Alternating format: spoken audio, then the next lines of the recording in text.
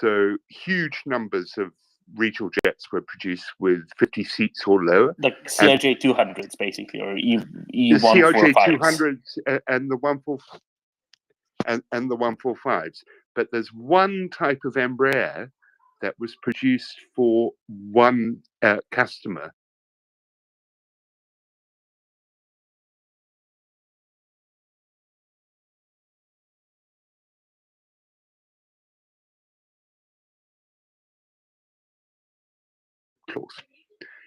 And as a result, that aircraft is incredibly unpopular because that scope clause is long dead and gone, and the. Anyway, Axel, what was Embraer close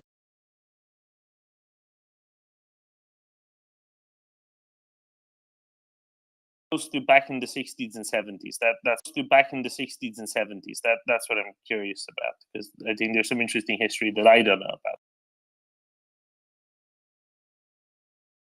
The junta takes effectively the first foreign orders mid-70s, like 70, 75, 76, 77 in those years.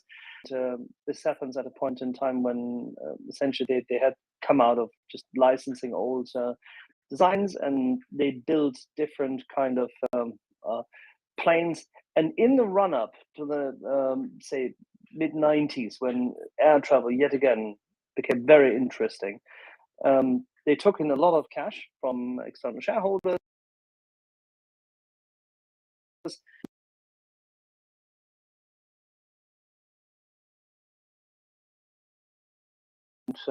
Say private, led to significant external investment.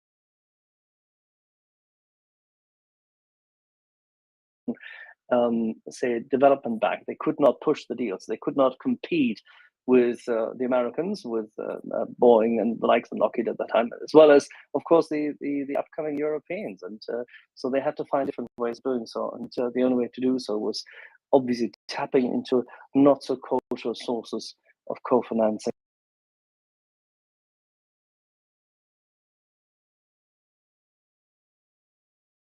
And reinsurance and cash. And the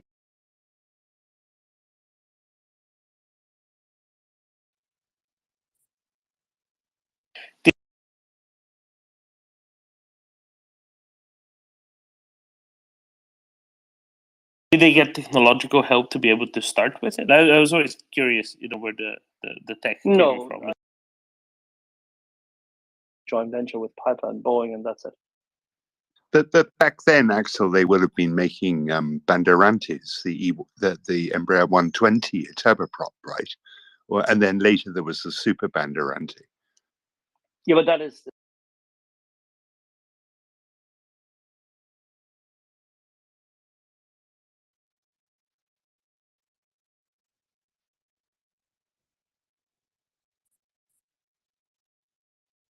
When did they start building the Super? Was that what? Hold on. 80 something.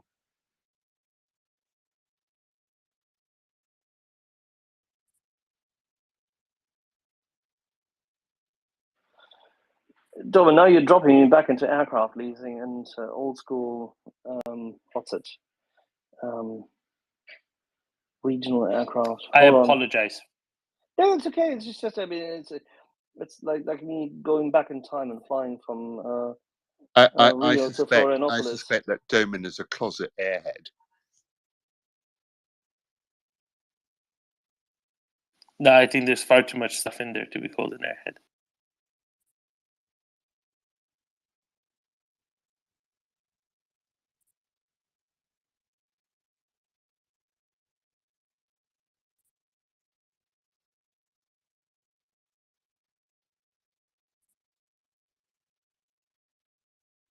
Would you like to hear the explanation? Oh, sorry. Yeah. Let me just close it out. By the way, I was wrong. It is actually it's the EMB 120, which is the one which they came out in 1985, and this is the one which really hit the export markets. I just found it. Sorry, Ming. Yeah, that's the Banderante. That's the Banderante. Isn't the Bandeirante the other one from the end of the 60s, and the other one is the Brasilia? The MB-120 is a Brasilia, from what I can see. You might be right. Sorry. I mean, I wasn't in the business back then, unlike you, Axel. No, I was just flying on them because, you know, I'm old.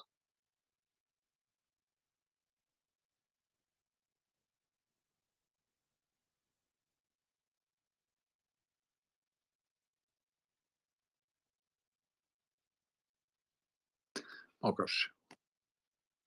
Yes, Sorry, Mockers. Marcus, we interrupted you. Apologies. Yeah. We were just reminiscing about beautiful aircraft flying across from Rio to Manaus or to Florianopolis. It's no worries. The Russian propaganda has responded to the explosion at this tank training facility, and according to available data, this is nothing but a smoke screen. These are our smoke screen checkers, and we use them to cover equipment during exercises. Well, yeah, according to local residents, 30 Russian soldiers have died and 70 approximately have been injured. Yeah, them smoke screens are working really well. So yeah, that's not smoke, it's just smoke.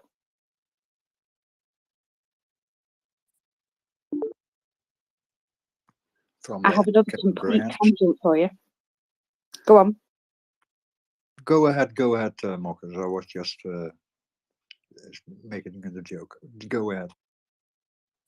Well, I have another complete tangent for you, but I thought this one was quite interesting. Oh crikey, where's it gone now? There it is. A Ukrainian company called Sky Up reported that one of their planes is currently on fire at Khartoum Airport in Sudan. The status of the aircraft is unknown, apart from the fact that it's on fire.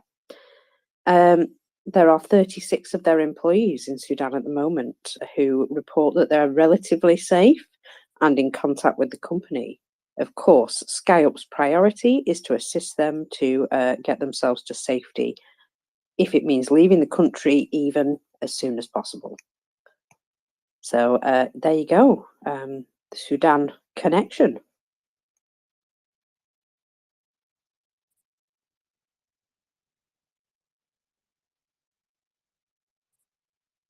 You may as well go ahead, Ming. I can see your hands up.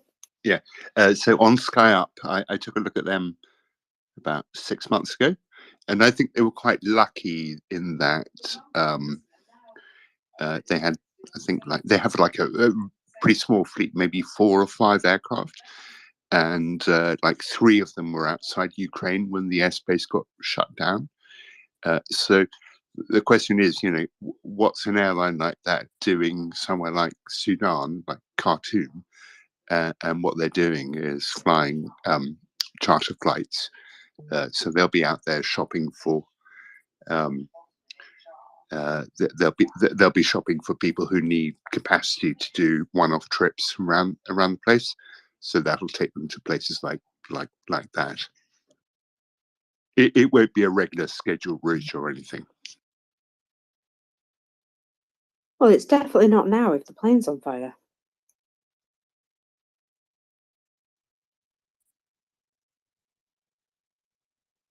Would kind of put a dampener on that kind of thing.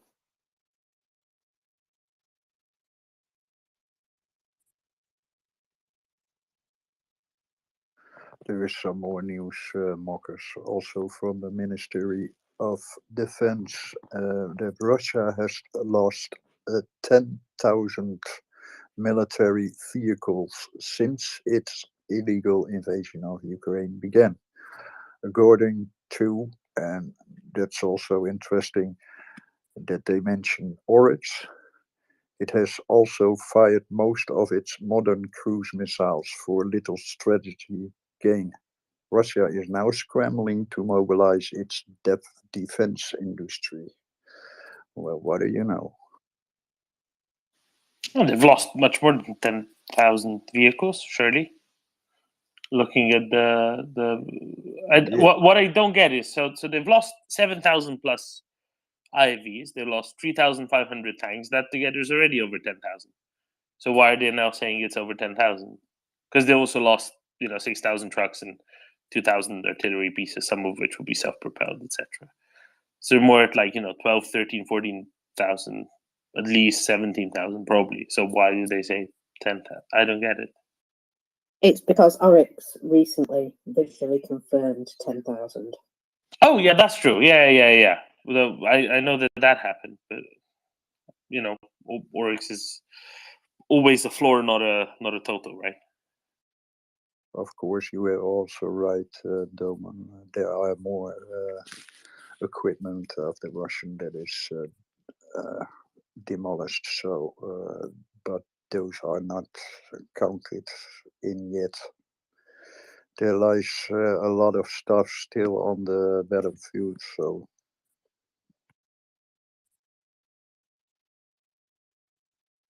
Sorry, I was just confused. No, but indeed, there's a shocking amount of stuff that was made that is no longer around. And when I say shocking, I mean it. The number of trucks, however, that is still going to be destroyed in the upcoming months and going to have to be destroyed in the upcoming months will keep factories busy for some years to replace. I'm not kidding. I'm very much awaiting for many thousands of trucks getting destroyed in not too long from now.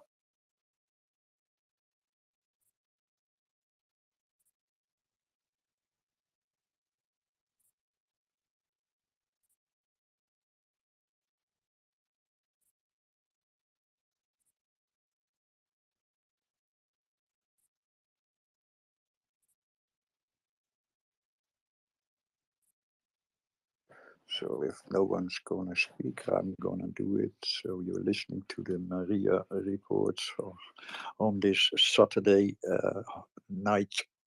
Saturday evening.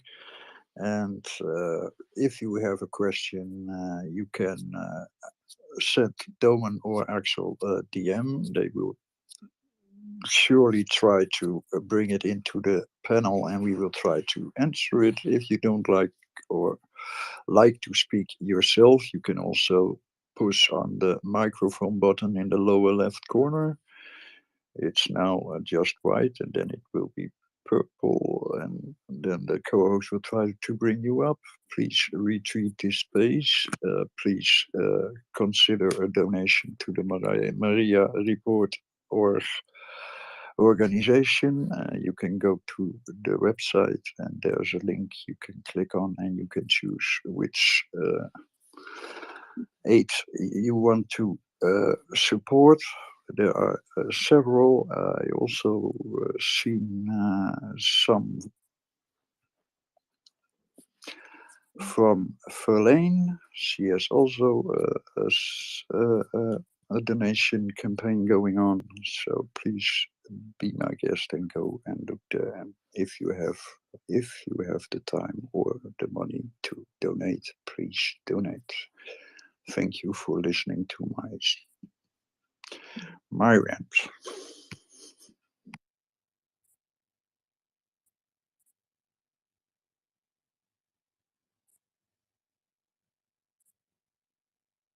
Did I scare everybody away? Yes, everybody's really frightened.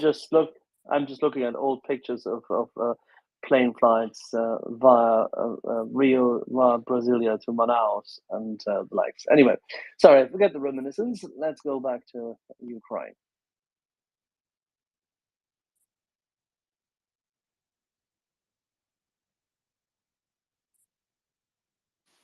The Danish batch of Caesars is very, very on the way to Ukraine, or very on the verge of being in Ukraine.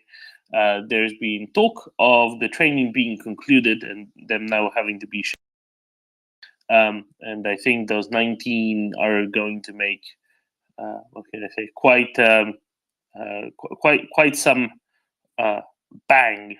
Not to mention that images have emerged, moving images of that, of M109Ls this morning in Udine. Apparently, some corroborating videos from Vincenza as well. And wherever could those be going? Could they be following some of their friends as of a couple months earlier? Sure, hope so.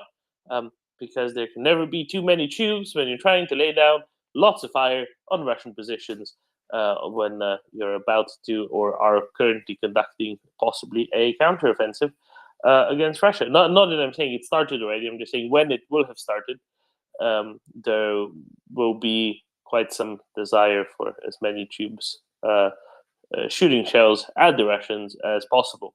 So between the two, they'll be quite useful. The Ukrainian offense starts in the near future, as the Ukrainian officials have said. So in the near future, we will see it when it happened.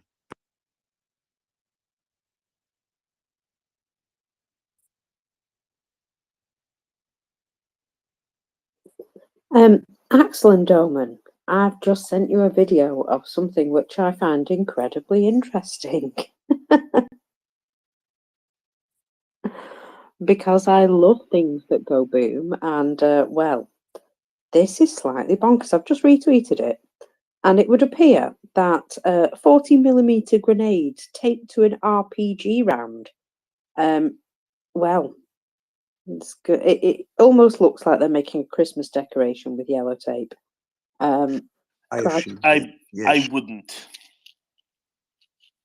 Is what I'd say. Yeah, but I have seen the video. It's if that thing is going to land on one of the equipment of the Russians, then it's gonna be a nice boom, Mokas, like the one you like. I can only hope they get a video of the results, but crikey, what a MacGyver. I don't know. No. This is bad. We should not be encouraging this. This is not a good idea. This is not going to end well systematically. Okay, this isn't what you do with explosives. There's a reason why it's designed the way it is, and that tape is likely to fall off when they're shooting it, and then you're ending up scattering grenades all over where you are. That's not good. This one is not going to be shut, Delman. This one is going to be sure? dropped. I think because I'm not. Because they wouldn't put it on an RPG otherwise. Yeah, I think this one is going to hang under one of the drones they have. Actually, they did shoot it. They did shoot it. Did they shoot it? Oh my God. Doman is correct. A bunch of tape came off as they shot it. Yes, it's physics. Look, this isn't, that heavy duty tape to sustain being literally shot out of a rocket or with a rocket or on a rocket, whatever it is. There's way too much air that can catch into it. If it were nice and snug against the RPG, maybe, but no. This is very bad. Not to mention that this is a great way to get unexploded ordnance littering the place. If this is, frankly, do you know what? This should be shown to everybody who's saying, no, DPICMs can't possibly be sent to Ukraine. It's going to litter everything with unexploded ordnance. Show them this and say this is happening all the time because they don't have DPICMs, and do the maths and figure out that there's going to be a lot fewer submunitions unexploded than these grenades unexploded lying around. And it's frankly safer to give them those. Much safer. If you want to reduce UXO, send them DPICM. Now we found finally a good use for them. This is the use. This is the use case. Arguing for proper cluster munitions. They were lucky that it did actually hold together and it took all its grenades with it. But yes, I don't think they'll be doing it again. I think they probably will, because it worked close enough. But no, just don't. Stay away. Just don't try to do things like that. If you're going to be modifying munitions, that's fine. Leave someone who knows what they're doing to do it. Just taping extra stuff on them, especially additional munitions on them, is a bad idea. Is a really, really bad idea. Just refrain from it. It's not. Let your, if you have someone with an engineering background in your unit, maybe let them assess whether it's a good idea, because they might have the physics intuition needed for it. But don't just go and do it, please. I'll leave it at that, and I'll say boa tarde, peace for Ukraine. Go ahead. How are you doing? Boa tarde. Good afternoon, everyone. I'm doing very well, thank you, Doman. And Slava Ukraini. Herojem slava. Thank you very much. I'm here just to thank you all very much for the space, but first and foremost, to wish a very happy birthday to Marcus with many happy returns and lots of good health and good mood, because he contributes so much to this space. And I just want to say thank you for everything you do and everything you bring us. And I want to just leave you a small tidbit on the special equipment numbers. This week, this past 2 weeks, we actually had the second highest number of destroyed special equipment. We had 30, and it was the second highest because just the 2 weeks before, so in the period going from 16th of March to 31st of March, we had the very highest one with 37. And so I've shared with Doman I think I've posted it as well, the latest charts, and we have a very nice going upwards for Q1 23 and Q2 2022. Very nice curve going up, rising on special equipment losses. So I think that in the next 2 weeks, so by the end of April, if we continue in this slope, nice upward slope, we will reach the 350 mark. So that's my special equipment numbers for you, markers, and provision. And just thank you all for this excellent space, for all your contributions, for all the information you bring us, and for the nice discussions. Actually, I think next week it will be 1 year that I've discovered the space. And I'm so grateful for everything that I've learned and for your excellent company, excellent sense of humor, your unwavering support for Ukraine. And that's how it should be. We should not falter. We shall not fail. We shall continue to rise up and to rise each one of spirits whenever things going a bit worse or worse than worse. And we'll just make it better, being by our present, by cracking a joke, lighten up the mood, sharing up kittens and puppies and art and songs and whatever good mood, and continue to contribute with our good mood and our good spirits, and keeping the spirits high, because yes, what do you know? Ukraine is winning. Ukraine will win and achieve his victory over the Russian imperialistic. That will be no more, except for a sad, horrific page of history, a footnote. And then we will reconstruct and rebuild Ukraine, and will help them for their future, the future that is lying with European Union, with NATO, with all the coalition of the willing around the world, the US, the UK, Australia, New Zealand, Japan, all the democratic lands that wish for that, for freedom, for democracy to prevail. So I wish you all a very good Saturday. Happy birthday again, dear Marcus. And please retweet and share the space, because it is invaluable. It is gold. And if you have an extra pennies, pounds, euros, cents, dollars, whatever you have left tonight, if you're going out, instead of 2 drinks, just take 1. Take that money, that you saved of your Saturday night drink and give it for Toys for the Boys. Give it for the good cause. Help Lane, help the unit to do the rubbish unit to achieve their goals in buying all the equipment they need. Because, do you know, spring is already here. And spring is coming. Ukraine's victory is coming. And they need these toys. They need this equipment to liberate all the TOT. And what is the TOT, Dalton?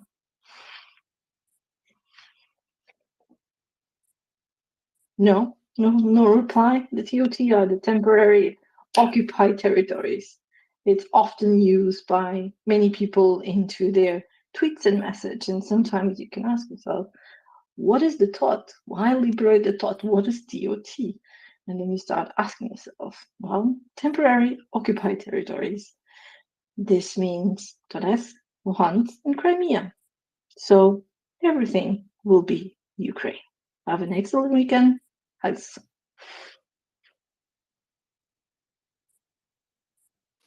Thank you very much. Thank you, Peace for Ukraine. And let me just highlight something that Peace for Ukraine has accumulated here, doing kind of a fortnightly breakdown of how many special equipments there are that have been destroyed, right? But of the Russian special equipments, and the last 3 fortnights are the 3 highest fortnights of special equipments destroyed, at 27, 37, 30 respectively. None before have ever broken 20. There is, a speed up of this, very clearly, very obviously, and I for one am very glad for it. I just wanted to really emphasize that, because our suspicions were very true, mockers, that just so many more of these have gotten destroyed off late than before. You are 131% correct, Dogman. And Axel was going to kill me, but that's okay. I know you understand what I'm saying.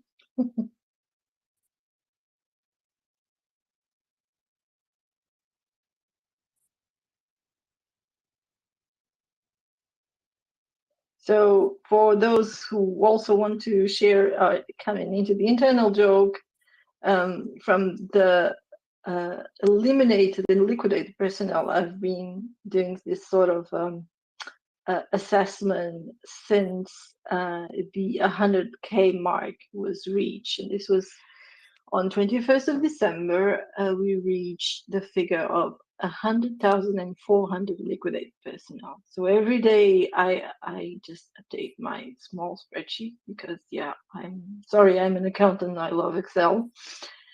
So you can classify me as a nerd or a geek or whatever. It's fine, I don't care.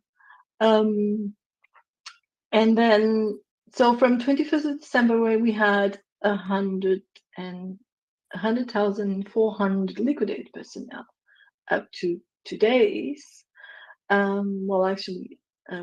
we got 181,550. And that means that there's an increase of 131% of daily performance from.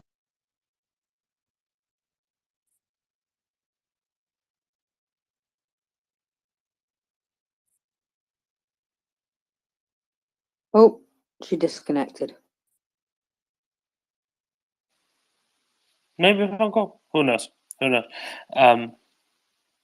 Yes, and that likewise, let's say, acceleration, in large part, consequence of changes of Russian approaches to how they want to continue this invasion of Ukraine. Ending up in a greater rate of Russian, let's call them internments. Shall we call them internments? I think that's probably a nicely PC'd term for it.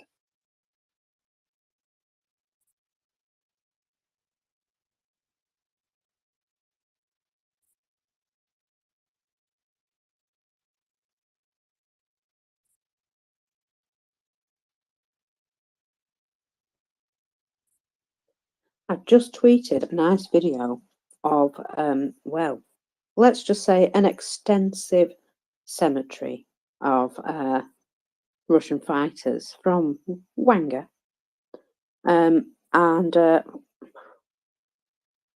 Well, considering that's only a portion of the guys who probably went out, that's an awful lot of graves. That's like a sea of graves. Gosh, that must be really raising morale inside Russia. That's all I can say.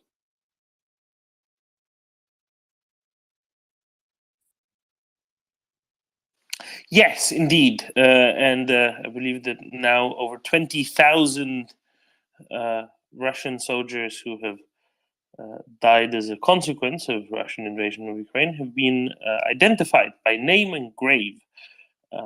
And many more are, of course, there that have thus far evaded, escaped what that particular journalism collective managed to identify to that level of specificity.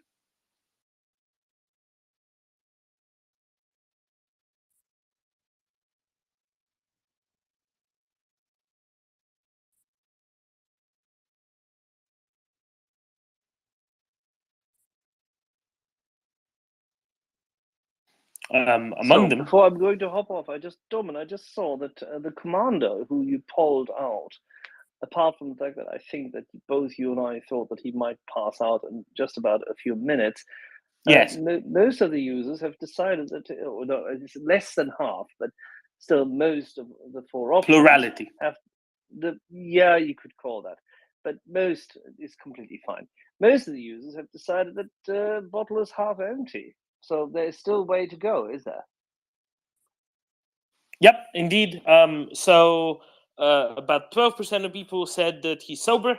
I question whether the 12% of people have listened to his speech, but another 12% said that he's only a few glasses in, a few drinks in, so lightly buzzed, lightly tipsy. The plurality at over 40% said that, but not quite a majority, said that he's rather drunk, and then the balance, about 30%, said that he's on the verge of passing out. And yeah, I think he's somewhere there. He's quite drunk. I think I'm with the plurality here, Axel. He has some way to go still. I think he lost it in the very last tidbit of his speech. He literally lost it. He was tipping over. I was wondering between half empty and whether it's just he had enough by half empty already to pass out. But there you go. I think it's an important question. I also think it's a good question to ask people because whether you understand Russian fluently or you understand next to nothing, you don't have to assess how slurred somebody's speech is. And I think it's kind of a good, it's something that's good to have lots of opinions on, because different people perceive things to different degrees of ability, right? So anyone's assessment of a given case might be well wrong, but I think law of large numbers definitely helps us here. I do understand that Wardogo is highlighting that you've been very negative. Yes, because the bottle's half full, not half empty. But what I wanted to really say, and there's only 25 characters that's allowed, that the bottle is more than half empty. So that he's had more than half a bottle. Somewhere more than half a bottle. That's what I really wanted to go. That's why I went with half empty. Alrighty. So we will continue our career in social media polling.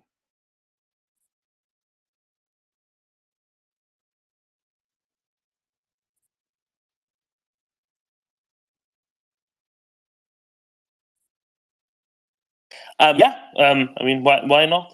At the end of the day, why not? I think this is good use of polling.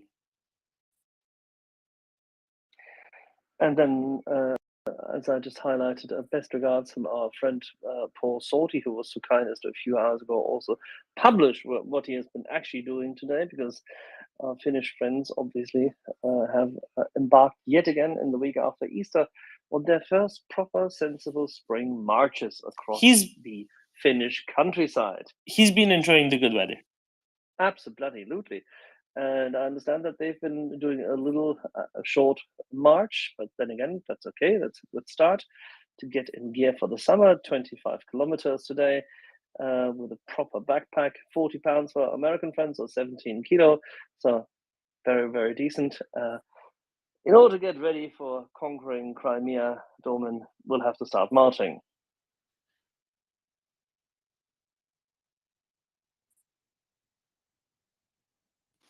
It'd be very amusing if Finland, which during the period of the Crimean War was a Grand Duchy, a part of the Russian Empire, would be involved in liberating Crimea. That'd be very amusing. Yes, if only, if only. More Finnish CV90s, please. And more Patrias, ideally ones with the nice mortar system on them.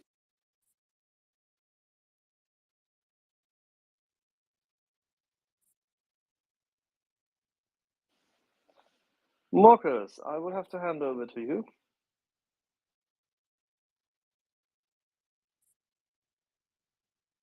That's no problem. I was just talking to a muted mic, but yeah, why not?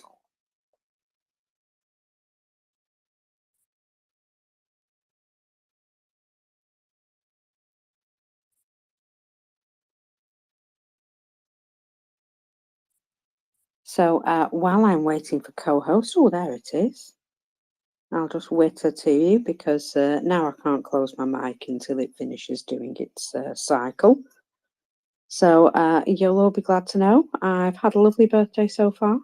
And if you want to continue to buy lovely toys for the boys of the Rubige unit, then please do so. Go and send them a little gift from me and on my behalf. Thank you very much.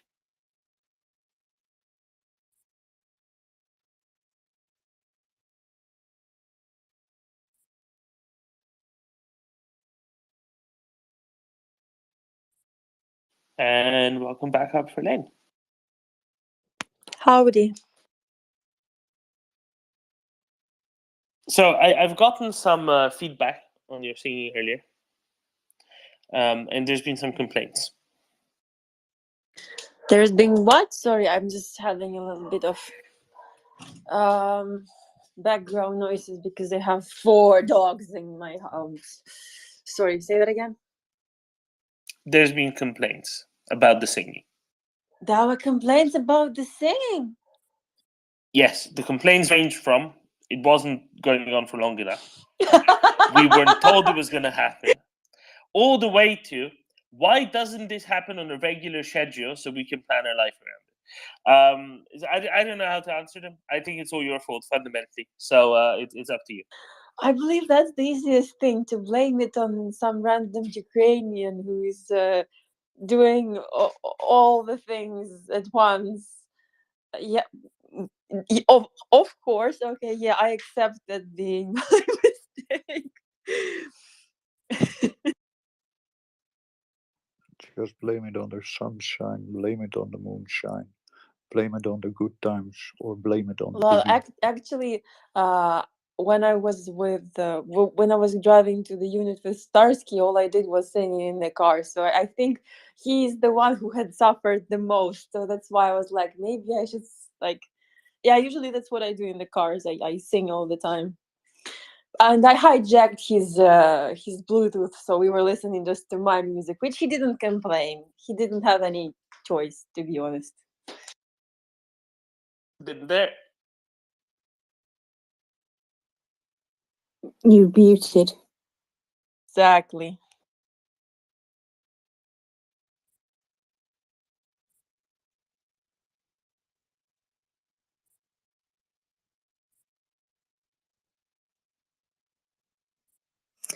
So, Verlaine, my lovely, have you had another busy day by any chance? Yeah, it's been so busy that I just realized I've been charging my earpods, actually they're not earpods, but they're without them inside the case. Oh, how stupid can I be? Yeah, it's just I woke up in one city, then I got to another city. Now I'm in my hometown, and I still don't realize where am I in this universe. Is this okay?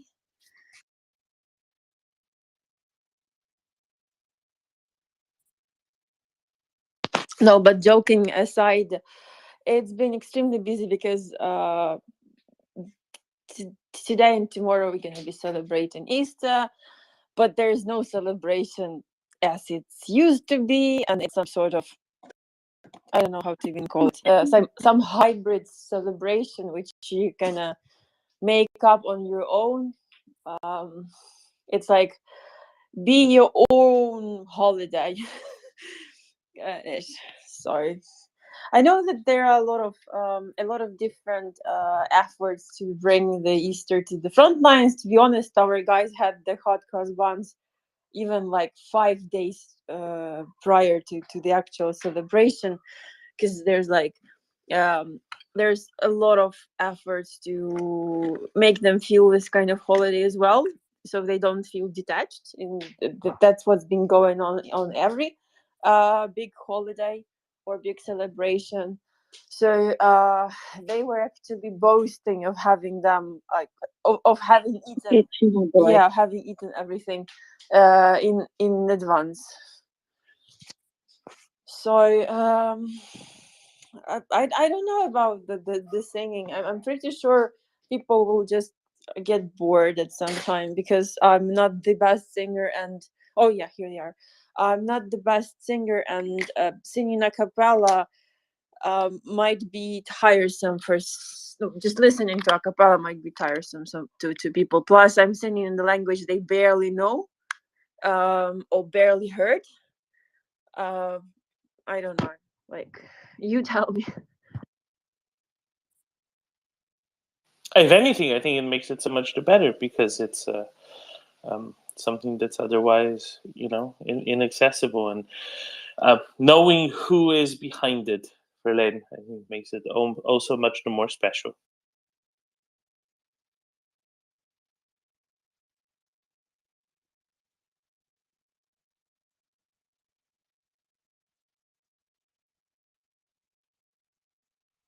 Angry Ants, go ahead.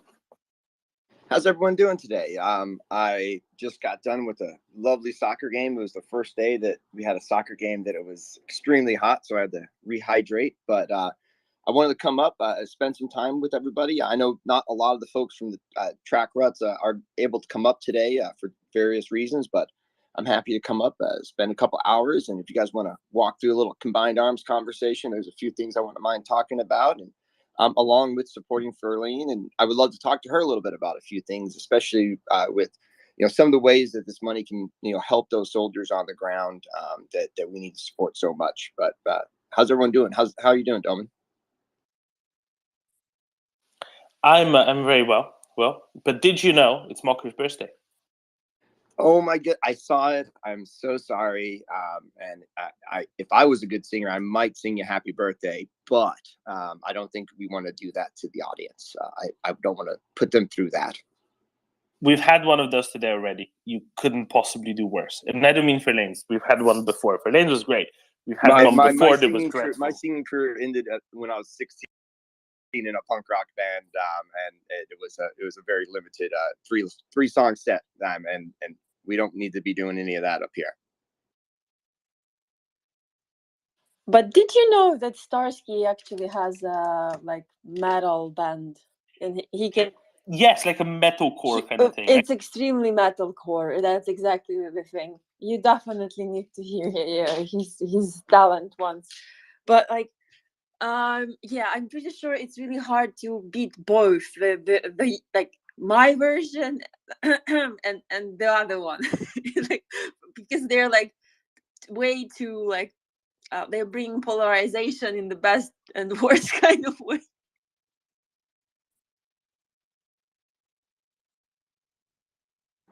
I can add the cha-cha-cha part at the end, and that's about it. But yeah. Well, Claudia.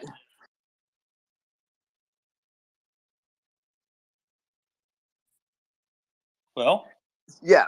So for Lane, while you were up here yesterday, or I think it was yesterday or the day before, I heard you and I apologize for I'm really bad at remembering Starsky. names. Starsky. And you guys were talking about how this money is the money that MriyaReport is raising right now for the Toys for the Boys, and I know Mockers is doing an extreme good job today with leading it on her birthday. But you said two things. You said you really places that this money can be used, and to me it really made sense, because they're things that I think a budget can go a pretty long ways with, but they can actually force multiply a lot, and that's radios and drones, because we know the more you can get soldiers connected, whether it's making sure that the squad leader on the ground or the team can talk to his team leaders, or there's extra radios for all the different lookout positions or guard posts. We know there's so many places that a radio could help a unit, and then the ability to talk to those drones and can you just kind of explain how important it is, all the different levels of communication you guys use, all the way from the front line to don't know secrets, but just how important it is to be able to quickly communicate, whether it's from front lines to artillery, or because it's just so important. This is something that we can really help with raising this money. Yeah, thank you for the question. As I was explaining, we're gonna prioritize because we definitely need quite high numbers, but there is a deficiency in all the supplies, and we're gonna go in the order of priority and how much can be allocated and how many can be actually bought. So there's a method to this madness, but it's all structured. In terms of the efficiency of the comms and how they're being utilized, well, if you compare it with the old times where you had this chain of command going, the decision making was going from the very the highest level to the lowest level and back. Nowadays, and it was like a straight line. Nowadays, because of mission command and because of the modernized approaches, you don't have to all the time reach out to the commander, to the higher command, right? To the brigade CEO or battalion CEO. You can make your decision on the ground, and you can, for instance, request for fire support. So, for instance, some section commander or your VREC commander can request for fire support from the artillery unit from his position when he has, for instance, detected and identified the target. And it takes, if you have proper radios and you have established encrypted communication, it takes literally maybe seconds, right? If you don't have it, then it's going to be madness of passing the information further and then further, and when it reaches the decision making center or the fire support center, the opportunity will be gone. So that's point one. If you want to have on time executions, you need to make sure that not even section commander, but every second, hopefully every, but let's just be realistic. Every second soldier in the unit has proper radios. That's point one. Point two, in terms of evacuation, obviously you can request for the medevac or casevac right away if you have a radio with you, or you can then drag your brother or sister in arm for miles to the casualty collection point, right? If you don't have the way to reach out to them, or for instance, if you're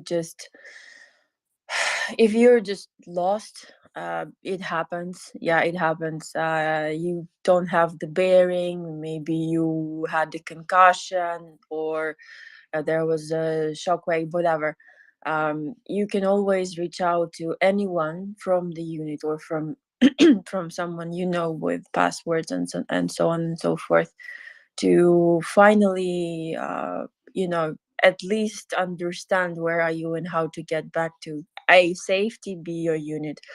Not so obvious thing is the work of the SIGINT, right? They're usually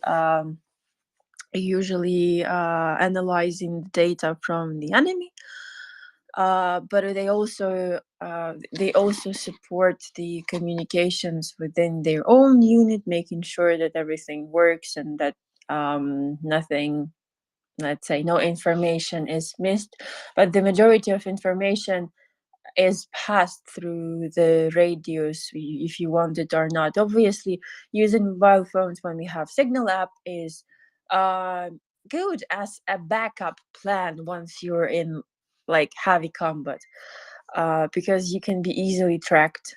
Don't forget that, like, even though we hope that they are being like checked and everything is let's say improved and upgraded, we know, for instance, now that Xiaomi work for Russia, it's being, I think, unveiled. So and we don't know whether iPhone also might have something with whoever. I won't speculate. I'm just saying, like, no, regardless of the brand of the phone, you usually have this sort of like, are we sure they're on our side? Might there be someone who had fucked up the code or whatever? And with the radios, it's very easy, depending what kind of radio. Obviously, we have different brands. I can say that because you've seen so many photos. We mostly use Motorola's because they're the best in terms of encryption. We even try not to use either high theras. No, if there's like nothing left, then we're gonna go for something else. But it's usually Motorola's, and there was a problem with their procurement because they started to manufacture less because of COVID, and they didn't have some parts. Then they had problems with batteries, and people started to make analogs, and it's all like jumbled right now. But now two primary means of communication is either passing information by radios or just physically coming to some spot. But time is running out and time is precious, and in order to save some time, we usually use this means of communication. Obviously, there are some things which are higher in priority than the radios, but I can't mention them online. No, I totally understand that. No, and that's great. You know, those Motorola radios, that's what we used in Iraq. They're the Many of the best. ones I see, Honestly, the best. they're the best. And again, what you said, a few things is so important, right? So and it kind of leads to the second question I'm going to ask you, because this is great having you up here. I really have been focusing on the training, the NATO training, the kind of reformatting of the units, and what's happening with all the new equipment coming. But while you're on the line, that ability for, you know, that frontline person that now has the ability, that NCO, that quickly, you know, call in fire with the technology, with the ability to have those the grid digits to be able to know when there's an enemy position, that saves so many lives. And I know that for a fact. There's times when I could have led a team or a squad into a building where it would have been a pretty nasty fight, but instead we were able to kind of secure the area and, you know, either get a Gimler in from a base from Marines close to us, or, you know, get artillery or a fixed wing support. So it's incredible, and it saves so many lives. And so that's why I really emphasize how important. And it's not as expensive. You know, the supply lines is up. Again, it's a force multiplier for your units. I can't emphasize how important this stuff is. And again, the medevac, you know, the ability to communicate while you're doing it. Again, the more radios, the better. The more communication, especially, you know, if you're going on the offense. But. Right, I concur on that. And sometimes when we like, it's not only the radios, it's also the full set for them, like, because you have the extra batteries, you have Chargers, chargers. batteries. Yeah, Yeah. it's so many different like items in the whole kit, and people sometimes don't understand why. It's even funny sometimes. We're like, the guys who've been on the front line for a year, let's say, without the rotation, usually they might have some R&R for a couple of days just in the city, not too far away from the front line, from their BP. And technically, they hadn't had even a wound, but they need to swap their tourniquets. And people are scratching their head. Why are they they haven't used the tourniquets? Like, why do they need to change them? And I start to explain. Well, here's the thing: they've been running for more than half a year, all over the place. They've been like crawling around, jumping through fences, doing that. They've been shot at. They've been in the burning buildings.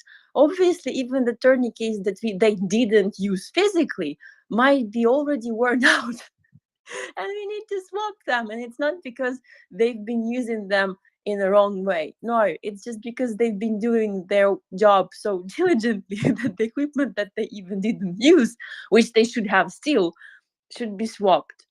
Yeah, it also happens. The same happens with the batteries. It's like the battery that you have for, I don't know, your clock or for your remote controller.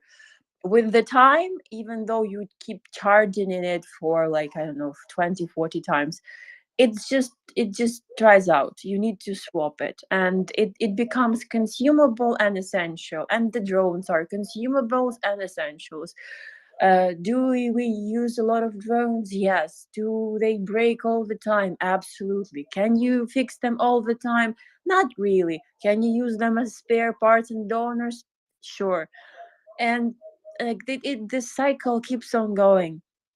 And sometimes for people, it's like it's hard to also understand why do we keep I don't know, why do we keep this fundraising efforts within Ukraine, outside Ukraine? Because if you start doing this and people know that they can count on you, they will still, even though if you're not part of a unit, which I am, they will still expect that you can help them at some time. Obviously, you can say no. I won't say that that I haven't heard people say no to some requests because there's just like too many of them coming, or there's something which you can't physically, because there's just nothing. Everything is sold out. You just can't find it. But at the same time, you have this sense of like, what if we try and it works out, right? In this case, our fundraising is not about ifs, it's about when. Like, it's not if we get these things, it's when we get these things, specifically me. Because I know what's needed, and I know I've seen those eyes, and I don't want to disappoint them, and I don't want to make their life even more endangered by not providing them something which might have simplified their their burden. But it's not only their burden. When I'm saying their burden, it's our burden, because they're technically just a couple steps ahead. I told the guys yesterday when I was in the midnight space that I just happened to be more geographically lucky to be born, or to keep on living, or to happen in this kind of space than some of the people from Eastern Ukraine. I am right now more geographically lucky being in my apartment in Kiev than some other people in Slovyansk. And for instance, yesterday 11 people were killed after the attack, and one of them was a 2-year-old kid. It just happened that they hit that building. Like, the life is very ironic. So I keep on telling myself that this day should not go to waste. Like, any day shouldn't be wasted. That's why I've been scolded by the CO, OC, and one battalion commander, because they tell me to rest. And I can't physically make myself rest because my brain still works on and on and on. And I see there's Ryan here and James, and these two saw me physically, and they understand what I mean by not resting. Like, I physically can't switch off my brain. This is the state I'm running. And when I'm not doing something, I'm thinking about doing something. Yeah. I totally understand, and you know, one of so I've been to multiple deployments, and one of the hardest things was when I left the military, knowing that, you know, my guys, my buddies were still back there. So I did, you know, we did a ton of stuff to support them, and even then, you know, it's something that, you know, it really was important to me. So I totally understand, and now with the work I do now, I understand getting on a cause. And when you get on that cause, and that's the only thing you're gonna take care of.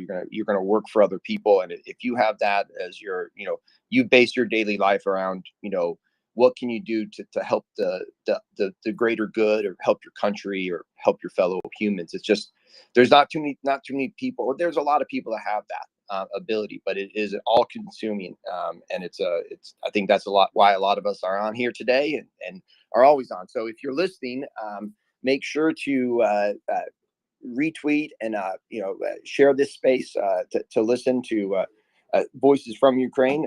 We're also going to talk a little bit about combined arms, but what's also important is, especially for mockers, it's her birthday. We want to make sure we're raising some money to get straight to these soldiers on the front lines that's defending Ukraine. So if you could, there's a link. I'm not exactly sure where the link is, but you can click on it and you can donate. There's a tab that says Toys for the Boys, and that's the kind of toys that help them bring the pain and justice to the Russian invaders. So it's very important. If you could, there's one other thing I wanted to talk about, because we've talked about training a lot on this on our Saturday conversations, and this was really kind of what sparked the conversation with me, when there was a good glean on what type of training is happening in Grafenwehr when it came to battalion size, NATO style, with, you know, designed to support Ukraine in a special way, but those different tactics. And I listened to a really interesting podcast that talked about, from somebody who's in Ukraine, that talked about how there's right now, there's kind of like two different armies in Ukraine, where you've got some of the units that haven't had the opportunity to rotate out and kind of go through this new training, that still have maybe some not completely updated stuff, but there's a large number now of NATO trained, or not NATO trained, but that in that style, that updated style. And we see it I think in the way some of the tactics are changing on the battlefield as Ukraine, does stuff. You can see it. Can you speak a little bit to that, about how important this training is, and kind of the way that the new units are looking? Yeah, sure. Since I was the one helping to teach NATO standards to Ukrainians, I think I have the right to do that. You are right saying that we have a couple armies trying to find interoperability. I would say we have three. So we have guys who are still following the old USSR-ish doctrines, because they have never had a share of anything more than that, and their instructors are still those old dinosaurs, unfortunately. And people are trying to change it, obviously. Then we have those who've been trained by some NATO countries, and they have some sort of, let's say, NATO standards adjusted to Ukrainian environment and to the Ukrainian conditions. So they've taken the best. They've layered on their experience from ATO and Spurs and OS. I mean, this 8 year of fight in Russia, they've layered on onto the standards. And we have some volunteer battalions who have basically fused whatever they found on the internet, whatever they've read, whatever was given to them. And those guys are doing something else. Like, sometimes it's really hard to predict their actions, but if you want to confuse the enemy, confuse your friends. So, joking aside, when, for instance, since I was part of Operation Unify, I can talk about that. But I know that Op Orbital and the US mission, which has a lot of acronyms, but I keep forgetting what was it. They all been working on different levels, and the last training, like massive training, which I was a part of, was Rapid Trident 2021, the purpose of which was to train BTGs to conduct combined operations. And the last training, which where I actually met my unit, my nowadays unit, was how should I explain to it? Was happening in the NATO style. So we were at the range. We had lots of different tents, and every tent was let's say dedicated to specific skill or specific standard operating procedure or a specific mindset. And they were just like drilling and sharing, exchanging experience on various mine awareness, on TCCC, on machine guns, on artillery and fire support, on troop leading procedures, on military decision-making process, and the list goes on. So when we are talking about how the representatives of the staff, right, were trained, if it's NATO standard, so it's typical military decision-making process with all the level, with all this S or G structures. There is like a funny joke about that. So it's funny, but it's ironic. So this is the difference when you said two armies. Since National Guard of Ukraine, not Nationalna Gvardia, my unit under the wing of the Ministry of Internal Affairs started anew in 2015. They decided to that it's easier to build from a scratch than starting to rebuild something. So they started from NATO standards right away, and they adopted the S or J structure right away. There wasn't a problem for them with that. So they have S1, S2, S3, and so on and so forth. But for instance, the ground forces of Ukraine have had the old Soviet doctrine, and when they had to swap to S structure, and no one explained to them, because not that like no one explained to them, they were trying to explain to them that probably people were just thinking about something else. They decided that it's just easier to put S before the actual number. So that's why at some point we had some S14, S44, because we had some departments in the land forces, and they just decided that it's easier just to assign like the number and the letter. And then they started to explain to them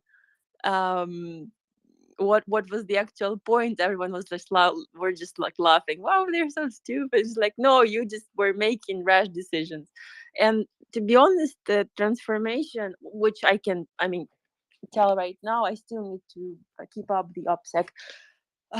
The transformation wasn't completed, right? So as he was saying, as Andrians was saying, it just started, and we were fighting the war, so we were able to train as many people as we physically could because of various reasons.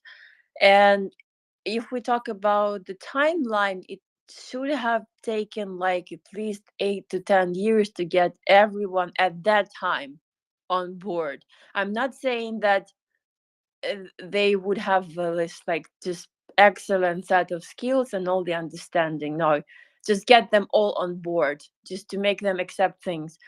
For instance, when you're teaching navigation, Navia, there is like already a resistance. Why are we using mils? Why are we not using degrees? And you start to explain that mils are much more accurate, and how you use them.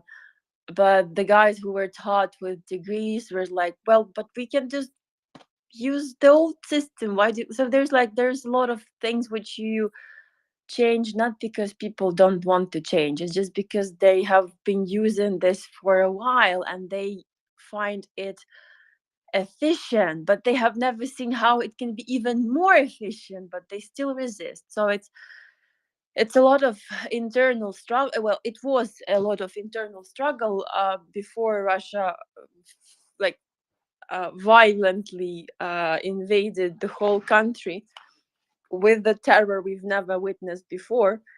I mean, we had a lot of different scenarios happening throughout these 8 years, but this concentration of force and concentration of firepower from all the axes, I mean, I don't think that anyone expected this kind of flow of event, that they're gonna start doing it from all the directions. But maybe it must have happened, so everyone had their own like wake up call.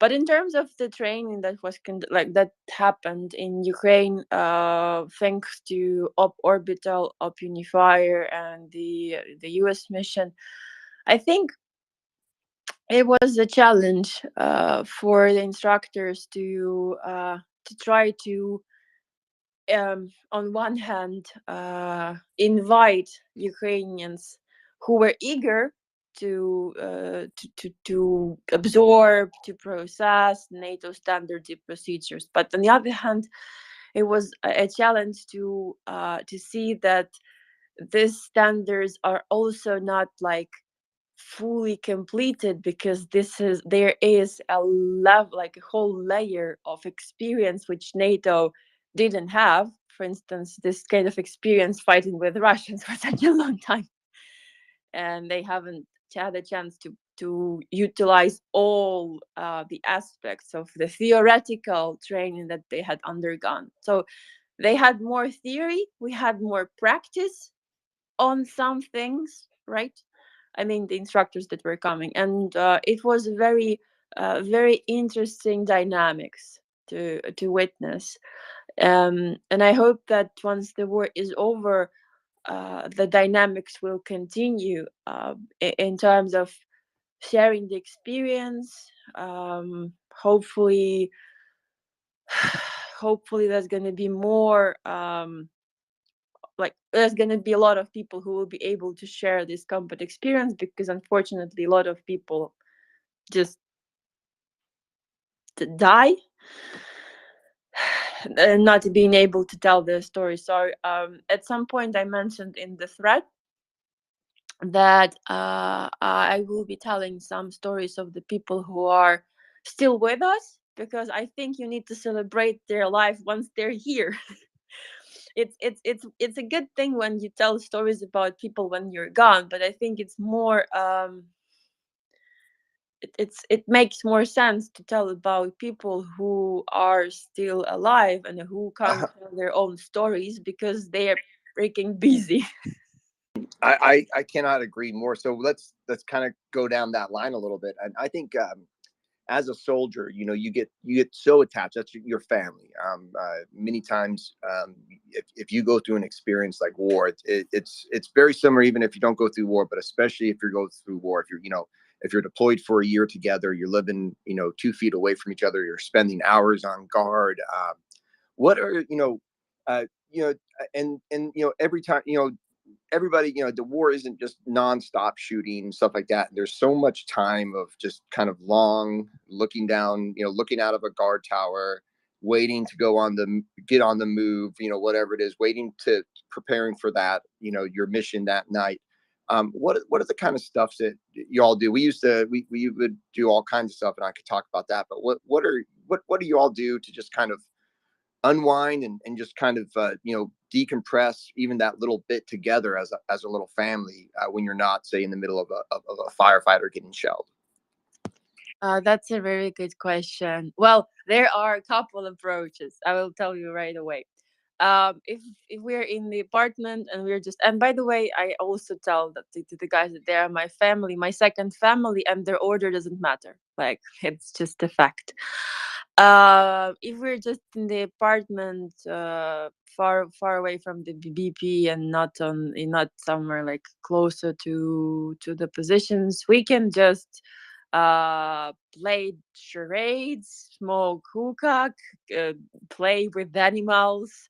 Occasionally, people can watch Netflix. You won't believe it. Mostly, I make them watch some kind of like something with English subtitles, and they hate me for that.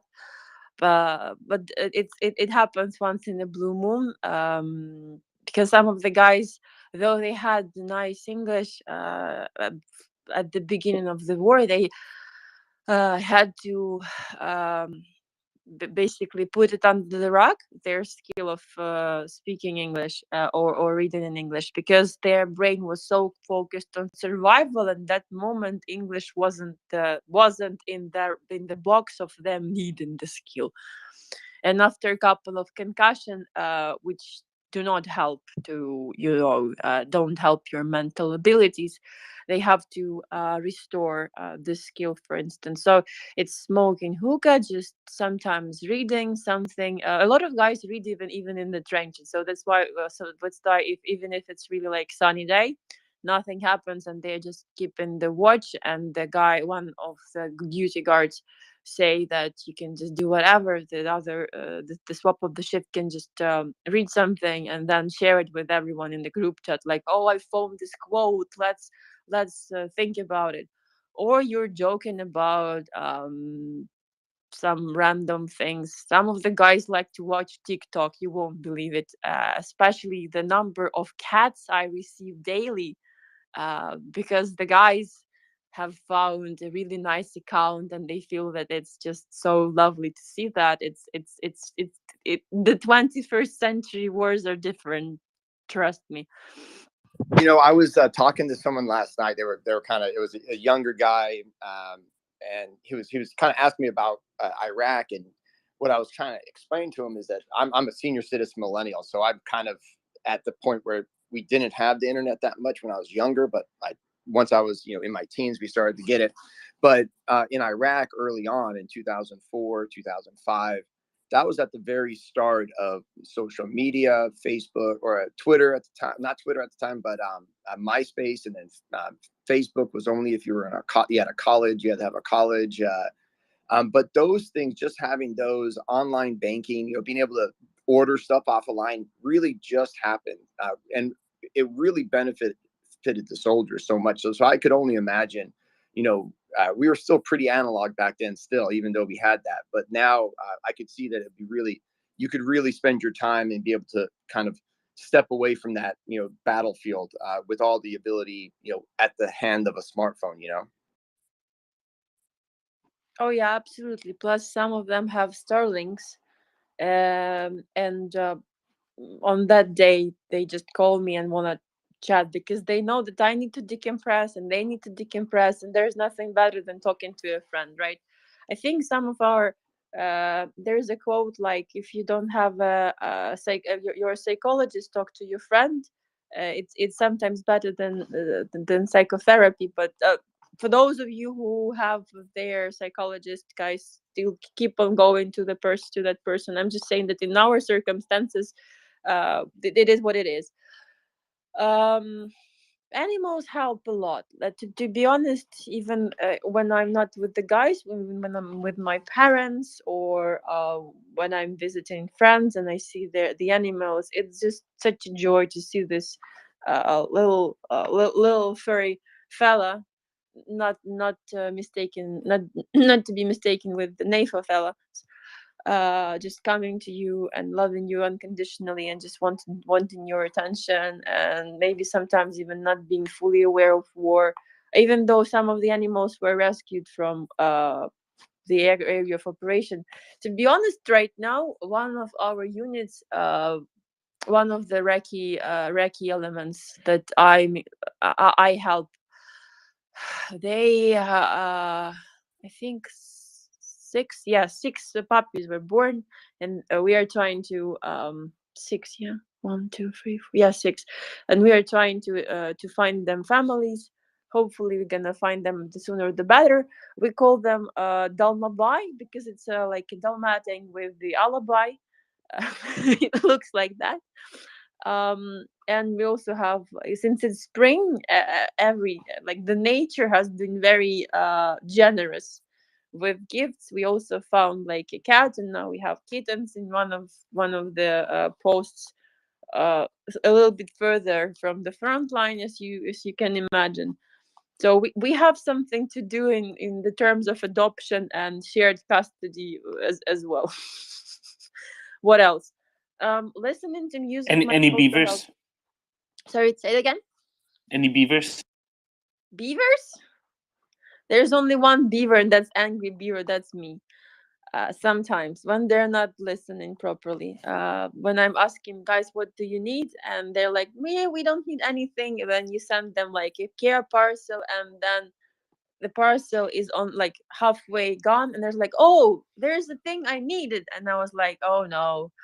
And then I start to there's a thing, like there's a joke about that. So usually when I'm making like I think I've shared a couple of videos when I'm sending them like a care parcel. So there's definitely some kind of like a note of energy drinks, some protein bars, some smoke, sometimes like some sour and sweet candies, some jelly beans, a lot of jerkies, a lot of cabanossi sausages, like a lot of things which might make their life less miserable. And some stuffies or keychain stuffies. I have like a tradition for that, but that's for another story.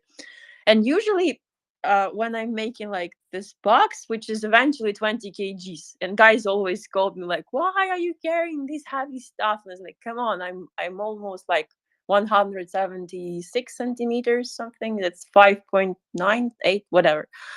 Like I've been swimming all my life and playing basketball. I can carry this stuff a couple, like maybe like 30 meters, 40 meters, whatever, 700 meters. There's like, so usually when I'm packing the boxes, I see that there's some space left, and I'm like, oh, I shouldn't waste this space. Then I go to the market and buy something. I come and there's like too much things bought. Then I start to pack another box, and I see that there's space, and I can't just like, oh, there's too much space, I need to get something. And it's like ongoing circle of me trying to filling the box, and then I need to get another box because this is way too full. Yeah, and then I just repack it to different boxes because that's just annoying. What else can be done? Sometimes they just do sports. The guys, the infantry especially, they just run somewhere, or they do push-ups up till the point of them just passing out. Playing the guitar, you won't believe it, but we had a couple requests that the guys asked for guitars. We did that. Some of them play like usual computer games on tablets to decompress, but that's mostly like 21st century thing. There are guys who are using their multi-tools to make some woodcrafts. And we also have some guys who paint, but that's mostly them painting on wallpaper on walls, because it's a little bit hectic to carry all the time the notebooks and whatnot. But usually you have these notebooks for orders, the old weather like small ones. So they usually leave their marks on the walls if they're really good like artists. What else? They play cards. They don't hardly ever board games. But the most common thing is smoking hookah. That's definitely something which they all enjoy, because it's just so relaxing. Especially depending what kind of taste, or what kind of how would you call it, shish, what you choose. There's just different effects to the whole body, both physically and mentally, so that helps. Yeah, I'd never known So I'd never known about that, and we had Iraqi National Guard members with our units, and I really tried to work with them closely, and they got me into smoking hookah, and it was really, besides cigarettes, it was really good. I've always smoked hookah when I get an opportunity. It really does help out when you're over there. I can attest to that. Dolman. So, Verlaine, at some point you said that you're sending. It feels weird. This was many months. This was a year ago. You said it feels weird sending them so many cigarettes when you don't smoke yourself. And that's the paradox. I actually smoke. Domen, I need to confess, I smoke hookah as well because I also can't endure it. But I'm smoking only when they bring me in. Like I don't do that on my own. But when they are there, you cannot but smoke. If you get what I mean. But that's only hookah. I don't smoke cigarettes. I still don't smoke those freaking cigarettes I send every time. And it's so annoying. By the way, cigarettes in Ukraine are not that expensive in comparison with the ones abroad. But they're still expensive if you think about the salary they get for the project. So it's a little bit annoying. But I know that it helps them to stay functional and not beat their nails, because I have no nails at this point and they still do. And sometimes it's easier to use them if they need to. So this is what I wanted to ask you about, because earlier today Axel made a comment that armies even today still function on nicotine. I think I got the quote correct. Maybe not correct. It was verbatim. Correct. It is verbatim, and it happens in combat because it helps deal with the stress, both with the hurry up and wait, as well as the stress and the stress release. So, Verlaine, honest question. You've known some of these people, I presume, when they were coming in before they joined up, or quite early on, and certainly before the full-scale invasion, right? The Rubíž unit, the 4th Rapid Reaction Brigade, had a very different role before the full-scale invasion to what it has now, right? What do you mean different role? They had the same role. They were not all deployed forward, if I understand correctly, for much of the preceding years. No, man, no. And everybody had a different role than they have now because the war was a lot less hot. I have to explain that thing. So the majority of the guys within the unit had already been deployed to the area of anti-terroristic operation or joint forces operation.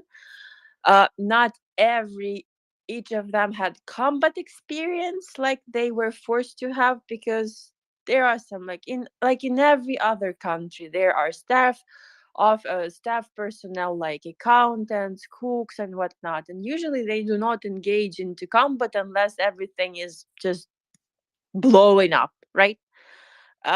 In Rubíž, everything at some point was blowing up and blown up. So overall, the unit is still executing what they were trained to, like the Corps, the Battalion Tactical Group, artillery, air defenses, Raki, and tank divisions, and BTR divisions and whatnot. They're still doing what they were even supposed to do, because the war for them began earlier than even for us, because in Stanitsa Luhanska, on 23rd, 24th of February, they had been waiting for the orders since they were deployed, and that deployment was predetermined a year prior to their deployment. So I would say it's a hard thing to explain, but at the same time, I get what you mean. Please go on. But you can maybe just, I think what Domen was leading at, can you explain how the Rapid Reaction Force, how they were constituted in the past, what they've been doing? Because some of the boys have been fighting at the front lines at some of the most urgent hotspots in the past year and before. And I think this is what you were leading at as well. I was going to ask about and how it's- they took up smoking, but yeah, sure, this is better. No. Let's Not go all with of them. I Domen. didn't know you were going Not Domen. all of them smoke. Not all I of them knew you were smoke. going Domen there. Domen, how could you do that to me? That's a question. I demand an answer. How could you do that to me? No comment. For Lane, so actually with what Axel said and kind of going off with to actually, I think that actually is a really good point at it. Kind of what is kind of leads to kind of the, conversations we've had about training and Ukrainian soldiers. And first of all, I don't want to go too far off of the actual talking about soldiers, so we'll come back to that a little bit. I think it's incredible for people who may not have ever been in a combat zone to really understand the day-to-day life of what you all go through and what our support means. But when it comes to the ability to rotate out, over, they've been around for a while, but even over the last year, being able to rotate, and there's common knowledge that National Guard units kind of work to fill special voids. Does that help with getting frontline units to be able to be trained? If you're able to rotate, if you're spending X amount of days in the in the hot zone to get another unit out, etc. We had kind of National Guard units in Iraq that would bolster areas when we were getting ready to do stuff. Maybe take care of some of the other jobs that needed to be taken care of while we maybe took over a big city or something. Does that make sense? Let's weave these two together, right? Verlaine, Yes. can we work through a narrative? Fourth Rapid Reaction Brigade, 2015 through 2021. Yeah. And then then the transition into the full scale war, because as you say, they started a day early, effectively. So how it was formed? It was formed from the guys who came up together in 2015 when the unit started to actually get established, from the people who were already either like the veterans from the fight with the Balteve, the former ATO operation, who survived the Balteve Quadron, who were at the Donetsk airport, or who had their share of fights in other spots in eastern Ukraine, and a lot of professionals from special forces, from the police departments, and from the officers who just graduated from the academies. And throughout the years, they had their share of combat in the anti-terroristic operations, and they were since they are the official name is fourth operational brigade, named after the hero of Ukraine, Serhiy Mikhailchuk. Shortly, Rapid Reaction Brigade, even shorter, Rubish, which, by the way, journalists really love, because in Ukrainian it sounds like 4-та бригада оперативного призначення імені Героя України сержанта Сергія Михальчука. This is the full name of the brigade. But now journalists can just say Brigada Rubish. Really? They don't want to fill column inches? Because that's like 4 lines, easy.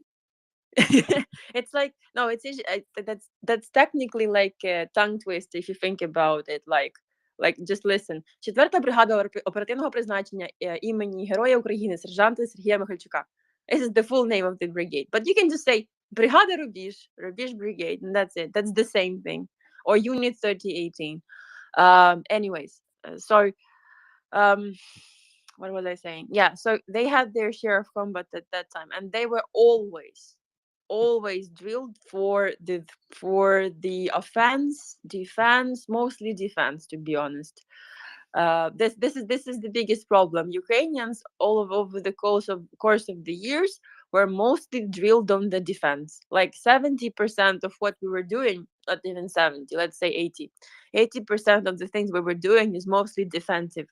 main defense battle, defense position, stronghold, like platoon stronghold or strong point, company strong point, like every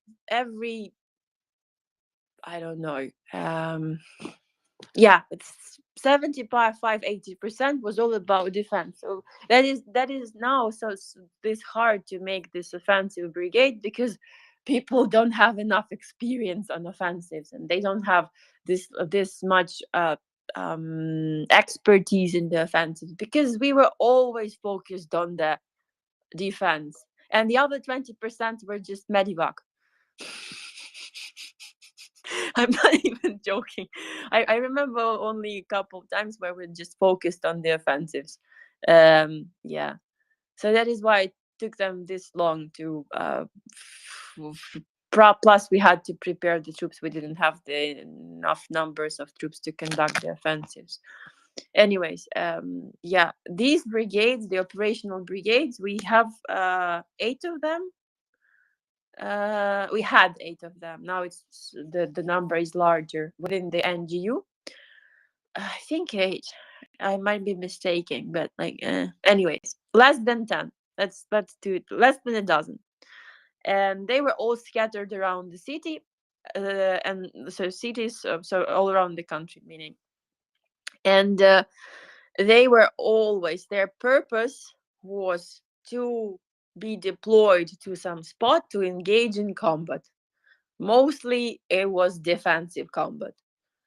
So their main priority is to defend the cities. That's why they had so much. Do we have Spencer? No. So much. 3 times quick, hope here. Yeah, it was urban warfare kind of style of training mostly. That is why when my one representatives of my unit are given interview at the 99% of the time mentioned that they had the urban warfare training included specifically because they knew that at some point they will need that. And this is what happened in Rubizhne in Severodonetsk. For those fights, my friend Desna Vitaly Litvin had been awarded the Hero of Ukraine with the Red Star commendation for his planning because he was the one to actually lead the assault and conduct the defensive because he's the Reki element OC. And in that time, they were using all the like out of the box thinking, weights, strategies, urban warfare. Still no Colonel Spencer. Weird. It's an internal joke, guys. It's a summoning spell. They were using all of the things that they have processed, absorbed, and read about throughout the years of training to actually engage in urban warfare and street fights. And you know what happened to those cities. They just Russia just leveled them down because they don't care about anything and anyone. And this is our blessing and our curse. We're just way too right. We do everything by the book. If we are told like follow the international law, we do that diligently. If we say like everyone says just like you need to preserve life and like leave these positions even though you understand that this is something which you still need to hold on up till the point, and everyone is just whatever. I'm just saying that we're really different than Russians, and they still refuse to accept this. That we're like, I don't know, like heaven and hell, like Jupiter and Mars. We're way too far away mentally, physically, especially in our mindsets. But for some reason, they in their head think that we are the same, and we're never the same. We never will be the same, and we have different values to begin with. I don't know what kind of values they have. I question if they have any. after everything I witnessed, I question that. But once again, I've been saying this for a year, and I will repeat myself. I'd rather think about how to save more Ukrainians than thinking what is in Russians' heads. Like I'm just wasting time trying to process that. So I'm focused on helping our guys and making their life easier, better, and by doing so, I'm also making my existence more meaningful, probably.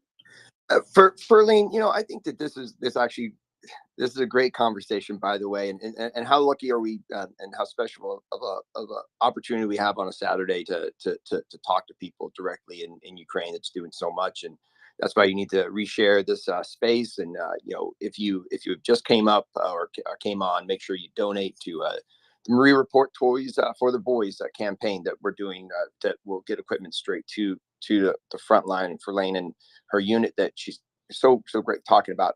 One thing that in the U.S. forces, we have what's called the UCMJ, which is our military. So every soldier is held to an incredibly high standard, and if you do stuff in the military that's out of line, you get in trouble. And I would like to, and we can see that the Russians have nothing even comparison like this at all.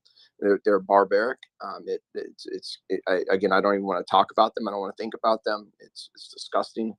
But what's the kind of military justice system like for soldiers in Ukrainian military? Because I'm sure there is those standards, and that military justice is the standards that soldiers are able to fight in a war and do it as decently as you can in such a horrific environment. I wish I could say that our military police have had the best standards, but they're still partially not in the fully. Sorry, I mean for the regular soldier. So if you're a lieutenant, if you're an officer, and one of your soldiers messes up and they do something that's out of line, what's the steps that soldiers have to take, or you have to take care of those bad actors?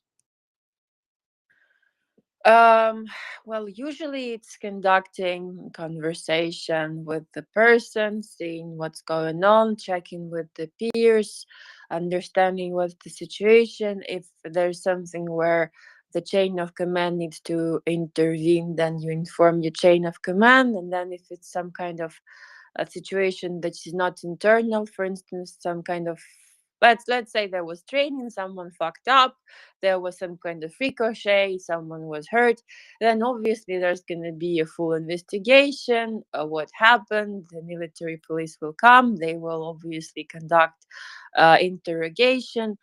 So it, even in during wartime, these procedures are not skipped. So they might be slightly simplified because war is war, but they are still kept.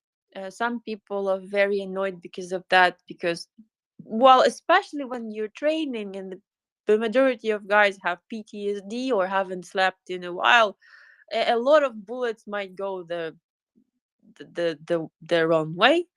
But sometimes it's just some kind of like an accident, and accidents happen, unfortunately, especially during wartime. But nothing is skipped. We still follow the procedures. Annoying, yes. A lot of headache, yes. Do we waste time on that? Absolutely. But by the end of the day, when the war is over, these kind of cases will still. It's better to have it all settled in time than trying to.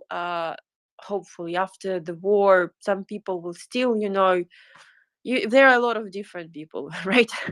When the war is over, there's going to be someone trying to I don't know, hurt someone's reputation, or show that he was bettering something, or some kind of like stolen valor and whatnot. So it's better to deal with things when they happen, once they happen, while people are all there and to collect the evidence and whatnot. So far it's been hard in cases when something happens really far away from from the HQ, from the unit, different situations. Sometimes, most of the times, it's car accidents. Well, most of the times I'm saying, because we don't have enough equipment to counter some things, and that's why some accidents happen, and everyone understands why it happened, and no one blames anyone, but they still need to conduct investigation because it's their SOP. No, and that's something I want to make sure folks that are listening understand, because we've seen just what Russia is capable of for a long time, and the evidence is there. Is that when you're a soldier, it is not just. I think that a lot of people who maybe who just kind of think about this in video game, soldiers are held to such a high, because you are given this ultimate thing. You have the ability to take life. You're able to save lives, and you have to do that for each other. And you are held to such a high standard if you're in a good army. If you're in an army that cares about its reputation, cares about its standards, and that's what Ukraine is doing. And it's a tale of, it's polar opposites between the standards that Russian soldiers are fighting with. And I just want to make sure people understand that you're just not running around with guns and stuff, or you still have to follow a very strict and rigid set of rules to be in the military. And it's an honor, and it's both also it's easy to mess up when you're in the military. That's what keeps you sharp.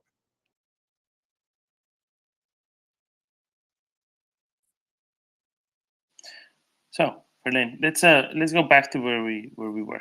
I think for the unit, how did the war start? They weren't all together, if I understand correctly, right? They were in a couple different places.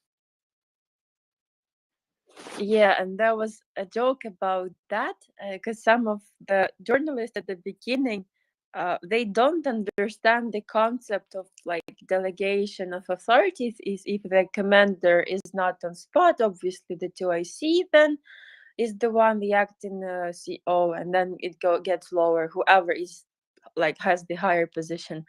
So sometimes we were laughing that Sarmata, our CO, was having a split. One of his leg was somewhere in Stanitsa Luhanska, and the other his leg was in Hostomel, because people kept on saying that he was at both places at the same time, especially journalists, because they were listening to the soldiers, and soldiers kept on saying like commander, like the commander, and they never clarified who was the commander at that moment. Yeah, so since there was a scheduled, sorry for that, since there was a scheduled deployment to the area of operation in joint forces operation early January 2022, the battalion tactical group, with the majority of air defenses, artillery systems, firepower, was consolidated and concentrated near Stanitsa Luhanska. And some parts of the like accountants, cooks, some staff personnel was in Hostomel, including conscripts.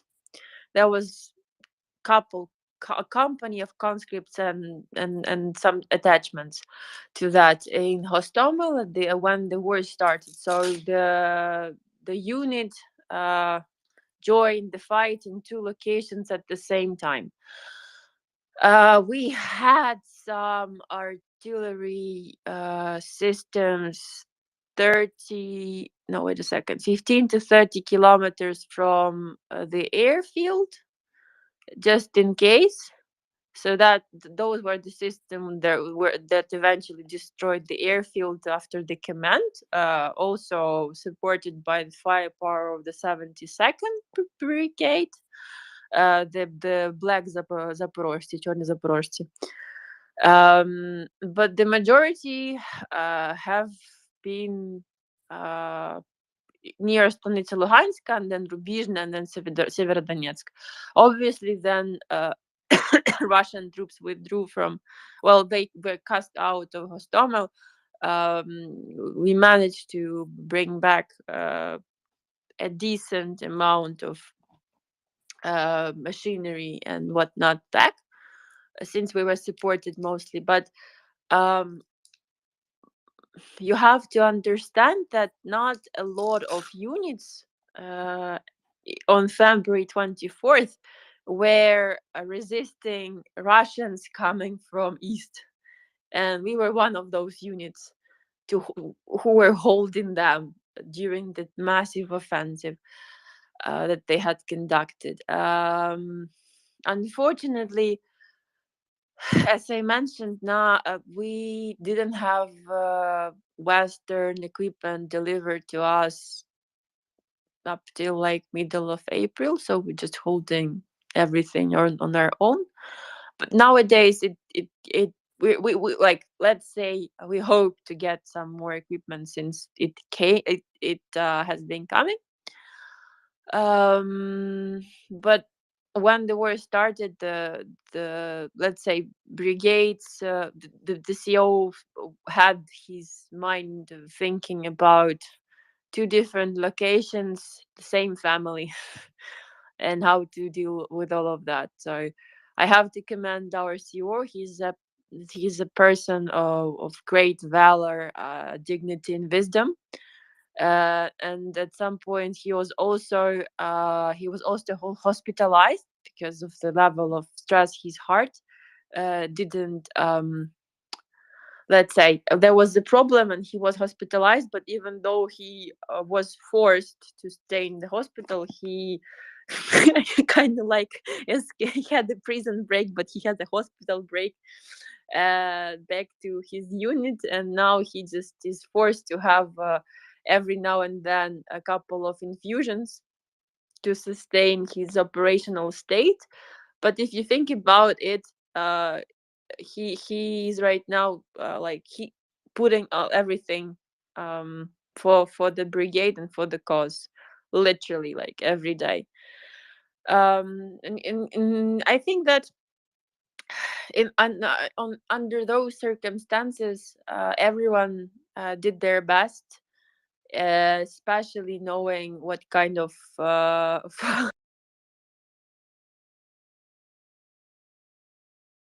started to attack the airport, the Hostomel airport. There are some speculation what would happen had the whole brigade the chance to defend it with the whole firepower. I believe that the Russians then would have breached the Eastern Front easily, because guys have put the wall for a very long time. And in coordination with the Mariupol garrison, with the Azovstal defenders, they were holding that line for a very, very long time. Obviously, Azovstal defenders have lured a lot of troops towards them. They tied up to resources. make yeah, because as you know, Azov regiment is also part of NGU. It's also a special quite special unit, same as ours. The easiest way to compare Rubizh is to compare it with the operational capacities of Azov, but they don't have the they completely different, but their capabilities and skills are the same. But we have slightly more equipment and slightly more officers who have had NATO training.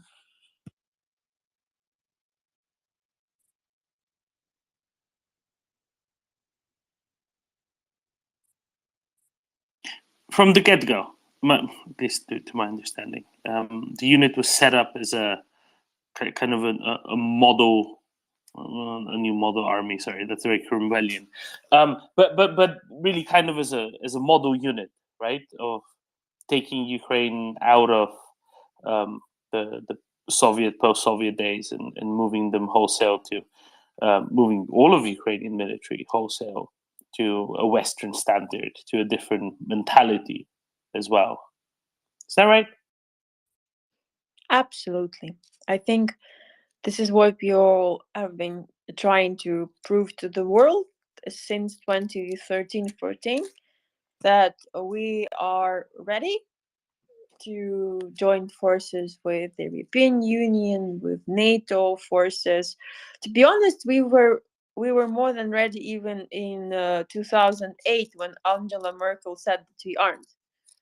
But meh, what can we She do? didn't. She didn't. That statement was never made. It's just wrong. The statement which was made was different. It was political. It was even. It Yeah, was yeah, even worse. She I never made know. that statement. I The know, person, I no, the know, person who made that statement in 2008 was the leader of the French armed forces, who, when asked as to why the French government had supported this, made the statement that the Ukrainian forces are far from ready to ever be considered. That was the statement, by the way. But that's a different thing. It's completely irrelevant. Ms. Merkel is irrelevant. In 2008, the Ukrainian armed forces, according to US, Canadian, and other militaries who have trained with the Ukrainian forces, did not have the command structure which would have made them ready. But what was missing was the membership action plan. And fortunately, Operation Unifier, fortunately, Orbital and the others came into place because they did exactly that without a map. I think this is what you've been successfully describing to the world since last year. And this is exceptionally vital to understand that all of this could have been done within the 5 years from 2008 until 2013, 1 year ahead of what happened then on Crimea and Slovyansk.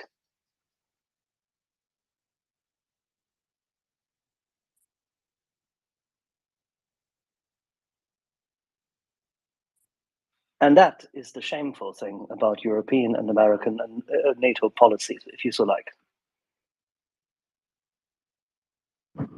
I can't agree more, Axel. And I think that one of the sins of some of our generations is not really pushing our leaders to support Ukraine early on enough. And I know it's something I think about a lot. And again, why I care so much at this point is there was a lacking of response from the U.S. government that really will be a scar for a long time.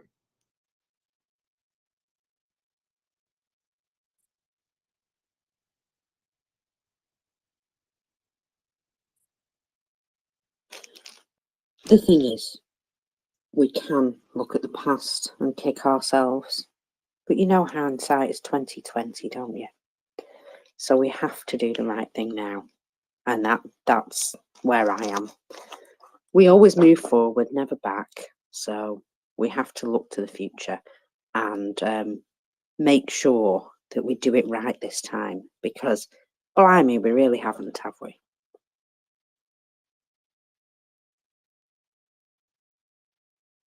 Yeah, lessons learned.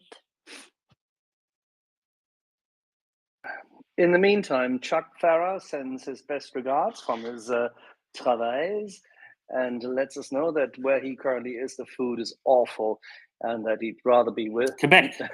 No, he is at an undisclosed location, but he will be with us soon again.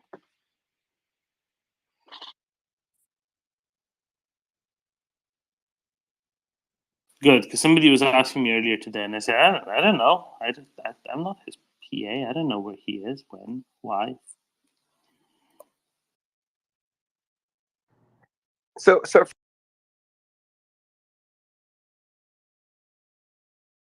I was looking through your thread about your unit, which is incredible. But I think that this conversation, I really would love to see some pictures from, if you could do something like that of your unit, but just not in the really cool times with the uniforms up, but like, when folks are sitting around, what they're doing in their spare times. I think that would be very useful for folks to understand the life of these soldiers every day.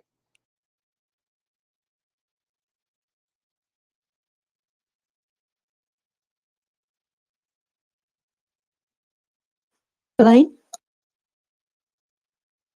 She's being overwhelmed. She's Yeah, being yeah, yeah, yeah. overwhelmed by a female shepherd.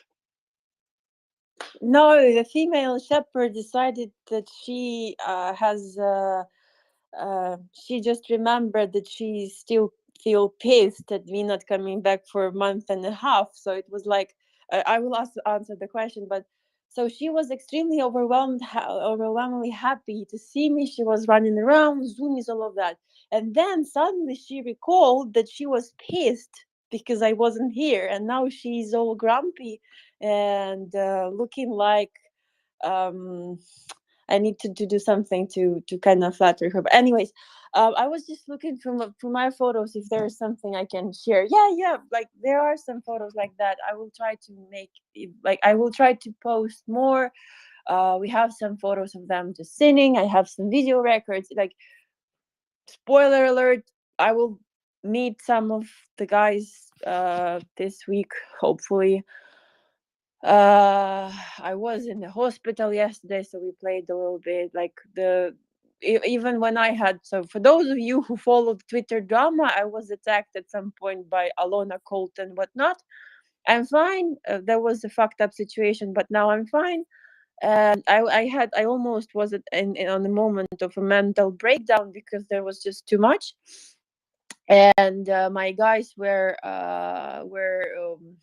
they had, there was like massive masks, and they were heavy, and I wasn't able to physically carry them myself. I didn't have vehicle, so I sent them, and they called me to say that hey, we had it delivered, even though I saw it on my app that they got it. And they heard that my voice was messed up, and got really worried, so they came to my apartment. They brought wine, we played charades, and they were singing me songs, and that was the way to it was really fun, especially when the hero of Ukraine is trying to show what is what was that to show what is I don't know, like some kind of musical instrument or whatever. I don't remember what he was showing. Oh, what is a pirate, or what is like mirroring. Like it was bizarre. Yeah, I can do that. They're just like every other human being, trying to stay positive, trying to make their life, I don't know, a little bit more full with joy and less with terror. We were actually talking that we should play bowling at some point, but we felt like maybe next time. Um, but I would rather go cycling. Yeah, I just don't know whether the weather is okay right now for good cycling somewhere in the forest. By the way, having strolls. So when they're in Kiev, I sometimes bring them to one of the biggest parks, but it's still hidden. It's some kind of like a hidden park in the middle of Kyiv, and I bring them there, and we just walk around, look at the different kind of plants from various continents. By the way, there are a lot of plants from Canada, a lot of plants from the US. It's like it's dendarium, so that's also a way for me. I'm usually trying to find a beautiful place to get lost. Oh, by the way, fishing. A lot of guys enjoy fishing. This is the first thing they say. Like, what are you gonna be doing when you have an R&R? I will go fishing with my buddy. I will go fishing with my dog. I will just go to the river and do nothing. That's the dream of our CEO. The CEO mentioned that once he has a chance after the war, he will go to some unknown, undisclosed location with his phone switched off, and is going to be just on a boat for 2 days, fishing, and that's how no one knows where he is. He'll be with Nuna. But this will gonna fuck up the whole situation when no one knows where he is. Doman, you're not no one. No, I understand. He'll be at undisclosed location with Nuna, right? Because that's where Nuna is all the time. Absolutely. A lot of guys, by the way, started to write poems. Some of them had even published poems. There's Vishababa. Vishababa had his first book published. That's also a way to decompress. Another way to decompress for them is actually learning not only English but also Ukrainian. some of the guys right now have made the ice bucket challenge of their life to learn Ukrainian properly, because you can speak Ukrainian but with a lot of mixture of Russian language, and it won't bother anyone apart from you, because you want to sound right, and it never sounds right when the languages are mixed. So it's like speaking, I don't know, French Canadian, when every second word is French, but everyone still understands what you were talking about. I see there's Matt and Mockers wanting to say something. Mockers has her birthday, so Mockers, I think, and she's a co-host. Why am I even questioning that? Mockers, come on. I just wanted to say, when you said poetry, I remember at college reading war poems. It was one of the things we had to study, and the fact that you know, in the midst of everything going on, something that came out of it was a lot of soldiers writing poetry, and it still seems to be the case. It's an outlet, isn't it? It's a way to get your creative emotions, self out. I just think it's a really good idea, and I'd be quite interested to look at some of that poetry.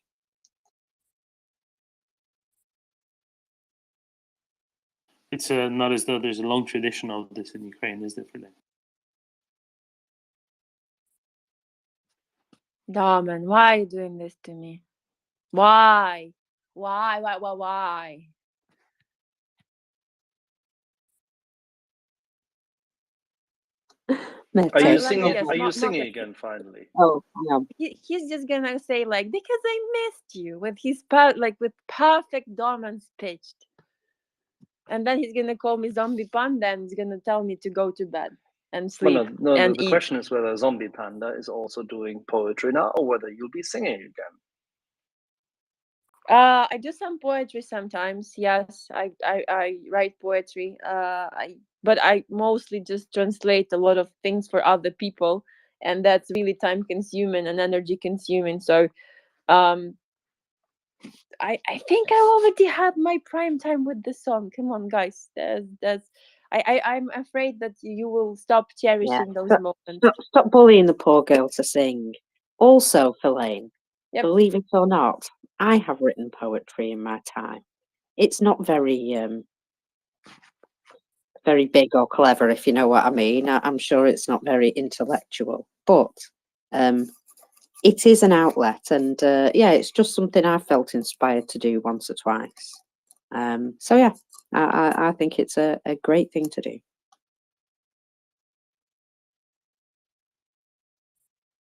Shall we go to Mette? Thank you. And thank you to Fellaine. You know, you are my idol. You are everything. And happy birthday. Mockers or Ockers? How do you want this to be pronounced? I just wanted to say for the first that, you know, culture is the thing that differentiates us from, you know, that we are humans. It's music, it's poetry, it's literature, it's you write your thoughts down, whatever helps you, dancing, culture, you know, history. It just defines us, and I hope that nobody in this world forgets that. And I just sort of, I don't know. I get, you know, Caroline, you are so brave and you are so positive, and Ockers,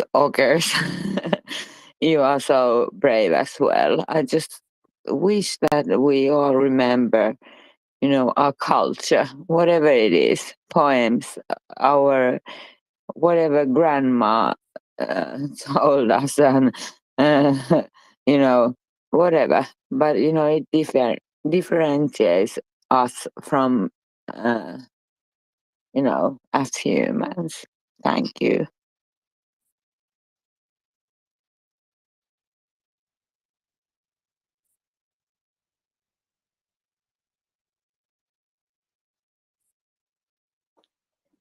Well, because of this conversation, I've just been and found my poetry. Go ahead, Angry Ants. No, I was just going to make sure that Verlaine is making sure she's getting all of her rest, because at these times you got to make sure you get your rest too. So I don't know how much longer you have up here, but I guess the one other question is your unit kind of works to fill gaps and help support in areas. What could getting better vehicles do for that? If you were able to say, instead of just having trucks, you had MRAPs. If you had, instead of having just your older, maybe instead of getting APCs, you get extra 113s or armored personnel carriers. What kind of would that do to help you out? I think there is a big misconception about my unit. So they are not mending gaps. They are the ones who are positioned, and then some other guys help to mend the gaps in between them, for instance, and some air assaulters or special operation forces. We have Kozak armored personnel carriers. We have BTRs. We have various types of tanks. We might have something which has been highly asked for at some point. Let's see. I will not speculate, but we are expecting some good deliveries. I think at some point we even had like M777 borrowed to us. We kind of borrowed it because that was the way. Yeah, I mean, there are things which we will get eventually, just because of the essence of the role that the unit is playing. I will not speculate when. God knows. Actually, heard that. I heard so you. God knows. God knows. I want to break free. Anyways, yeah. Yeah, I'm God, going across the room and trying to find our vacuum cleaner. Problem is, I can't do it. I mean, neither can I sing, cleaner. nor can I play the same role.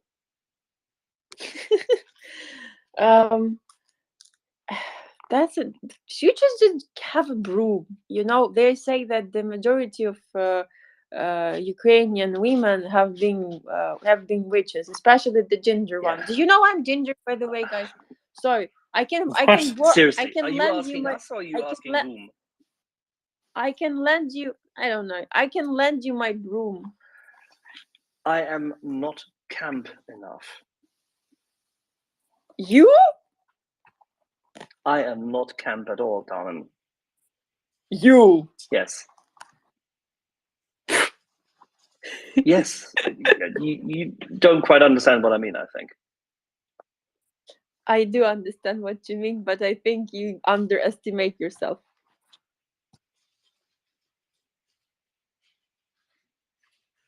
No.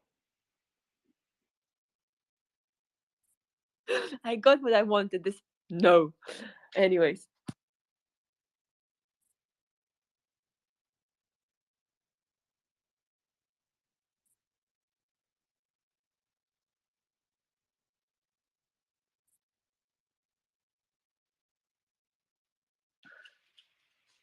Women, whiskey, sports, planes, fast cars, no dice.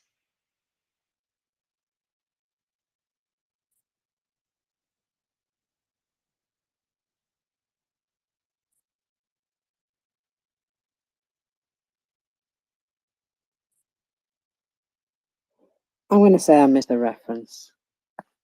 Oh, there's the three. What's it? The three vices which afflict man. Don't you know? Woman, drink, and dice. Ah, I see. Not the Russian army, though. They have lots of afflictions. I see that Ryan is on the panel and just chilling there. Ryan, are you here? He had a special experience last night. You mean with the HIMARS launch? Mm-hmm. Duh. Still can't see straight. The blinding light. That's what I was referencing. Have I mentioned that I have all the googly eyes he brought? So he firstly gave me one, and it was added to the BTR, but we still don't get the photos because the guys are somewhere like strolling around the area of operation. I still need to ask that. And then he gave the second ones because I asked for, and those will be attached to one of the Hummers and Humvees that we have, but they're right now under maintenance, so I'm still waiting for the photos. But guys, okay, so want to hear a secret? Well, actually, there's a secret for 400 people, but still, anyways, the guys, the ones who saw the second batch were these two ones. We're so happy to see them and laughing so hard that they even tried to attach to their heads just for fun. So we had two we had two massive googly eye wild walkers, whatever it was, because they attached it to their helmets, and it was like a mask and just the googly eye. I saw that in real time. I was like, beautiful idiots, put that aside. There's like, you were the one who sent us this, and I was like, yes. Busted. But they were laughing so much. I think the mission was accomplished even before it started. Ryan, what do you have to say for yourself?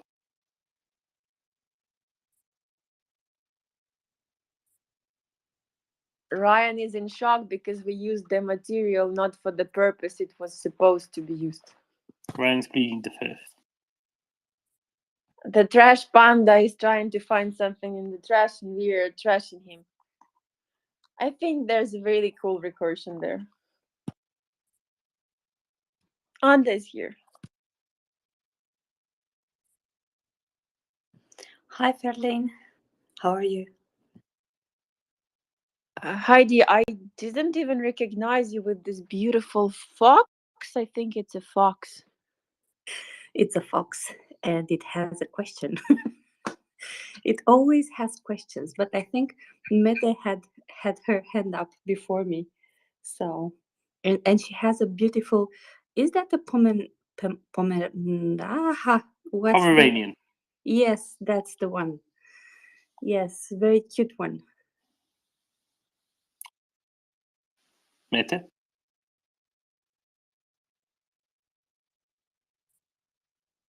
Oh, it was just that I had to had to and I just have to ask Verlaine.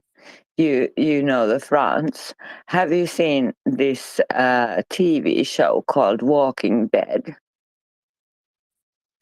I have to admit I haven't. I only saw some like snippets of it.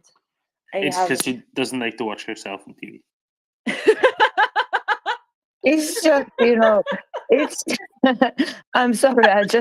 I'm a bit silly today. Anyway, it's a Saturday, and I just whenever anyone talks about the Russians, I think about this. I didn't see all the seasons, whatever, but it's like it's the zombies. They're like stupid idiots, drugged stupid idiots coming at you. So I just had to see. If you haven't seen it, show it to all the friends because it's exactly how I feel about the Russians. I'm sorry, this was maybe out of line or something, but anyway, it was just I just started laughing and that's it. Yeah, so go on. I'm just I understand what you mean because part of them do look like Walking Dead, but part of them is a highly trained, overwhelming force with so many fire assets you can't even imagine. And it really is like it depends on the luck and on plans of Russians who will you face. And unfortunately, we've had, like, my unit has, from what I've heard and what I've seen, they had a sheer of highly trained special forces Kadyrovites, thousands of just basically, let's say, prisoners who were used as just cannon fodder. Then some extra Kadyrovites, then some mercenaries, Russian mercenaries, and then there were special Russian forces again with all the gear. I won't say that they are smart in terms of just being smart as I don't know, as one should be in the 21st century, not launching invasion. But I'm saying that the attacks that they conduct, they are as deadly as they just physically can be at some point. I'm That's so sorry, Fairline. I didn't mean to underestimate or no, somehow somehow, you know, I know I how got, I got you. what I got you. No, it's fine. It's fine. I'm just saying, like, for those who are listening, they are, sometimes I'm laughing because they are so damn stupid. Like that that weird. I think we've been using that meme all the time. Like, we're so fucking lucky that they're so freaking fucking stupid. stupid. Yeah, but it's not everyone, and I it's like, know. yeah. Like, It's I just like, if they were this stupid, they would never have even attacked us. But meh. it was just a Saturday somehow, you know, sometimes you feel like, you know, I feel like screaming because I've been in my feed. There's been like 8 great soldiers of Ukraine have died, and I just need some, you know, uh, and you especially. I'm so sorry about this. It's just that, you know, sometimes I hear these things that they are so drugged and they just you know Yeah, they send are. them in waves and I'm waves, not and they're saying just, yeah. I'm not saying they aren't, but like, don't expect every one of them be like that. The majority of Absolutely not. them have full conscious decision of coming here and just killing us. That's 100%. I Even if know, even 100%. I just even if hate them so you much. even if you look at those, like, reactions from Russian media and what normal quote unquote people in Russia say about them killing Ukrainians and decapitating someone, it's I wonder how many of them are actually human beings once again. And I you want to say something? Yeah, I'm out. That was, I'm sorry, Farlane. It was just, you know, I just wanted to undermine them somehow. All right. I think Ferling got that. We all did, so it's okay. And you're correct. Um, I I have an I have another in another direction. So my question is in another direction, namely Easter. There are 2 hours left until Easter, and I was. How should I put this?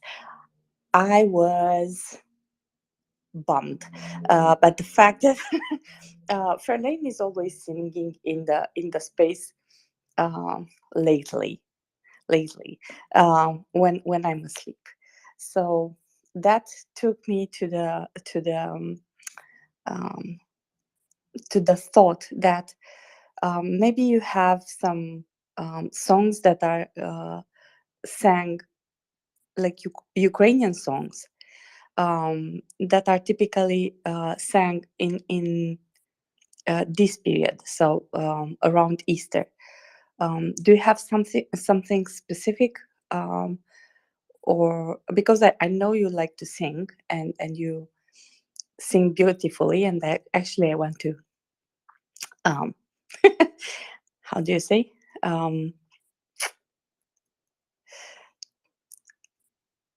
what's the word, Doman? not make you, because I don't want to make you. I want to. It's like an incentive, right? I'm preparing here also for Easter. Romanians also Orthodox, not everybody, but most of it. So the main celebration for us is today. Also, so I was thinking, if you have something which is Easter related or something fitting for this celebration.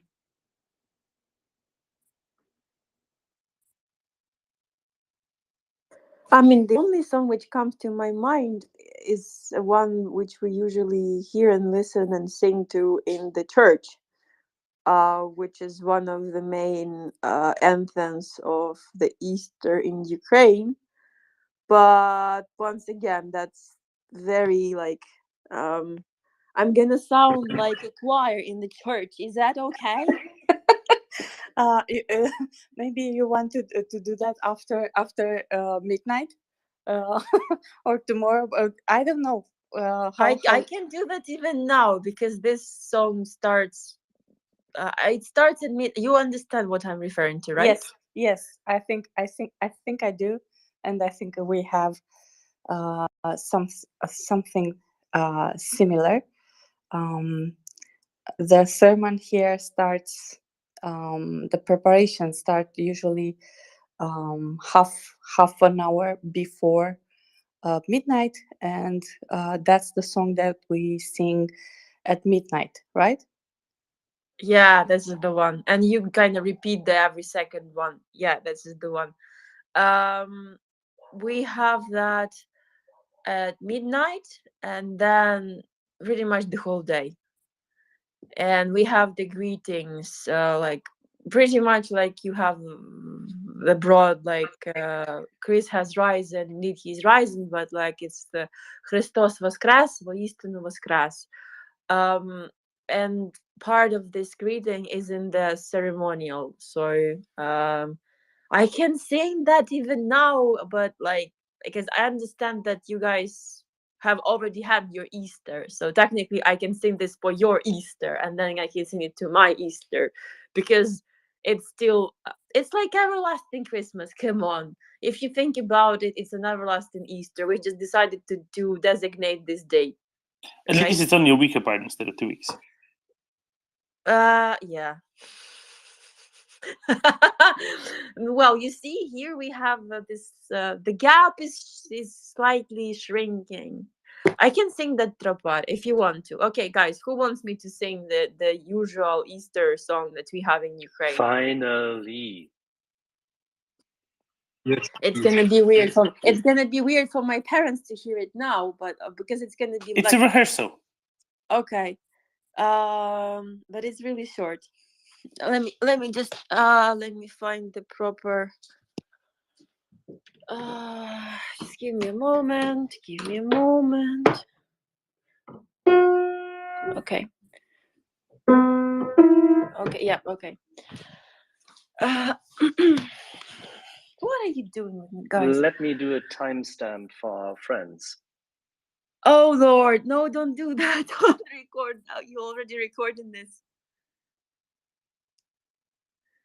All spaces are recorded fully. We love your singing.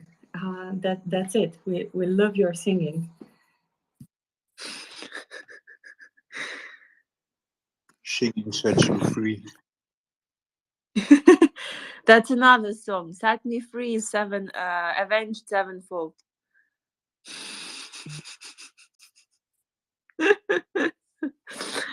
Okay. Are you ready? Born ready and listening.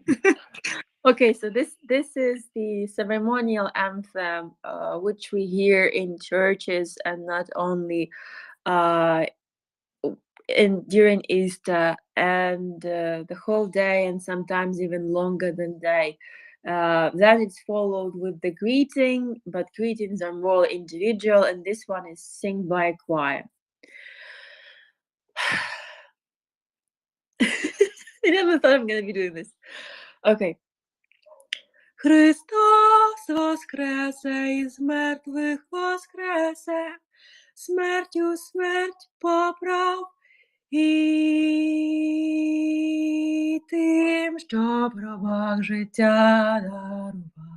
Христос воскресе, із мертвих воскресе, смертню смерть поправ, і тим, що в гробах життя дарував. Христос воскресе, із мертвих воскресе, смертю смерть подолав, і тих, що в гробах життя дарував. But that's not how it's usually sang. I don't want to go that deep. Okay, guys, this was the rehearsal. Let me do the right one. The new timestamp. Beautiful. This was beautiful. I will let you to I will let Axel to do the timestamp. In the meantime, but I wanted to say, it's the most beautiful part of it is I realize what words are you using because we have the same song. Perfect. So now, Axel, you can do the timestamp because that was a rehearsal. Okay, it's Orthodox Eastern. Let's rock and roll. Okay. The funny thing is, and 150, 200 years ago, you would have used almost the same words because the liturgical language in Romanian Orthodox Church was Old Church Slavonic until quite recently. Really? Yes, indeed. We changed, I think, 200 years ago, something like that. No, less than that. Romanians still used Cyrillic until the 1830s, 1840s is the only script. Because the script was based on what was written, and what was written was the liturgical language. Okay, so that one that I was singing, that was in Ukrainian, and I'm gonna sing you the one in Staroslavic, like the old Slavic language. This is the one which I have heard throughout my whole life. This is the one I'm used to hearing, and that one was in Ukrainian. So, are you ready? This one will be really similar to the majority of the Slavic languages. Is that okay? Rock and roll. Yes, please. Okay. Okay. Христос воскресе, із мертвих воскресе, смертю смерть поправ, і сущих в гробе живот дарував. Христос воскресе, із мертвих воскресе, смертю смерть поправ, і сущих в гробе живот дарував. This is the usual one. That's super weird singing that, guys. Like this. Especially since I'm the only one. This is the one you sing in the choir. Choir. You should have supported me. You know. No, the problem is when you do it in spaces because of the lags, it ends up invariably being a canon instead of a choir, but it's a different canon for everybody listening. That's true. So it's not exactly, it doesn't exactly match, in this, not the same thing. But it was beautiful, Ferlane, and thank you for sharing that with us. I think it kind of, at least for me, I take this as a gift. It kind of puts me in the correct mood for Easter. So it's, thank you very much.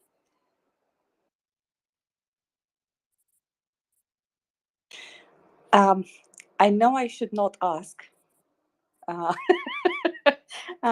but I will, because I have questions. You see this on my avatar. I was wondering if you have the same customs as we. So about the eggs, which are painted. I saw something about that part. the eggs, the sweet bread, the we, for example, have almost everything prepared with lamb, right? So it's kind of a thing that people associate strongly with Easter. There are some special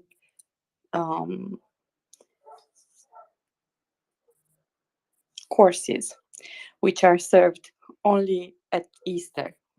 And one of them, actually, I think you have that too, because the name sounds a bit. It's called drob. So it's. I was wondering what are the customs and how is the process? How is the next 24 hours, for example, for a typical Ukrainian? Mm, I'm telling. I will tell you actually why I ask. Last year, I was here in the space before Easter and after midnight, right? So, and there were some shelling day before in Odessa, and there was an interview with a lady from Odessa, and she said. I don't care what they do. I will still celebrate Easter. I will still keep my customs. I will still do what I need to do for Easter. They are not gonna take that from me. So that impressed me a lot. And actually, I remained with this question in my mind: what are the customs? So the starting from Thursday, people usually prepare. They bake the hot cross buns, which is called Pascha.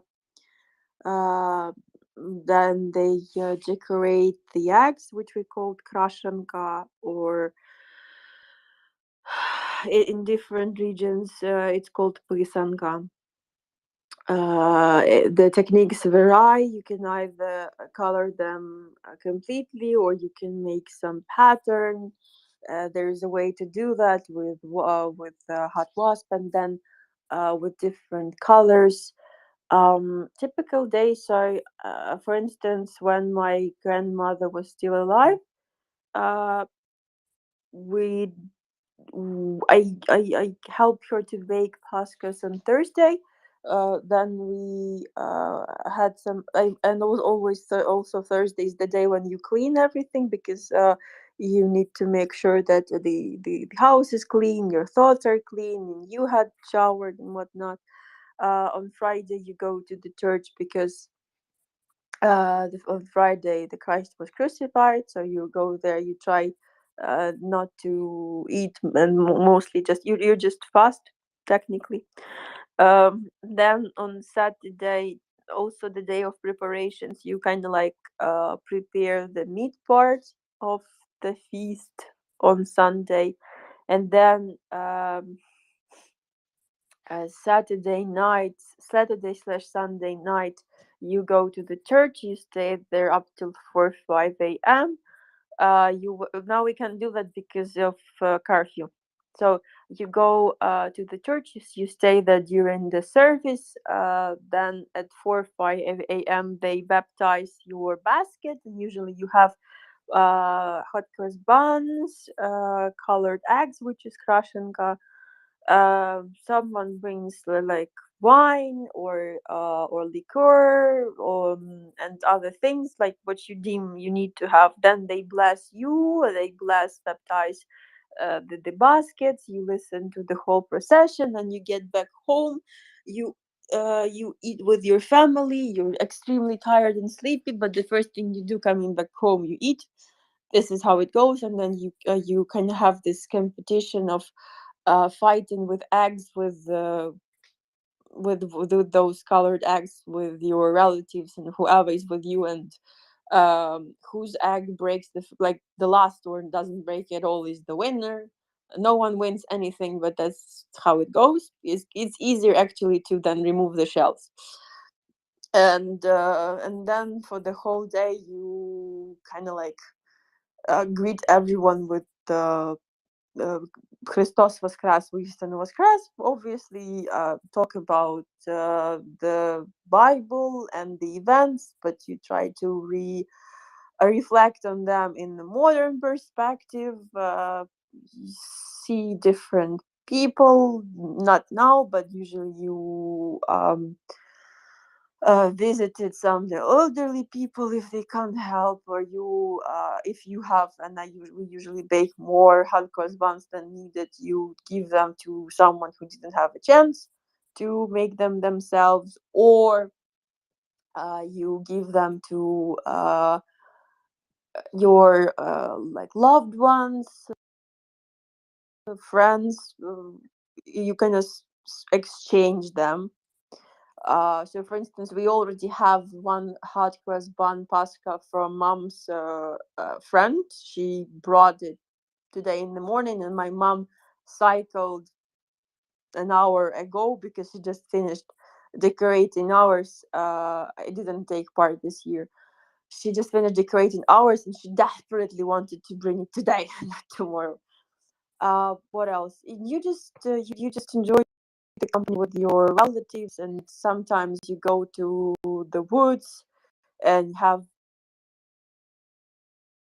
barbecue if the weather allows, and you usually have a very calm day full of self-reflection, people you love or people you haven't heard about in a while. And it's a time of unity. It's a time of very not in these days, but usually before the full-scale invasion and even before 2013, it was just a day when everyone was I don't know how it is, like, was full of this spirit of blissfulness or something. It's hard to explain. It's just the sensation you get when you are part of something bigger.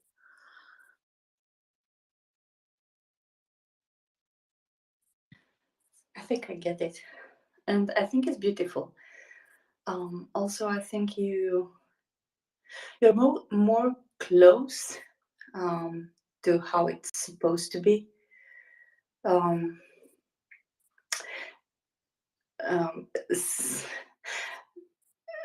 Why I say this is because, for example, here, at least in the big cities, the youth and most of the people,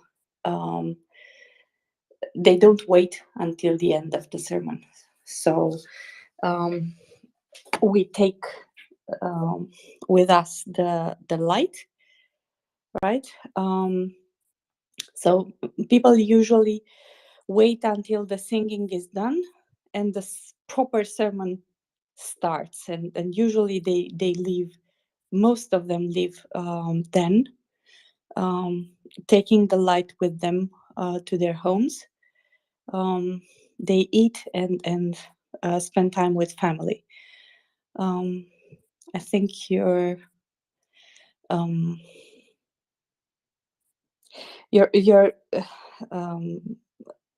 customs are more close to what it actually used to be, right? How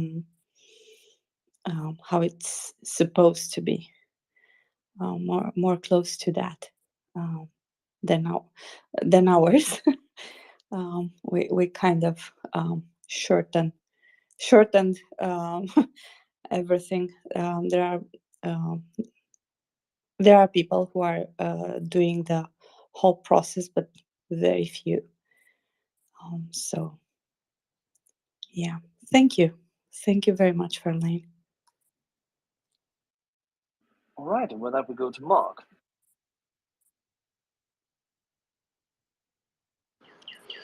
Hello.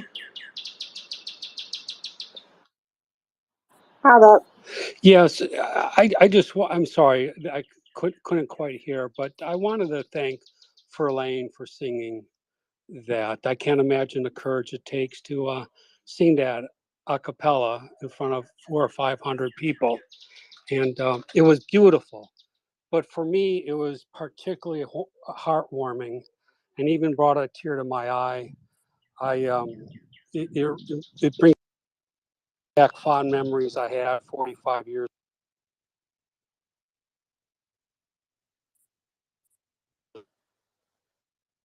heard that song sung in 45 years. And it was glorious. And thank you so much.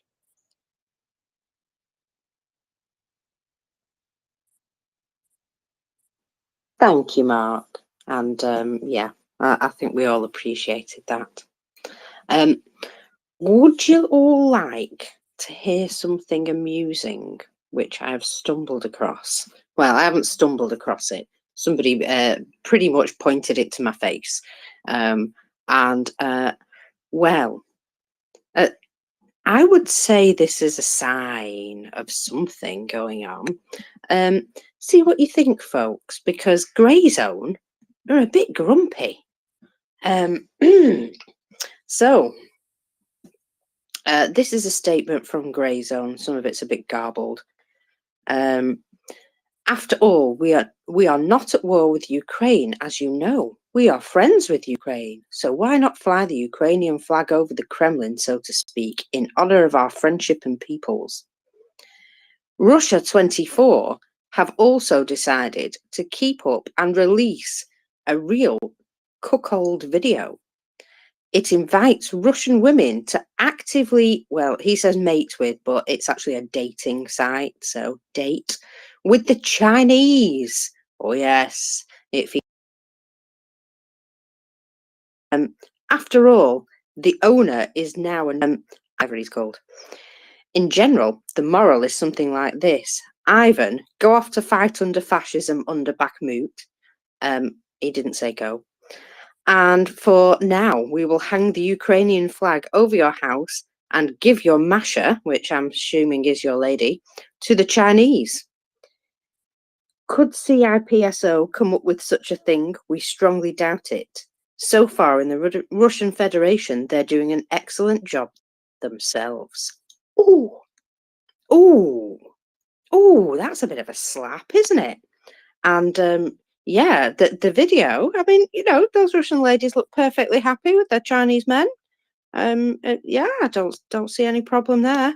It sorts out a couple of problems, doesn't it? There's lots of men in China, and there's lots of lonesome women in Russia. Seems like a right good idea to me. Yeah, I'm sure the Russian men are enjoying the thought of all their ladies running off with the Chinese because they love the Chinese people so much.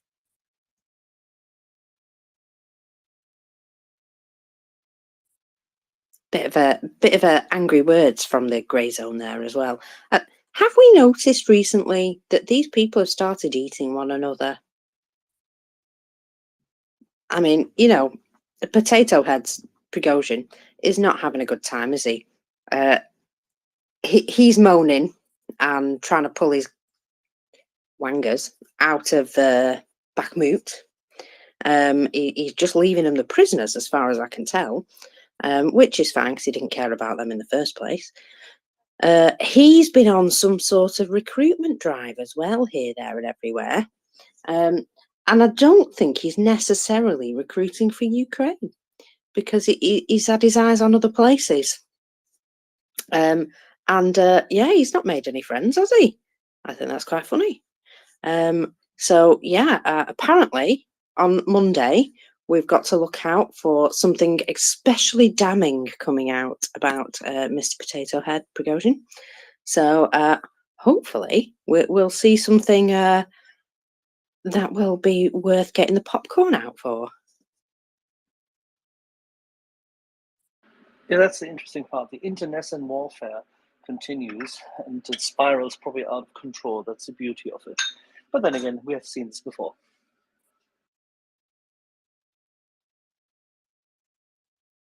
Yes, they appear to be very publicly dissing one another now, though.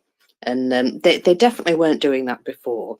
They might have disagreed, but not quite so openly. And so Potato Head's getting it, Prigozhin, and Gherkin's apparently under suspicion. He's being hassled about his anti-war, and well, you know, things that he said against the Russian army, which, you know, are perfectly true, but apparently that's not allowed anymore in Russia, is it?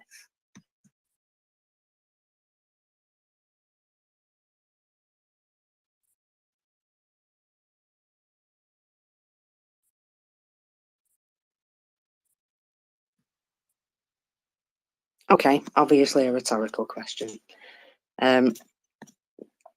So anyway, that I found particularly funny, and I thought you all might too. So we have also seen the first photographs of Ukrainian-made 120mm mortar rounds.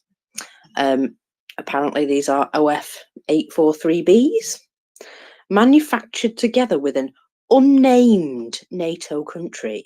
So, made at an undisclosed location, folks. And according to the photograph, these were manufactured this year. So, quite an interesting one, that. I did also retweet that, so you can go and look at it. And I think there's a few people here might find that quite interesting. I'm going to have a look for some more booms for us shortly, because there have been a couple of birthday booms today, which I'm very happy about. And we did particularly enjoy the one that's apparently a fire and explosion at a tank training ground in the Kazan area. Now, we did hear that the Russians explained themselves. They said it was some sort of what was it? Smoke that they deploy in order to hide what's going on. But I'm telling you now, if something kicks out that much smoke, it's on fire. They were hiding that it was all damaged. They didn't want to show that the stuff was all damaged. Well, whatever smoke screen they're putting up, it's very smoky, so it kind of does what they say. But yeah, utterly hilarious. And the things that they come up with, you know. So we will just have to see, of course, what else happens over the evening. But I did hear something in Berdyansk. Oh, no, it wasn't Berdyansk. My apologies. I have something for you.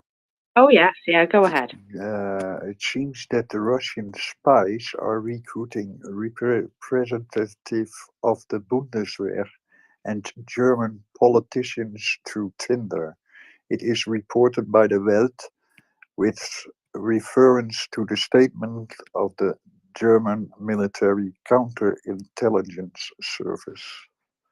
So they are trying to recruit Bundeswehr and politicians via Tinder. Well, you know, it's the very old and tried and tested honeypot trap, isn't it? That you get yourself a beautiful Russian lady who turns out to be a spy. Gosh, these are very old tactics, are they not? I mean, you know, just look at Miss Russia, for example. So yeah, if you don't know, go Google who Miss Russia's been dating recently, and you'll see what I mean. That there's obvious and there's extremely obvious, and that's enough on that. So let me just have a look. Ooh, so apparently news out of Germany. The German defense company Hensoldt is confident that they will receive increased demand for their radars, as they have been supplying Ukraine with IRIS-T radars. Their TRML radars have been helping the Ukrainian Defence Forces intercept more than 90% of enemy aircraft, with a target detection range of up to 250 kilometres. Currently, the Defence Forces are using 4 of these systems and are expecting 2 more. Hensoldt's CEO has stated that they are expecting orders now worth hundreds of millions of euros this year due to the efficient production process, which allows them to produce the radars before receiving orders, ensuring a faster delivery. Now, doesn't that say something? If your items are proven in Ukraine, you're going to get some nice big orders, and you're going to be able to keep your production line running. I mean, that just, where's the downside in that? And that's a German company putting that out, saying, this is the benefits that we've made from supporting Ukraine, just with one system. So I would say that there's an awful lot of other companies should be taking note that these people are doing well. And unfortunately, war is good for their business. But at least their items are proven, and at least people purchasing them know that they're going to be able to protect themselves effectively. Oh, Anda, you've got your hand up, my lovely. Well, I wanted to chime in and to bring a little color to your tweet. So which one? Yellow, red, or blue? I will keep with I will keep, because we're talking about Ukraine. I will keep with yellow and a bit of blue. But I do like red. So what I wanted to say is that first and foremost, this was possible. This having the systems in Ukraine as fast was possible because Egypt was giving their place up for Ukraine. So the order was initially for Egypt, and they said they are good to wait until later, and those items that were destined to be in production for them can go to Ukraine in order to have a faster delivery. So people are helping, right? Even when they give up stuff. So that would be one thing, and the other was, I'm sorry, we have. Are they coming for you, Anda? Sorry? Are they coming for you to take you away? It's an ambulance, actually. I hope not. I hope not this evening. So yeah. Well, if it's an ambulance coming for you and you haven't called for it, then that means something else, I'm talking here. That's not good. They're coming to take me away. No, those guys usually carry jackets with arms that tie around the back, but I don't think we need any of those tonight. Carry on, Anda. So, what I wanted to bring to point was actually some. You mentioned half of my idea, the fact that they do. I'm sorry. I have to fight a cat for 2 seconds. Let me come back. She has to fight a cat. Okay, well, that's a bit like me last night. I was here, I was about to talk, and my cat came running up to me with a mouse. A live mouse, obviously. Yeah, we had a chase. So that was fun. Where was I? I was talking about Iris-T systems. We have heard that they are exceptionally reliable. We have heard lots of good things about them, and it's all because they were gifted to Ukraine or passed to Ukraine, and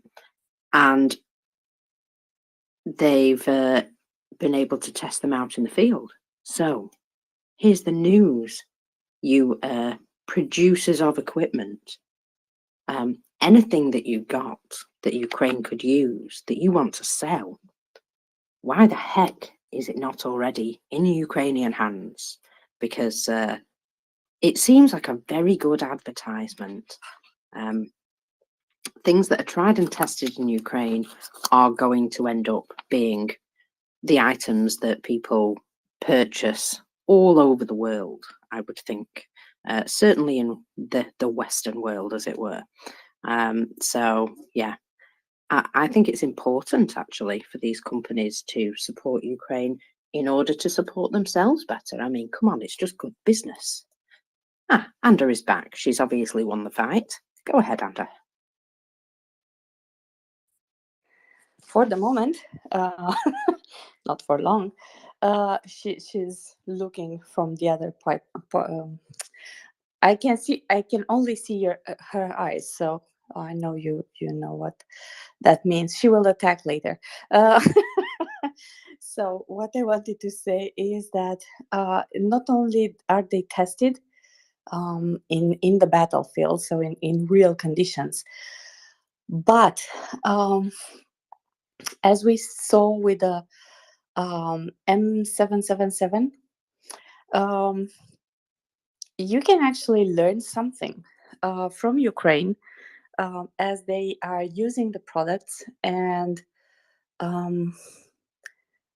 necessarily improve, but change or add something to the provisioned process or system.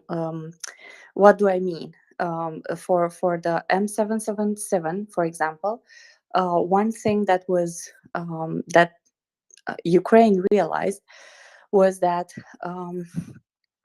it's very hard to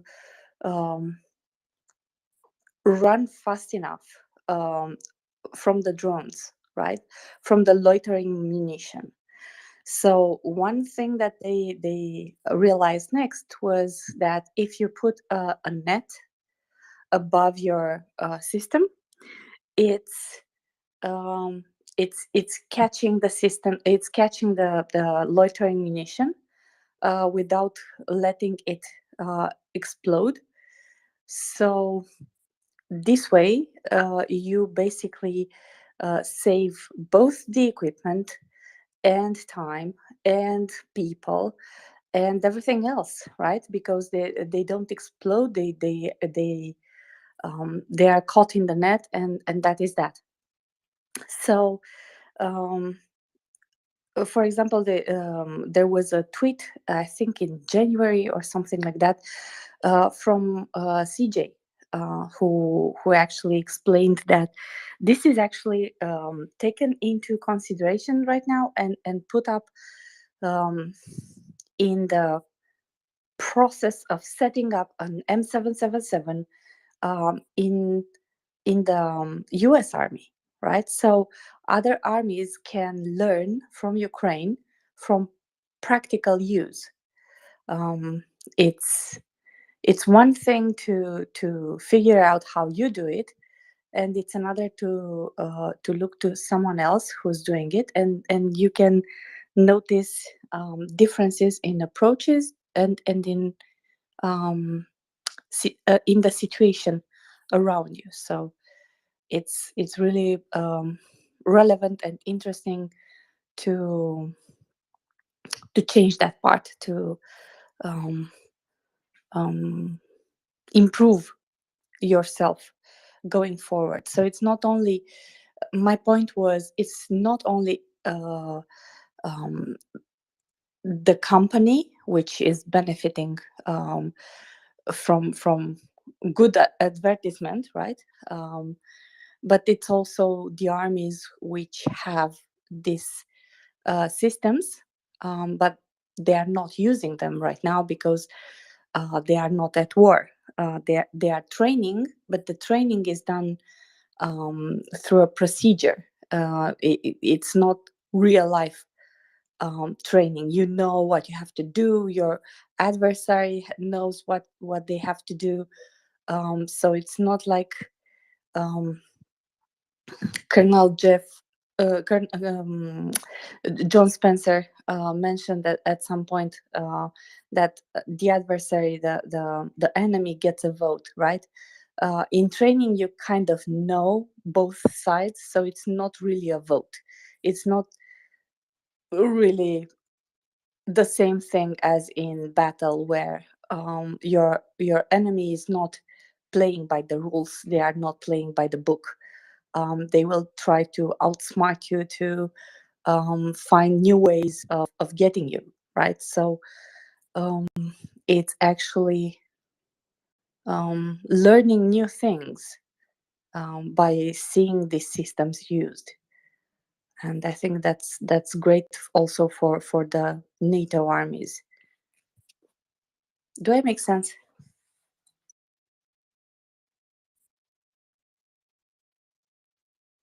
Thus far, yes.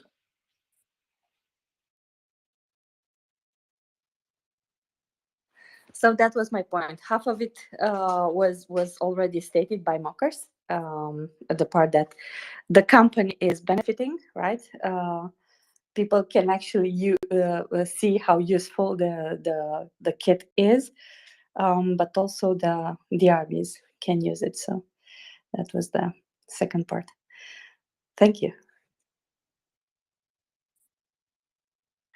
And in the meantime, we can highlight the fact that we now know finally that there is a sufficient amount of helicopters going around, and some of them seem to be destined to actually go into medevac in Ukraine. And the one Black Hawk, which we had seen before, is finally operational and was filmed proudly with British television in front, doing exactly that. Very good advertisement. One should hope that more of this is coming. And then again, as the Goldman and others highlighted, there's only about 5,000 of them which have been built. So maybe, just maybe, we can spare them a few hundred.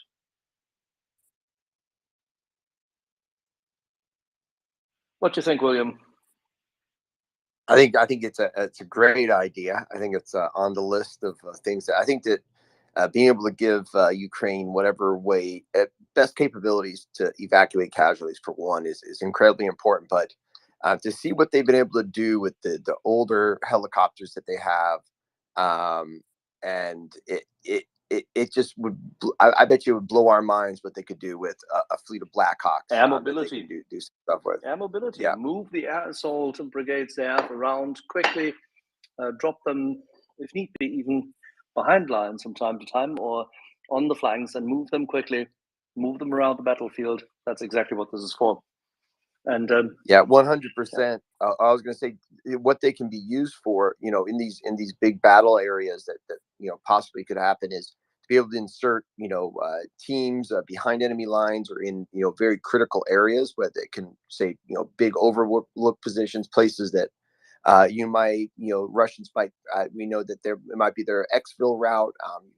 Put folks with anti-air and anti-tank weapons well behind the lines, special forces teams, kind of the Chuck Fair type folks, or just Rangers. You do that. It's very, very efficient to be able to have air mobility for sure.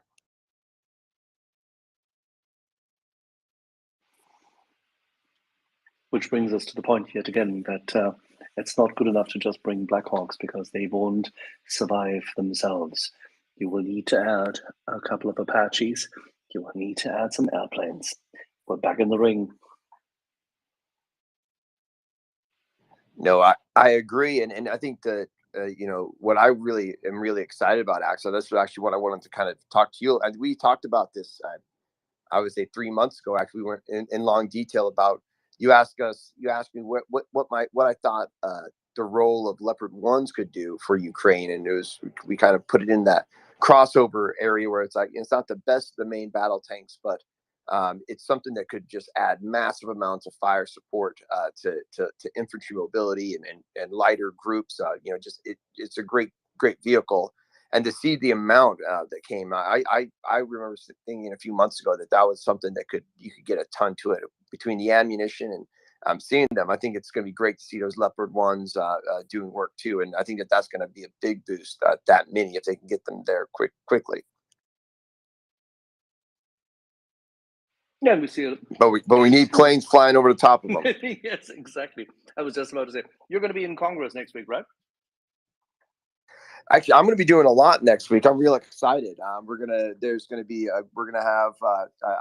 to put together a little bit of a group to meet with Jared Golden's team.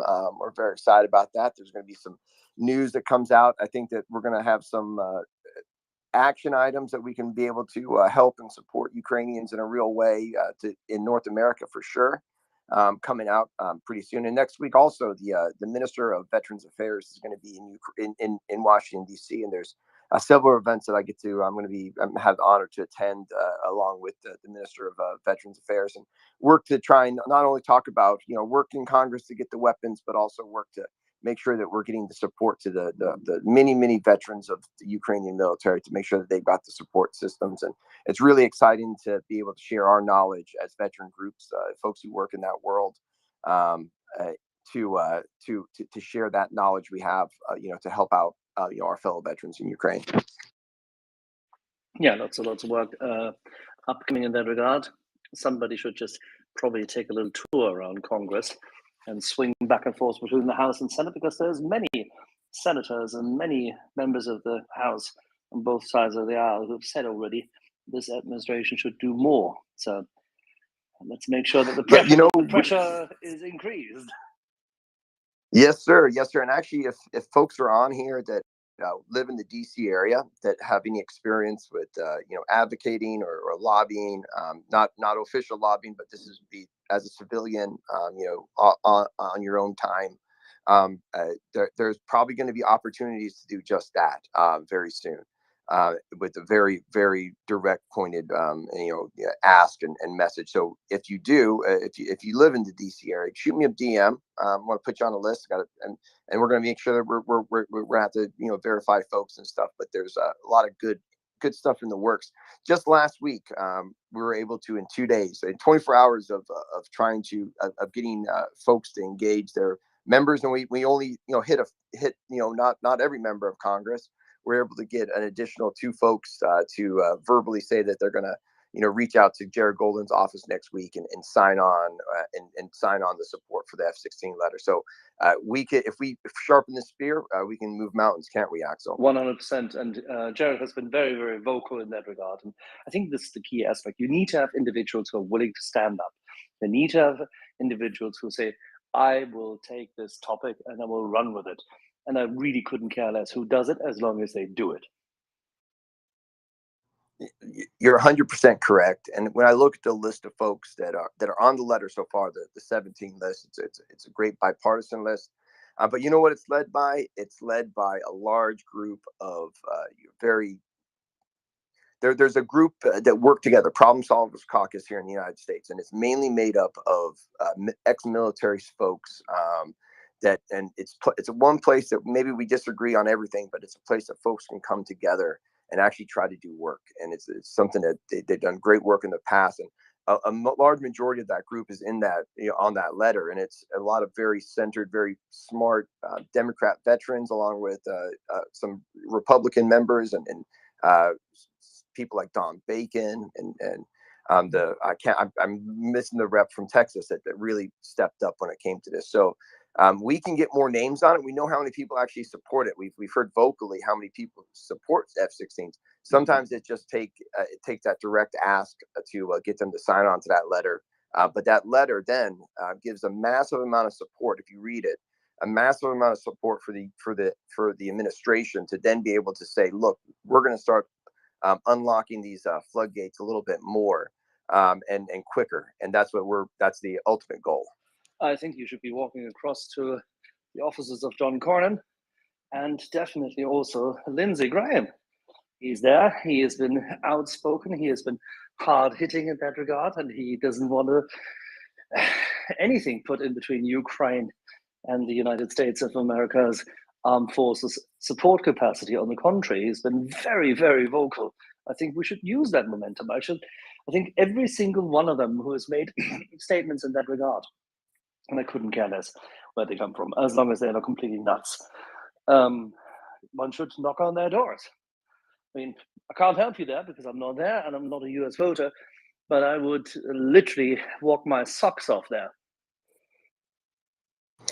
Yeah, and it's one of the beauty things of democracy, and that's what I go back to. And what we're doing here is figuring out ways to fill our ammunition belt with information and knowledge to be able to use it in our free countries to be able to aid Ukraine in their fight for freedom. And we many times as individuals, I truly believe in if you live in a democracy, you're part of your duty as a citizen is to engage your government, is to be involved in the process, not just sit back on the keyboard and talk about things, but actually go out and try and make a difference. And we can all do that. That is the most important part about this.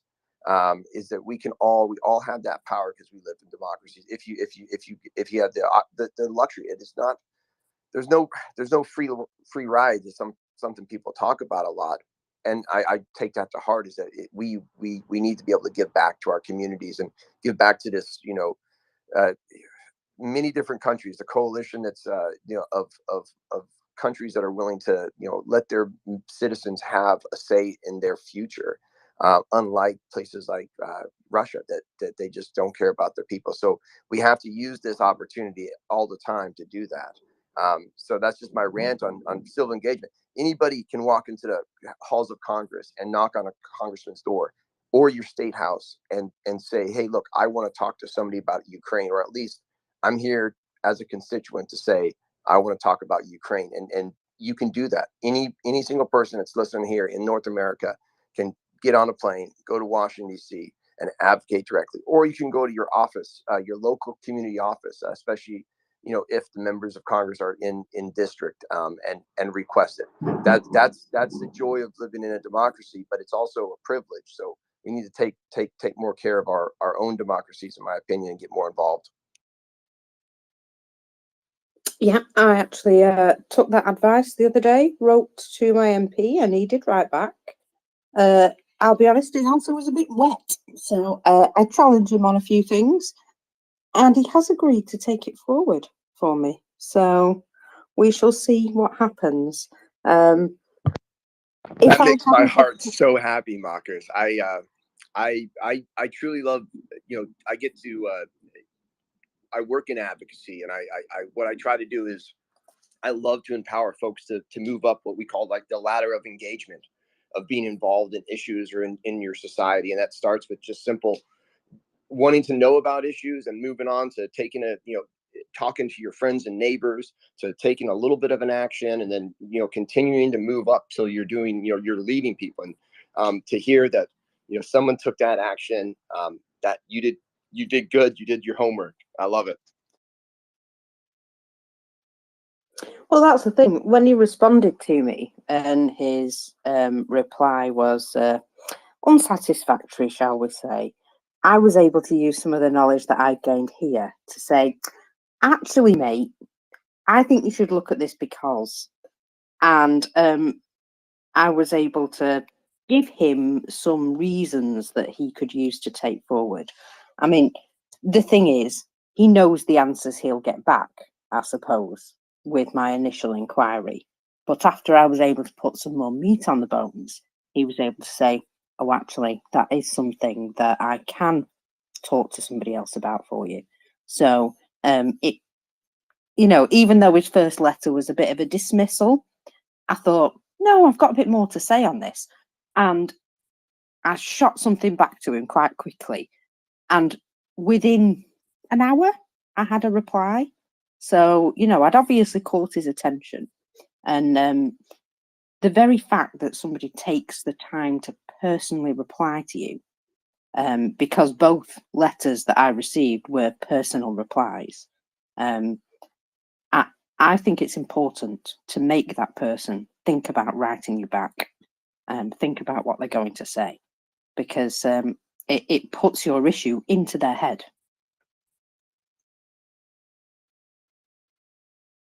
You're 100% right, and again, it's our job as constituents, as people who are engaged in our members of Congress or Parliament, is to explain to them why it matters to you, because their job is to represent you as that individual person. So always making sure that you don't give them the easy out. You make sure that they have to that you're cordial and you want to support them. If you can say, I want to support you. I want to be able to be proud. I want to be able to share this stuff on social media whenever you support Ukraine. Like we want to show you off.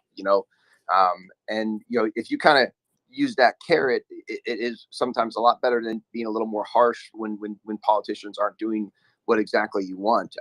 If you can do that, it's important, because that means they've got your vote, or they might possibly get your vote, and that's very important to politicians. But it is incredibly important to bring your points, be concise. Usually have it a few four or 5 points, but then also but give them make sure that they have the ability to write you back, or you don't always end your sentences or your letters or your emails or your phone calls with looking forward to hearing back from you as soon as possible on this issue. It makes them want to make them. It gives them they almost have to do it then. Well, that's it. It's not giving them an easy out. Like his first letter to me, like I say, bit of a dismissal, bit of a I can see your point, but we're not going to do anything about it. And he wasn't like rude about it or anything. He was just like, yeah, that's not going to fly. And I thought, no, I'm not having that. I've got more things that I can add to this. And so when I replied to him, it was short, concise, but it did say, these are the particular issues that I'm wanting to address. And I was very direct about what I wanted to say, and what I wanted him to ask.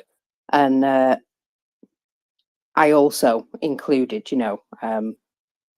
I trust that you'll respond to me as soon as you have any answers. And in his response next, when he said, yes, he's going to take this forward, he said also, I will let you know what I find out as soon as I know it. So, yeah, I feel as though that's in his notebook now. That's something that he's got to address with somebody. And we should hopefully get some sort of answer out of it. I know the last time I asked, he did ask the question, and I got a lovely letter from the Home Office telling me that, yes, this is something we're thinking about, but we haven't really done anything about it yet. And so now he's going back and asking the question again, why are we not doing something about this properly? And it's about visas for Russian tourists, because they're flooding into other places. And we can see that it's causing problems in places like Bali, for example. There's an awful lot of Russians apparently in Bali, causing problems for the local populations. And, it's great to have tourists if that's your industry, but they're not going home. So that seems to be the issue there, that they're not going home. And so they're taking jobs and what have you, and hanging around and generally making a nuisance of themselves, like they do. No, and I think that you actually displayed something else that's very important in advocacy is consistency. The ability, continuing to not just be satisfied with just one phone call. We hear what folks in Ukraine are doing every day, and we're on this space quite a bit. But it's always good to make sure you're consistent and precise. So, really quick, here's a few things that you can do as an individual person. So, you can always phone call your representative in the United States. I'm not exactly sure each country has it, but if you just simply Google how to contact my representative in whichever country you have, it should be able to pull up how you can find their office. So you can make a phone call. Call their office. In the U.S., I always tell people you call your your congressman and your 2 senators. If you do it once a week, it's about 10 minutes. Most of the time, you'll probably get put on a recorder, but you just, again, give a precise answer and ask to be contacted back. Make sure you ask to be contacted back. The other thing is easy as an email. You can shoot an email over to them. That's a nice way to track stuff. And then you can use that email, as also fire for later on, because it's got timestamps. And if you haven't heard back, you can, then use that a little bit later on for a more drastic way to deal with them. So emails are great. Handwritten letters is another thing that's great. Mail shows up actually surprisingly on time, and not enough people use it. So when you mail is actually a pretty effective tool when it comes to engage them. Even a postcard. We do in certain campaigns for certain things. We do massive postcards, where postcards are very short to the point. You can send a lot of them out. But those are things that you can do directly. You can always go to your office wherever they work, whether their office is. They always have hours for constituents. Go to their office.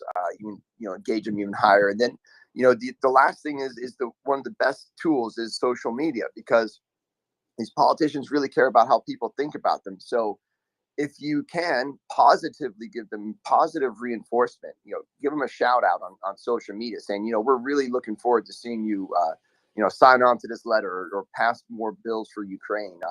Just go out of your way to tag them in it so other people see it and they see that you're an engaged constituent.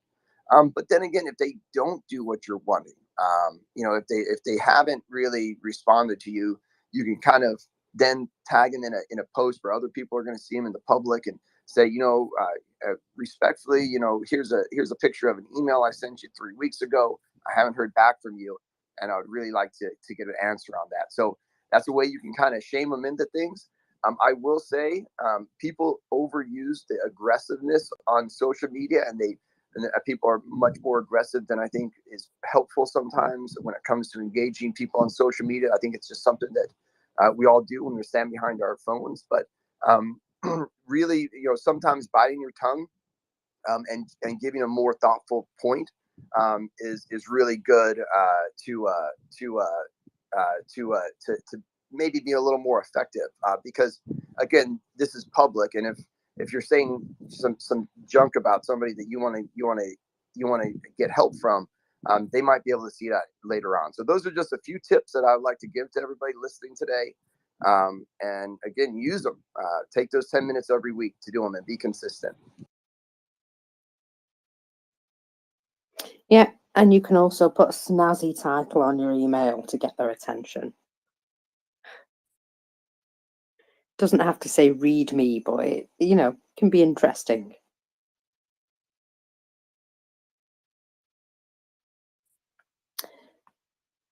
So, folks, I have a few bits and bobs that I can talk to you about. We're expecting the lovely Alan in 15 minutes. Oh, not that, obviously. Just lost that. That was rude. It does that to me a lot. What exactly went up today? Something exploded when I'm looking at them. There we go. Something exploded in Russia today. A large garrison and then a large arms depot. From what I saw, I just couldn't get myself across to the videos. Did you see this? This was in the Kazan area. A fire explosion at a tank training ground. Now, the explanation by the Russians was that it was some sort of smoke generator, but I'm telling you now, smoke generators don't do that. Not that much smoke. That looks like a big fire to me. So, yeah, there was indeed an explosion before the smoke appeared as well. So, yeah, whatever they said, it's obviously not so true. Yeah, there are a couple of things here that I had prepared. So today, Finland started the construction of the first section of its border fence with Russia. The fence is intended to be 3 meters high, equipped with cameras and barbed wire across the top. So Finland not messing about. They're getting right on with it, but somebody did comment that I hope they only build it near non-occupied territories so that it doesn't have to be moved later, when they take back Karelia and the other places. So yeah, that You mean little the bit of fun there on. depopulated, formerly Soviet and Russian occupied areas of Karelia, where very few men will live, and the women will probably say, "Yeah, solid, weather bad, area bad. Let me find a Chinese husband." They'd have to travel quite a distance for a Chinese husband from there, but yeah. Oh, sorry, Mete. I've noticed your hand up now. You were behind a button on my screen. I apologise. Go ahead. No problem. I'm trying to be short again. I'm a little bit, but I hate conspiracy theories, and I hate to take them up. Then But now don't. there's this. Okay. Can I still take this one up because it's come up. It's come up in three. It's come up in three different, sources, and none of these are, I can't be, but sort of. I just have to say this. Who is the security chief? Not Prigozhin, that's the Wenger, but Petrusov. He's the he's the sort of closest man with Putin, and then Gerasimov, this who is now the general for time being. But there is this conspiracy theory, and it's come from three sources that they are looking for, and Putin has cancer. That's also coming from different sources, and that they too are, really willing to just replace him and end this shit, sort of. And they have, and that Putin has chemotherapy, and they time these when he has chemotherapy, then they move the, just so that they won't win this war. This is crazy, probably, but anyway. But I'll just tell to Okers, we don't want the Russian places back anymore. They are so Russified. They really don't fit us anymore. Broken. Thanks, and sorry about this. I won't do this anymore, but this is like from three sources. Okay, bye. Oh, thank you very much. So I would also like to bring you some quite serious information. I know I don't do serious all the time, but we do have to bring this up from time to time. I have retweeted this, but this is it's a slightly grim video for those who have a gentle disposition. Ukrainians eliminated a group of Russians who were wearing Ukrainian uniforms. The only Russian items they were wearing were their own body armor and helmets, and one of them has Russian boots on. But that is a serious no-no, isn't it, in the rules of armed combat, that you don't dress up as your opposite? Pretty sure that's somewhere in the rule book, whatever you call it. Yeah. It's a war crime. As I suspected. Yeah, well, there's now video evidence of that. Mete. That is a war crime, actually, if you wear the opponent's. But it's like 24/7 war crimes. I'm so sick and tired of it. It's a war crime, definitely. Yeah, I had a feeling it was, but it is a small one to add to the pile. But yeah, that's a really sort of desperate move to do stuff like that, I think, because they're getting to the point where they feel this is sort of the only sort of thing that they can do, and it's pretty darn disgusting. So yeah, just so as you know. I just a saw the little bit most beautiful extra Easter to eggs. add. Sorry, Marcus, I just saw the most beautiful Easter eggs. Did you see this? What Sören, our friend, has posted, Sören Herbst? Ukrainian Easter eggs for Russian orcs? I have not. It's Please share with me. I will put this up on the nest. It is exceptional. Give me 1 second. Really beautiful. Nicely colored.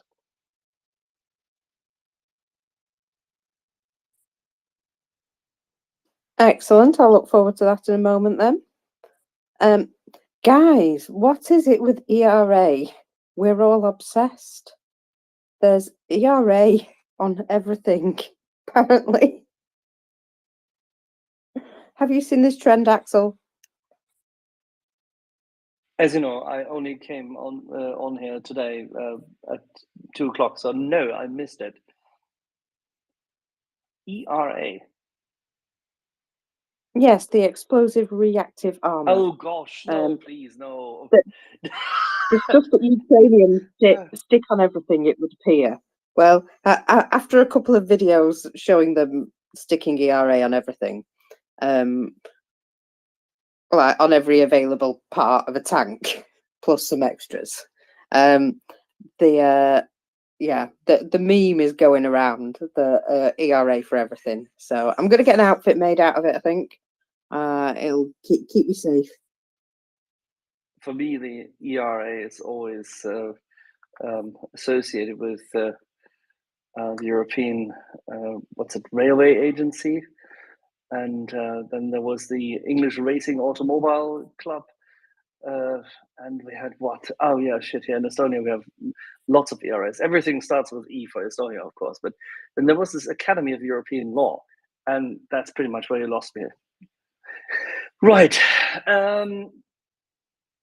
In the nest for everyone, quite literally, how fittingly, in the nest, we have some Easter eggs. Please look up yourself and have some fun.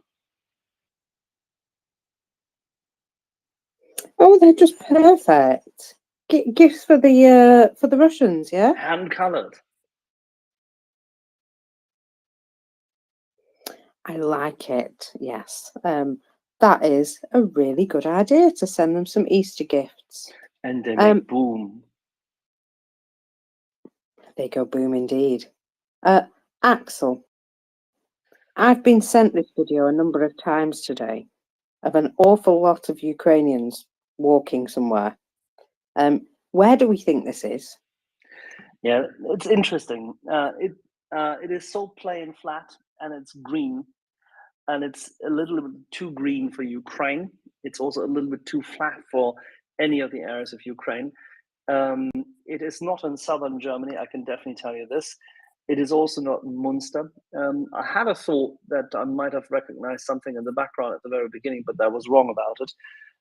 There is an area in northern Germany which looks quite like it, but I can't tag it to this. This does not really fit. So this is somewhere in Germany, but there are many yes, exercise. and I know them. I know them, but yes, I thought at the beginning that this might have been actually close to Galstedt, but it doesn't fit.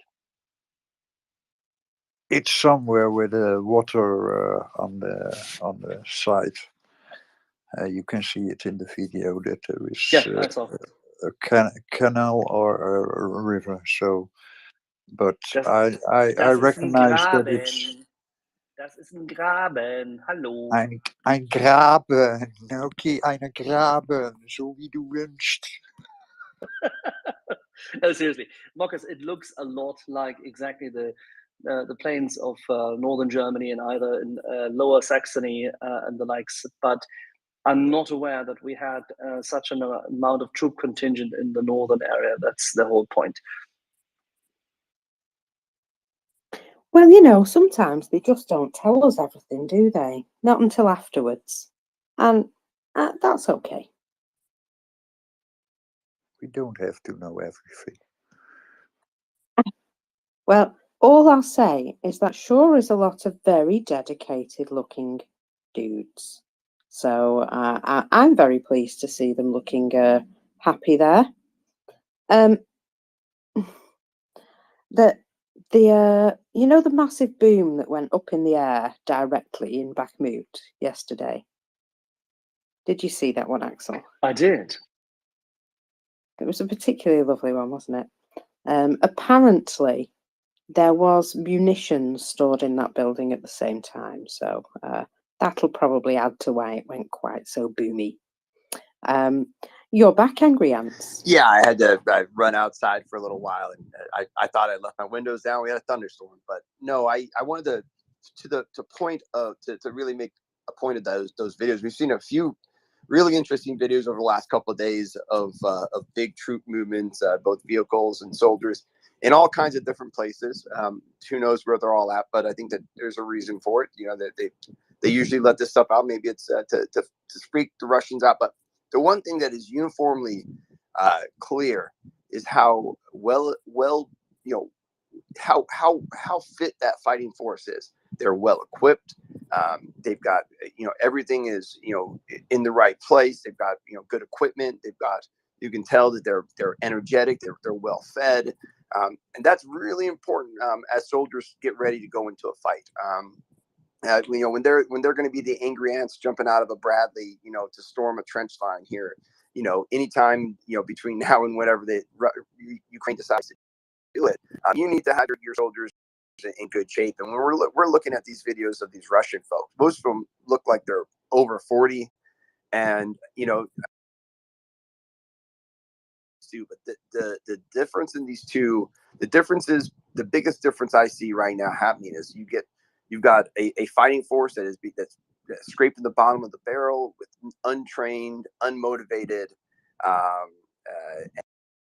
and lacking equipment, lacking modern equipment. Then you've got a Russian force that is being made up of well-fed, hungry, ready to fight, well-equipped, with some of the most modern equipment, along with equipment that it may not be modern in the newest terms, but still outdoes anything that Russia has. And it'll be really interesting, the scraping up all the bears, bringing in Leopard 1s versus a T-55 or T-54. I'll take that Leopard any day.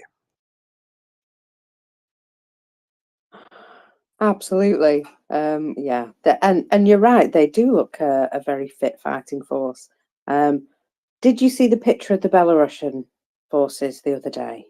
I must have missed it. Oh, bless. Every last one of them had a beer belly. It was just incredible. They were in formation, at least. Anda, my lovely, go ahead. So I have a question for Angry Ants, because he mentioned the fact that he noticed some difference between the two armies. Actually, I would like to. So I noticed another difference in how they are. I'm sorry, I'm tired. So, how are they equipping and preparing their quarters, right? Because they are human, and in 300 and are we past 400 days of war? You have to sleep. That's the bottom line. So people have to sleep on both sides. And one of the things that I noticed is that Ukrainians try to make their bunkers as cozy as possible. I think Scruff mentioned here in the space that they put pictures of their loved ones, of their children, up on the walls to remind them of home and what are they fighting for. And it's not ideal. It's nothing perfect, but it is as good as it gets in the circumstances, right? It's as good as it gets. So if you look in comparison what Russia is doing, there is no actual comparison, right? They are not preparing their bunkers. They are not taking care of where they sleep. They are not keeping clean around them. So it's always a mess. And I think that's also something that affects morale, right? If you cannot sleep properly, if you cannot recharge, you have enough to eat or proper food, that is getting to you at some point. No, and it's a great point to point out. There's a lot of reasons why you can tell a lot about how effective a unit is. Not even just a whole army. You can look at different units sometimes, to see how their discipline is and how they live and how they take care of their soldiers, etc. One of the big things that Russia lacks is frontline leadership, NCOs, sergeants, the guys and gals that work directly with the soldiers every single day. They're part of the team, but they have the ability to have leadership and maintain discipline. So to kind of like put this into a bigger picture, more people have died in any war from disease, from viruses, from things like that because of unsanitary conditions in history than actually have fought that died in war. So for a disciplined modern fighting force, taking care of your area, being disciplined and maintaining a tidy and neat area as much as you can, as best as you can, exactly how you said it, is incredibly important to not only maintain safety or your health, but maintain the morale. So yes, it is incredibly important to try and make your situation as good as possible. You try and make your conditions around you, even though it's not good. You do your best, and I see that happening. There's times where you may be in a 72-hour firefight, and the back of your Bradley gets completely messed up because you're empty water bottles, all kinds of bottles of other stuff too sometimes. But the first thing you do when you break contact as an NCO, before you take your boots off, before you take a nap, you do your basic whatever your tasks are to get that vehicle or that area ready to get into the fight again. So that's the number one thing. You clean your weapon before you go to sleep. You clean your weapon before you eat sometimes. And so having that discipline of those NCOs waking up every morning and say, you know what, I'm responsible for 5 soldiers and they live in a dugout.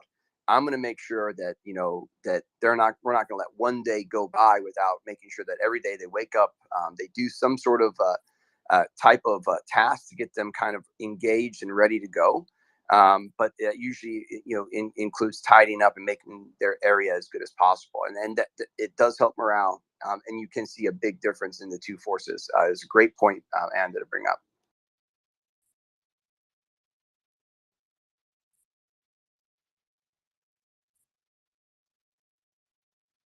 And we can say Happy Easter to our friend and colleague Victoria.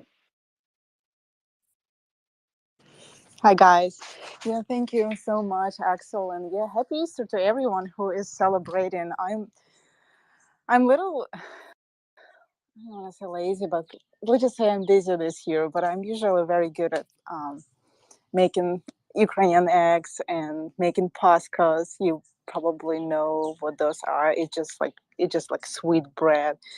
I don't know. This year just got a little busy and crazy, so I'm just a little behind. But happy Easter to everyone who is better than me.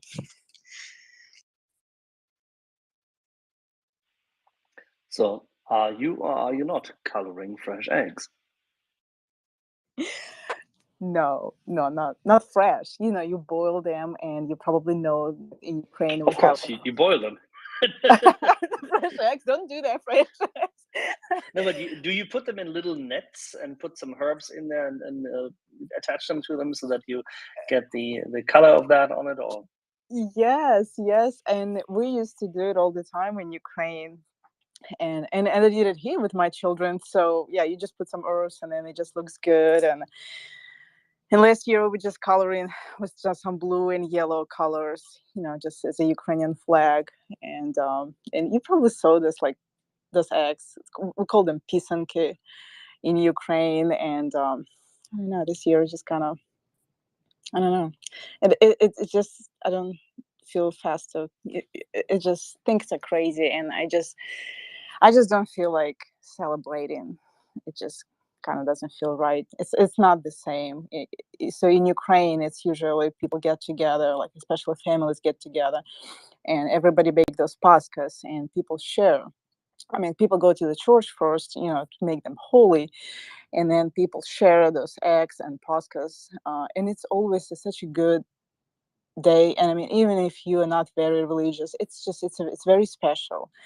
And right now, with with things that are going on in Ukraine, it just doesn't feel this way. And I don't know, maybe I just end up making something tonight. I guess we'll see. Please share it. Just tell me if anyone else is celebrating, and maybe you guys have a better Easter than me. well, in this household, obviously we have it twice. We had it last, and now we have it this weekend. So just what shall I say? It continues. It's the ongoing Eastering.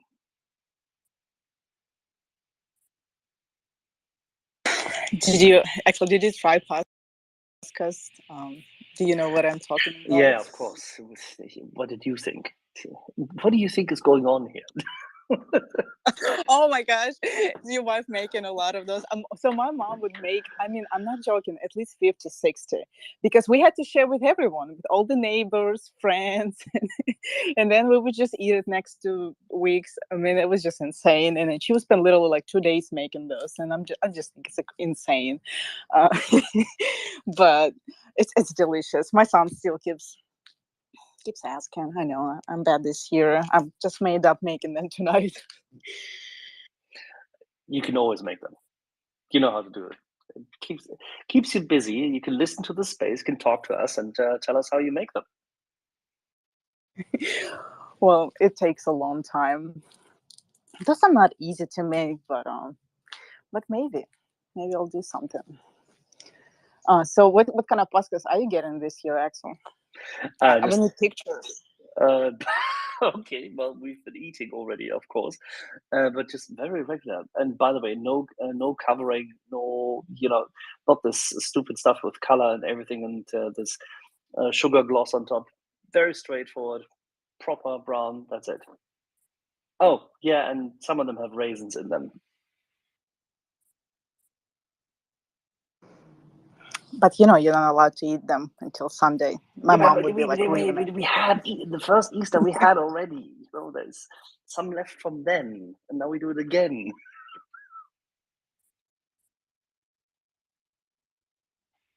Sounds like fun. Yeah, we should do something too. Like I said, just this year got a little crazy.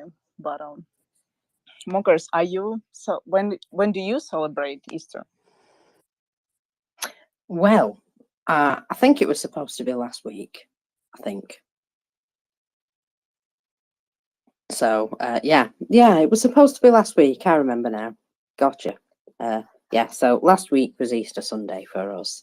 Last Sunday, but I don't mind. I'm easy. I'll celebrate anybody's festivals, feasts, joyous occasions. Quite happy to. By the way, Marcus, happy birthday again, guys. For those of you who don't know, it's her birthday. She's amazing. She's incredible. She does so much work, what you see in behind the scenes. And Marcus, thank you so much for what you're doing. And happy birthday. I hope you're having a wonderful day. I don't know, you should be celebrating right now, drinking wine and having some fun. Please. Wine doesn't agree with me. That's the problem. Yeah, wine is not my friend. I can get away with a rum, That's no problem. But wine is not my friend. No, you don't want to see me after a glass of wine. I'm like singing and dancing on tables, and then I just sort of collapse. Yeah, wine for some reason is a bit poisonous to me. Well, I think when people drink and then dance, after that, I think it means it's a good alcohol, Yeah, the problem is I go from that within like another half a glass to like dying in the bathroom. Yeah, it's not a good look.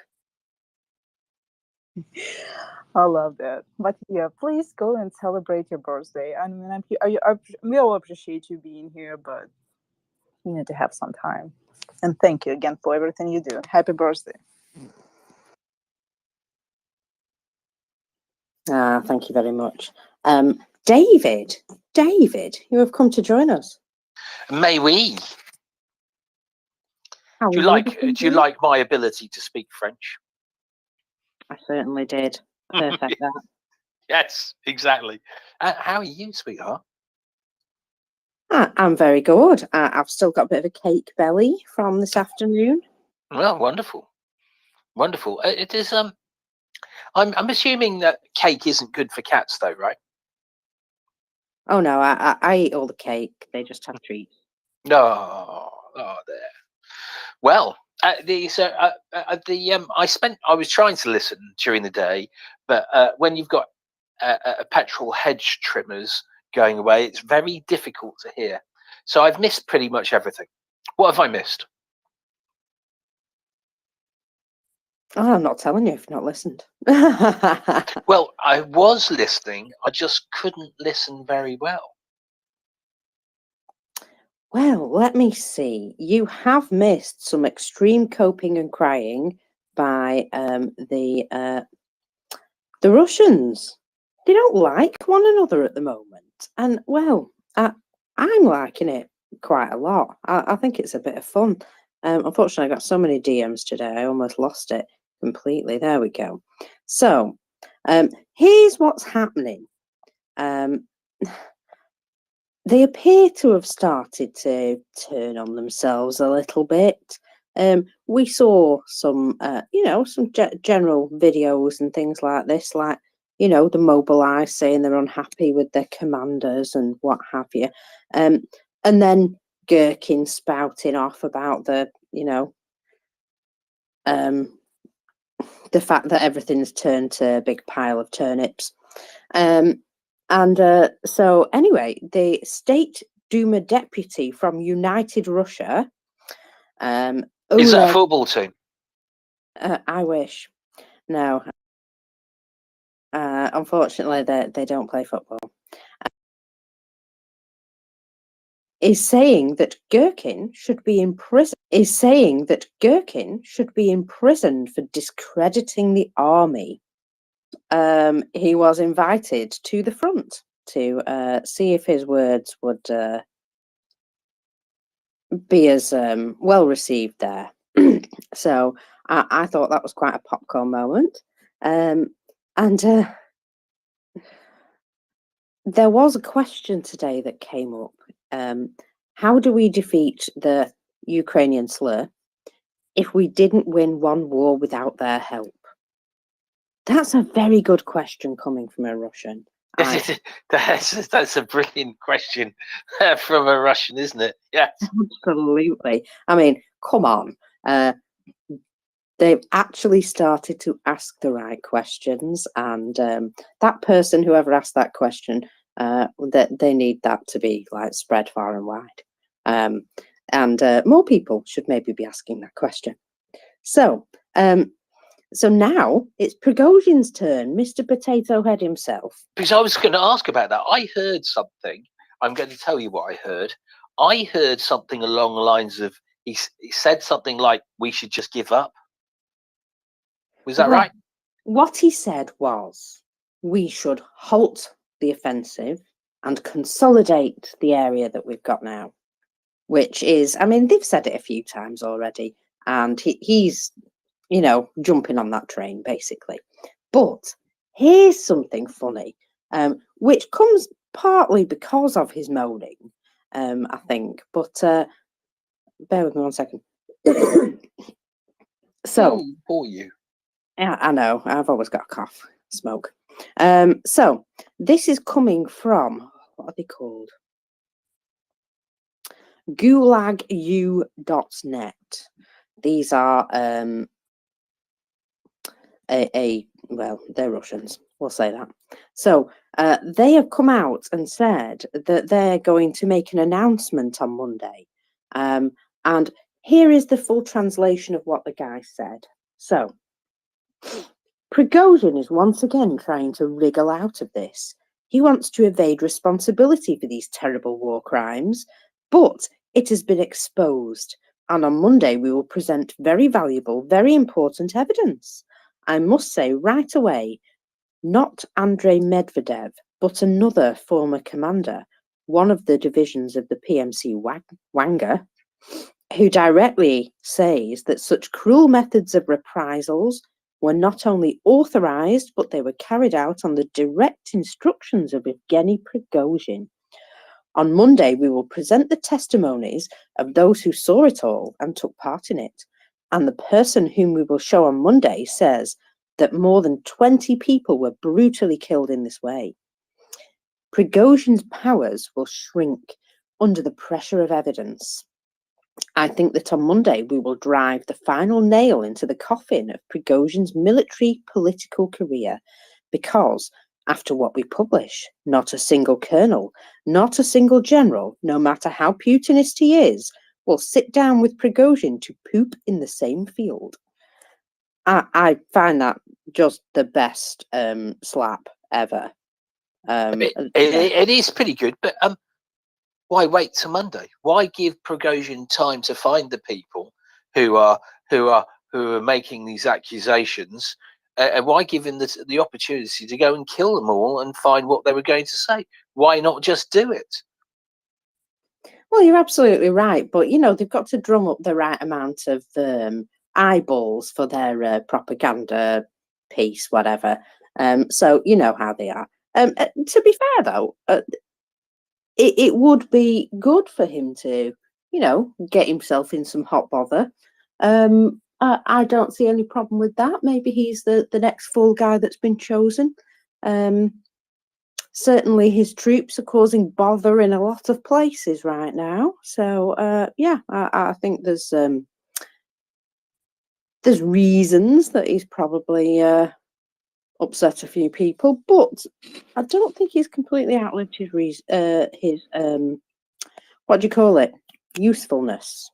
Don't think he's completely outlived his usefulness. I know, I don't think he has. But what I read into this is there are people starting to brick themselves for war crimes. So they're starting but he told us to do it. That's what I read into that. Yes, that's absolutely right. They're trying to distance themselves from it and say, nope, here's where the orders came from. This is the man, he encouraged it all. But of course, what they don't think about is the fact that, in most armies, if somebody gives you an illegal order, you can refuse to carry it out. And nobody seems to have, ever considered that might be an option. Probably because they don't really have the option in the Russian army. But still, there may be other ways. I've got hands. Sky Kiss, go ahead. Yeah, thank you, and happy cake eating. You've inspired me. I think I'll get some cake in my grocery order and celebrate the happy birthday mockers, with some cake. Yeah, we had a substantial boom. Was that last night in Bakhmut? Yes, it was. There was a very big boom in Bakhmut yesterday.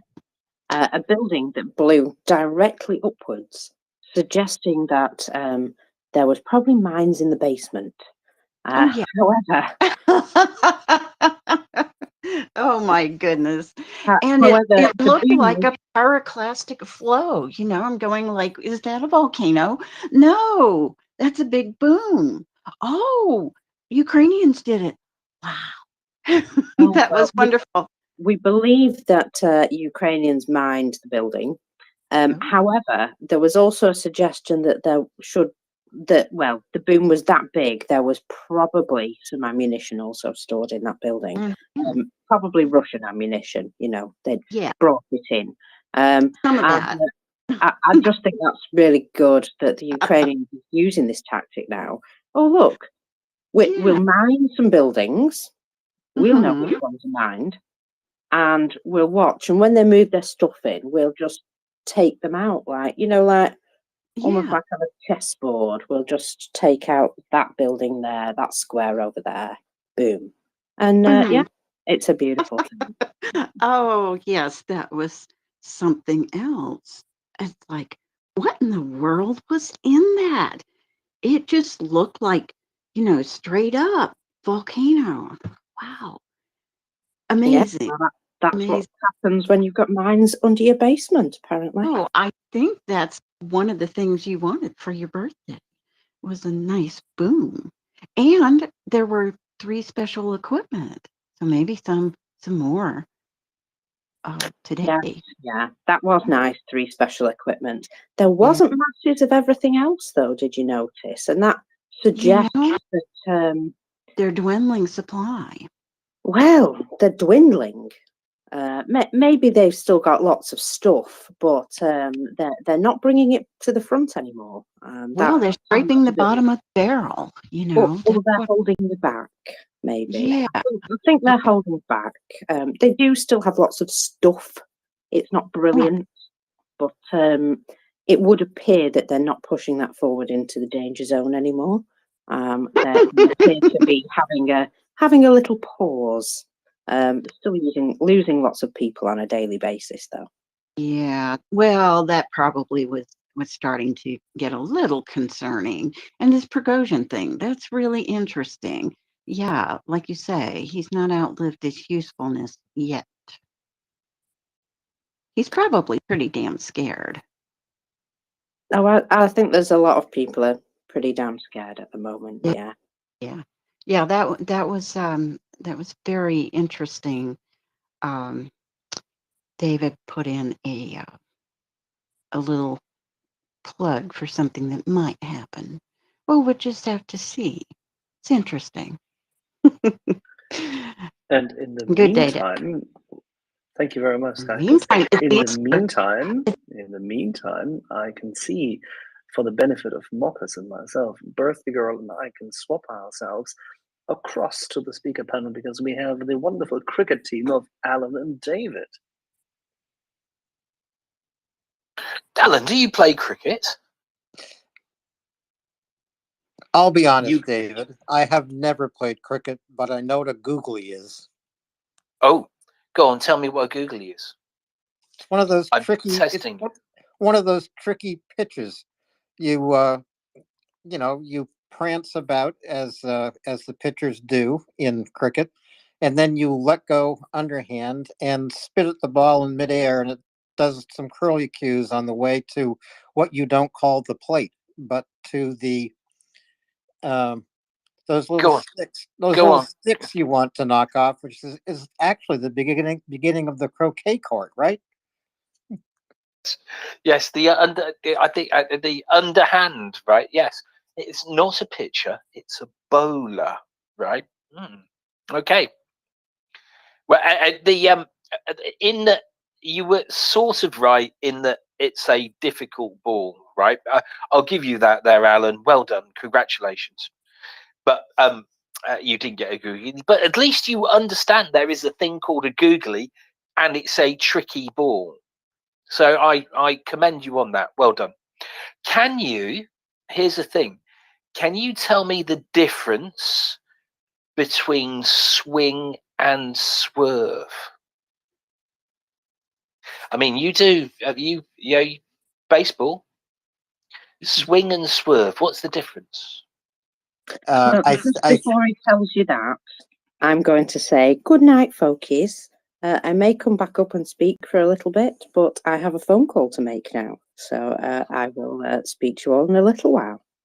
And I'll say Nos da et carrier to you.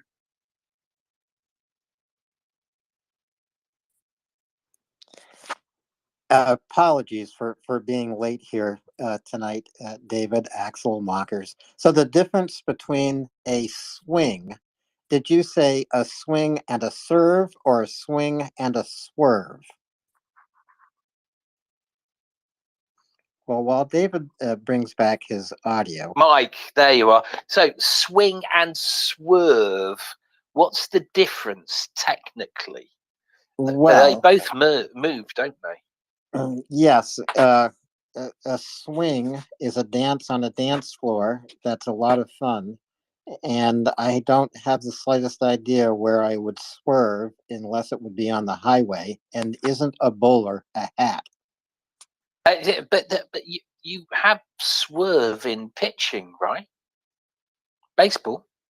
We have curveballs. But which would be swerve. Okay, so you can bowl a swerve, or what we will call a curve, and a swing might be another kind of tricky ball that you throw or pitch or Yes, bowl. Axel Axel is listening to this. Go. So here you are. There is a scientific principle that it involves. Can you name that? If you can, I was trying to think of something. I will do something nice for you. If you can't, then I won't do something nice for you. So does this have something to do with aerobics and the speed of air around the ball and whether or not can you throw a spitball in cricket? Oh, come on. Well, I mean, come on. So go on, you can say it. It starts with B. I would have said that you actually have to work against both friction and gravity. Bernoulli's principle. Bernoulli's principle. Yeah, okay, fine. But still, you have to work by means of the... fuck it. You do your thing. I have to do a phone call now. It's pressure. It's all to do with pressure. I know. About swing and swerve both do the same thing. There we are. Well, I was very close, and I do need new knees. Yes. I think we all do. Right, and I've got an alarm going off on my phone, so I'm going to go silent while I try and sort that out. So while David sorts out his alarms, we won't alarm you anymore with all this talk of cricket. A sport I have seen, I think only in films. I've never been to a cricket match and seen it live, but I have been to many a baseball game. Come to England, I'll take you to a match, Alan. There we are. Don't they last 2 or 3 days or weeks? Some may last 5 days. And they are very exciting. But we could go to something that just lasts just over 2 hours. That's a lot like baseball. Most baseball games last a couple of hours, 2.5 hours. But the thing about baseball is, conceptually, a baseball game can last forever. It's not played against a clock. It's played by runs and outs. It could conceptually last forever, which is one of the reasons I like the sport. See, and there you are. That's what you can have with cricket, especially with Test cricket, which is a magnificent game. Anyway, we will discuss this another time. Let's talk about other stuff. Do you, what should we talk about? I may have something to talk about. I'm going to let you get started then, David. Go right ahead. Okay, right. So I need to find it now. It's all very difficult. Right. So where are we? Oh yeah. There's a person who used to be in English politics called Andrew Levy, who occasionally tweets stuff out, right? And sometimes he used to tweet lots of stuff out because he was anti something that happened in the United Kingdom recently. Let's not call it by its name. Anyway, but he did tweet something out a little bit earlier, which was quite interesting. Let me find that tweet. Right, this may be difficult because there we are.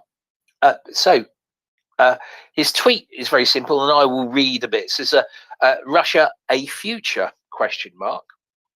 US intelligence leaks once again highlight the question of how Russia's war against Ukraine will end and the consequences of that for Russia, Europe, and the world. And he goes on to talk about an article by Dr. Ernst Jörg von Studnitz. I mean, he must be very. I mean, that's probably everything in there. There's a doctor in there.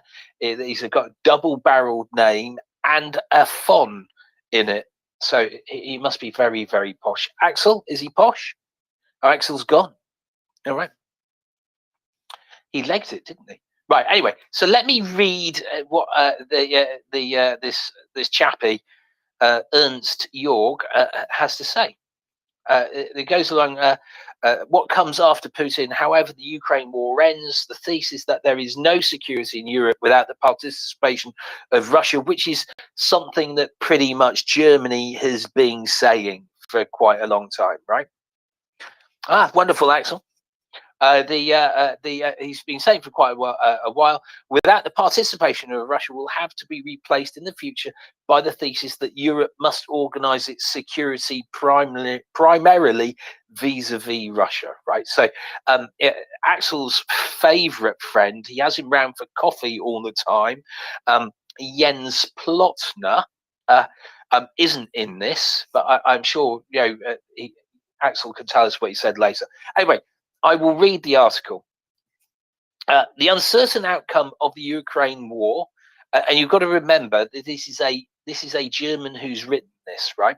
The uncertain outcome of the Ukraine war and the associated hope that Russian aggression will be repelled repeatedly, repelled. Oh, it should be in a comma. Repeatedly gives rise to considerations and a Russia which may have been forced to withdraw and thus suffer defeat should be spared the ignominy of the lost war. This is something that Macron and Scholz have both professed, haven't they? The mini loss, as they keep on talking about it, right? A comparison is then made in such statements to the defeat of the German Reich at the end of the First World War and the ominous Treaty of Versailles. It is said that great and proud Russia, I mean, could have not have used the word great, and proud Russia must be spared that. The question is whether this comparison is really correct, and also whether the concern behind it is that a humiliated Russia will only seek revenge, right? Since it is currently unlikely that Putin will give up the war, the war he's staging of his own record, it is more likely that the war will only end after Putin's departure. However, that is executed. Similarly, in 1917, sorry, I like the word executed, by the way. Similarly, in 1917, when Russian troops refused to continue fighting, this could be triggered by mutiny on the front lines in Ukraine. In view of the poor supply situation of the troops, coupled with the officers' reluctance to take responsibility, there are already the first signs of this. It is also conceivable that the top military leadership in Moscow will stage a coup against Putin, who sent the army. Russia's pride to a catastrophic defeat. Such a step would indeed be revolutionary, because Russia has always boasted that there was no Bonapartism, that is military putsch. Secret Service could pose a threat to Putin. Finally, a third danger for Putin could emanate from the so-called oligarchs who owe their wealth and security to Putin alone. They could increasingly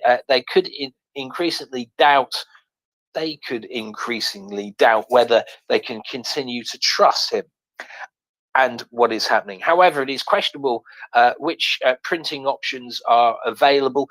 Forgive that there's some grammar and weird thing. That's because I used Google Translate, by the way. I'm just where did printing come in from it? They would look at the answer. So printing options are available to them. They would have to look out for allies in the power apparatus. This is where the intelligence apparatus comes in. Putin's main backing so far, but that too can change. In a book, Putin's People, Catherine Belton described how the KGB in the late phase of the Soviet Union remembered its own interests and brought large amounts of money to safety in Western countries. So if relevant circles in the FSB Secret Service come to the conclusion that Putin has failed, there could be a movement of save yourself if you can. With Putin's demise certain, but not at a specific time, the question of Russia's fate arises. Will chaos ensue as it did after the February 1917 revolution, when Republican politicians, unable to establish a democratic state, fell victim to the cold-blooded determination of Lenin's Bolsheviks? The end of Tsarist rule meant the splintering of the outskirts conquered by the Tsarist Empire in the West, the Baltic Republics, Finland, and what was known as Congress Poland, but also Belarus and the Ukraine.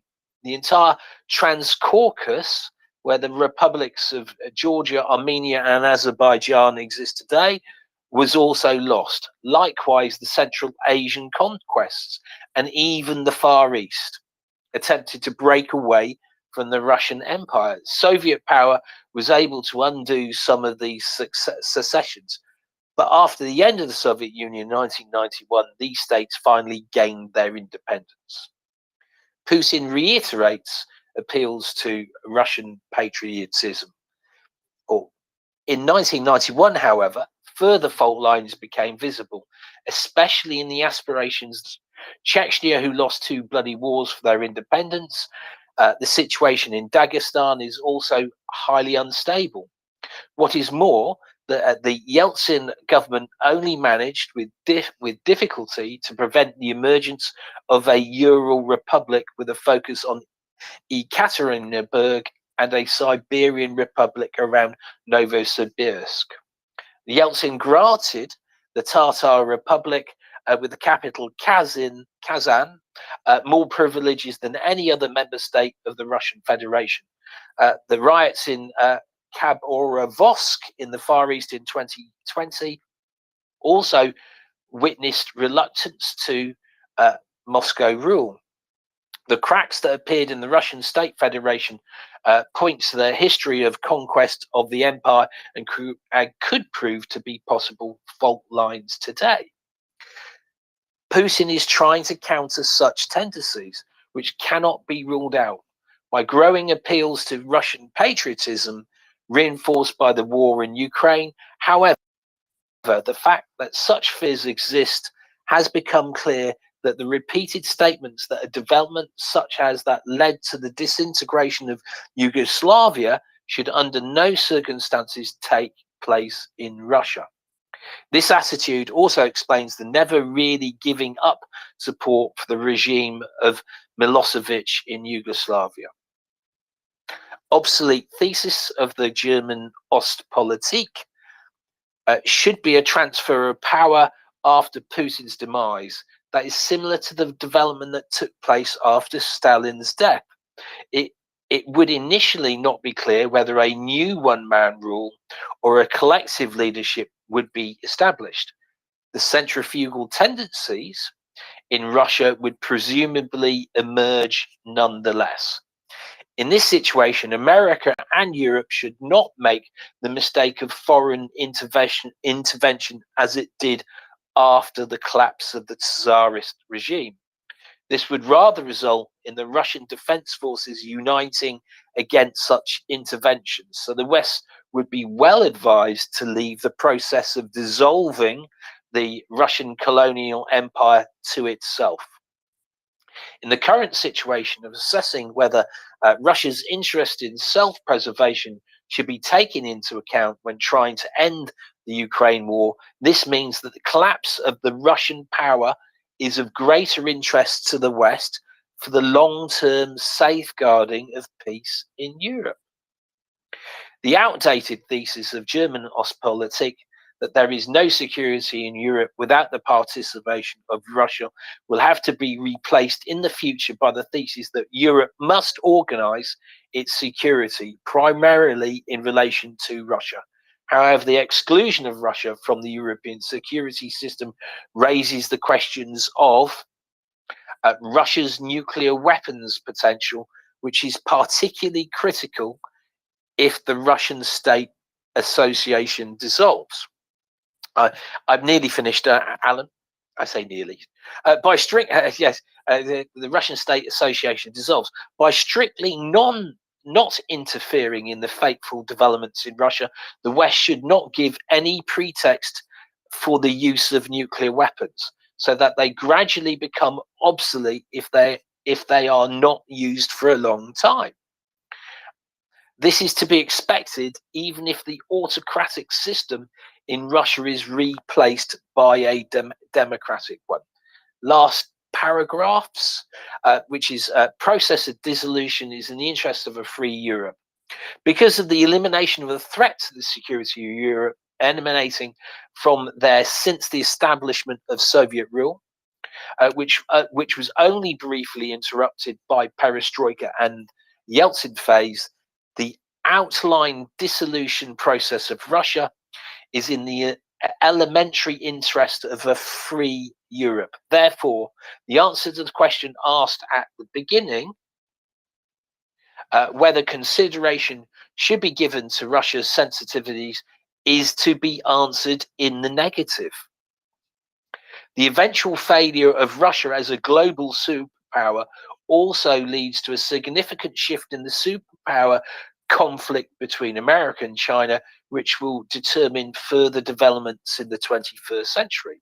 China is well aware of the value of a strong Russia at its side and will definitely be impaired in its global political performance if Russia fails.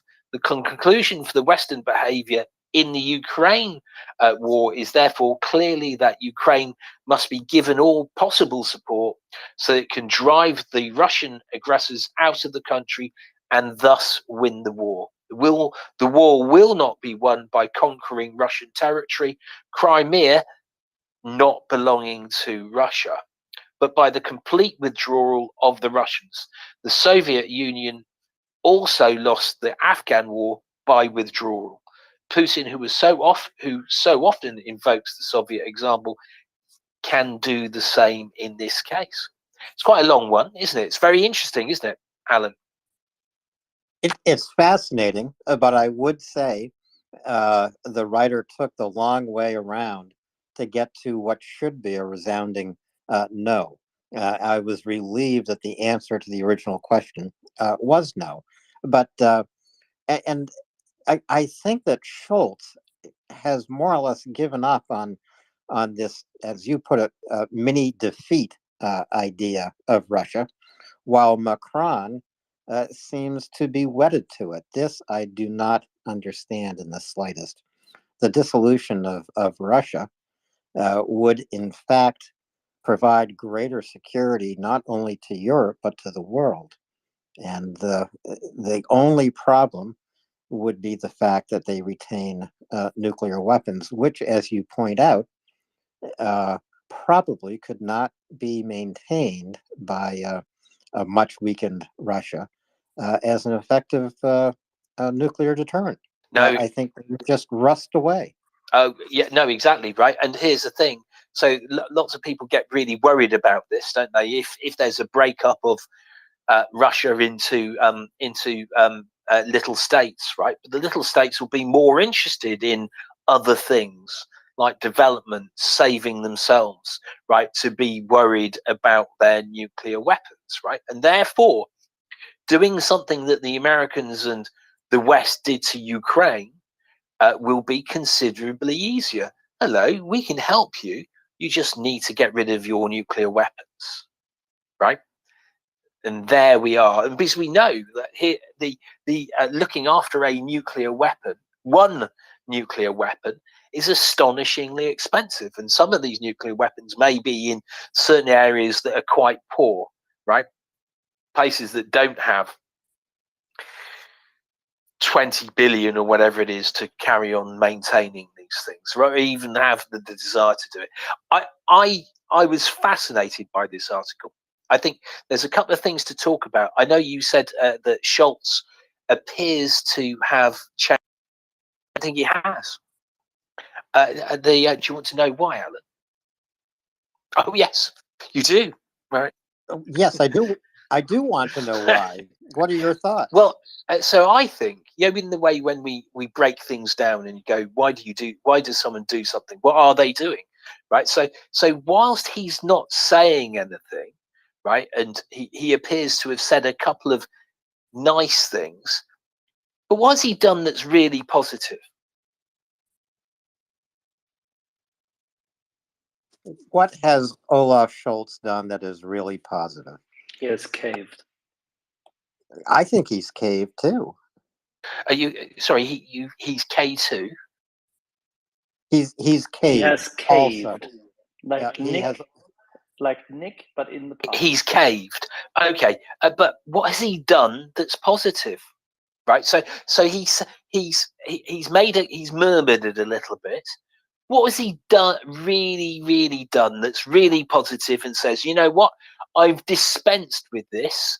We're going 100% all out to screw Russia, which would, in actual fact, be a demonstration that he's changed his mind, right? No, it would actually be a demonstration that Axel he would desperately have wants had to say relinquished his post. Quick, mute him. Do you hear me? I hear you, Axel. I can't hear Dave Axel. doesn't. Do I have to? Oh. You must be so happy, David. Yes. Anyway. So the question was to you, Alan. What has Scholz done that's been really positive? Well, I did hear that very positive speech he delivered. I do. I mean, we should set the leopards aside. They might have been freed, but it took a damn long time to do that. And the federal German government has approved export of MiGs to Ukraine. So what has Scholz done that is truly positive, aside from that speech he made? Well, hasn't he agreed to train Ukrainians, deliver more ammunition, etc.? You're stumping me, David. I can't answer the question. I can help if you No, want exactly, to. right? Because he hasn't really, has he? Right? So he's done some stuff, but they were already doing that stuff. Now, the one thing is they didn't prevaricate on the MiGs, though, right? So they signed that off, thereby demonstrating they could have signed off immediately on everything else, right? So he's done is demonstrated his utter uselessness and just how I'm trying. I can't use the word that I want to use. But anyway, just assume it's a nasty word. Just demonstrated how wrong he got it. So David, one quick question: can you hear Axel now? Axel recycled. Let's try this again. No, I can't. Victoria, I will drop and I'll come back in. Okay. Okay, but please do that, David. I really want to continue this discussion because it is fascinating. So we'll refer back to the article that David read, but there are many fascinating things about it. I think that not all the history that's referred to is quite right or delivered in a well-conceived way. For example, I mean, if you look at the history of World War One, the Germans actually won the war on the Eastern front, but lost it on the Western front, and therefore had to sue for peace. And this led to a series of conflicts, which really continued the First World War until the Poles defeated the Russians. That's my take on on the history of the end of the First World War. But Axel, what do you think? Is that? Yes, in result, absolutely. Yes, in result, absolutely. The German Empire, you have to say, managed to overly support the Austro-Hungarians in every shape or form, and they managed to attrit the Russian Empire and then beat it. But then again, if you look at the forces at that point in time, there's actually no surprise. What happened on the Western Front is that they had the opportunity a few times to ensure that this war ends, and they failed to end it. The war should have ended pretty much after Verdun had been bogged down. But the French, who, I know this is not popular, but the French were equally responsible for the start of the First World War, together with the Russians, as the Germans were. The French wanted to carry on the war at that point in time. And Clemenceau has stated this many, many times. Foch, Pétain, you name them, all of them.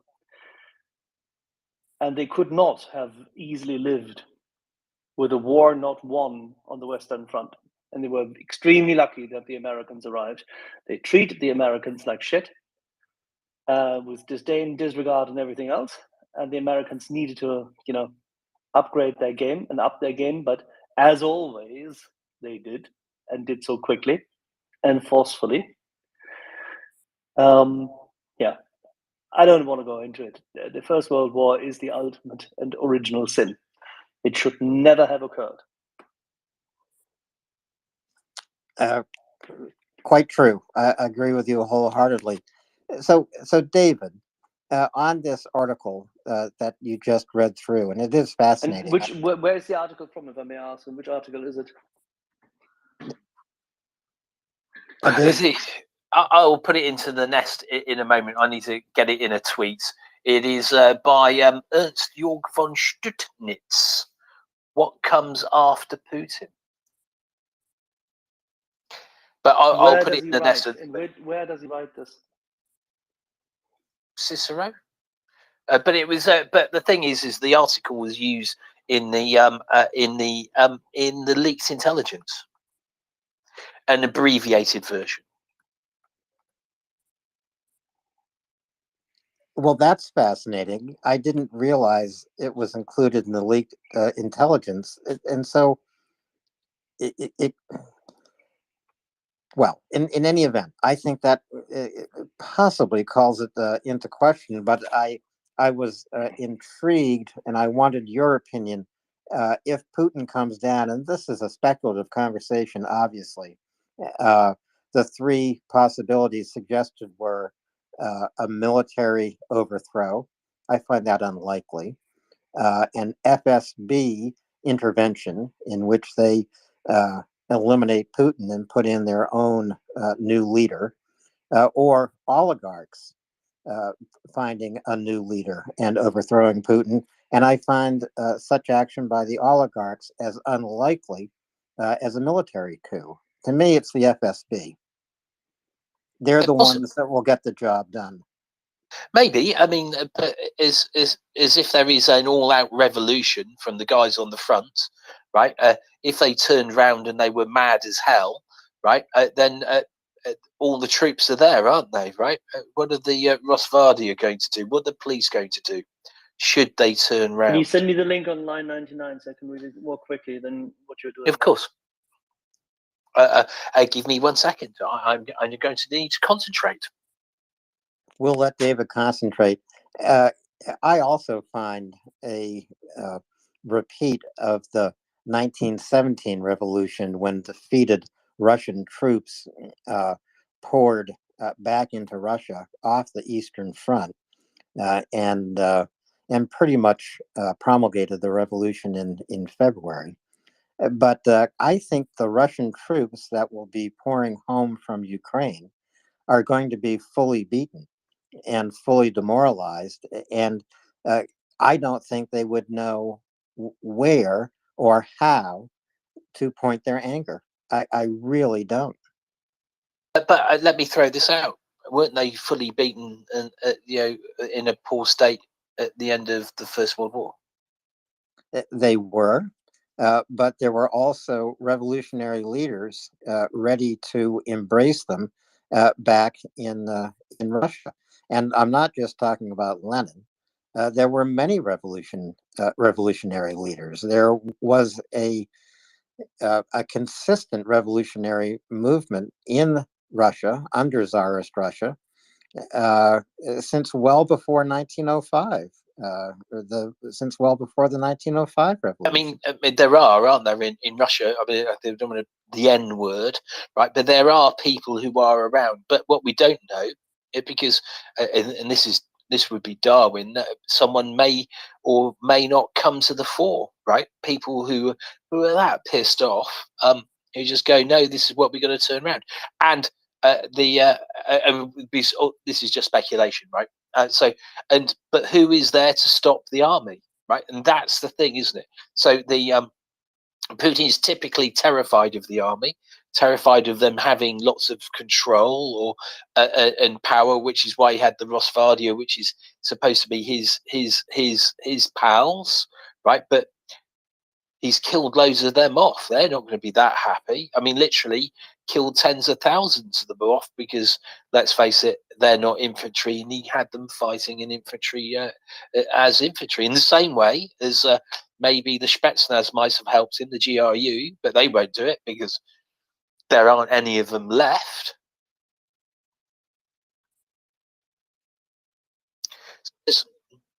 Well, I also think it's unclear, David, who the soldiers would endorse. Which of their commanders would they endorse as a leader, either of the army, which has performed so badly, or as leader of a nation? Certainly not Hitler was a Gerasimov. corporal, though, right? This is true. So you're saying there's some, and Gaddafi was what, a colonel? Yeah, I mean the guy who's the name of the Democratic Republic Congo.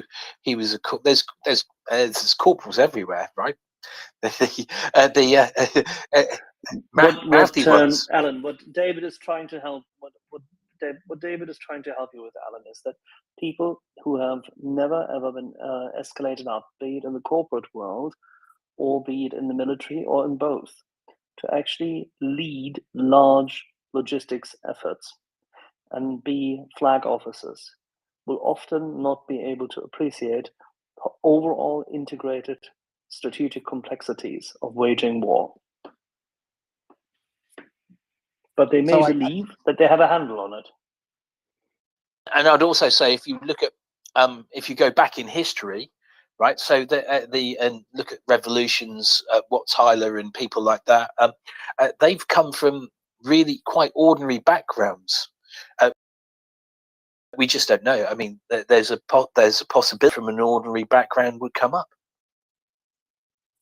Well, I agree with that. I mean, that's where Napoleon came from. Was he a corporal as well? He was at one time. I don't know. He was a lieutenant. Napoleon was a lieutenant and then was escalated up. And I think the last rank he had in the Revolutionary Army was the major. And he was. Oh, sorry, Alan. Keep talking. I was just going to say he was an artilleryman too, right? Yes, he did artillery, and then he did artillery logistics. So basically, David, what you're saying is we are looking for an unknown corporal somewhere in the Russian military to lead Russia as a nation. We just don't know who it is yet. No, exactly right. There could be coming up. I mean, did you see the video of that really big bloke, who was very upset, the Russian guy who basically said, "Unless you sort yourselves out, I'm coming up to your office and I'm going to start ripping arms off." I did not see that video. Well, are you saying physically big or big in reputation? Oh, I don't know about his reputation. He was big. And there were other people in the army, other people there, and he was saying this. I don't know, it was a Russian colonel, right? He was saying, "Listen, if you don't sort yourself out, I'm coming up there and ripping arms off." And you could see people around him,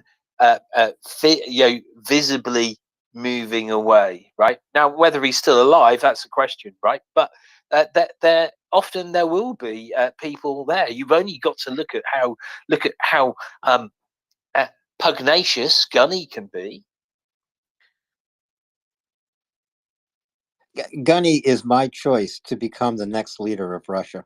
So we should we need to basically get Gunny over there and get them sorted out. It'd be done very quickly. He'd have to sort out his accent. They would never believe him. So another a serious question for you, David, is Prigozhin. Is Prigozhin basically playing his end game at the moment? And by that, I mean it's a game that's going to end him. It's not going to end Putin. It's not going to end the Russia we know. I mean, he's pretty much finished. He needs to go to Africa. He needs a power base. He needs to showcase that he can be successful and relevant for whoever will lead Russia in future. Therefore, he needs to tap out of the failure he committed. I doubt that he has any chance of survival, by the way. No, if he went to somewhere like Africa, he may find some protection there. But yeah, he's made a lot of mistakes, hasn't he? I mean, but this is the thing, isn't it? When you just lead by violence and everything else, just you end up with problems. David, we have generated many. We have. And as the order that I recall would be Mete, Oyvind, and now Steve. So we should begin with Mete. I'll try to be short. It's been like 2 hours, and there's been so many topics. But Prigozhin, I read that FBI hasn't declared them as a terrorist organization because they are actually going to hit him in Africa, and US has some interests of the African countries as well, where he's Criminal active. organization, Meta criminal organization. They did Yeah, not but term it's them. Not, yeah. but They it's have different. said It's that criminal it's criminal, organization. but not terrorist. Exactly. So It's extremely important because it's yeah. otherwise it would be a completely different effort. Yeah, but you know, the reason they are not doing it after the beheadings and everything, there's been a big fuss, of course, that they should be called terrorists. But the reason behind that the US hasn't done that is because they are doing an operation in Africa to get, you know, he's controlling diamond mines and killing Chinese workers, etc. there. So they sort of want to have these African countries both as allies as well as you know get Wangers out of there. I don't know if it's true, but it was a source that I sort of trust, that I heard that. But then there's another question. You know, we have something similar to baseball in Finland, and this swerve. I was a really good hitter. I was a terrible catcher, but you know, I really want to know what a swerve is. In terms of a hit. I will explain the difference between swing and swerve a little bit later. All right. But I will explain it. All right. Then the third thing, David said, what is the best thing Olaf Scholz has done? And I answer it. He lets Pistorius and Bombach do their job. That's the best thing that he has done. But Meta, he doesn't do that. Ms. Baerbock has absolutely no decision capacity. Every single project, every single initiative she has stated thus far has been called back. Most of them were complete crap and non-deliverable. And B, whenever she says something sensible, he called it back because it was too sensible. So as such, she has no power. She is in the minority in the coalition. She's always called back. There is the so-called Richtlinienkompetenz, which is the competency for the guidance, setting the guidance and guidelines of politics, and that is vested in the chancellor. The foreign minister acts at the behest and at the direction of the chancellor. And he has made this very clear already last year in November. And therefore, Ms. Baerbock, with her utopian ideas, has absolutely no relevance. And when she says something, however, standing next to the foreign minister of the Chinese now, that is something which definitely will have been accorded with Mr. Scholz, because whilst he may not like it, because in the state he supports, which is, by the way, Lower Saxony more than the state of Hamburg, is, of course, Volkswagen, one of the biggest investors in China and also most dependent on China. But Volkswagen is not a fully private operating company, because it's a company which, in a very large extent, controlled by the Socialist Party and the state of Lower Saxony. Where, by the way, everything she said? hail from. She has Everything nothing she to said say. was unauthorized. No, she has nothing to say. She has no power. That's the whole point. Okay. She just is the foreign minister, which in Germany, since the days of Mr. Genscher, has been as powerless as can be. Oh, it's sort of, what Putin wants. It's like Europe is, think about this, the state of Europe at the moment, and a foreign minister of Germany who has no power goes to straighten up a nuclear power president of France about the opinions about the Taiwanese war and, all these things that 90% of Europe is against. It's just very, very screwed up at the moment. No, it continues to be the same as always. It's nothing new under the sun. All right, that is for me. There's a lot of hands on. Since the days of Helmut Kohl versus François Mitterrand, there's nothing new under the sun. Yeah, but in this situation of the world, but it's like, it's so screwed up. But anyway, sorry about this long, but I want to hear the swerve thing later. Before we swerve away, can we just, David, you sent the article. Let's talk about Mr. von Stuttnitz. Yes, but 1 second. I want to finish one bit, Meta. This is for Alan as well. So Meta's just highlighted what Scholz hasn't done. He's just done nothing, right? That was my point. That's right. But Pistorius has been. Oh, I think Pistorius has. But done. it's not really doing anything, right? No, so it's doing the minimum. He's just releasing what is available, has been available, and what has been blocked. Exactly. Essentially, yeah.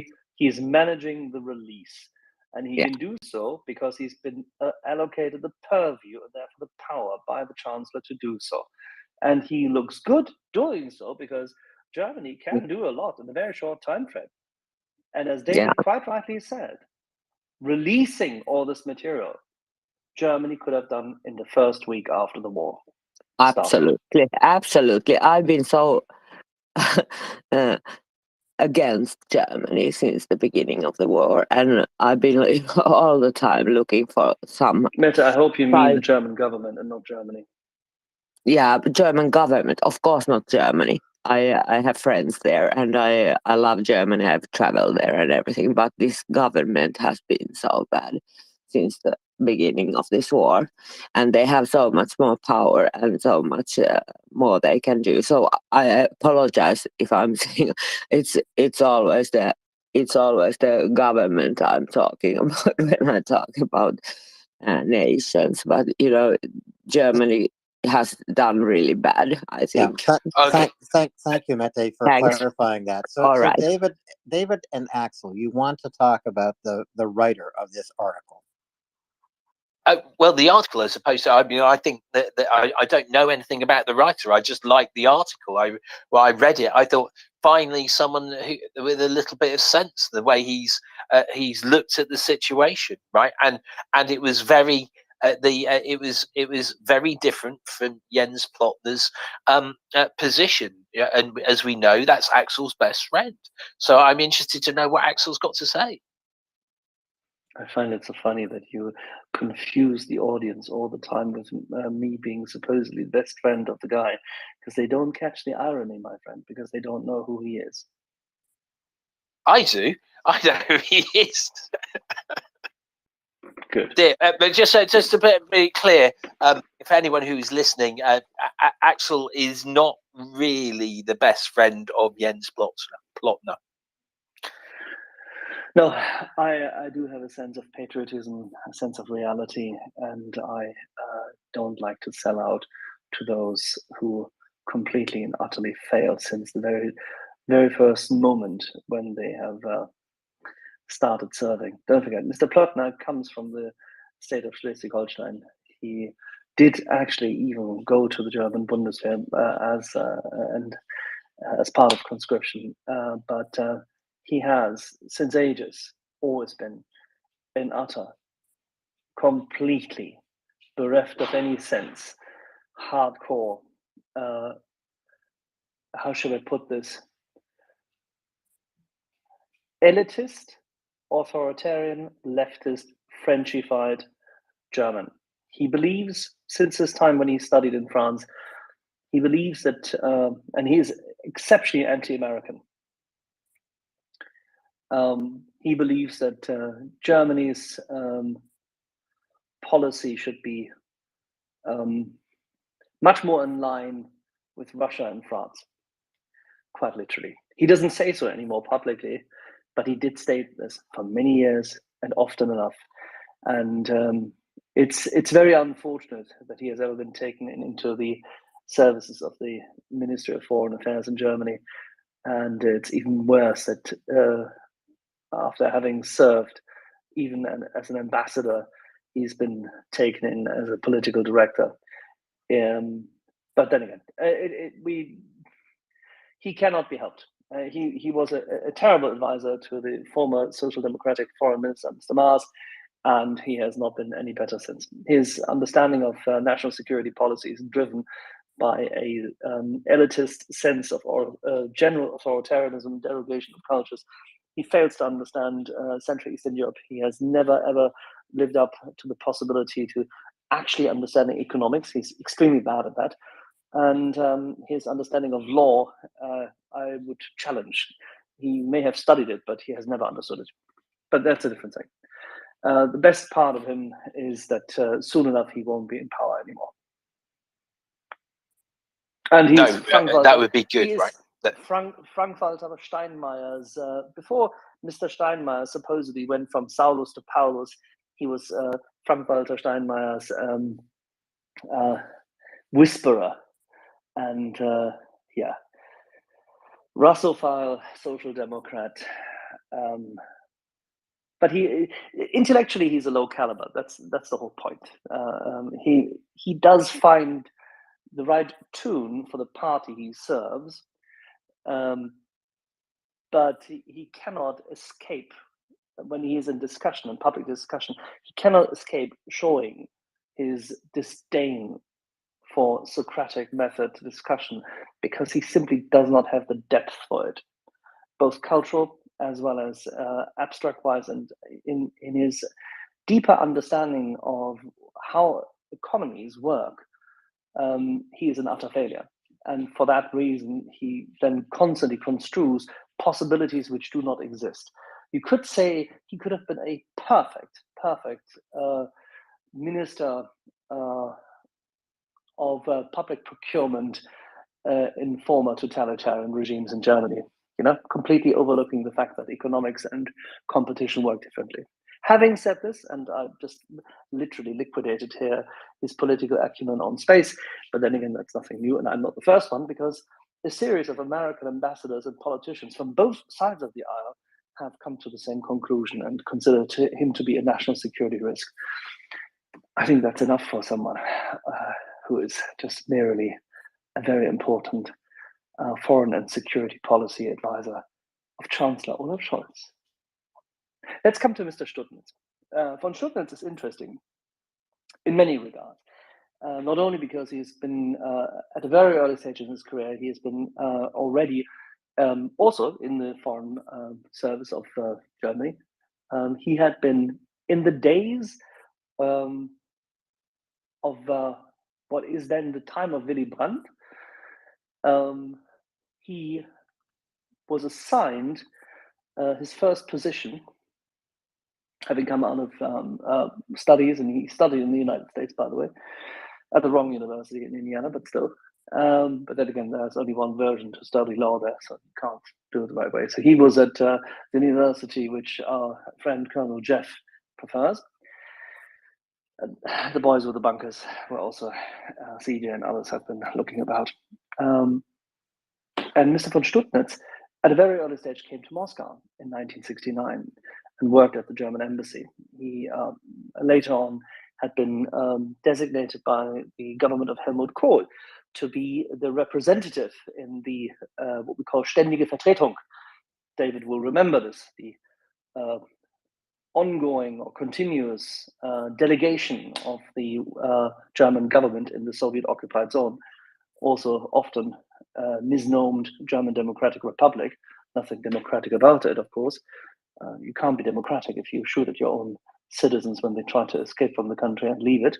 But there you go. I think most people by now understand this, apart from Bernie Sanders, of course.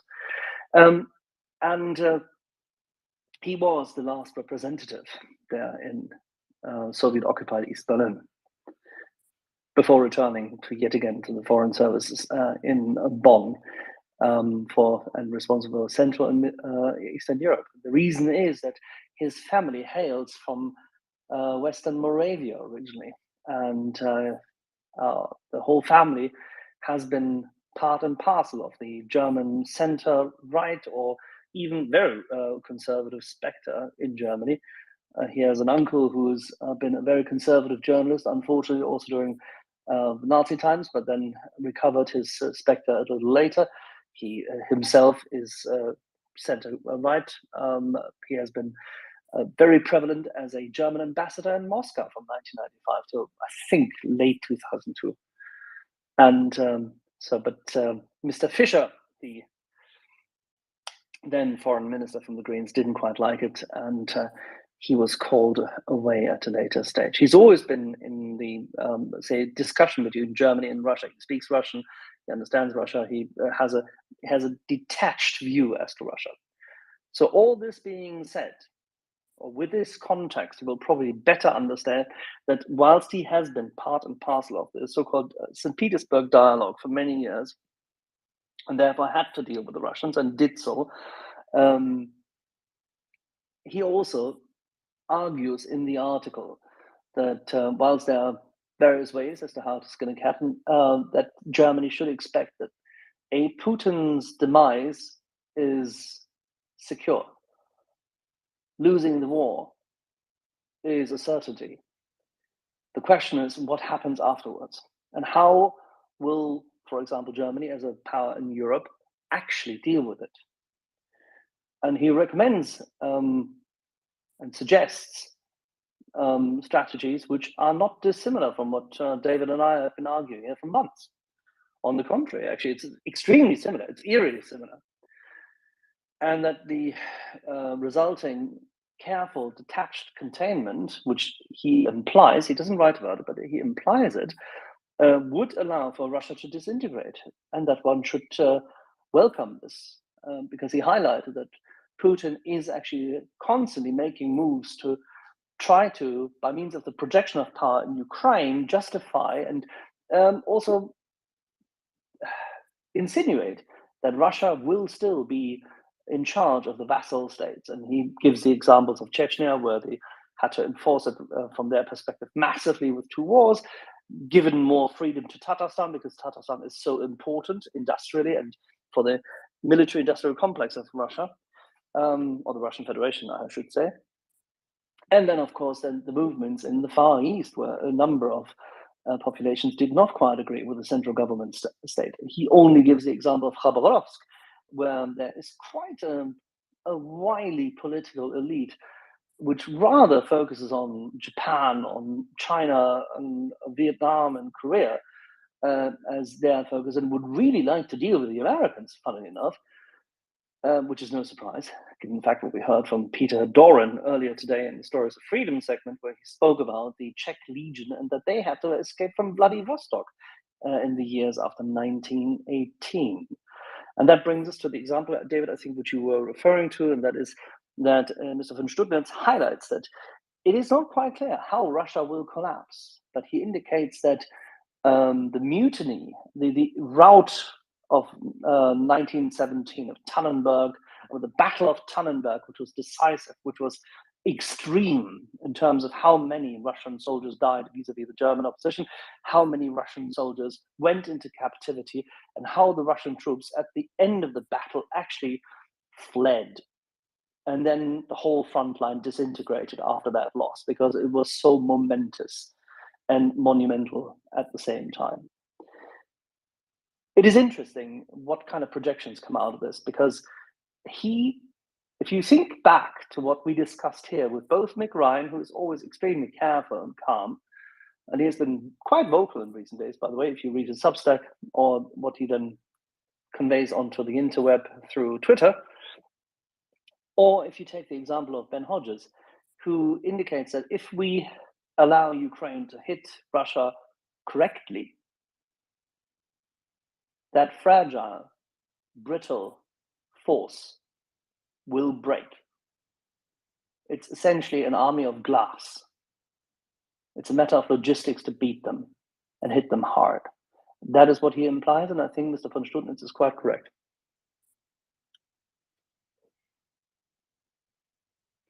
Well, I can just interject here, but unfortunately, without specifics, I'll try to look them up and bring these specifics to you.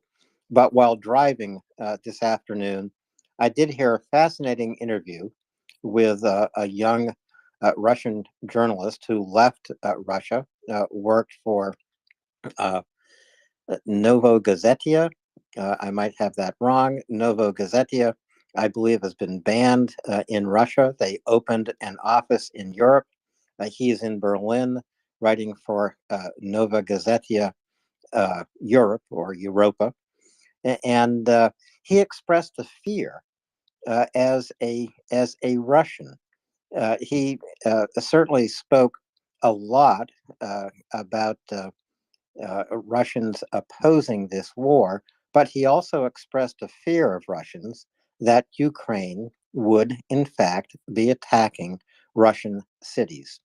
Belgorod, even Moscow. He cited the appearance of Ukrainian drones, a crash landing outside Moscow and in other areas of Russia. And he expressed this as a real fear of Russians who are observing this war. They believe Ukraine is going to attack them.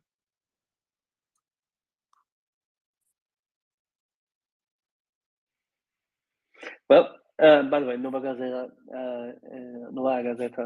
is quite funny in one regard, because it's obviously, it is the paper which founded by those who left Komsomolska Pravda, Komsomolska meaning the Young Pioneer Organization, Pravda being the truth, of course, as you know, Izvestia and Pravda.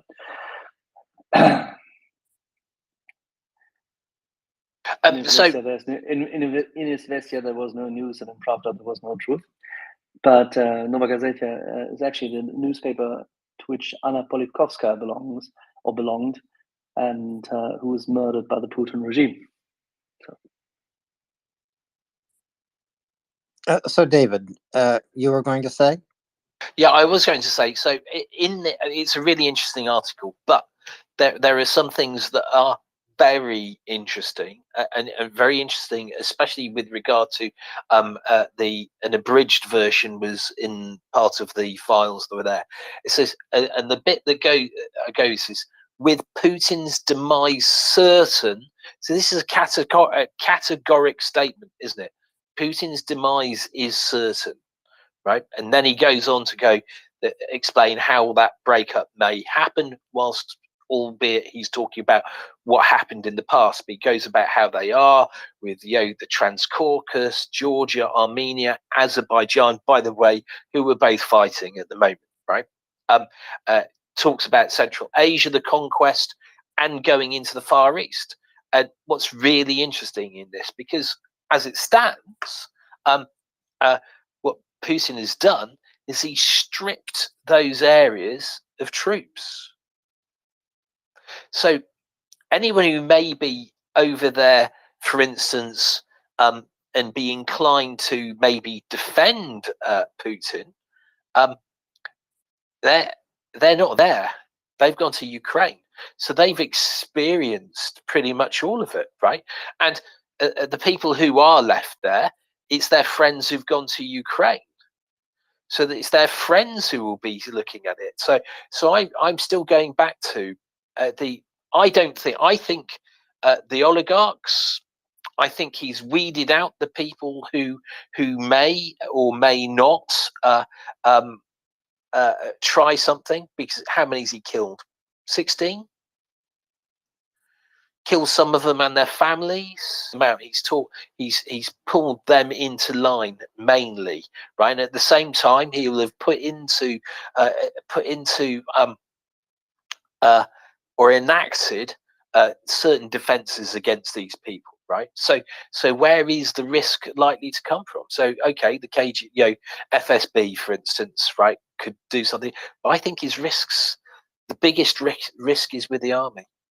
People pissed off when they because when they run, and they will run, right? Because guess what?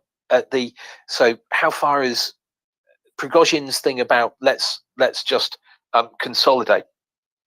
Not possible for them to consolidate. The only way they've able to even hold back is by constantly attacking, right? So number of troops are dropping significantly, and they're going for another 145,000, but 145,000 isn't enough for them now.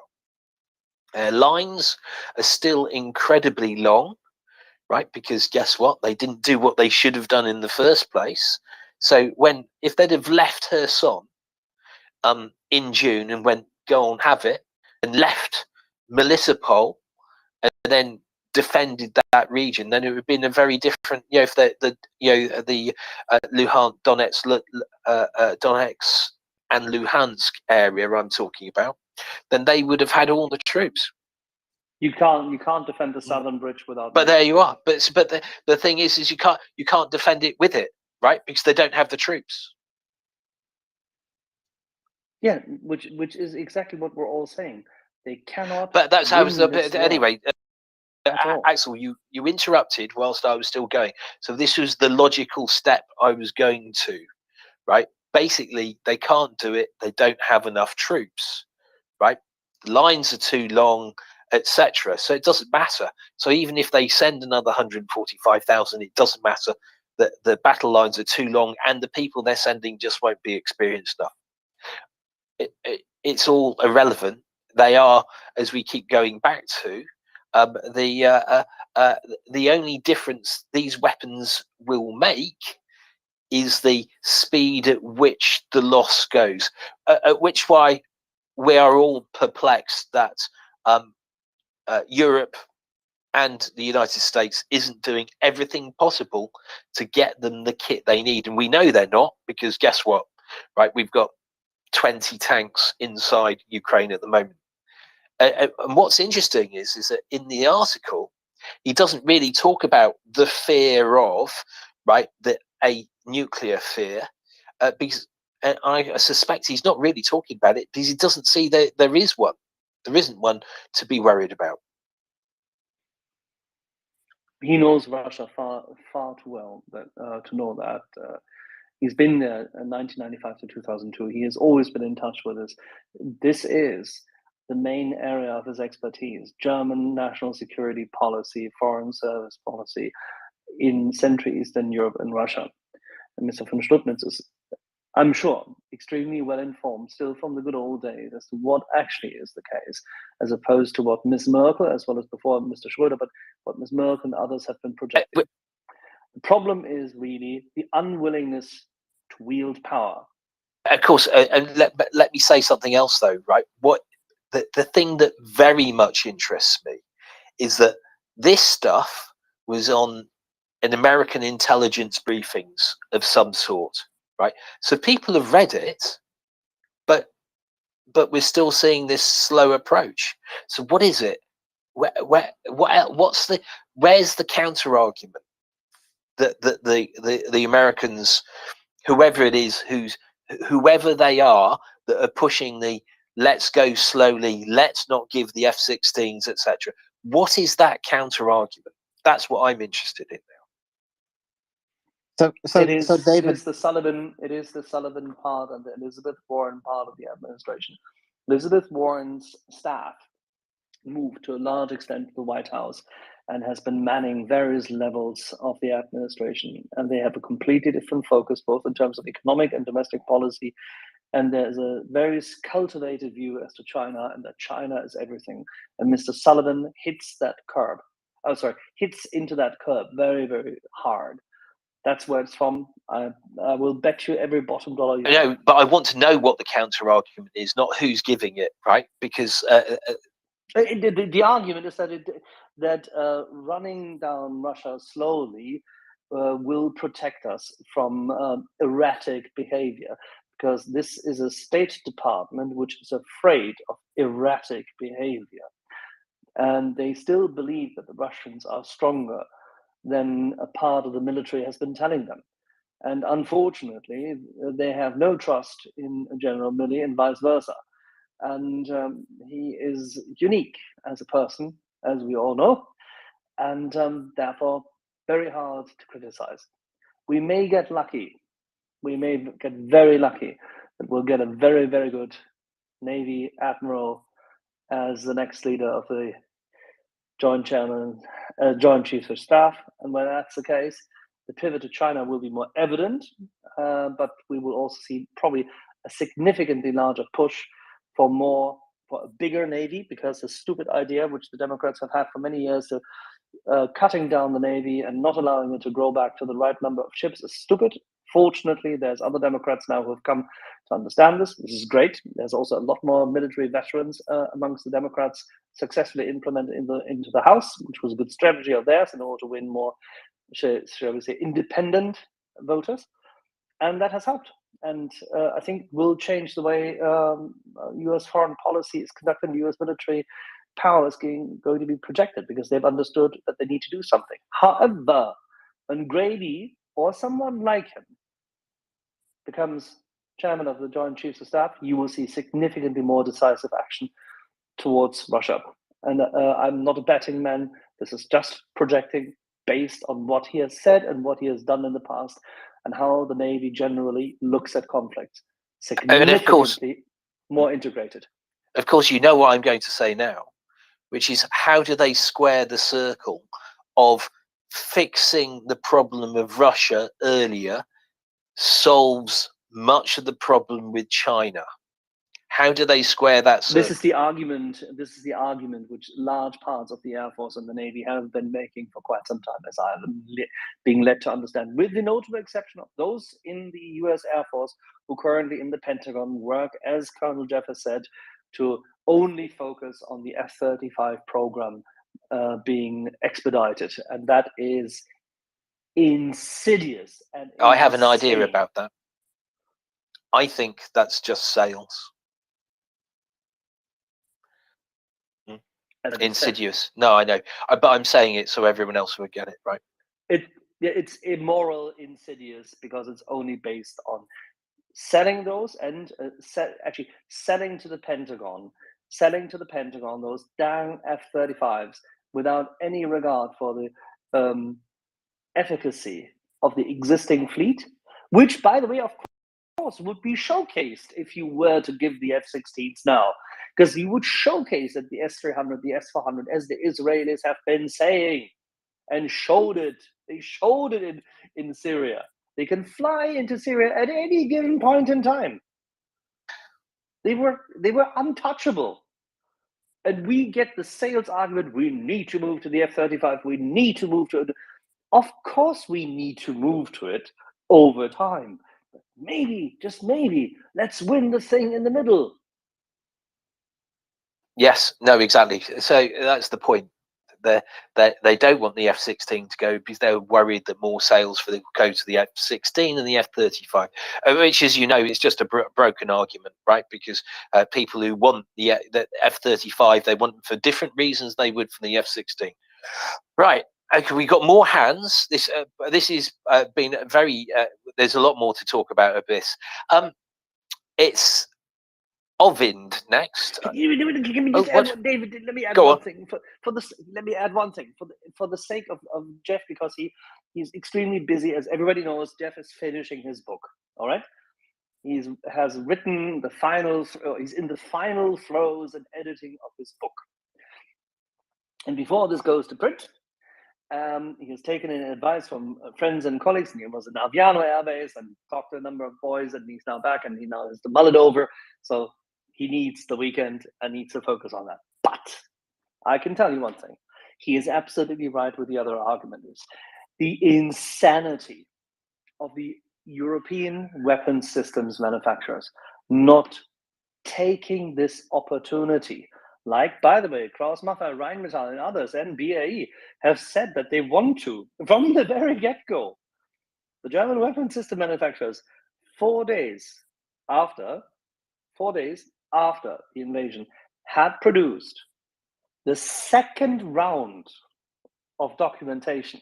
Because 2 days after the invasion, they had immediately submitted what is available, what could be done. 4 days into it, they had submitted a full-blown paper and an inventory list and everything else, what should be done.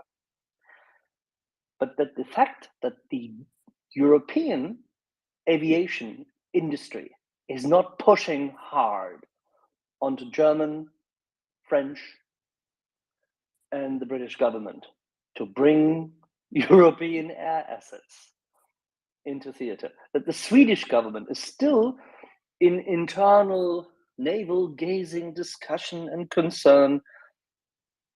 The Gripen hasn't been sold proper because it hasn't been anywhere.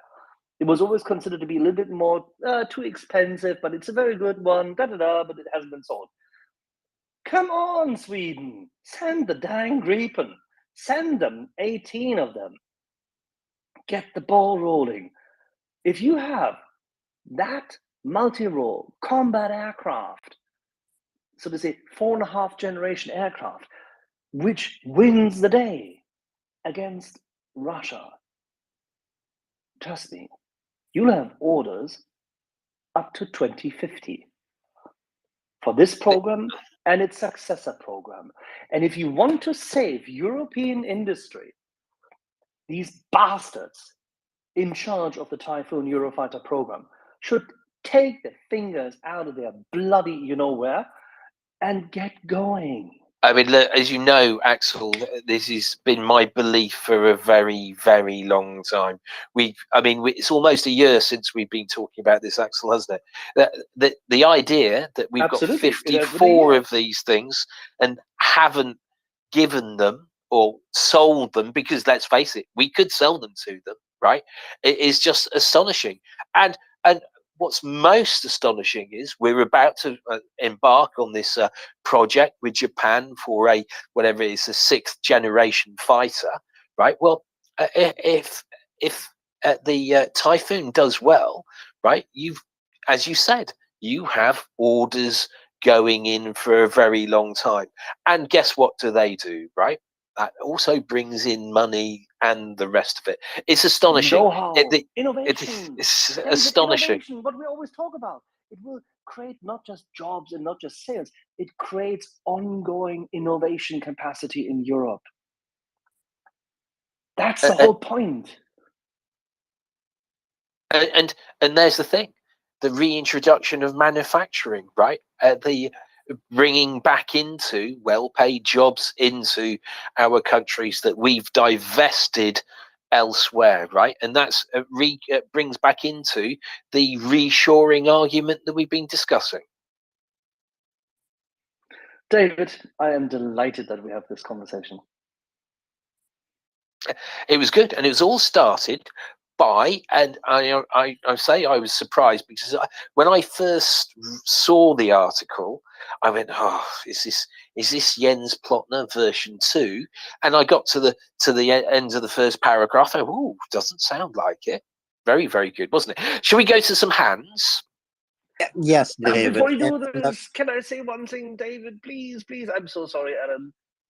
I know I'm doing this for the second time. Go on. Did you know?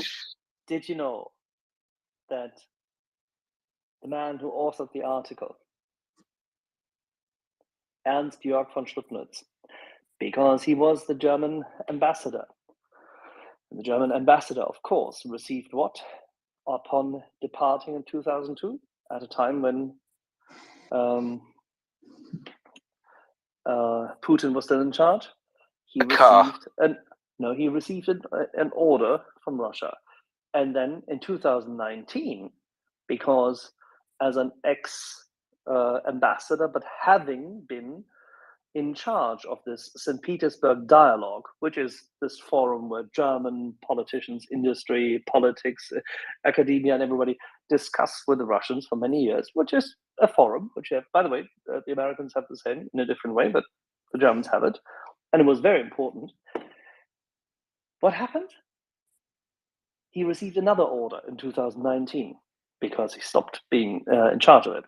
And by the way, he had already written very, very, very harsh notices against Russian imperialism. But still, Medvedev gave him that order, the second one, in 2019. Sorry, not in 2019, in 2010 or 2011. And in 2019, he wrote a heavy, harsh article. And on the 28th of February, 2022, Mr.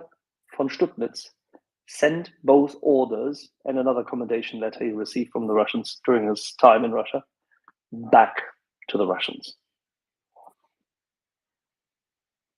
What was the order? What was the order? It's like what's it? It's the friendship order of the Russian Federation, which he had received. Now I understand what you mean, right? Okay, yes, now I understand. And he returned it. Oh, that's wonderful. Yeah, of course. This one, as well as the one he received from Putin in 2002.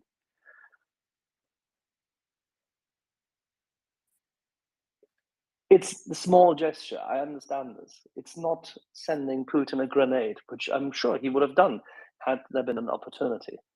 But still, I think it is at least clear that by means of the invasion, because this happened on the 28th of February, what had happened by that day?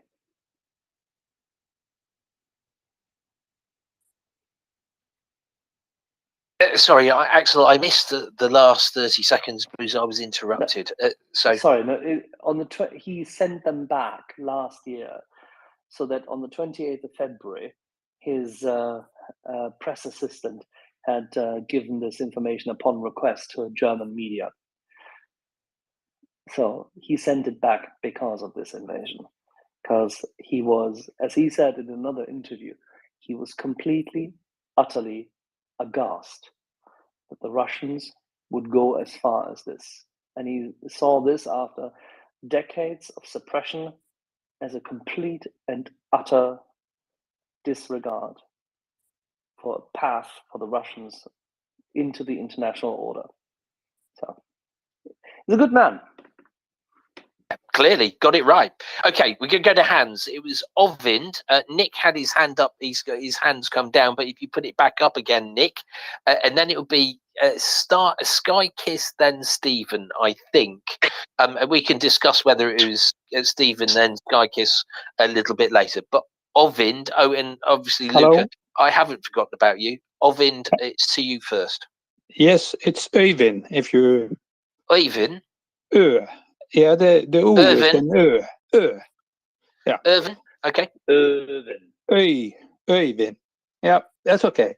I think the article was very fascinating, and also your comments. But I have one comment to your comments about small countries giving up their nuclear weapons. And here you talk about after Russians' defeat, they will be divided into smaller parts. About giving up the nukes, I think Ukraine regret they did so. The guarantees of the independence of small countries must be much more robust than what happened to Ukraine if they will be willing to give up nukes. If we think about Russian as it is today, it will be divided into smaller countries. Some part will be bigger, much bigger than the neighbors. And then we have a situation that tension and history will be repeated. And in my point of view, the first one who will break away is not even part of Russia, it's Belarus. They will throw out Lukashenko and something else will come up. And if we look at it just now, Russia had placed nukes there. And if Russian soldiers are out of the countries and Lukashenko is gone, a new regime, either democratic or whatever, comes into power, I think they will keep these nukes as a security for not be attacked by a smaller Russia or whatever is in the east of them. And what kind of guarantee can other give them? I think they have to go fast track into EU, fast track into NATO, and the NATO system of taking in new members is it's not good. We see the situation with Sweden and Turkey and Hungary. It's not good. Fast track is not possible. Okay, so let me go through a couple of things. Firstly, nuclear weapons aren't grenades. It's not just you pull a pin out and then you're off, you're in control. It's all to do with the codes, etc., etc. So the nuclear weapons,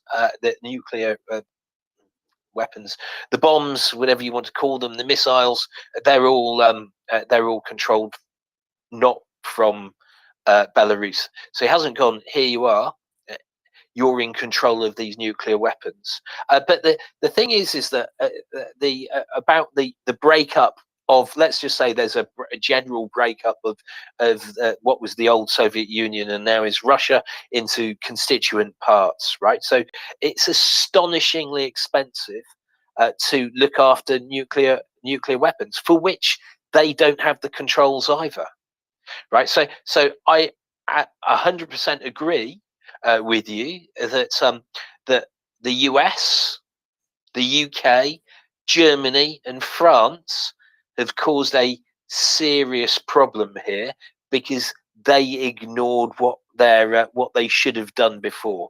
But then they'll just have to work harder. They work harder by going, we can help you financially.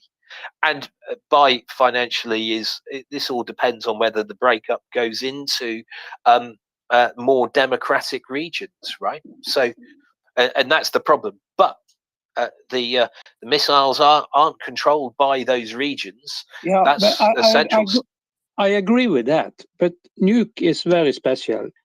It's a threat that somebody have it, and the other one don't need to know if it works or not.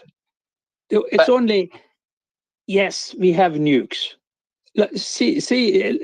Take North Korea. Yes, they have nukes, but we don't know how many. Maybe they have only one left. But it's a threat that we know that they have them. That is what nukes are for. It's not for use. It's only for a threat. If you can't use it, what threat is it, right? And there's the other thing. The So other if you've got, the other one don't know that. But they do know it because they know where they're controlled from. And then the other one is that it's approximately $20 million, I think, to look after a nuclear bomb, right? So Russia has what, 5,000? 5,000 by 20 million, right? So some of these states, the the way to deal with it would be in a purely capitalistic type way. The question is, I guess, will be if the states can avoid, and in the article he's clear, he said, got to keep out of it, don't get involved, don't try and manipulate it, and let's face it, anyway, it typically goes very wrong. So let them wind up, find out if they are going into that general democratic area. Belarus is probably, when Lukashenko goes down, right, who's going to take over? It's likely just to become another democratic country. That's what they're fighting for. Do you not think, Oyvind?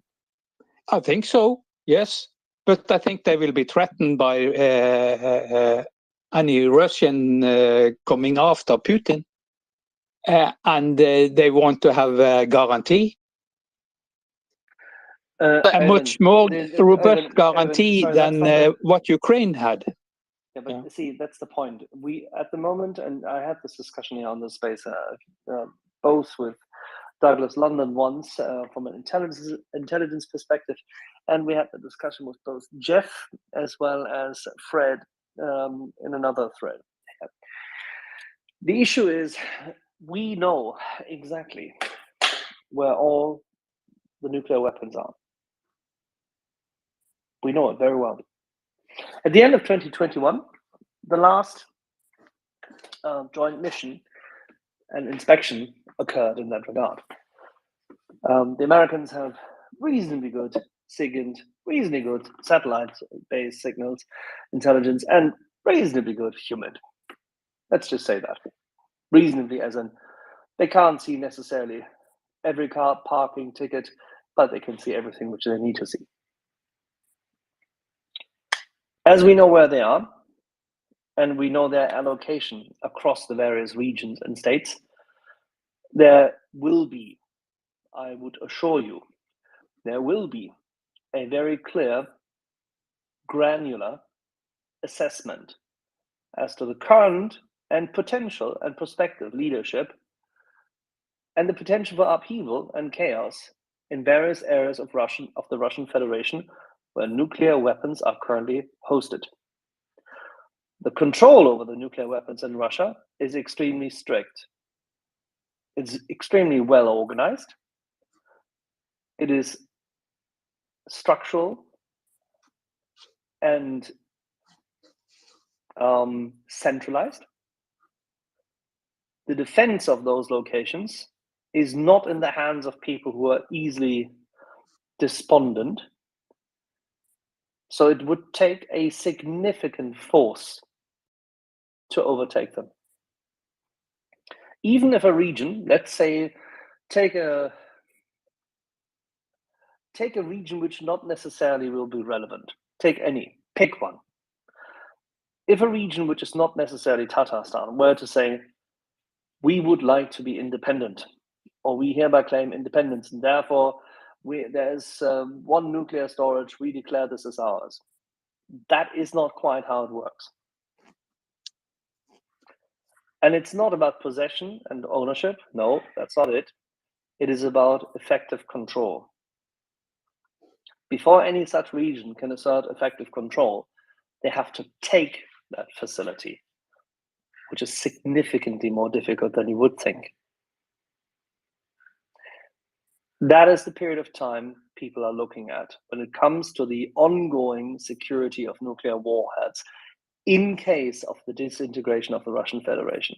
Whilst this may be a complicated affair, it's neither unsolvable, nor is it necessarily something to fear, but rather to work with, because at that point in time, there will be a lot of people in the Russian Federation interested in preventing such loss of control. And we'll leave it at that.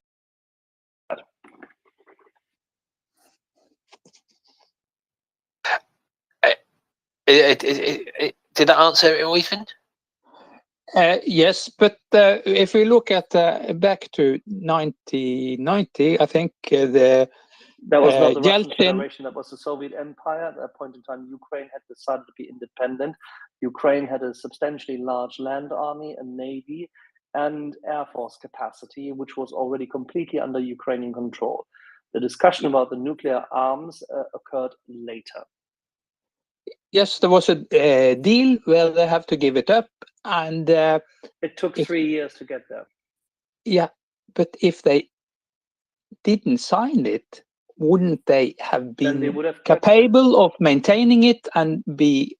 No, it's not that is exactly the point. They were incapable of maintaining it for the sheer lack of money. They would have had, and they asked the Americans whether they could keep them, and the Americans said, "We're not going to give you money for it." And as there was nobody else giving them patronage for money, and they didn't want to do anything else, they had to give it up in the fashion as they did.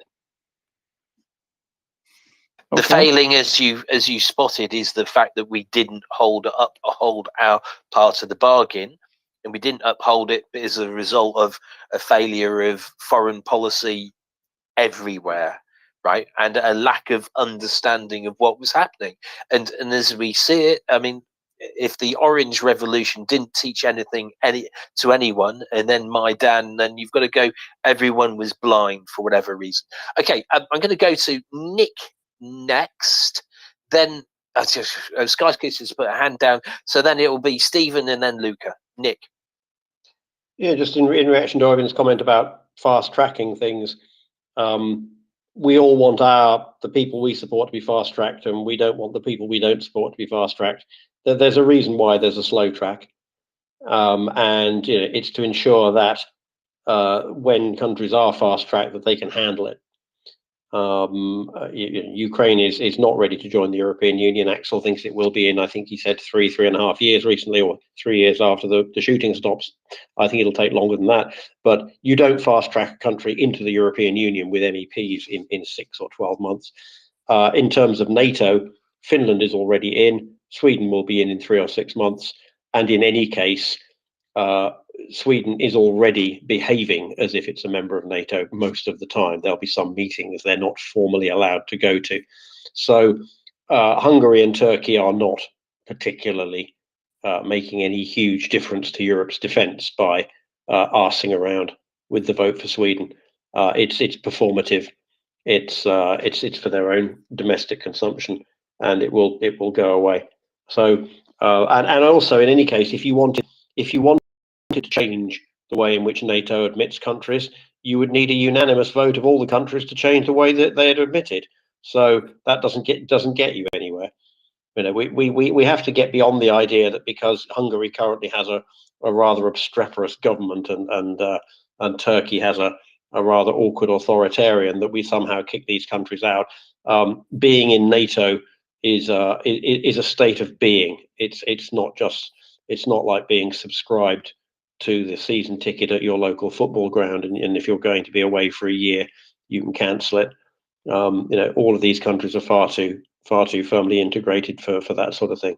So we need to learn to live with our frustrations, and to learn to live with the fact that these countries have, more or less correctly, certainly, in the case of Hungary, yes, they're interfering with the press, but Fidesz came to power in an election that they were not the government when they started, and we do have to be careful about how we go around forcing people and fast tracking people and etc. Given that there are lots of people who live in our countries who do not agree with us, and they have a vote, and we can only go as fast as the people in our countries will allow us to do. And Orban doesn't have 15% popular approval. He has a lot of popular approval for his policies. So we have to take that into account. And we also have to make sure or try and work on not having that kind of attitude spread to other countries, because people react against stuff that they perceive they don't like, with or without the help of Russian propaganda. But Russian propaganda very often just has to push people the way the wind is blowing anyway. So let's be careful about all this. Oh yes, we should fast track this. We should do that. I agree that these countries should be in NATO, should be in the European Union, but let's not go faster than our collective populations are able to handle without pushback or without excessive pushback, because the last thing we need is a major European country falling into the hands of the tankies, or perhaps more plausibly, the authoritarian right. And it's worthwhile pointing out there are ways of giving assurances in the same way as the United Kingdom gave assurances to Finland and Sweden in the meantime before they joined NATO. And there are different ways of doing this, right? So you could just go, here you are, come and join our little network of groups. We're all NATO, but we're not doing this as NATO. It's just part of our gang. Come into our gang and you could be in the bigger gang later. Both NATO and the EU have many, many possibilities for giving Ukraine most of the benefits of membership without necessarily the cherry on the top of the parliamentary elections and the attending the NATO Council or whatever it is. The EU is in a position to unroll probably 70 to 80% of the economic benefits of membership with not too much effort, and that's what Ukraine really needs to be fast tracked on, and I really hope that will happen. But the fast track to the full membership, it's much less important. It's much less important. I mean, the integration of NATO into Ukraine into NATO armies has already happened, right? We need to really take that into account. It's already happened. They already have our equipment. They already using our comms. They already have our tanks, etc. So that we need to think of it along those lines. There will be some procedural stuff and the rest of it. Anyway, okay, that's done. Yes. So I'm just looking. So it's Stephen, Luca, and Skykiss. You put your hand down, so you went back to the back of the queue, but we'll get you there eventually, Stephen. Okay, I was just wanted to ask if you could give me a summary of the last several days. I have been taking a little break from social media, and well, I've read some newspapers. Everything is breaking here, so just a quick question. Oh, Alan, you've got your finger on the pulse. Are you able to do a quick summary? Sure. In the last several days, Russia holds about 80% of Bakhmut. Fighting is intense, and entry and exit from Bakhmut for Ukrainian forces is difficult, to say the least. Russia continues to shell Ukrainian cities, aiming at residential buildings. In Sloviansk, 7 missiles slammed into a residential high-rise, killing, I believe, at least 8, including a 2-year-old child. Today, Poland it issued a control of Ukrainian grain exports into Poland, and this is in response to complaints by Polish farmers that the influx of Ukrainian grain has been reducing prices in Poland. But this is purely a domestic issue inside Poland. Poland remains, I think, probably in all of Europe, the strongest ally that Ukraine has. MiGs are continuing to be delivered into Ukraine. It's a handful of MiGs, and Western main battle tanks are positioned now in Poland and will be arriving in Ukraine shortly. So these are 8 tanks from Canada, all the tanks, again, about 8 tanks from Spain, and I believe Abrams tanks have now arrived in Poland. So when you look at daily casualties, Stephen, We had seen Russian casualties approaching or exceeding 1,000 a day. These have now been halved. The reason why is simply because the tempo of Russian have been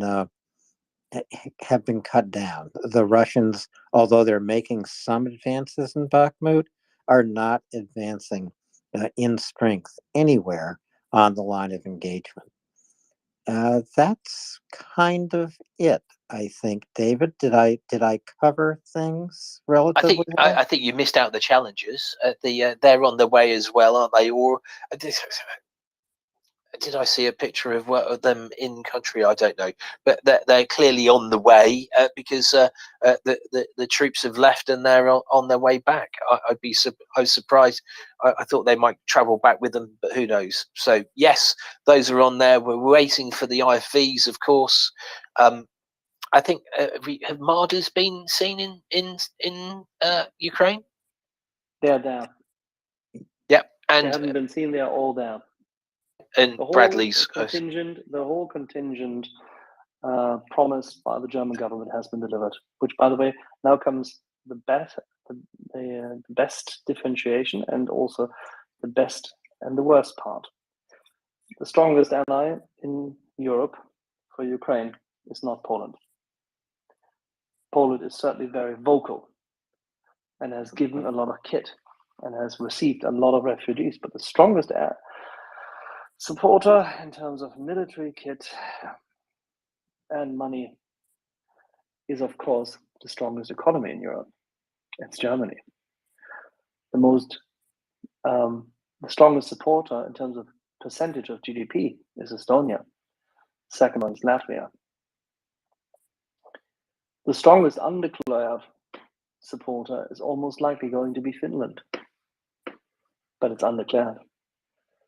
The earliest and most vital supporter and most critical supporter is Britain, because whenever something was needed, Britain was there already. The earliest supporter after Britain's very imaginative supply started was the German weapon systems industry by executing the deal on the German anti-tank mines, the magnetic ones, of which for a deal of 5,180, 3,200 were delivered in the weeks right before the invasion, so that the ZSU could, against the considerations of the civilian government of Ukraine, start preparing for the defense corridors, including the Battle of Kiev, where they used them. But it shows, yet again, the same thing. If we go by superlatives in terms of what is being done, it's a bit static, it's a bit like league tables, but it's also completely irrelevant. Because what David will tell you then, inevitably, is that if so much strength is there, why has it not been shown in full? If we are so capable, but give so little in terms of effect, and still pride ourselves for having given something, the Polish government fucked up the first delivery of MiGs at an early stage because of national domestic policies and its overall completely vile communication in certain parts of its foreign ministry, that is stupid. And the Polish defense minister, who's a very solid, and that is a very solid ministry, by the way, super appreciated. Polish army, super appreciated. Great people.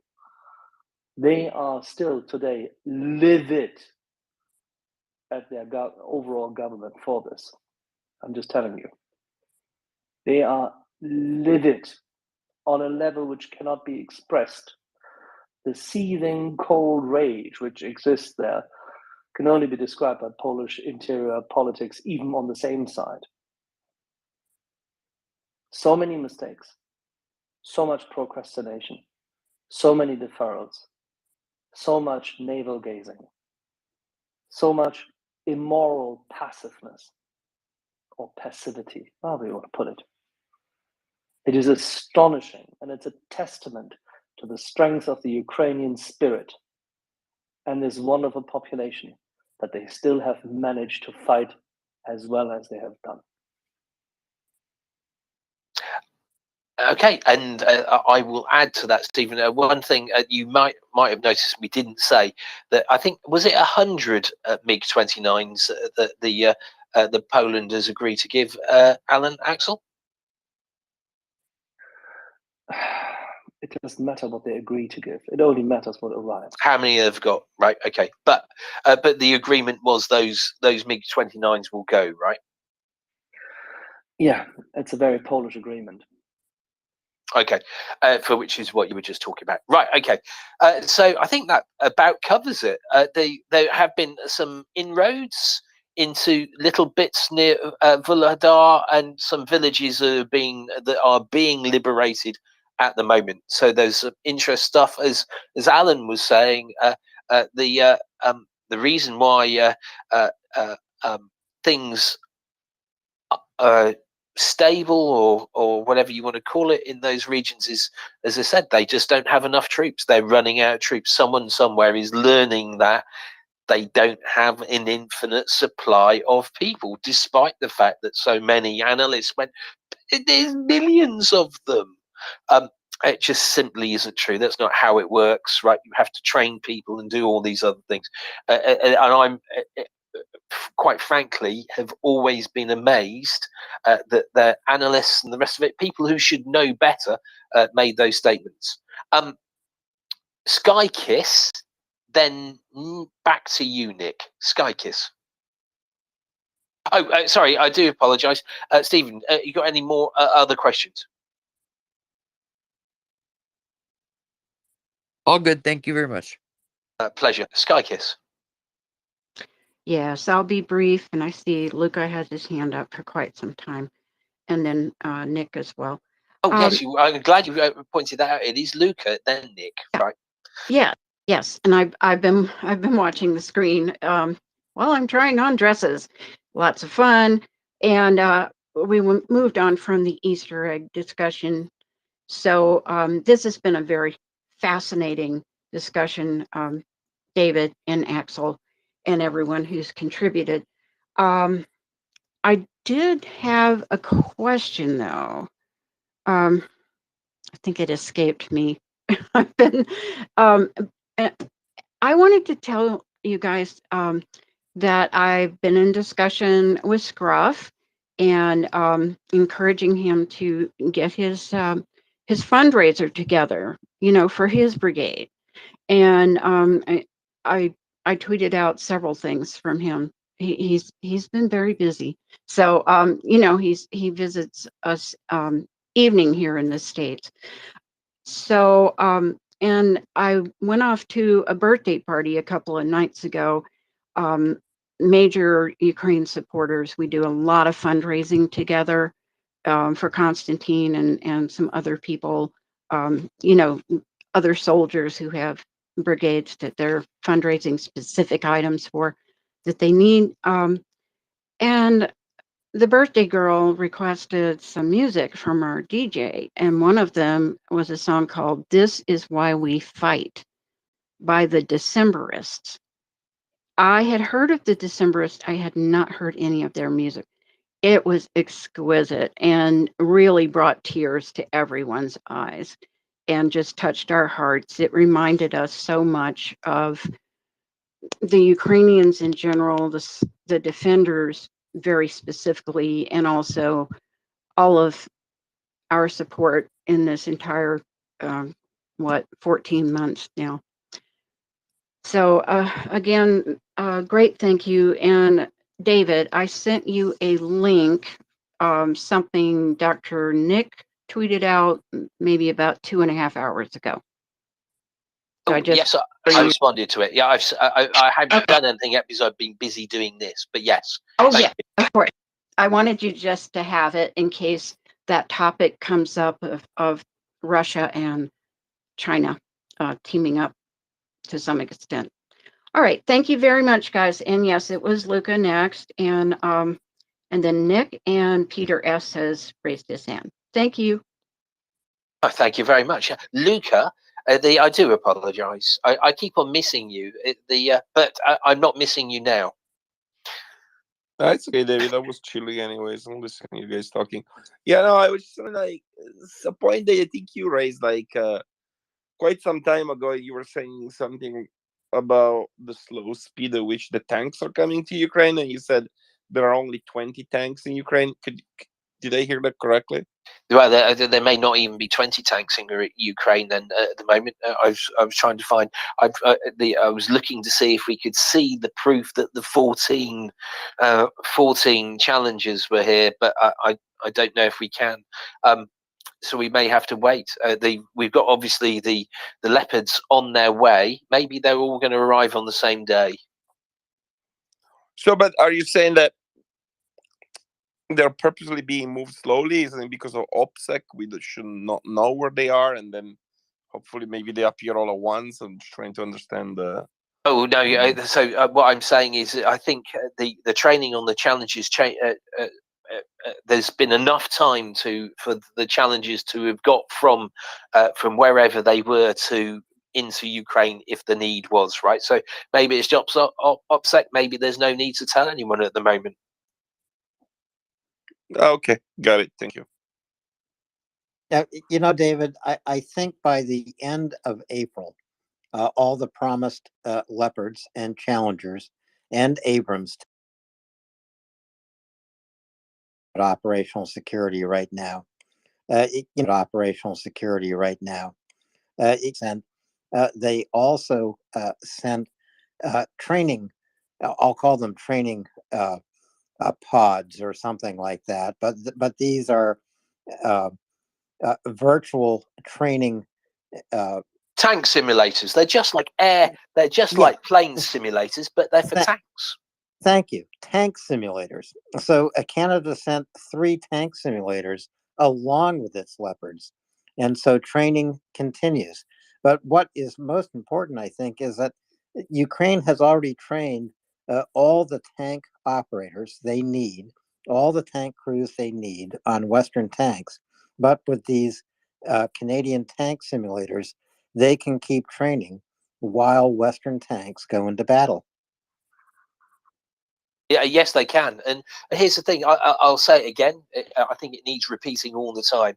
So the training of how to use a tank has never been the thing that has ever concerned me. It never concerned me whatsoever. It's a bit like, okay, you learned how to drive a car. If you're in America, you learned how to drive an automatic, right? And then someone says, here's a stick shift. You've got to go and try and learn to do that. You can do that, right? You already know how to use everything else, so that's not difficult. The bit that has always concerned me, and this is a training component, i.e., this is something that takes time, right?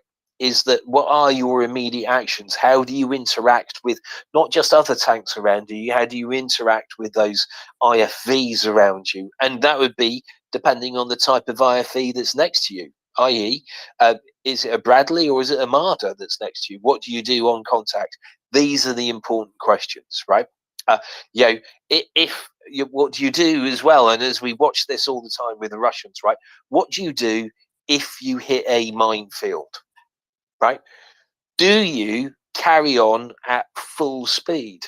What do you do? Do you stop? Do you reverse up? And all the other questions that there are, right? These are the important questions that the Ukrainian crews need to get to grips with and to be able to instantly react to, right? I.e., so as soon as something happens, there's not a wait 30 seconds while I decide, remember what I was trying to do. It was just like an instantaneous, yeah, that's what we do, right? I.e., so the similar thing if you're infantry or whatever it is, on contact, on ambush, you immediately run towards the guns, right? And there's a reason for why you do it, and it's the reasoning behind what they do if you're in a tank or you're in IFE. These are the bits that are really, really important, and to make sure that everyone knows to a T, right? Everyone knows what to do. this is what I'm going to do when I go and react. Thank you, David. So I believe the order now is Nick, Mete, Peter. Nick, go ahead. I thought I'd go and look up, because I've never really checked how big Bakhmut is or isn't. So Bakhmut is about the size in surface area of Burlington, Vermont, or for a British comparison, it's about the size of the city of Cambridge. These are not particularly big towns. Just to have an idea in your head, if you're in France, the city of Metz in France, about the same, about 42 square kilometers. It's absolutely tiny, absolutely tiny. And Russians spending however many tens of thousands of men to capture it. But I just thought it was just interesting to just go and have an idea in your head when you hear Bakhmut, what kind of town is it? The size of, yeah, the size of Burlington, Vermont, the size of Cambridge, England. Axel, if you're there. I'm here. How can I help? I wanted to ask, and I'm going to, I wanted to ask relative to what you expected, okay? Because I suspect in the absolute, you won't necessarily give a high mark, but relative to what you expected when he was appointed, how do you think Boris Pistorius is doing in his 3 months in office? He is within the expectations. Mm. He was set to conduct this masking operation of the release. The best thing thus far he has done is but that is a continuation of the advice he's been receiving from within inside German army generals who have been pleading with parts of the social democratic circle in which he has meandered into over the past years, given his background in Lower Saxony. He has done in the organization of the general staff. He has made a significant difference now by implementing a plan which had been recommended a few years ago, but was then prevaricated about, and that is vital. That is the best individual step he has taken. The rest, this belated execution of the release of material, is what every sensible, normal manager of that post should have done. Has he done anything in addition? No. He has prevented the discussion of the German weapon systems industry being given orders. That discussion has been literally put aside, stalled, paused. He has not yet forced orders. He has not ordered the new, or replacement tanks at all. Nothing has happened in that regard. The steps he has taken in firing the leader of the procurement office of the German Bundeswehr, an entity which has about 12,500 people, don't forget, which is completely outsized. That replacement was overdue, has been advocated for a long time, and should have happened before. So just because he now does all the catch up for what should have been done previously, but was stalled by a completely incompetent but acting on orders Social Democrat minister, does not a good minister make. No, I didn't. I qualified it by, I'm sure you're in absolute terms, but when he was appointed and I read his brief biography, I thought, oh no, and to me, it could have been worse. Can we say it could have been worse? Of course, I will have to concede that to you. You know this because we have seen his predecessor from the same party being worse. But he has served once in the German army. He is from an area within the Social Democratic Party, whilst completely consistent with the circles of the Hanover-based Lower Saxony elitist authoritarian circle of the Social Democratic Party, which likes to rule Volkswagen and everybody else, who's always been supportive of Gerhard Schröder. He has been the boyfriend of Gerhard Schröder's ex-wife, all right? So the guy is not as kosher as one would want him to make out to be now. But he has always been a competent administrator. Now, being a competent administrator in Germany is basics. That's what we expect from people when we hire them. Everything else is a failure. So from a German perspective, that he's doing the bare bones of his job is the minimum. Our standards are higher. That's the whole point. Go to the production line. I'll send you a video of the production line of Porsche from a few years ago when they produced this, when they showcased the production line of the Spider. Look at the production floor. You can forget Japanese manufacturing. You can forget it. It has nothing on it. The organization of the whole setup is different. If and when you do Germany proper, please do it the way the Germans want it. But German industry is unfortunately not German governmental. You can see it with this completely defeatist, disintegrating, absolutely shambolic, and long-term consequence-wise, worst ever decision by this utterly bereft of any sense government. And it's communist, utopian, green, stupid government to phase out the last 3 German nuclear power plants. This is the most insidious, national security-wise and innovation-wise and technology-wise. It is, as decisions come, it's the worst which could have happened, that they do it and that they execute it.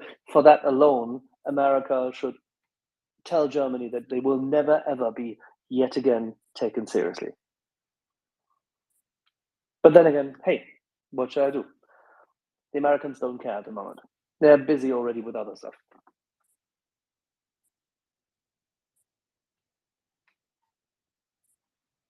I'm going to interrupt at this point. 1 second. Per, I've been trying to bring you up, and I can't at the moment. I've tried many times. I suggest you see if there is an update, and then restart your device. That might hopefully help.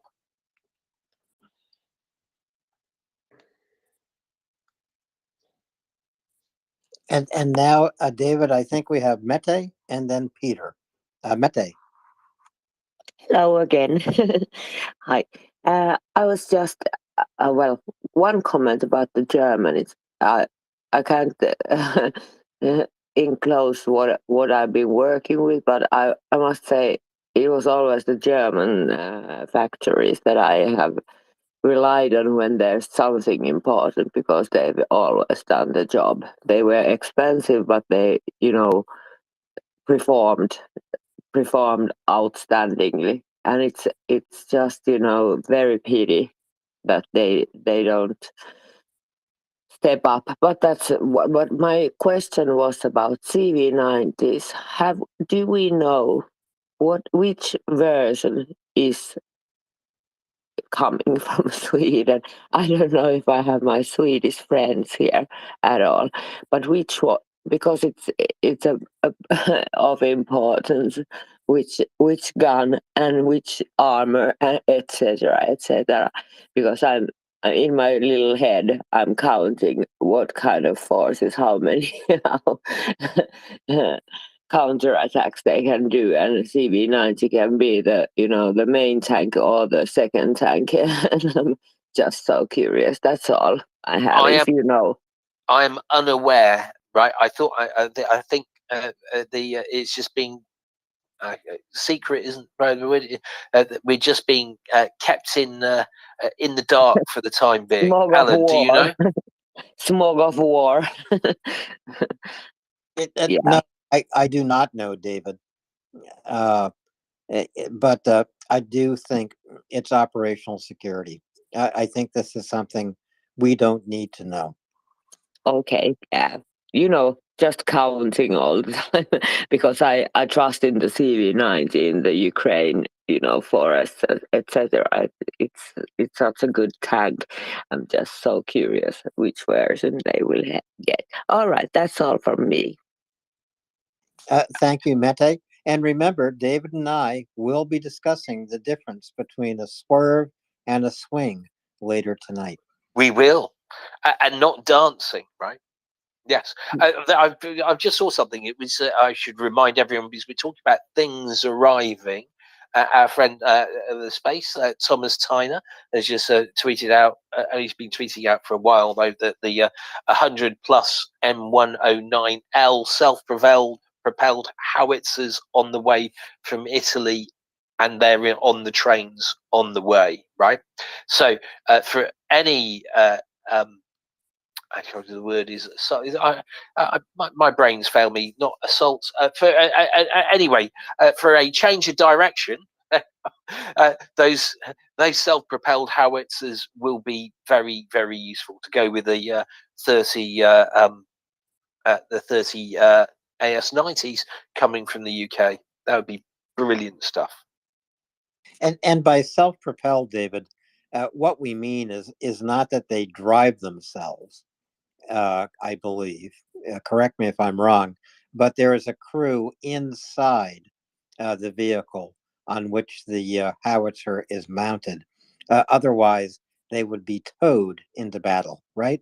That would be correct, right? So they, so in some their track vehicles, they sort of look like a tank, but with a much bigger gun on it. But obviously they're not tanks; they're track vehicles with a piece of artillery on them. What makes them so good is because they're tracked, they can go loads of places, and 100 of them. Oh, there's going to be a degree of pain that comes to the Russians with that, right?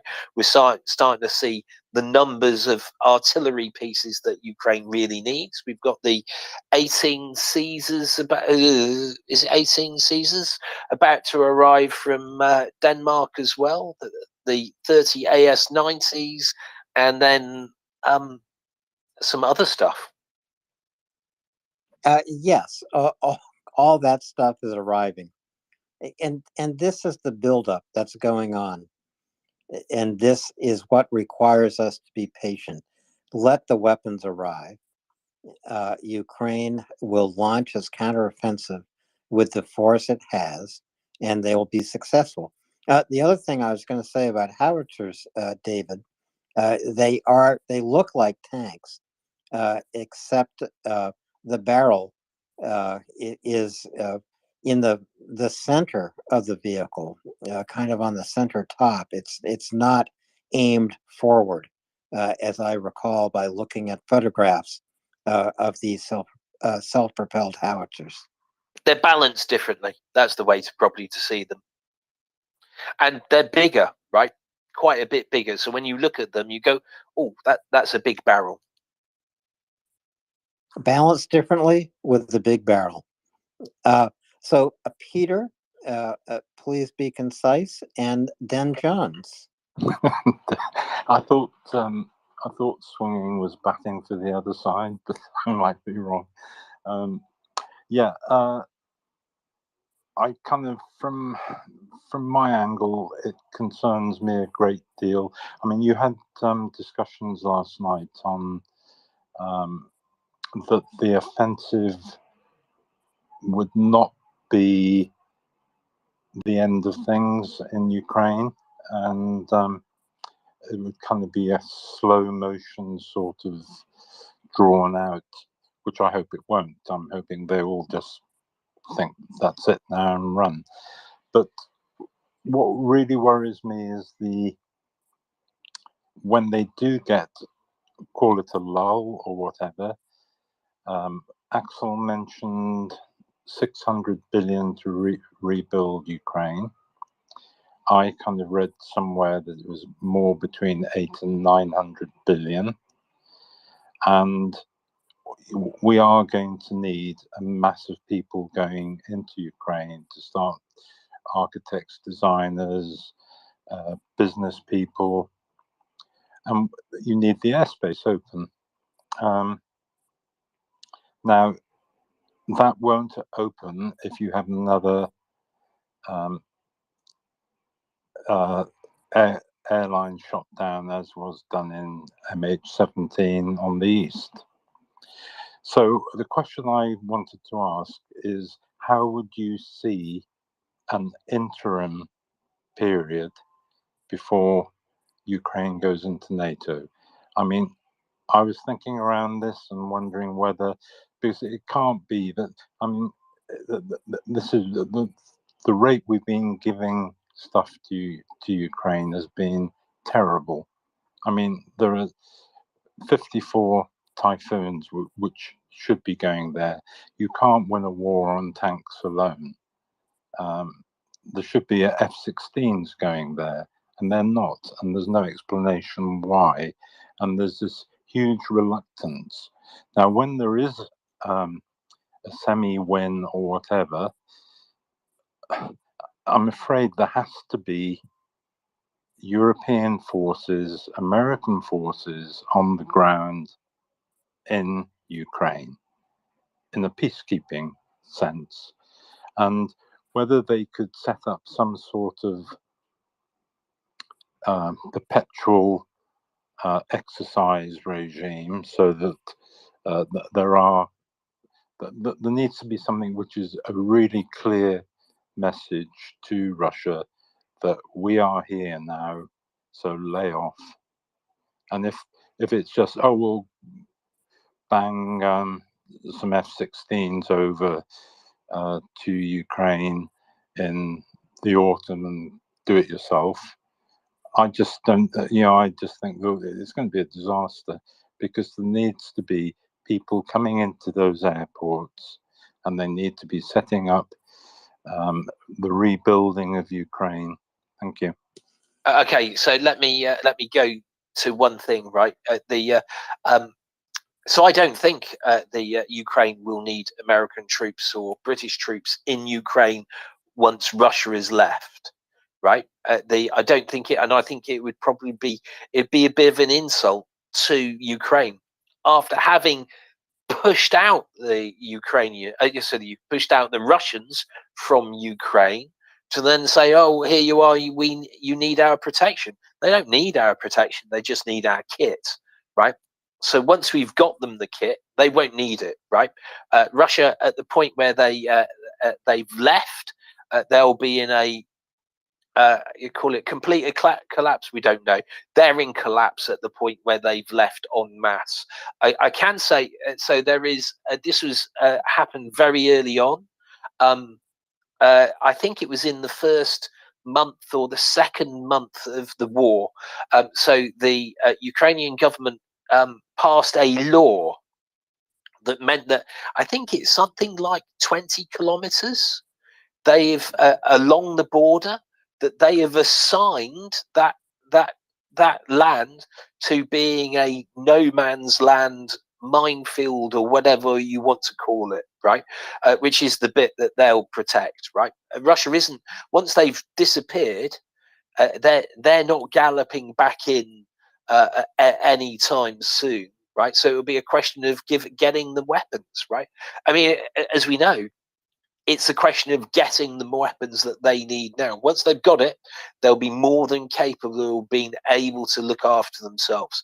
Then that you've got the question of the introduction into NATO, and there may be technicalities in there that we don't know. Someone like Colonel Spencer, who was here a little bit earlier and didn't say hello though, so someone needs to spank him for that. But he might know there'll be certain technicalities that they may have to happen, right? But I think as long as nothing goes wrong, something like weird happens, then it's almost a foregone conclusion. Does it matter when it actually happened? I'm not so certain. Does it matter? Because Russia will be out of Ukraine, right? And then it will just be the rebuilding component. Yeah, right? we're still. Yeah, but David, there's still the problem that the yeah, okay, airline yeah, no, will I have got you. to be So I covered with can say insurance. is, I think whoever it is who does the airspace, I think there was a statement that they didn't think it would be fully open until something like 2026 or 2027. So they see it's going to take a long time. So what will happen, I suspect, we guess, because it all depends on Western airspace. David, sorry, correction. Western airspace with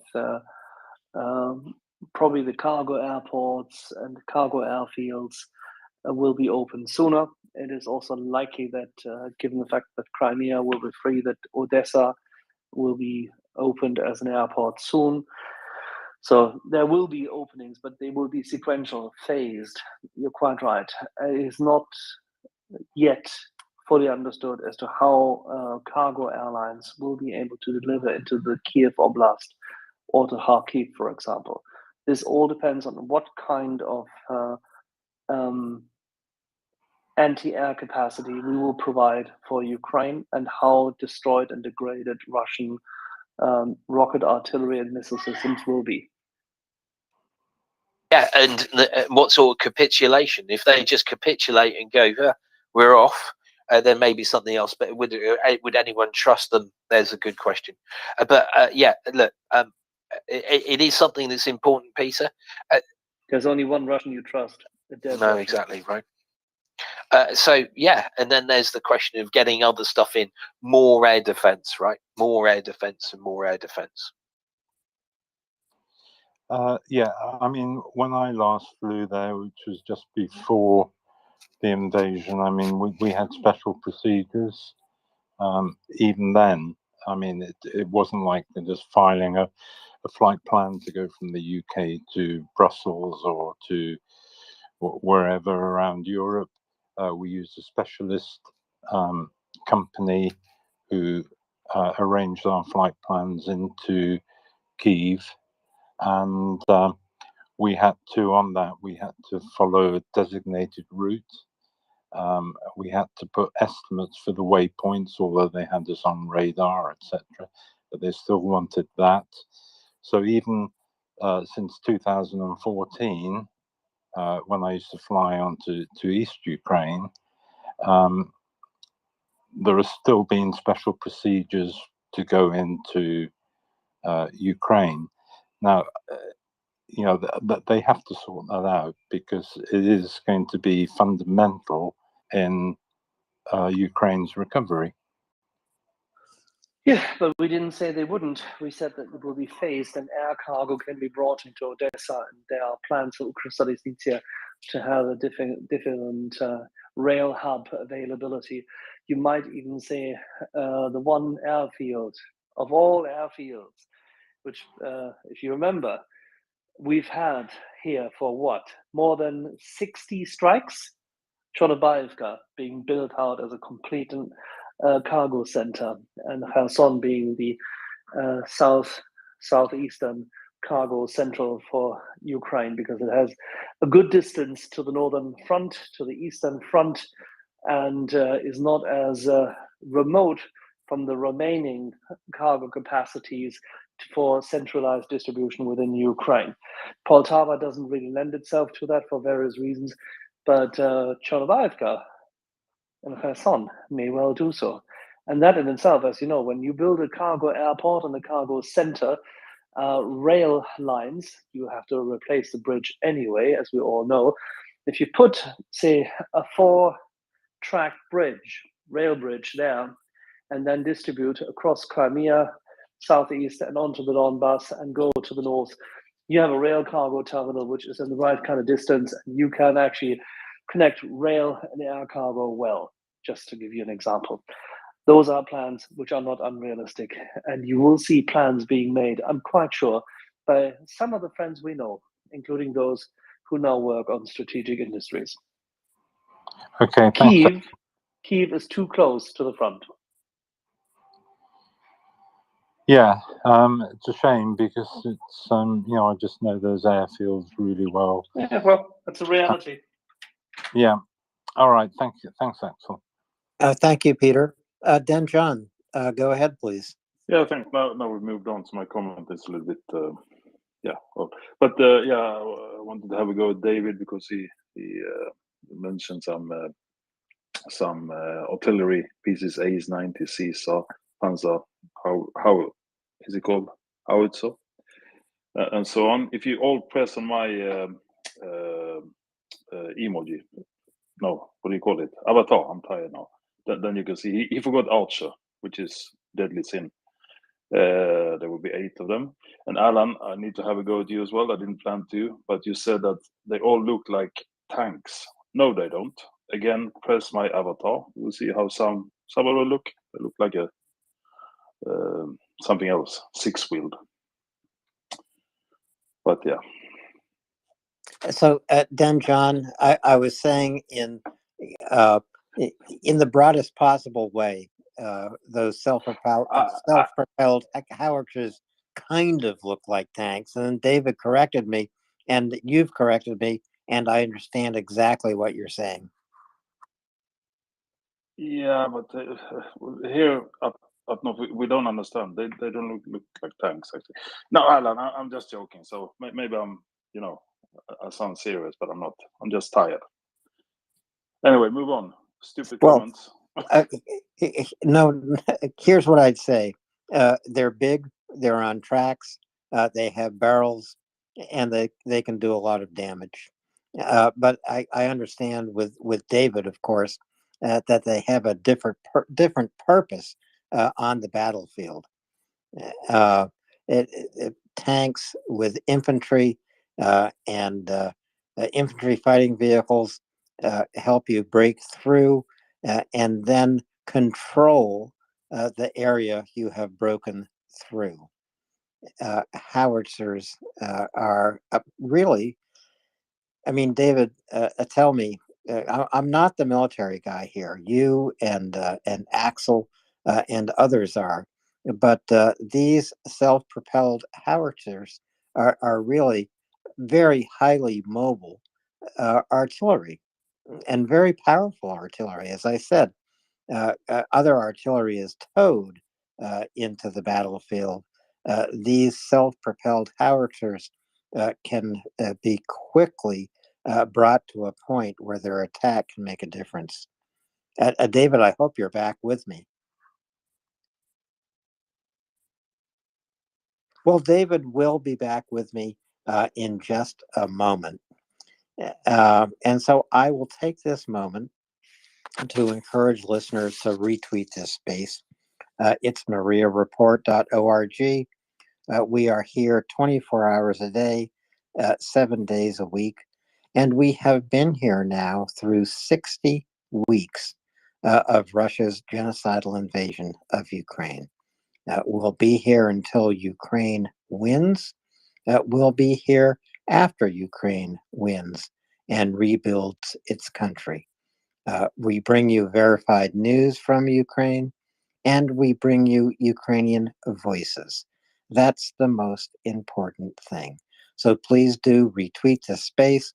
MriyaReport.org is now also a 501c3 in the United States, and that means we are an approved charity in the United States. You can give money to MriyaReport.org by going to our website, tapping on the donate button, or going up into the nest and finding tweets about Fairlane and Fairlane's fundraiser, which is going on now through April 21st. When you get to the donate page on PayPal through MriyaReport or through a tweet, use the drop-down menu and choose Toys for the Boys. And if Fairlane's wish list is not up in the nest right now, I will get it up there so you can look at the wish list and make a wish come true. David, I think you're back. And I think I am as well. But sometimes the things I think I am, they're not. So, David, did you hear the brief conversation that Denjon and I were having about self-propelled howitzers? I was saying they look like tanks, and that's just because I am such a military novice. They're big. They're on tracks. They have a big barrel. We talked about how that barrel is positioned differently. And of course, a howitzer is much different on the battlefield than a tank. A howitzer really is, in these self-propelled howitzers, they are mobile, agile, quickly deployed artillery on the battlefield, while a main battle tank, assisted by infantry and infantry fighting vehicles, helps you break through and then control the area of the battlefield you've broken through. So they have much different purposes. They do, but Den John was screwing with you. They do look. The track versions do look like tanks, right? The real ones don't, though. Yes, that's my point. They're not all. They don't all look like tanks. Please press my avatar, Alan. We'll see how the Swedish looks. See, is this some sort of sex game? Press my avatar. Yeah, press it, and I won't take any responsibility. Of course, Alan. The thing to remember is, sorry, if you click his avatar quickly, then you might get the desired result. The thing is that some have wheels, some have tracks, right? The tracked ones look like tanks. The ones that have wheels on it don't look like tanks at all. They look like trucks with some sort of thing on the top of it. Right, that's some sort of thing that will fire shells at you. Exactly. So David, here we are in April. The weather is improving in Ukraine. It's not perfect. The mud is still deep. But if you were on the Russian side of the line and you knew just a little bit about the buildup of weapons and newly trained troops arriving in Ukraine and preparing to come at you, how would you be feeling? Are you already feeling we're on the defensive? We're not going forward? Is your morale plunging? What's happening to you in that Russian trench? Well, I mean, I suspect that they're going to be very, very depressed, aren't they? And what's interesting, we've seen the number of video complaints have gone down, right? So there's a couple of things that maybe they've just killed everyone that was complaining, or they've made it very clear if anyone in actual fact is caught making a complaint, we will kill you. Right, so it's one of two options. I suspect it's going to be dreadful in there, isn't it? We've seen the Ukrainians took over a trench today, or whether it was yesterday, and it was just. I mean, they've moved positions. They've moved into the Russian trenches, right? And it was just filled with dead bodies, right? That's going to be a very, very grim task, moving the dead bodies out of the trench, and then you have the problem of disease within that trench, because guess what? You've had these dead bodies festering in there for however long. Well, some news is coming in today from the battlefield through the news blackout. And this is announced by the Eastern Group Armed Forces of Ukraine spokesman, Sergei Sharavati, that today Ukraine destroyed 4 field warehouses of the Russians in the Bakhmut area. So we know that fighting is still intense in Bakhmut. It's really intense in the city center.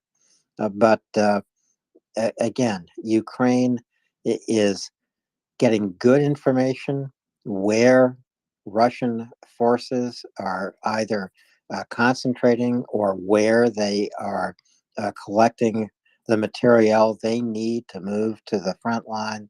And Ukraine is destroying these points of military command and warehouses on the battlefield. So that that gives us some hope and some good news today. Um, just looking at Russia, I've also seen the report, and here we are again in the middle of a Russian mobilization, an effort to bring 150,000 odd new troops, new Mobics, to the front line in Ukraine. But there is always a way to get out of that. And what is happening inside Russia right now? Well, you can buy an HIV AIDS certificate that says you have HIV. And therefore would not be mobilized. You would not be drafted into the army. It costs about 80,000 rubles, or roughly $950 to $1,000. So this is how you can save yourself by making such a claim. That's what's happening inside Russia now. Well, you'll probably be seeing incredibly rich doctors, won't you? I guess. Incredibly rich doctors, or maybe doctors receptionists. Maybe they're the ones that cut the deal with you, and the doctor doesn't have to see you at all to give you that certificate. But as I say, this is what's happening in Russia now. Millions of young Russians have fled over the last year and a half, understanding what is going on with Russia's genocidal invasion of Ukraine. They have wanted to save themselves. They have escaped to various other countries, Kazakhstan, Georgia, etc. And these are not the sons and daughters of oligarchs who have their Schengen visas and go on shopping trips in Europe. These are ordinary young Russians who are simply trying to save themselves. Many of them, I would go so far as to say most of them, will never, ever return to Russia. They want no part of Russian society. There is no place for them in Russian society. Indeed, if they did return, they would likely be arrested and either put into prison or sent to the front lines, depending on how long this war goes on. So those are just a couple of news items from today, David. Yeah, and yeah. I was concentrating elsewhere, Alan. I have to admit. So at this point, I'm fessing up. I didn't listen to one word that you said. I was going to come up with something inane, and I just thought, no, whatever I say, it's going to sound really stupid. So I will just fess up. I didn't listen.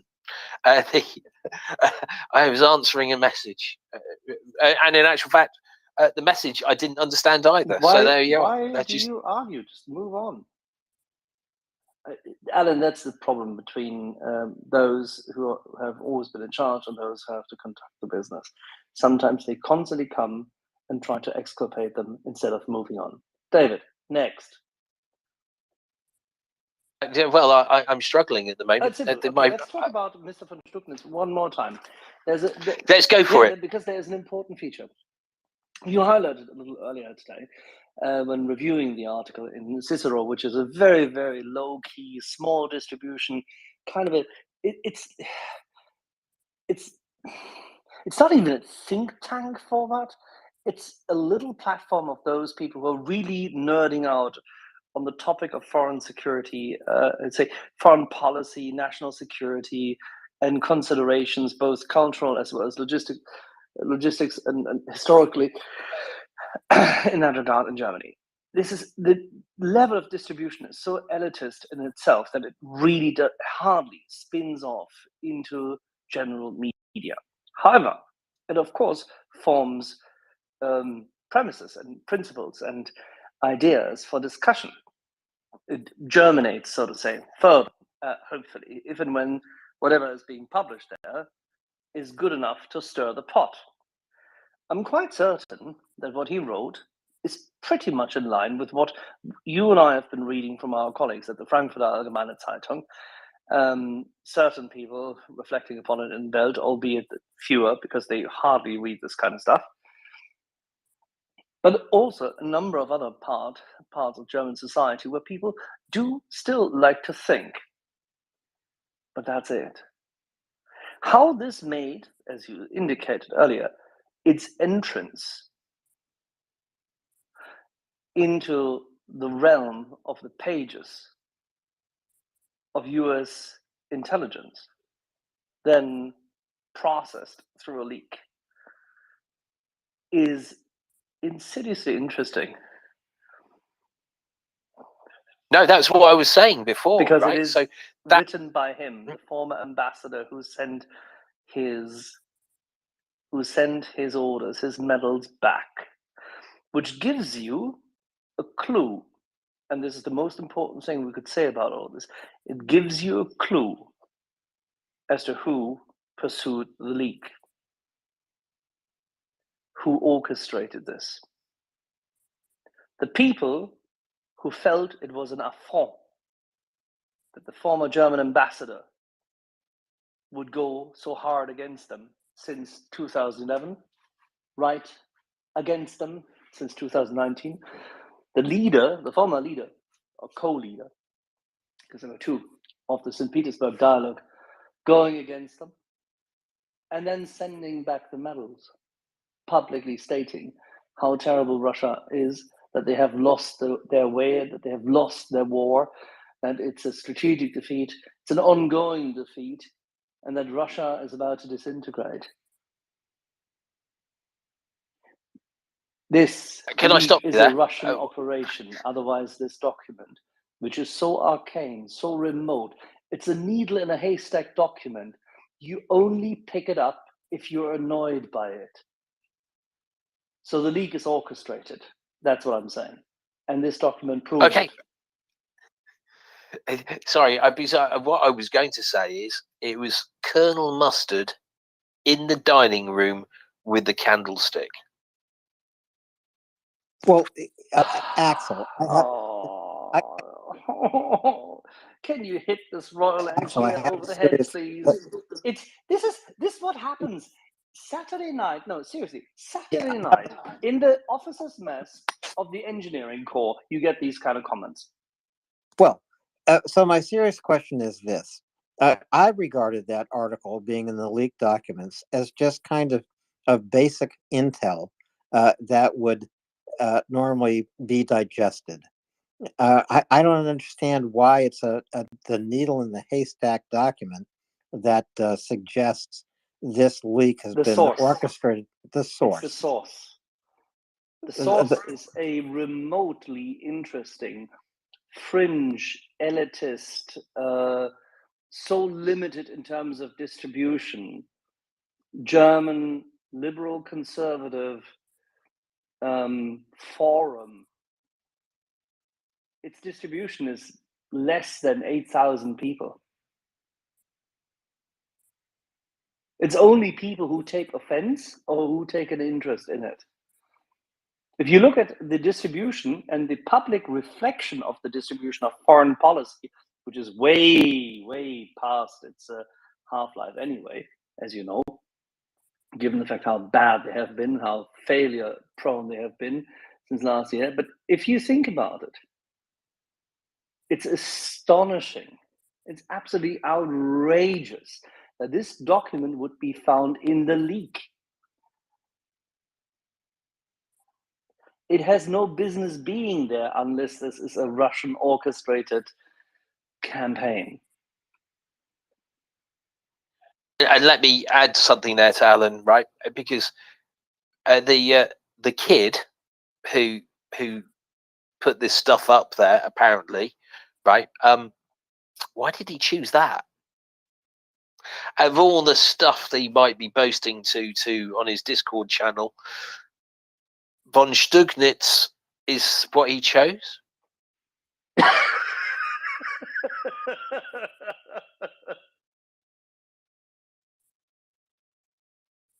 Well, I might go so far as to say he might not have known what he was choosing. This did He not might have. come, Alan. That's what we're saying. It did not come from the US government server.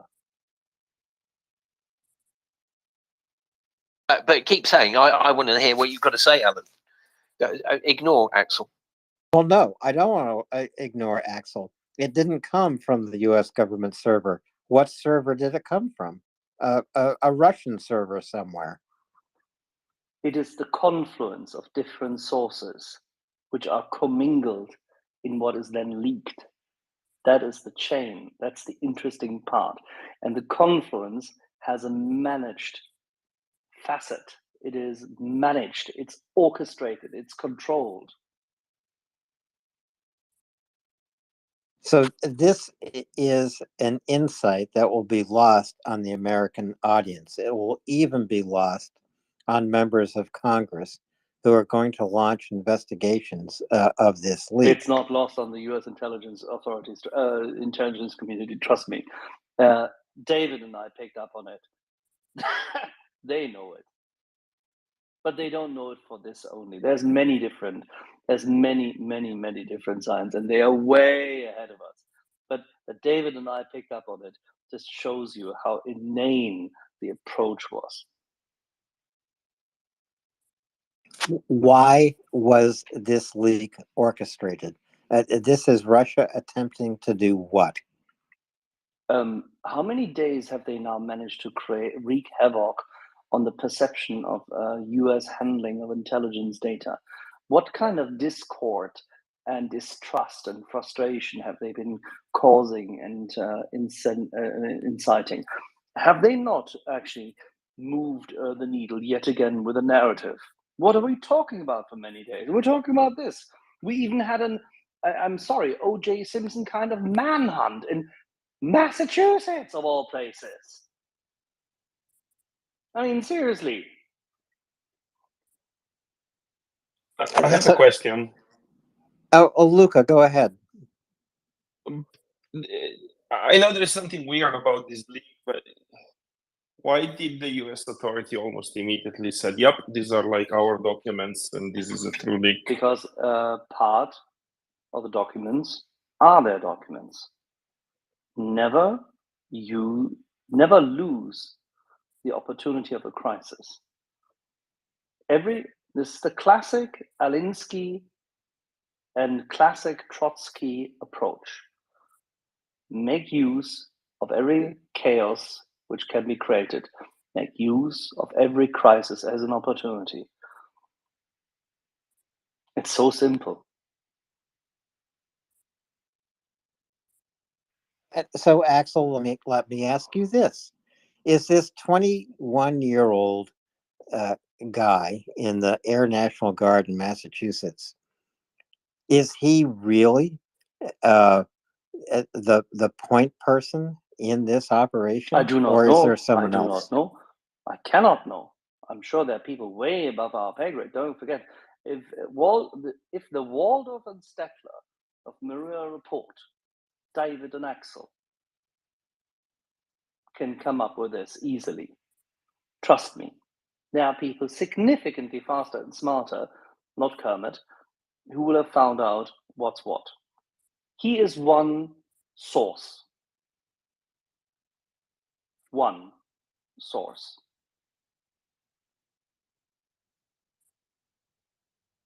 So there have been reports for 20 or 30 odd years that there is a Russian mole deep in the CIA that has not yet been uncovered. There's more than one Russian spy in the US intelligence community. There's more than one non-Russian, there's more than one spy in the Russian intelligence community who doesn't belong to the Russians. That's normal. But you need to know who it is so you can feed disinformation and use that mole.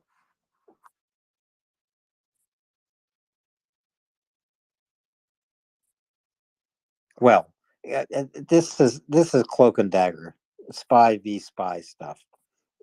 probably not the thing we should be getting into. No, But it's all wheels winning wheels, isn't it, Alan? And we could be going up and down, turning our heads inside out, trying to work out what is happening. Give us a smiley, David. Come on, give us a smiley. Oh yes, you can have one of those. Tinker, I have a laugh, tailor, folks. soldier, spy. Which is a very, very good book.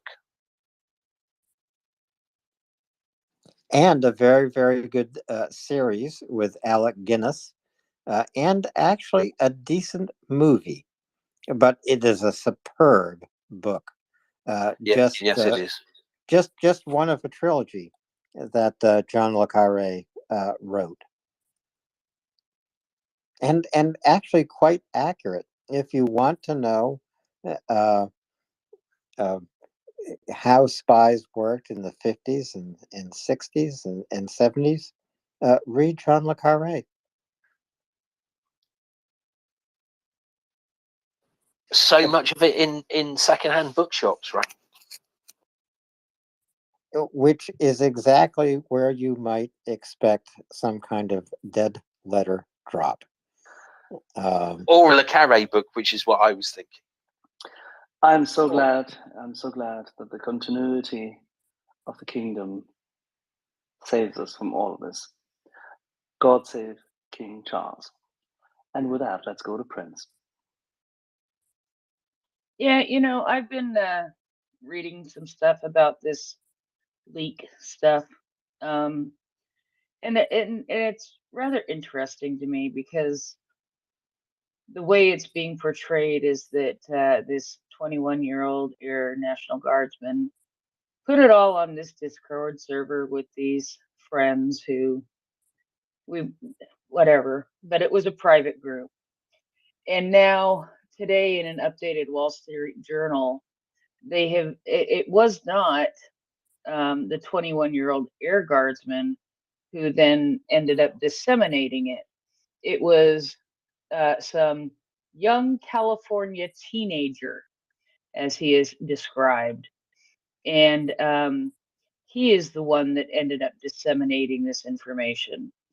And I've read reports that some of the information that was on the Discord server is different than the information that was actually put out in public. So I think there's a couple of steps in there, and I think there's a lot that we don't know, and there's a lot that is still yet to come. And truth be told, I don't trust crap that has been released at this point. In fact, I had somebody want to discuss one of the issues, and I was like, one of the issues that came to light because of these leaked documents. And I said, no, I don't want to talk about anything having to do with the leaked documents because I don't know if it's true or not. And we don't need to propagate anything that may not be true. And we have no way of verifying that it's true because the source is from those leaked documents. So anyway, I think there's a long ways to go on this. And I think that we're going to see further arrests if it truly was not the 21-year-old who disseminated it further than the Discord server. Yes, that is bad. He needs to be held responsible. There's a lot. He will probably never see the light of day out of jail again. But from that Discord server out to the public, there's going to be somebody who's going to be one or more people who are going to be held responsible for that too. And I think in a lot of ways it's fun to speculate about, and I enjoy a good deal of speculation on this one myself. But I'm trying to be real careful about speculating about that. And it's all very interesting, I think. But there's a lot of data already, Prince. I agree with you. The first 3 messages which arrive tend to be wrong, even in the information age, if not especially in the information age. But we do know a few things already, which have been established, cross-referenced, and even been confirmed by the US government. And the existence of a server, the existence of a group, the existence of one person in the group who had access to some source material, the possibility that the source material conveyed was typed out by that person to the others for some time, then at some point in time photographed, and at another point in time shared as files. The latter is the interesting bit, because the files are shared, and these are files which are secure, or these are files which have embedded details. They have tracers. So at some point in time, somebody will have known that something is going on. And then there's the identity of the various parties participating in the Discord server, at least two of whom have been rumored, and one now seemingly has been established, because that person is being indicted, as having conveyed information to third parties. Then there's another person now being pursued as a person of interest, as it seems, because we don't have a valid confirmation yet from the authorities, but at least three sources say so, two of which are the ones which have been saying so on the other two matters beforehand, and quite rightly so. So there is a higher likelihood at this point in time that this may be the case, that some gullible, willing, corrupt American woman portraying herself as a Russian emigre and grifter has been cooperating and changing data and also releasing it. It's unclear as to how that person received the document.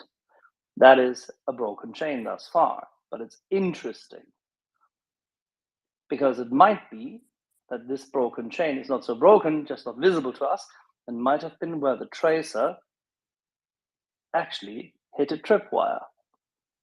And therefore, somebody found out. Because how else would both government authorities, as well as people such as Bellingcat, have found it? Somebody must have hit a snag. And prior, by the way, prior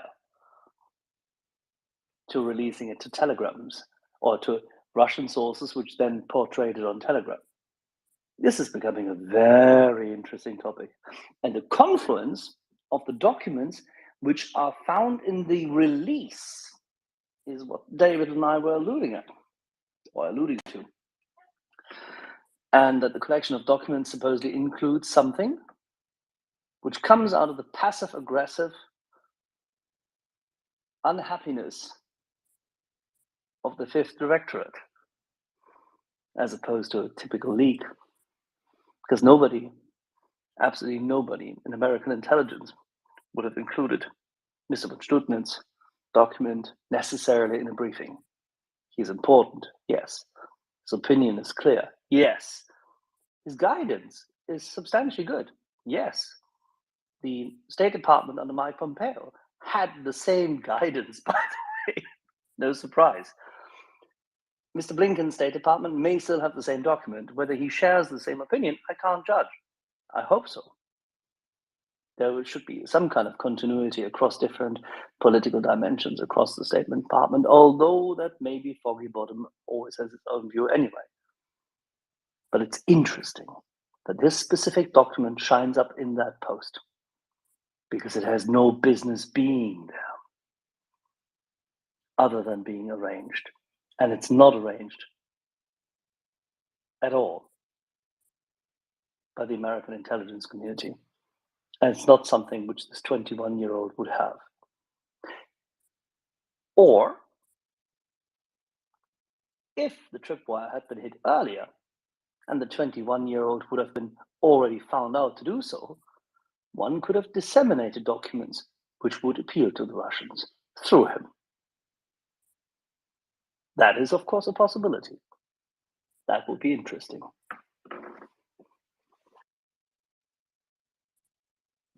Well, I regard this article as just the most basic kind of information, not intelligence, that would be That's the point. digested. That is the point. It's basic, but it is very specific to the problem and so obscurely rare. It's like finding a blue Mauritius stamp. It has no business being there unless you're Russian, or unless someone who expects it to be there is Russian and you feed it to him. That is where David was going with the second alternate, or the second option. David.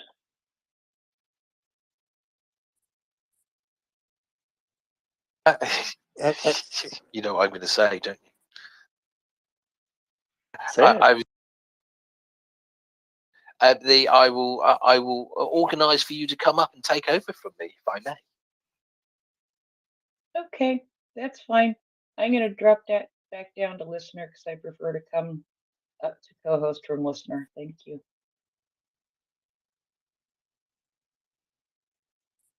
Well, I think we also know that the investigation of these leaks will take years. And in that span of time, there will be a number of conspiracy theories spun out. But and we don't know what those conspiracy theories will say. But obviously, the investigation is going up the chain. You cannot get farther down the chain than a 21-year-old in a National Guard unit of the Air Force. He's the bottom. So we'll see how far up the chain this investigation goes. Would you agree, David and Axel? Oh, I agree.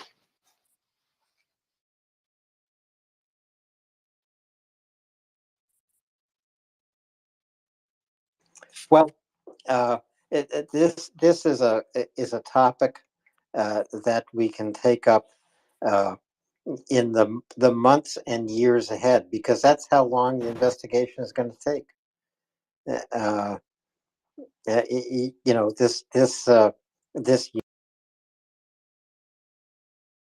young Air National Guardman will be interrogated day after day after day, and he's probably already given up all the information he had or will ever have, and these are simply leads in the investigation, but he's committed a terrible crime for which he's going to be one punished. thing, sorry, Alan. That's one thing is clear, right?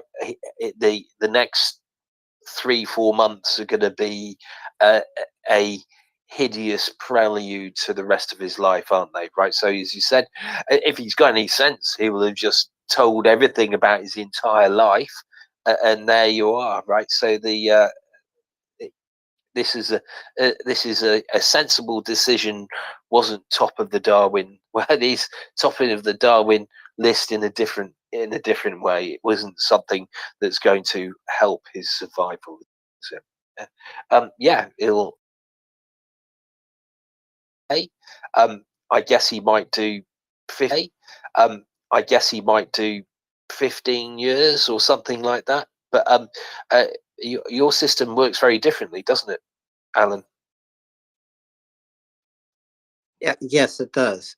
The charges against this young man will fall short of treason, but the charges will keep him in prison for the rest of his life. I mean, the remainder of his life will be in prison, will be in a federal prison. And I don't think there will be ever any getting out of it. Never. He's 21. Maybe 30 or 40 years from now, he could be released on parole.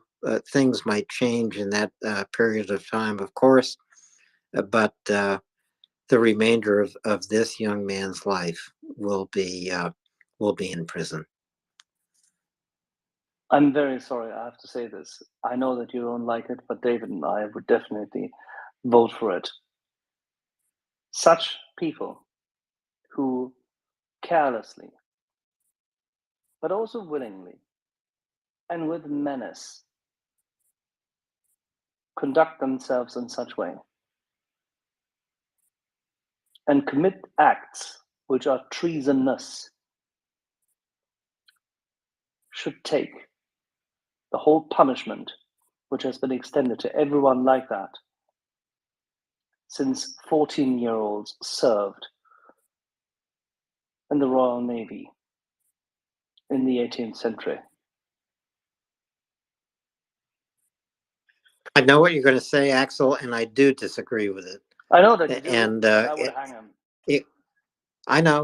I know you would. And it would be good because everybody else amongst those programmers would be fucking afraid for the next 2 generations. Radical, They'll be fucking disproportional deterrence. Radical, inhumanitarian deterrence. I'm sorry, mate. I'm really sorry. National security over everything. I'm sorry, Axel. It's not national security over everything. It's national security over a lot. It's national security over everything at a time of danger, and we're living through a time of danger.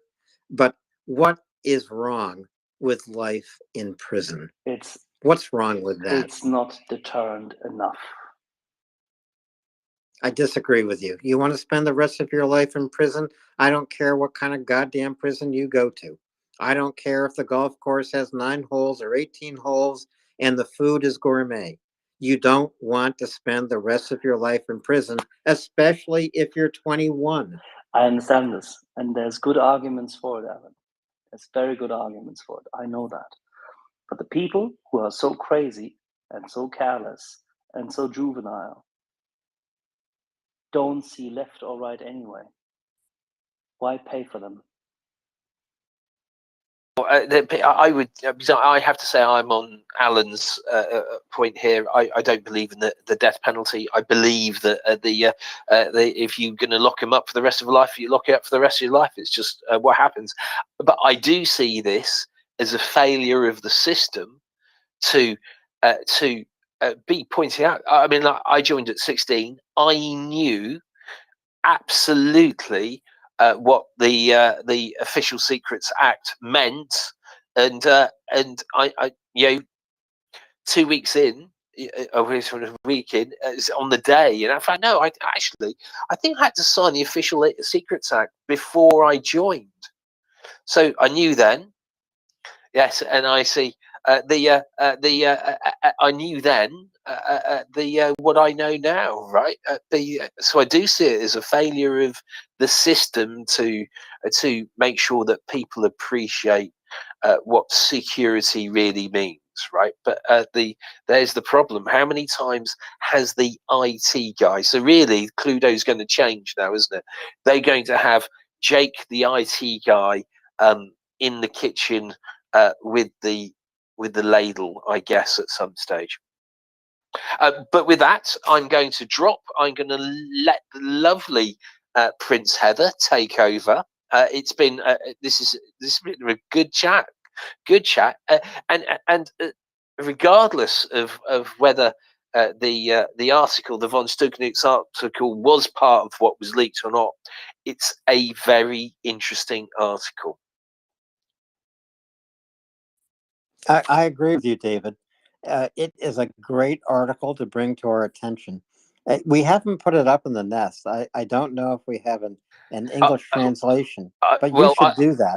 I'll get the English translation. I'll make a tweet and I'll give it to you so you can put it up. Bloody original there. People can translate themselves. They're adults. They're not dolts. They're adults. I'll get the English version too.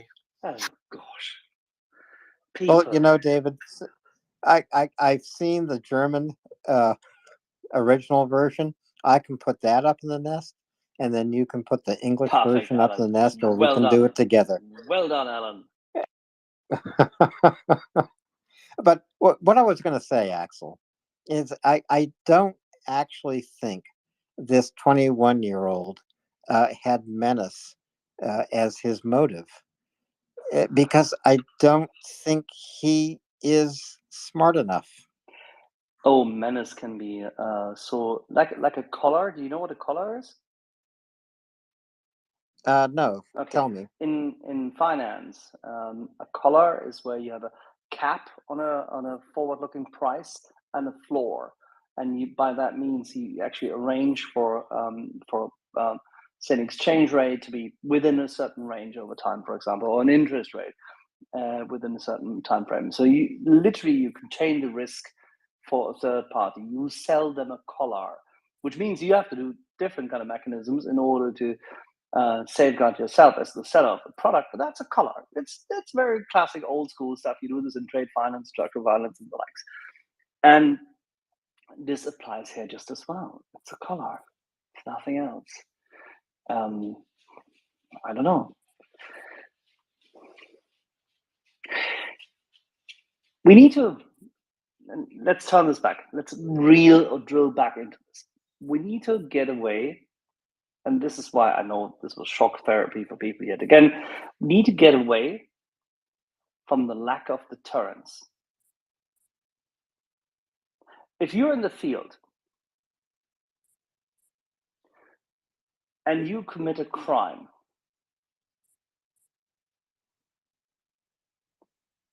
and you commit an onerous crime, and you're still a threat to your own troops, Alan, what does the Uniform Code of Military Justice allow you to do?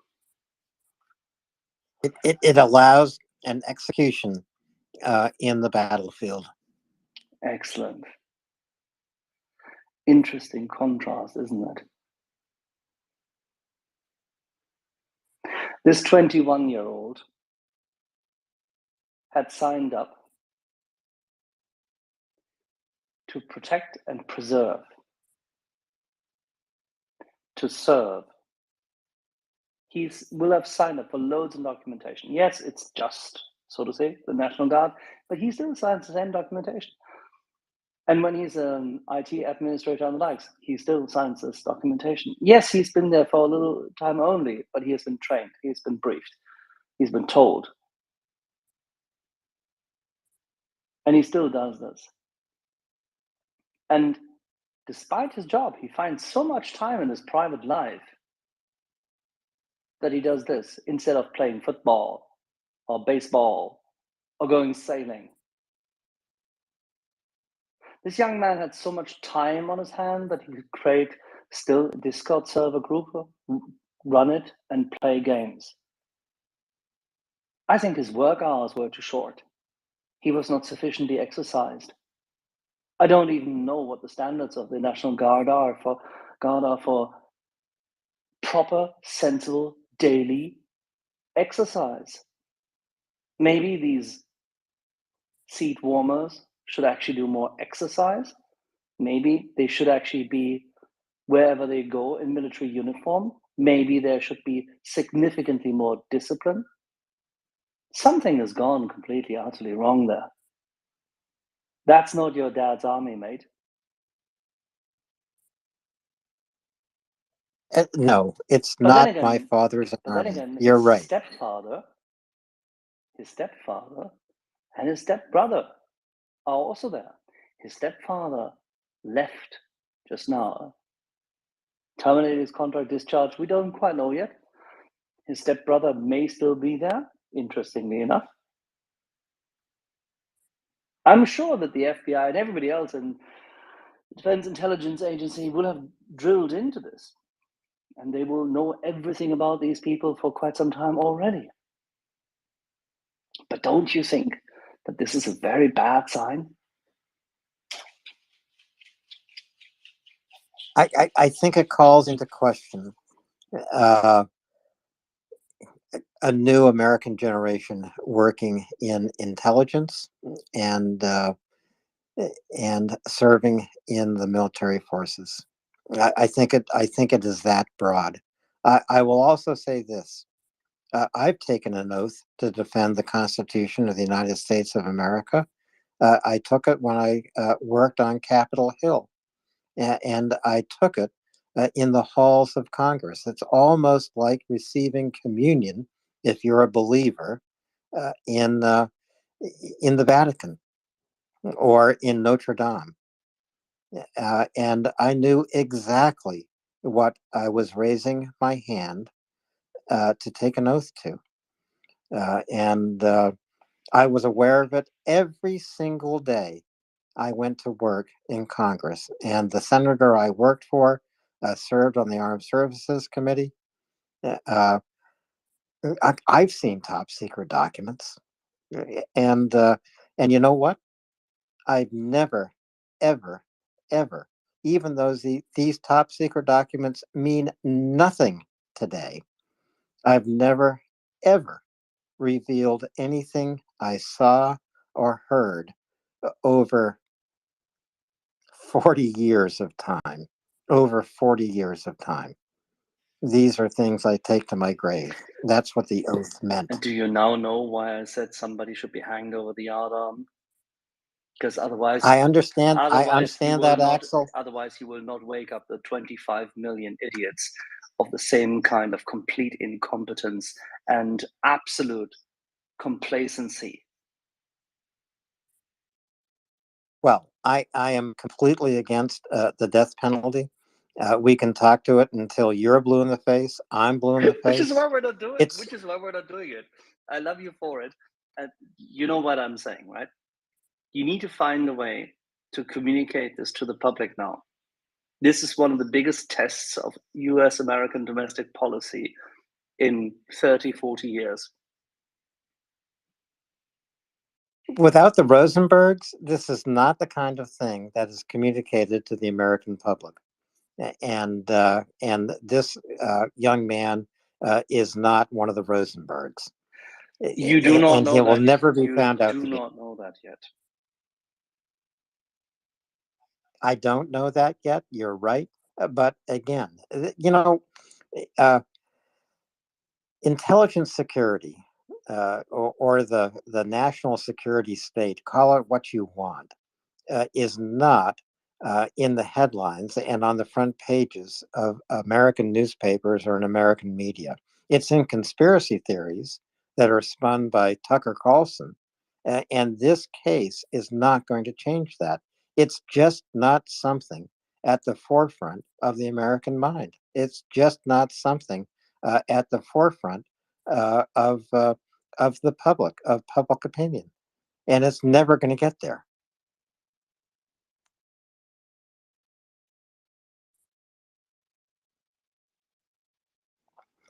And the reason I most wish it might get there is if these leaks actually meant a difference to Ukrainian war planners and to the conduct of Ukraine's self-defense.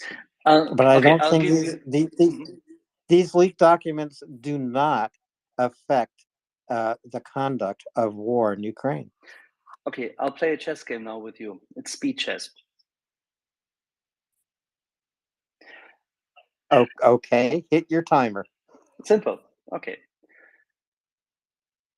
The war in Ukraine showcases that the Russian army is significantly less threatening and less capable than we ever thought, correct? Correct. The war in Ukraine and the conduct of the Russian army showcases that if and when we were to provide Ukraine with appropriate Western kit of the same kind which we had planned for in the 1980s, that Ukraine would win if it were just there now and in sufficient numbers, correct? Correct. We have built in the West since the early 1990s, despite the massive drawdowns, technology which in at least 3 generations of reduction in terms of size, but further increase of capability, computing power, better designs, better materials, better coating, and higher grade precision and better processing power in terms of signaling, both for weapon systems as well as their integration into fire control systems, a technological advantage which, if we were to levy it upon it, meaning if we were to make that technological advantage felt vis-a-vis Russia, would reduce Russia within a week into rubble in this battlefield, correct? That's correct, and it would also come with losses around the globe, Fine, fair including enough. the United Fine, States. fair enough. But okay, so we have a technological advantage. We dwarf Russia in an extreme form, right? America dwarfs Russia and Britain, China. Germany, France, Italy. Italian Navy production is top level worldwide. German and Dutch submarines are very decent. The Royal Air Force is. We can go through various things. The West has a tremendous advantage. America it would dwarf any if an ally turned against us. America dwarfs. That's the West the second together. The West together has an excessive advantage vis-a-vis its adversaries. Correct. Correct. When what you're saying I'm is not finished. Unleash it. I'm not finished. No, I didn't say that. What I'm saying is, so we have all this. So we've just established this. Correct. Wait for it. We're still being confused by very simplistic, very basic, very old school information operations by using very simple and even by us understood social media, general cyber attacks by the Russian Federation at the moment. We're still tolerating this, correct? We seem to be, yes. Okay. Whilst on the other hand, we have all that power. And we know that the Chinese have not a single fourth or fifth generation fighter plane which actually works. So we portray them. We do know this, actually. This is something which we actually know.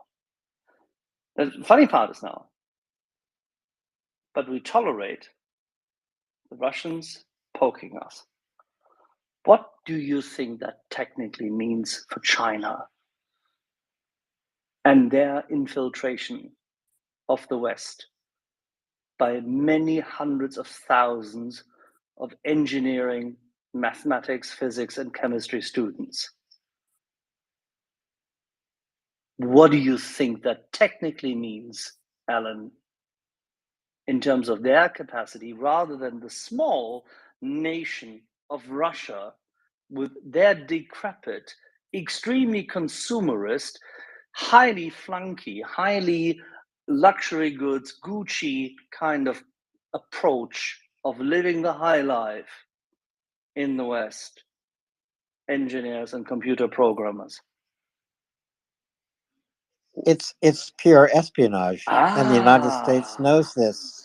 So, on the one hand, we tolerate the little mosquito because we don't care about the mosquito and we're strong enough. On the other hand, we have opened the gates to someone to take Troy. Nice. What do you think such a league says unless we disproportionately punish it? Well, if you're saying disproportionately, if you're saying disproportionately punish the perpetrator, that does nothing. Russia included. Fine. If you sacrifice this 21-year-old to the death penalty, which is not going to happen, it does nothing to punish the state perpetrators, China, Russia, whoever else is involved, and really the end of your logic, Axel, is for the United States to launch a surprise attack No, equivalent I to the didn't. No, I Japanese didn't. surprise No, I attack on didn't say. Pearl Harbor. No, No, I know you didn't. Neither did I no, say this, I know. nor is this the logic. I did not project actions into the future of the nation in defense. I described the defense and I described the lack of deterrence. Deterrence is not a first strike. I never said this. So please don't put this upon my shelf. I know you didn't say it. I am simply saying that the logical path you've laid out would lead to such a decision. That's what I'm saying. If we have such power, and we do, and we have such opponents as China, I don't include Russia. I only include China.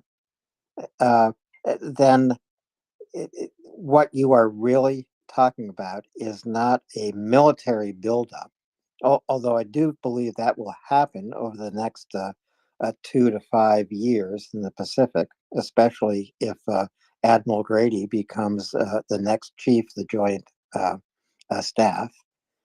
The logical conclusion is to strike. And this is something the United States, frankly, would never do. And so maybe what you're talking about is a deficiency in the American character. But we're gonna live on. We're gonna defend the free world. We're gonna stand by Ukraine. Hopefully, we'll stand by other nations that either Russia or China threaten. We will stand by Taiwan.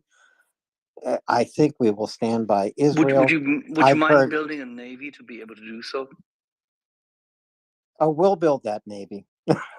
Trust me, we'll build that navy. Did you know before World War II had ended, Congress I had appropriated? I know all this, but I you also, know, yeah, I you do know. I do all know this. But the thing is that currently, the kind of technology which we need to actually build, and by the way, there needs to be a change. But it doesn't matter. The Navy needs more ships. It also needs to find out what kind of ships it actually needs and wants. And somebody needs to think about the strategy. There are people way above my pay grade who bicker amongst themselves as to how it should be done. And when they all find it out at some point in time, it will be too late, as always. Because the last time, when it was too late, they had to ask someone from industry to tell them, I can deliver to you so and so many ships. Yes, these ships were not perfect, but without the Liberty Fleet, America would not be America today. That's absolutely true. I live in a city where hundreds of Liberty ships were built and launched every single day. The manufacture of Liberty ships and the shipment of arms to Europe during World War II is absolutely amazing. An amazing story. I don't think it's even been told adequately. But the other thing I'll say is what the United States does not need is another big nuclear aircraft carrier. They need many different kinds of ships. I know there are people working on this. They're analysts. They are real Navy men, and I think there is also a coming together of submariners and blue water Navy men who understand exactly what the United States needs to project power, where it needs to project power. I am hopeful. That's all I can say.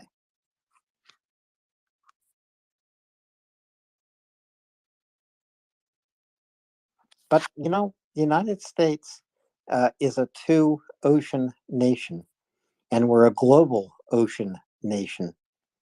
The Navy means as much to the United States as it meant to the United Kingdom. It probably means more to the United States today than it's meant since the victory at Midway in 1941. And that was one goddamn lucky success. And there were some very, very good captains during that battle. Having said this, by the way, there are people at that point in time who would not be considered to be politically correct today, but they were right. You know what? If you're a commander of the Enterprise, or you're a commander of a destroyer or any ship in the Pacific in World War II, you don't have to be politically right in 2023. You just have to be goddamn good at what you do. And you have to be able to stay on the bridge for 72 hours. And that's what they did. And Bill Halsey definitely was a very straightforward man. And you need a few of them in future too. And if you don't deter all the crazies, you won't have the hard man in future. I think we have them. You know, we can temporize about the United States. The United States has its problems. The United I'm not States criticizing also the has United its States. leaders. Alan, please don't put this into me. I am the most Atlanticist, transatlantic, pro-American person you will find on this bloody continent here. Yes, and you have a long way to sail. You have to go all the way through the Baltic. You know, you have to pass Denmark. You have to get through the Channel just to get to the Atlantic.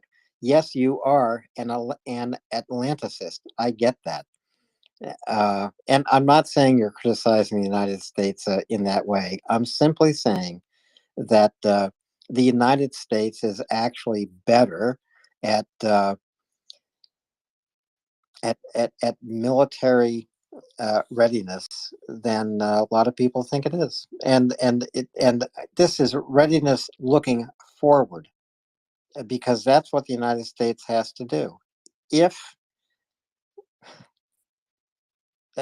you know, if a lot of things would fall from that statement, but the United States doesn't have the largest single defense budget on the globe.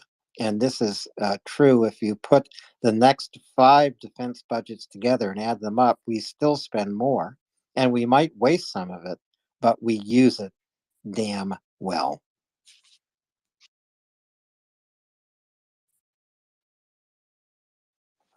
So we're going to keep using it. Have we gone down a rabbit hole here, Axel? No, actually, the funny thing is we have just reasserted the friendship between Europe and America, and we've just highlighted why it matters, and we've just highlighted as to how important it is that we actually speak about the main historical arc, the reasoning for it, the cost, and why the cost is actually worth it. But the cost, if you think about it, what? You pay 2 trillion in your defense budget? That's nothing. It's absolutely nothing for freedom. Because freedom is priceless. And that's not a slogan of MasterCard. But it was a great slogan. All I'm going to say is, and you and I have talked about this, World War II is not the past, it's the present.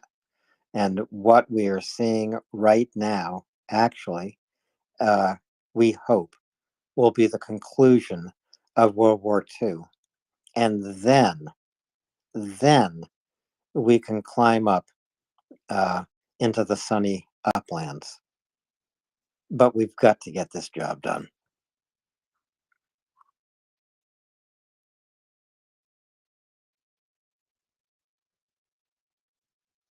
Duke, go ahead.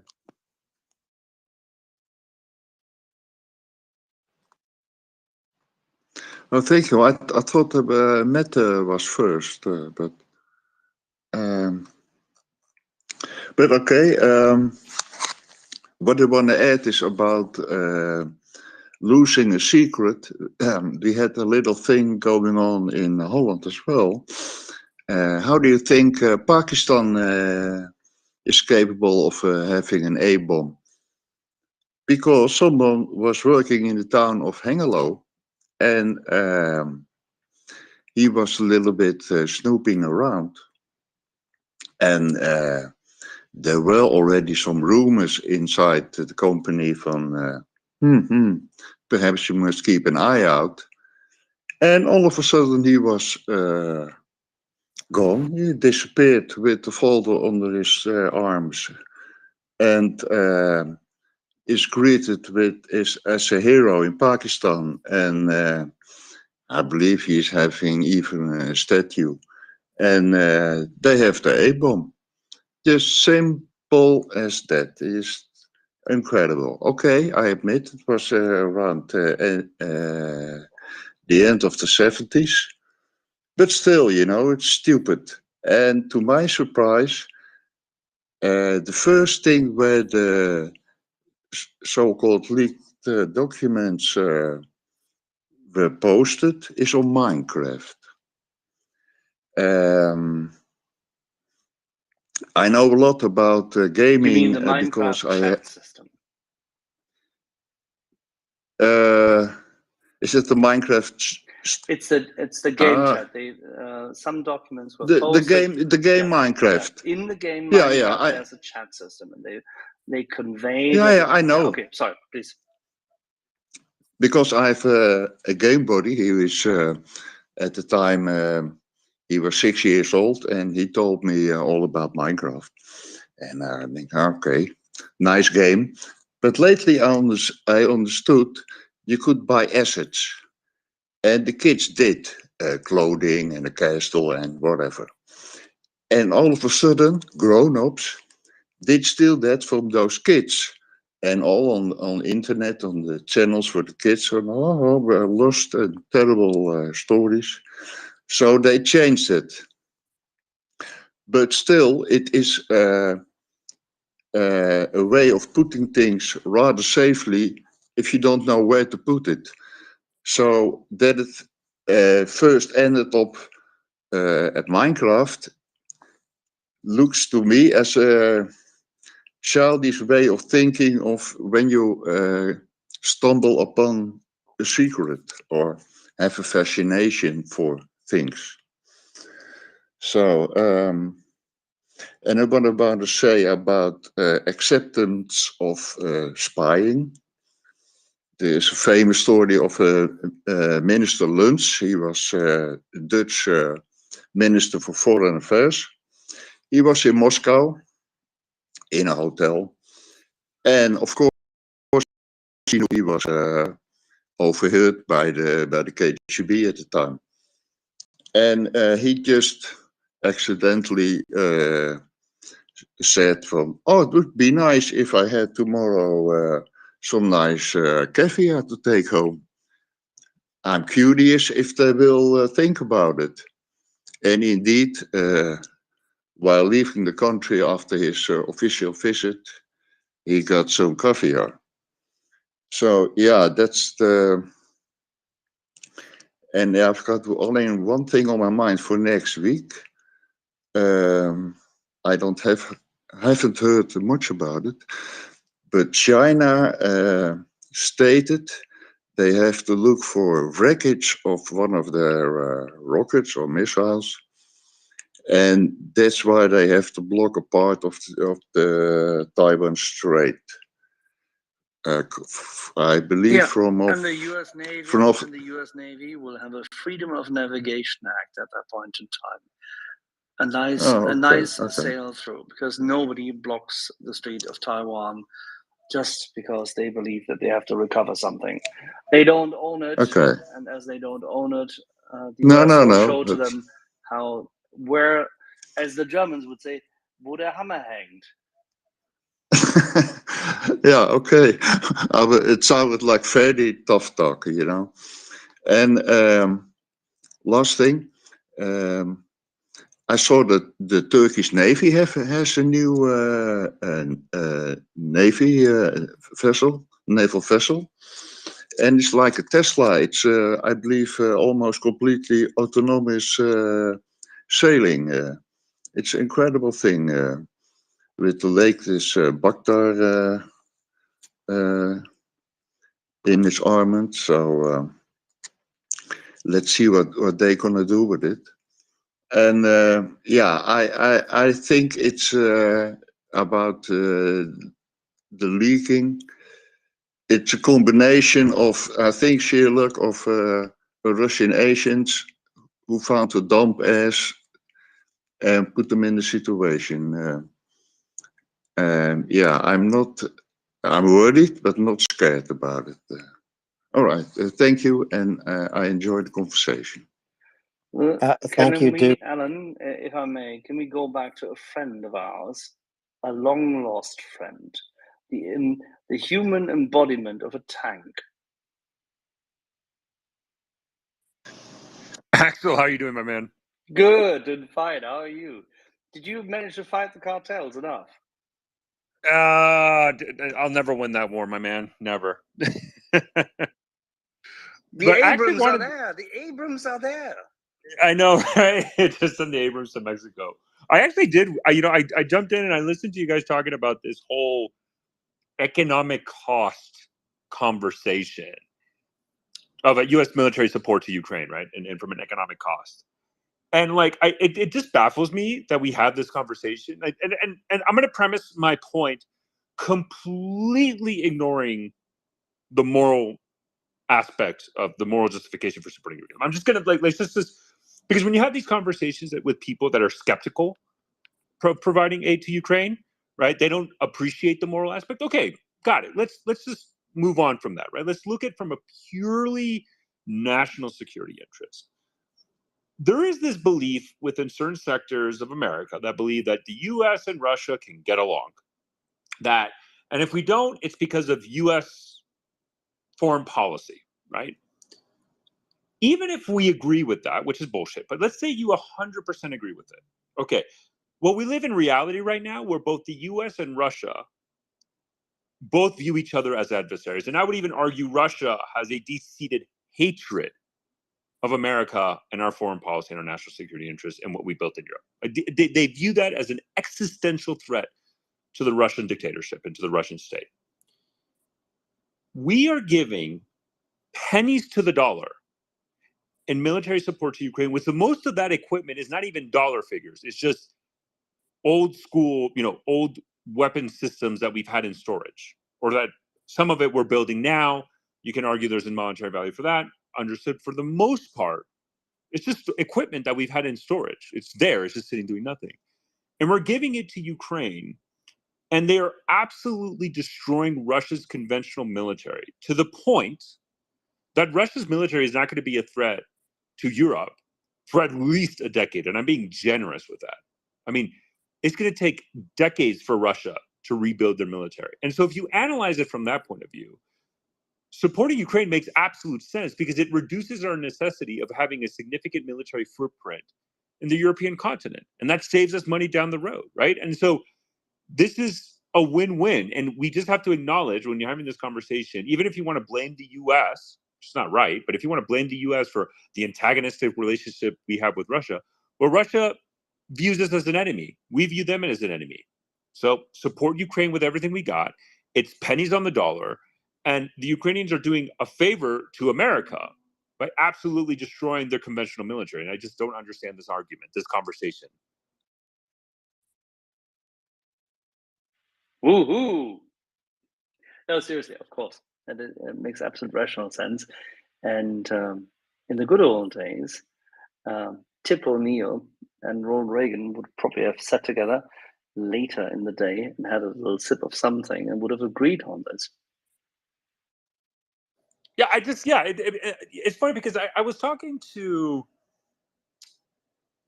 I'm not going to say specific names, but it was I was having DMs with a former Republican candidate for the House. And the argument that this former political candidate was making was, well, it's not right that we should view Russia as an antagonist. And so I laid out, well, that's okay, but Russia views us as an enemy.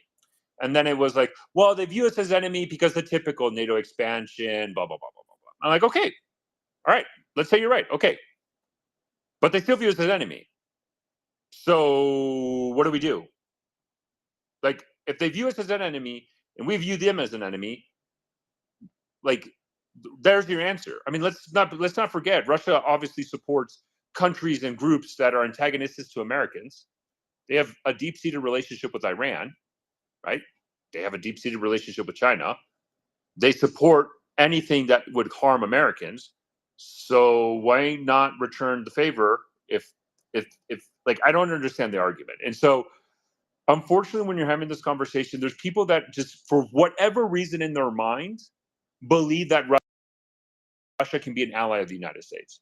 Like, we're ignoring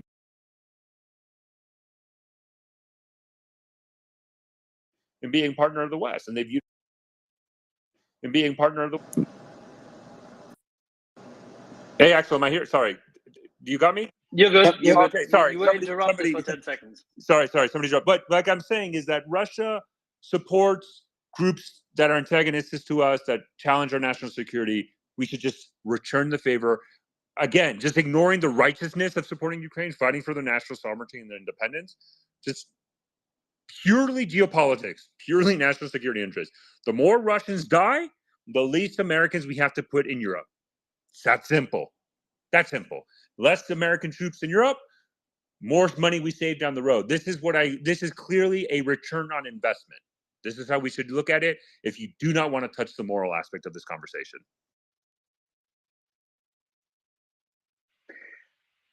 Alan, isn't this sweetness and light that even if people have lost their morals and have lost their way, there's a good economic argument to be made, and a good logical argument as to, you know what, if somebody doesn't like you and wants to hit you, you probably need to do something about it. Yes, it is sweetness and light. And you know what? I don't care if anyone says uh, Ukraine's self-defense is a proxy war of the United States. Let it be a proxy war. But let it be a proxy war we win fast, because a nation fighting for its freedom and independence and union with Europe and NATO, all this is at stake. There's nothing wrong with a proxy war against an enemy, in my mind. It's a pity that there isn't one, but hey, even if it's not, let's win it. Yeah, let's win it. Yeah, I mean, as fast as possible. Again, I'm just going to end with this. Like, our greatest geopolitical threat in the European continent is Russia. Like, it's like let's not pretend, guys. Like, this isn't. That's why every time I see reports of significant Russian military casualties, it's like, that's a win for America. It's that simple. Like, look at the First Guard tank army. I mean, anybody, armor guy, right? I served in tanks in the U.S. military. A lot of the people I deal with that are veterans served. Everybody, a lot of people, but not everybody. Let me rephrase that. A lot of us who were trained kind of the post 9/11 coin. Like, when I trained, they kind of went away from coin in my armor training. Like, we're done with coin. We're going to large scale combat operations, force on force, tanks versus tanks, right? This was before Russia invaded Crimea in 2014. But a lot of us who, a lot of the Russian military we studied was actually the First Guard tank army, right? The quote unquote premier elite armor formation, the elite army, tank army of the Russian Federation, right? That this was our biggest concern from a tank on tank battle. What, they've been destroyed now twice, 3 times? Absolutely just destroyed. I was just about to ask you, do you remember how many of them are still in existence? Yeah, and look, dude, I've had this covered, like, T-55s in cars. When I saw that picture, I was like, okay, that's it. My life is complete. That's what I needed. I needed to see Russian T-55s in Ukraine, just to, it goes back to the point. The Russian military has been so absolutely degraded to such an extent that it's just insane. And again, I think, and I know it sounds crazy to say this, but I mean, I think people need to really look at this in this point, right? Russia's in this position just over a year into this invasion. 1 year in this invasion. 1 year. And the casualties that they suffered and the equipment loss that they suffered forces them to pull T-55s in 1 year. How can anybody make the argument? Right, I love it. It's ridiculous. In 1 year, right? And we can all obviously agree that we want this war to be over sooner rather than later. And there's reasons why the West doesn't do what they need to do, right? But it's 1 year. Like, it's insane. And so that's why I have this, when people tell me, right, and this argument that people make to me, like, well, if the West, like the president of Brazil, Lula, is like, oh, the West giving weapons to Ukraine is expanding this war. Bullshit. Bullshit. What are the Russians going to do? What are the Russians going to do? Like, let's game this out. Let's say for whatever reason the West stops providing weapons and equipment to Ukraine. If anybody believes that that means Ukraine is going to stop fighting them, they're not going to continue to fight, it's ludicrous. Look at Chechnya in the 90s. Chechnya didn't receive any support, and look how they bled the Russians out. You don't think Ukraine's going to find ways to get weapons into their country? Of course they will. And, oh, by the way, the Russians created something that they feared the most, was an anti-Russian state in their border, right? So Russia is going to continue this war. The Ukrainians aren't going to stop.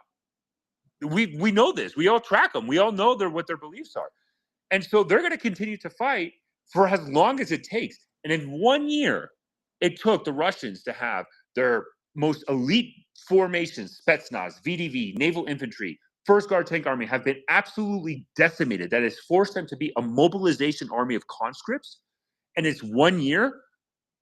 You think that in 5 years, the Russian military is going to be anything else than just nothing? It's ludicrous. T-55s in Kherson, that's all you need to know to see the state of the Russian military. Also, please do me a favor. What kind of tricycle should we send them so that they would feel comfortable, our Ukrainian friends? Because evidently they have everything to defend themselves, right? We've already given them far too much money, far too much equipment. Please tell us. Why is it, why should we? Well, let me put it this way. I'm actually of the belief that what is more valuable to Ukraine, I got the equipment, don't get me wrong. You want something valuable, you want to plan this. I mean, if you're planning this, right? I'm using my military hat right now, right? The planning assumption I want to make is, and I know we all want something better, but I think it's reasonable to say, okay, this war can last 5 years, right? Like, let's just, if you're going to plan for the worst, hope for the best, right? So you plan for the worst. How can you sustain Ukraine's fight? And it's not, the equipment I don't think is that hard, at least for the US. Like, now we have a massive industry, our military is actually going to get significant investment in armament that we need because we neglected it because of 20 years of coin. But if you really want to support Ukraine, where I think it's a lot more valuable than equipment, is training. Training. What we see in Europe, what we see in the UK, that rotation of forces of just Ukrainian, just train them in Europe. It costs nothing. It's a joke. And it's good for us because we get training out of it. We train, we also learn from it. You train Ukrainians. You can set up a program. That program can last for years. Easily. You just train Ukrainians. Make them a professional military. I agree also. I agree. But the thing is, of course, that would mean more and more civilian losses. And that's where you and I will then come immediately to the conclusion that it is the right thing to do to give them disproportional superiority in terms of force structure, force composition, and that's what's needed. I agree with you. I don't want people to misunderstand my comment. I agree with you. I mean, but I also have to acknowledge the quote unquote politics, right? But again, I think you can give a lot of equipment, but do not underestimate the value of training and how, because you can see, I can train. Let me put it this way, Axel.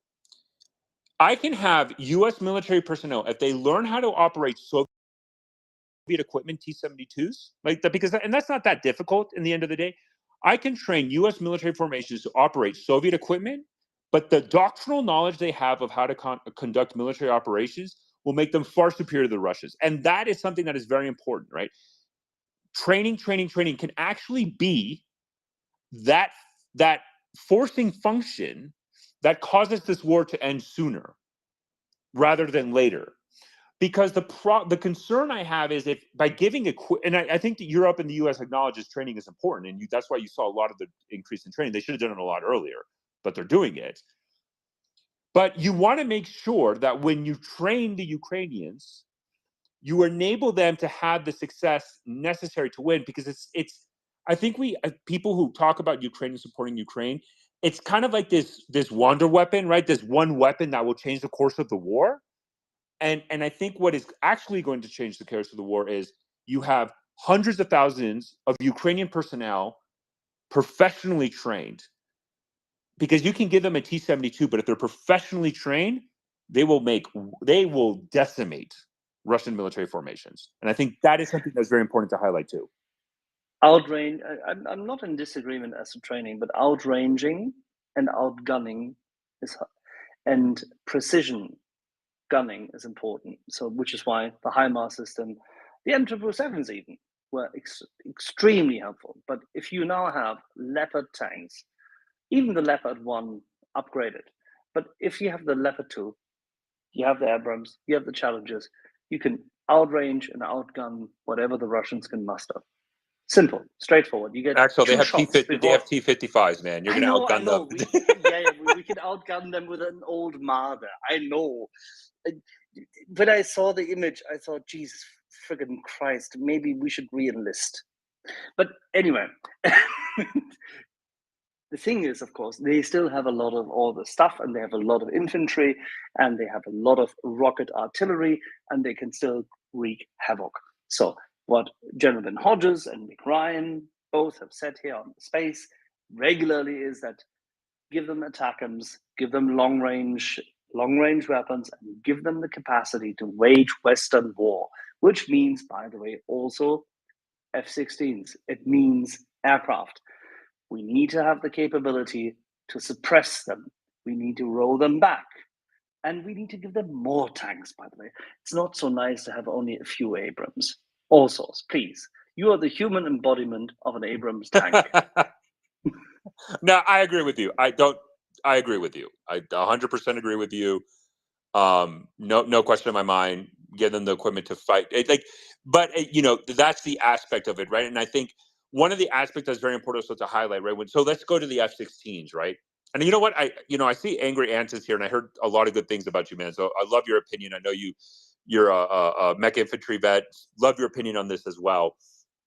But when you're talking, let's say, about SEAD, right, and F-16s, right, because that's the conversation, like suppression of enemy air defense.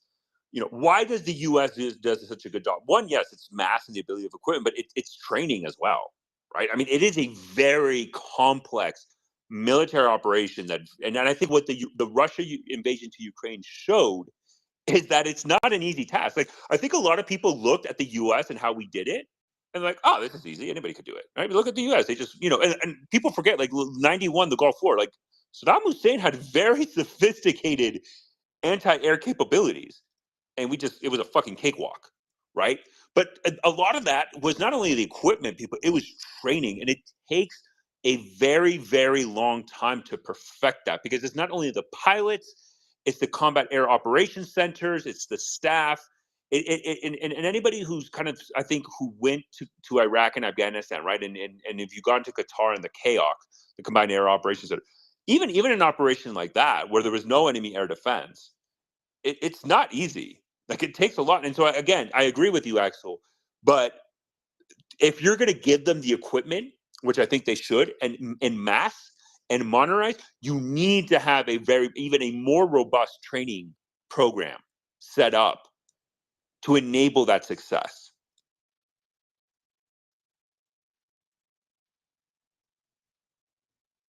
Yeah, I'm with you. Completely agreed.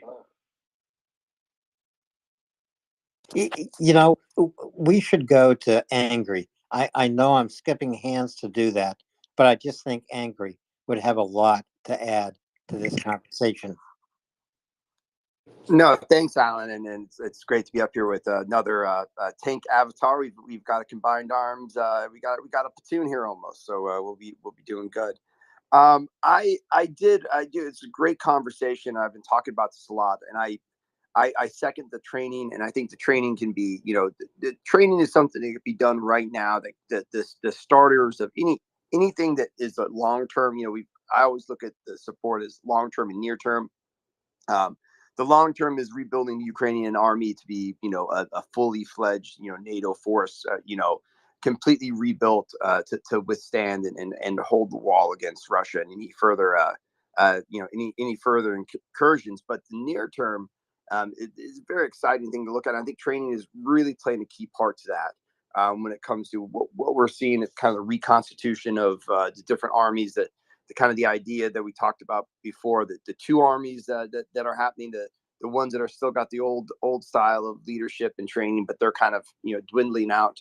I mean, you've got this newer style. But what I look at mostly, and it's so spot on about how destroyed the Russian military 1 year in, and you've got untrained mobilized soldiers being thrown into meat grinders. Some trained ones, we got to remember there's still folks that are at least somewhatly trained, but these new mobilized soldiers are not going through extensive training, and they're getting supplied with old equipment, T-55s for whatever reason. Not even that, you just look at the basic gear that these soldiers are wearing, and just basic, just the state that they're in. Is completely disheveled and much different, right? Vice versa, and this has been a really interesting day. There's a bunch of videos I've been catching up on and kind of reports. You've got units that are training not only in the NATO countries, but also in Ukraine, and they're not just training in old tactics. They're training on modern combined arm tactics, but that have been adapted and upgraded to fit the Ukrainian war specifically. And when you look at those soldiers are ready to fight. They're trained. They've got the equipment. The steps are being put in for that long term, I think. But right now, the training is really setting up these, whatever those major maneuver brigades are, or battalions, or divisions. I don't want to talk about too much for when you see them on the battlefield. Now they're going to be stocked with what have we seen? We've seen all the new vehicles. I mean, I missed it a couple of days ago, but there was a massive amount of MATVs, the brand new replacements for the Humvees, which are brand new vehicles. Most military army units don't have these things, right? So it's top of the line, light mobility vehicles. We saw train loads of M109s, Paladins from Italy. You've got what I think is kind of going to be one of the most important factors is these hundreds of Leopard 1s that add significant firepower to units, especially if they're assaulting. So it's a tale of two stories, and there can't be any bigger difference between what is trying to come, like what Russia tried to bring to that forward offensive, their winter offensive, to what's being prepared for Ukraine, if that makes sense. Okay. Do you guys mind if I ask him a follow-on question? Go right ahead. Also, oh, sweet. So actually, this is something that, and by the way, love the Bradley. Served probably more than a Bradley than an Abrams, so I have a deep-seated love for Bradleys. Cav Scout myself.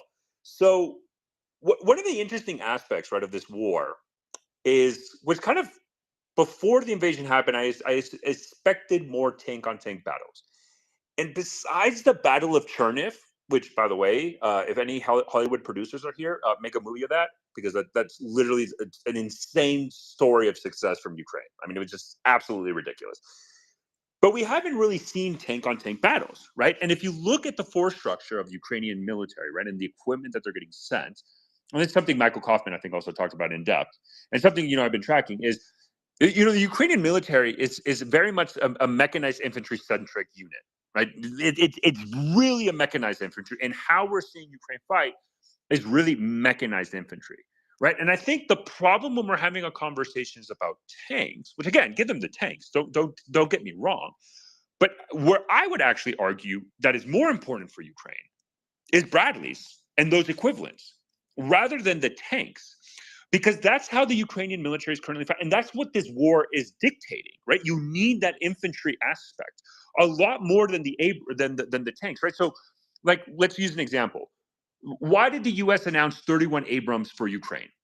Right? Why that specific number? Because that's an armor battalion for Ukraine. Okay, but why is it one armor battalion? Well, if you look at the construct of a mechanized infantry brigade, you have 3 mechanized infantry battalions supported by an armor battalion and a fires battalion, right? So that 31 right there, that tells you, okay, that's an armor battalion.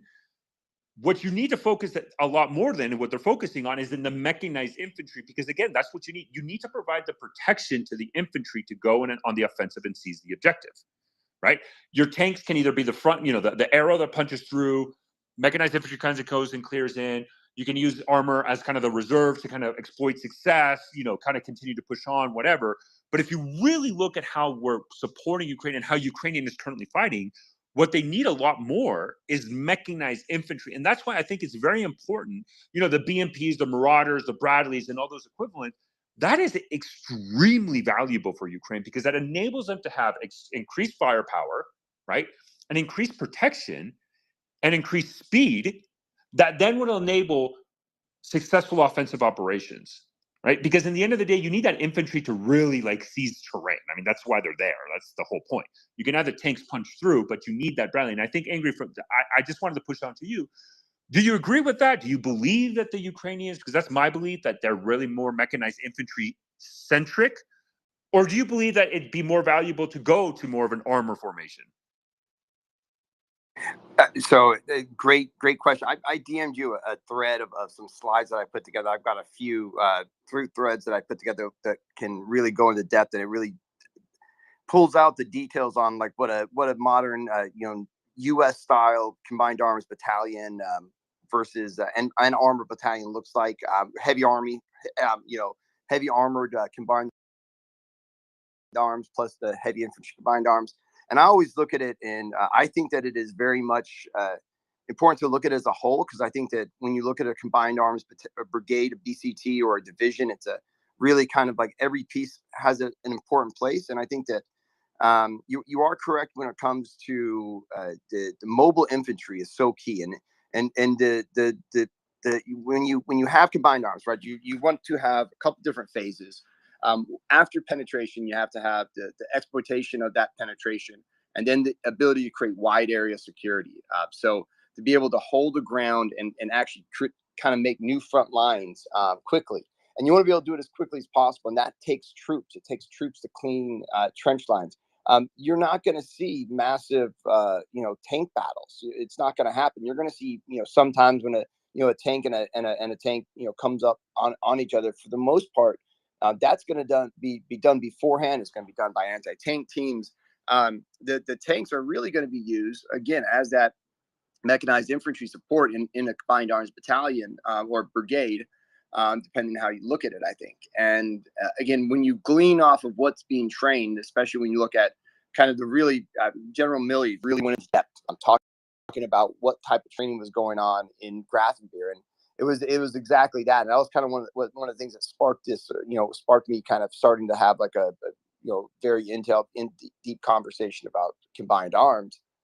So to me, when I look at it, I put instead of thinking about just the vehicle, I think about the uses of the vehicle. So you've got the heavy support and penetration, which is your, the top of the line, your heaviest tanks. Something that if you need to do a thunder run, if you need to stand up against another, full modern tank, they're going to do whatever they can. Then you have vehicles that can kind of work as a crossover. So sometimes you may not need a tank to have the major fire support. So you could reconstitute your units with maybe something a little lighter, Leopard 1s, AMX 10s. You could even put Bradleys or Martyrs in that role as kind of more of a fire support role inside of these units. So it would be more of a lighter unit. But then you have heavy infantry mobility. And then to me, that's the everybody says, the key to the very center point of some armies is that heavy mechanized company or battalion. And the ability to get troops into battle safely and without, taking artillery hits, be able to get them to drop that ramp where you know exactly where it is to still be able to dish out is so key. And that's where when you see the mass, when you start to look at all of the different kind of hodgepodge of NATO standard stuff, when you actually start putting together the numbers of heavy infantry mobility, and then also the light light support, light infantry mobility, which would be, you know, APCs, things like that. That's where the bulk of the vehicles, all the MRAPs, all of the, you know, just so many different, and more than I can keep track of now. But that's where the big bulk of it is. So you don't need as many tanks if you can, you know, can still support that mechanized infantry. I hope that answered the question a bit. Oh, it did. It did. And I think you threw in there some MDO terms. I got to what you were throwing at me. Yeah, no, I just think that the main difference, I'm not seeing BCT constructs yet in Ukrainian armed formations. I'm still seeing, from what I'm gleaning at, kind of the Soviet force structure with NATO-ish components of it, right? So, like, for example, something I would push back on that a little bit. There is a reconstitution that's happening. So there is kind of a reforce. They're kind of rebuilding their forces into modern BCT type. It's starting with the training of individual battalions, combined arms battalions, along with tank battalions. But those are going to form up into BCTs. It's almost there's enough to glean out there. Now, not every unit's got to go and rotate through that, but there is also that same style of combined arms NATO training and reconstitution happening in Western Ukraine also. So it's not just simply in Grafenwehr that it's happening, or some of the other places. But there is, and Mike Hoffman actually talked about this a little bit on one of the War on the Rocks. It's actually a really good one. I'm talking, and we actually talked to a Ukrainian soldier today, kind of talk about this, how there is these kind of two armies. Some of them are very much still that Soviet style because they're ones that haven't got to rotate. They're some of the guard units, things like that. But there is definitely a tale of two tapes, and you're starting to see more NATO style tactics, especially when you see some of the mechanized assaults of trench lines and things like that, where you're seeing the Ukrainians use whatever vehicle they have on hand in much more of a NATO kind of, when you think of gunnery, right? Gunnery and fire support. We're starting to see that actually come out onto the battlefield quite a bit more than we did at the start of the. So I don't disagree with you on the training and the tactics, but on the force structure, let me ask you this. And sorry, Alan, if I'm totally hijacking this space, but Angry, so are we seeing, right, in the battalion level, specifically Ukrainian battalions, are we seeing combined arms battalions, which is like the US post-coin, right, that transition that we made? Or is it still kind of like armored battalions with mechanized infantry battalions? Is the battalions, are you seeing the CABs, the combined armed battalions, are they still separate in armor mechanized infantry? No, they are tanks, mechanized artillery, mechanized infantry, proper combined arms battalions, and they're pumping those battalions out much quicker than I think folks realize. So if I was going to look into a crystal ball, I would say that there's probably I think what's really being done is probably a couple of corps being put together where you've got actual divisions where you can keep you don't have to have all of your. I think the artillery is going to be, the need to have like a division corps level, which is something that's lacking there. I believe that what you'll see is there's about enough makeup to kind of put together about 2 major corps plus a light one, maybe some sort of a maneuver force. But you are seeing, I mean, this is the whole. The thing is, this is something people have been asking this question a lot, but there's enough to glean. There's enough to learn from what our military leaders have talked about the training. Is that these are real combined arms battalions, and that's the base of what's being put together for these new units. And that's happening both in Germany and in other places, but it's also happening in Ukraine itself, where they're rotating folks off the line. National Guard units are filling the line, holding the front line because Ukraine has achieved layered standoff, and we've seen that because of the failed attacks in places like Volodar and Bakhmut. Where the layered standoff means you don't have to have as many soldiers on that front line. So that this is, I mean, it's one of those things that a lot of defense ministries of defense have talked about this, but the word combined arms battalions, where you're putting it all together, that is definitely happening right now. Well, I'm glad I joined the space because I learned something today. Then, if that's the case. Yeah, all source angry. Keep going. You're not hijacking the space in any way.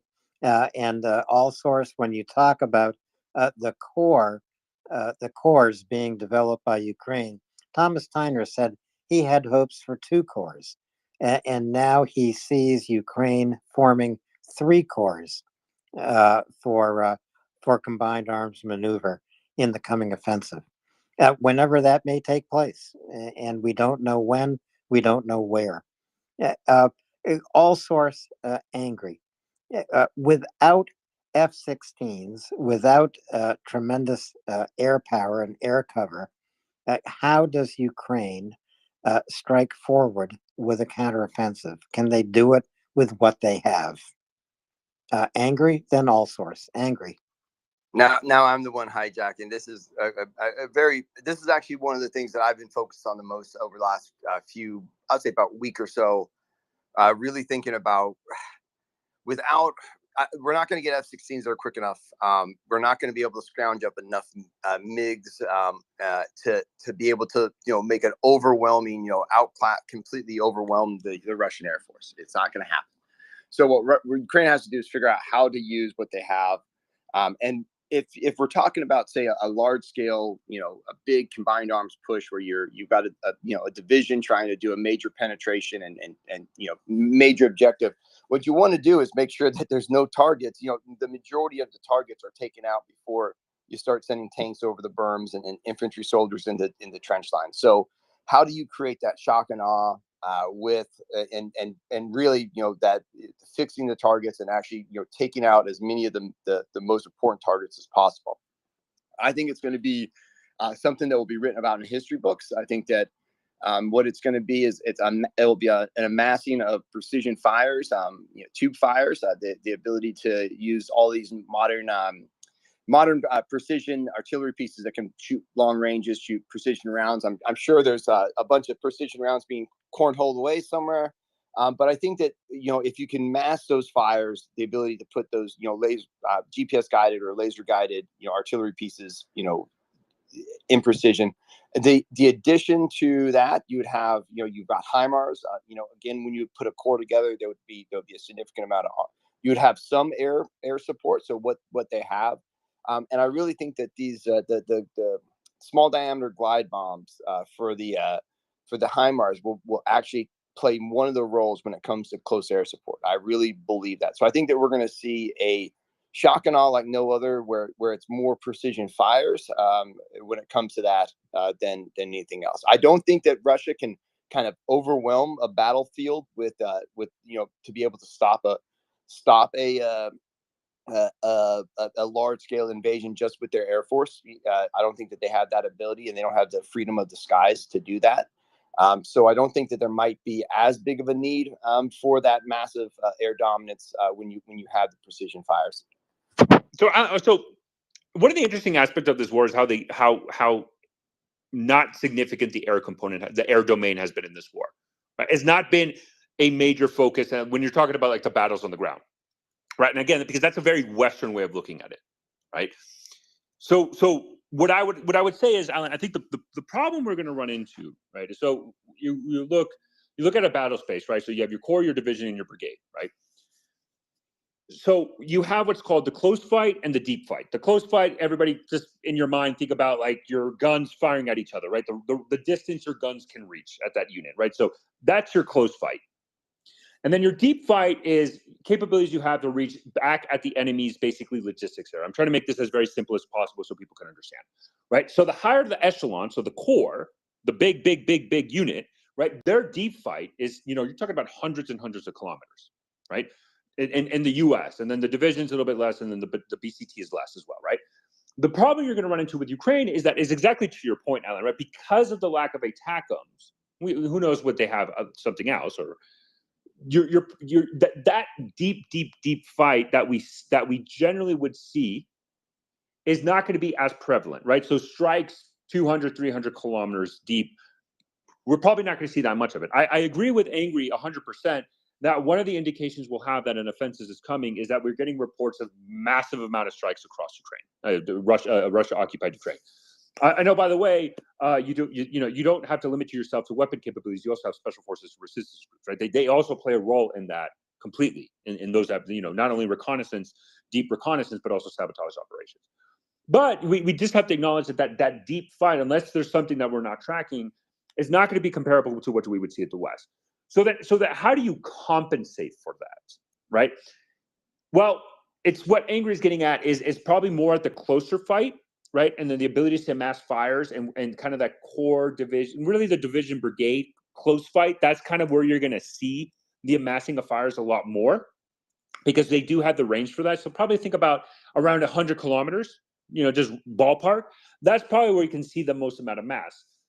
But when we're having this conversation about targeting, right, is what's really important to also highlight, because when I say targeting, I mean like artillery strikes and airstrikes, right? That's the military term, targeting. Is what's important about that is collection, right? Collection. You got to be able to collect. And the role that NATO and Ukraine have to do collection in Russia's area is very important. And the reason why it's important, look at Russia, right? I think a lot of people assumed Russia's ability to do targeting and collection was a lot more sophisticated, and it's not, right? There's a reason why Russia just bombs electric substations. They have nothing else to target. They have no idea how to do collection. By the time they get a target and it gets approved to go through the process, it takes forever, right? If Russia was able to do targeting properly, they wouldn't be hitting substations, electric substations. They would be hitting some, very important military targets, semi-mobile military targets. They just don't have it. And so that's where they are reactive. They're completely yes. reactive. Only counter battery fires quick with them. Right. And so with Ukraine, I think they have we see they have a better collection ability and targeting than Russia. The issue there is the reach, right? So then what I think, but I don't think it's as significant, because here's the reason why. It would be great. But the thing about the Russians is twofold, right? Their logistics is fucking terrible. And that's not breaking news. Right. And so your ability to hit key assets and key targets might have a disproportional effect. And then two, their command and control, right, not where we would see. And I think where I would be very interested to see in this counteroffensive when Ukraine launches this, and assuming, let's say, they have success, does Russia have the ability to respond quickly, right? And what we've seen is Russia just doesn't. They don't know how to do command control, complex military operations. Like the best we see them do is brigade and lower, and I'm being generous at going at the brigade level here, but the ability to control combat operations at echelons below brigade and a very small area of operation, right? It's almost like the entire Russian military structure has to be very focused in, let's say, Bakhmut for them to have any level of success. And again, I'm being very generous with the term success. But I think that's an important thing to highlight, right? Because if you're the Russian general staff, your focus should not be Bakhmut, it should be the entire front. But what we kind of see is like they hit one or two areas, Bakhmut, Avdiivka, Volodar, like onesies and twosies in small areas, but not this massive across the across the border or the front line, and ability to cross across. And the second thing is their ability to commit reserves is just atrocious. We've all seen this. Like you always have to have an operational reserve and then commit that reserve to either exploit success or to plug a gap. And like if Russia had a decent constant utilization of reserves, we wouldn't see Kharkiv, right? The Kharkiv offensive that happened last year, that was a complete rout. If Russia had an effective reserve, that would not have happened, right? So that's kind of the planning consideration. And so based on that, Ukraine's ability to do deep strike, although it would be ideal to give them the ATACMS to have it, I think it's a lot more important for Ukraine to manage to have successful breakthroughs, because generally when that happens, what we see is the Russians just don't know how to respond, and you see a rout. So if you're not going to give them the deep strike, prioritize the close fight and make sure that when Ukraine launches defenses and where they launch it, ensure they have rapid success, because then that causes paralysis of the Russian general staff and the Russian army and an inability to respond effectively to that type of an offensive. Ben Hodges said in this regard, we had exactly this discussion. He said it's much more important to roll back and hit deep into the rear, third edge and depot level, hit them on their logistics front so that they become more brittle, more fragile, and that even the last remaining reserve capacity they have on the second, third edge breaks, and that the route therefore becomes a whole wave and not just the first and second front line.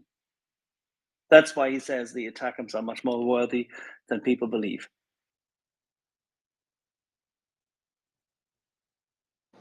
No, I agree 100% with the deep fires, that the need for them, and I think that especially without aircraft, it makes it even more reason for us to be trying to push to get that tool released for Ukraine. I think it's incredibly important.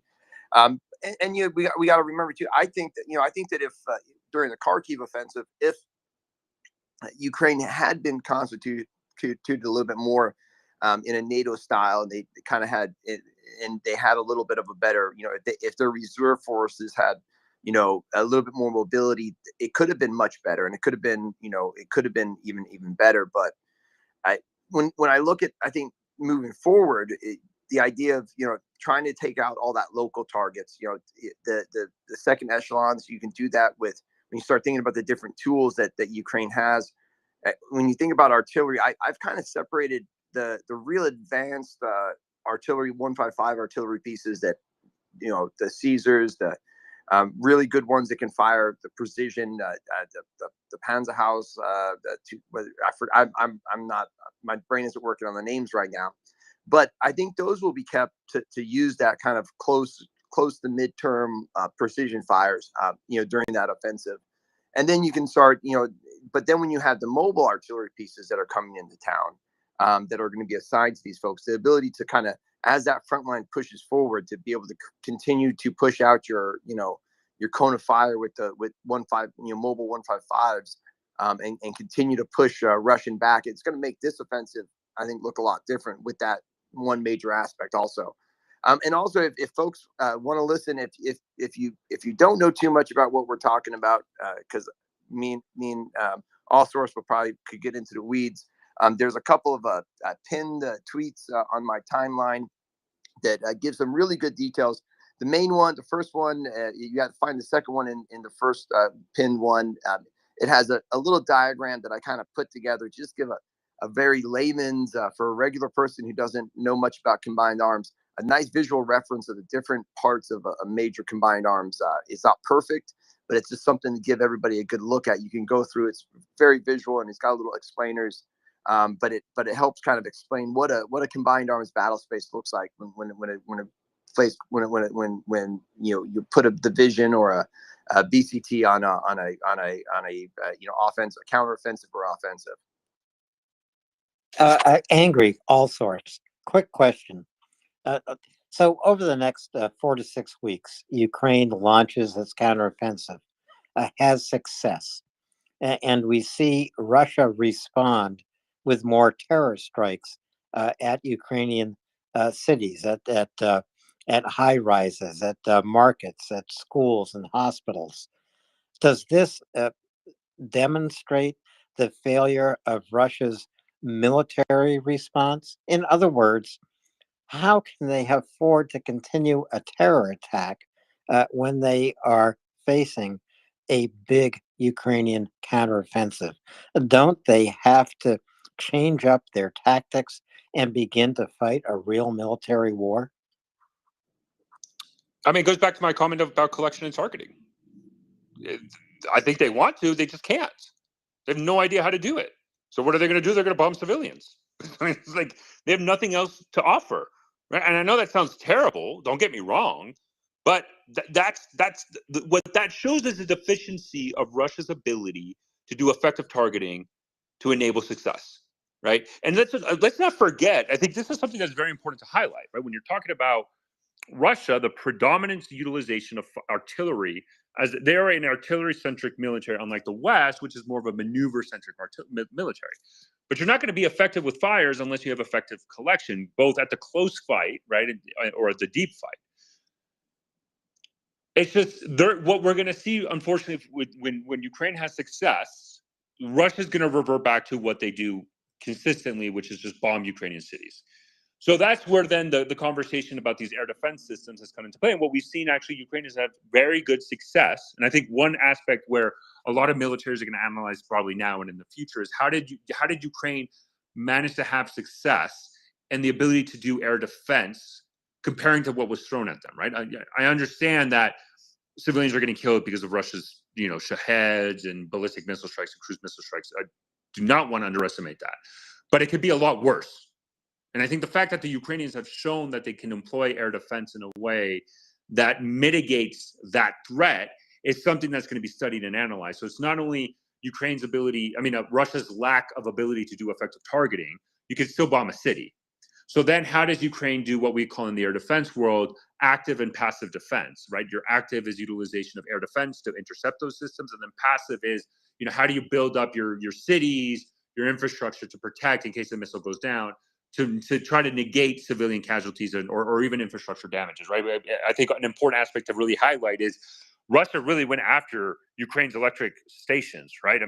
We all know this, yet Ukraine didn't suffer months of blackouts, maybe in some areas a day. Like that is a success.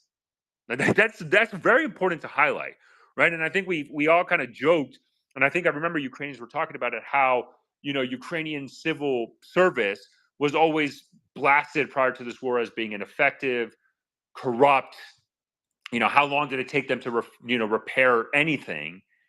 And post this invasion, we've probably seen the most effective civil service physically possible for Ukraine, the ability of them to repair things quickly on the dime and a snap of a finger.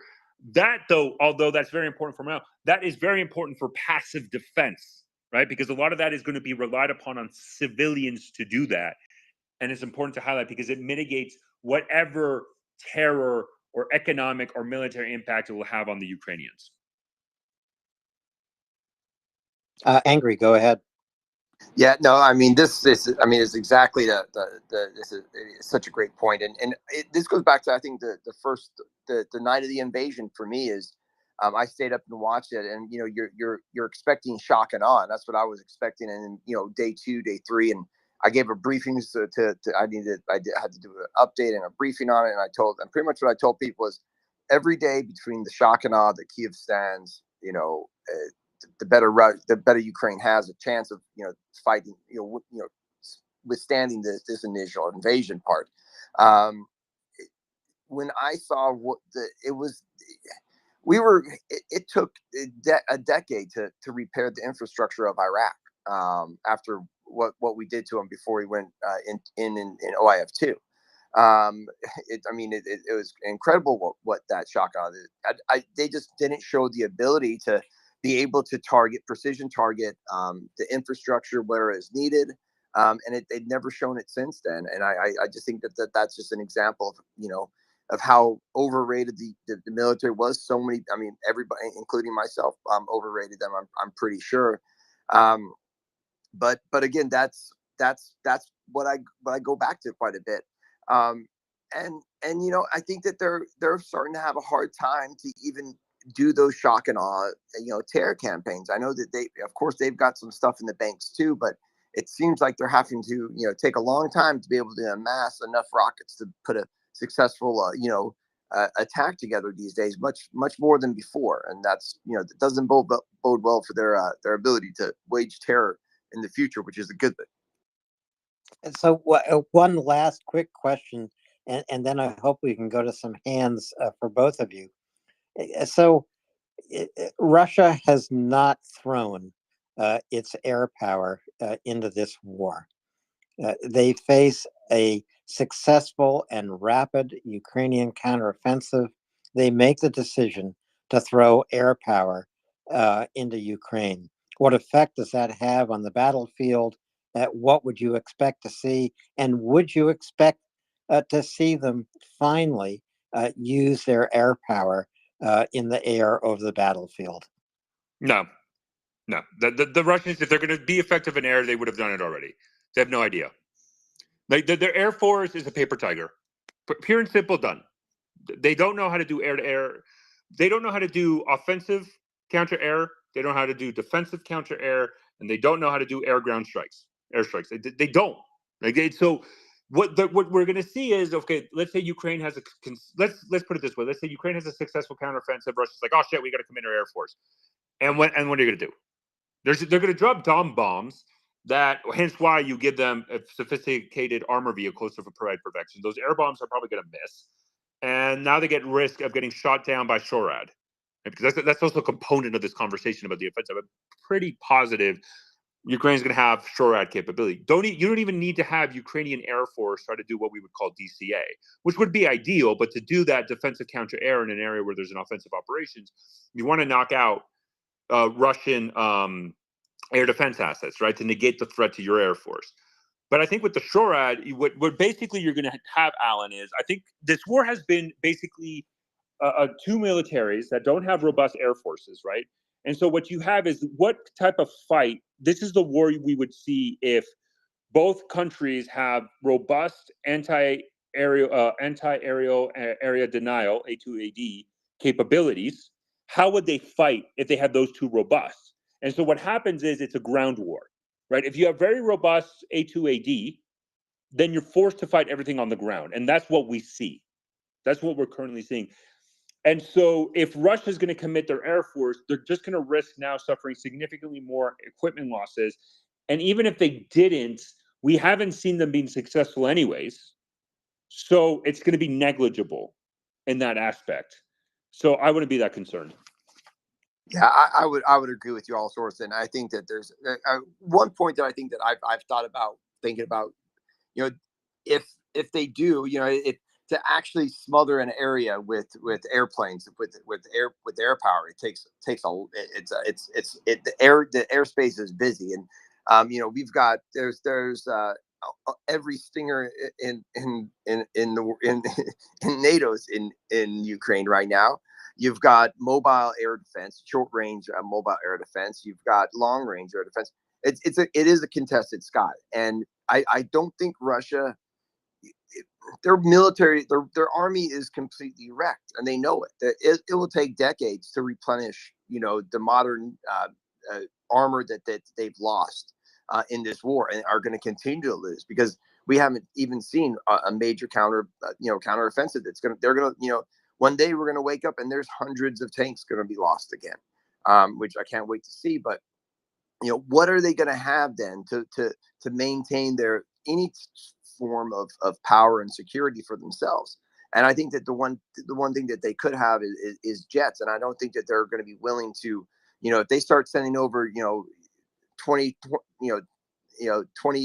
jets at a time, they're going to get shot out of the sky, I think, and I don't think they're willing to do that. So, all source angry, stick around with us if you can, and I hope you can. I want to go to Jay Seth. Will, you had your hand up, and then on to Lexicon. Jay Seth. Hey, yeah, I want to be quick. I don't want to interrupt the important conversation, because I just want to give a massive shout out to Allsource, really, because of the work he does, the work he puts in. Because I visit some of these spaces, the Mario spaces he goes on, and the only, pretty much apart from him and Intel, a few others, pushback with facts that is given to these people who are disinformation agents. Let's put it this way. But Allsource comes on, he gives the facts, he does it dispassionately, he avoids the moral arguments somehow. I think that helps him stay on the space. I just want to thank him, because without people like Allsource, we are in big trouble. And so full respect, and please carry on. And I think, that's all I want to say. Jay, thanks a lot, man. I really appreciate that comment. Thank you. So, Will, you had your hand up. One more thing. Go ahead. I think it would be great if we could have a regular Allsource slot, just like we have Nuno every couple of weeks. If we could have Allsource on occasionally scheduled, I think that would greatly benefit the space. Oh man, I'm in high demand. Oh no, what did I do? You know what's funny is I got a couple of messages saying, who is Allsource? He's, and I'm like, oh man, you haven't been around for over a year. Allsource used to be on the space all the time. and it is really good to have you on the space at the moment, Alsource. Glad to hear you.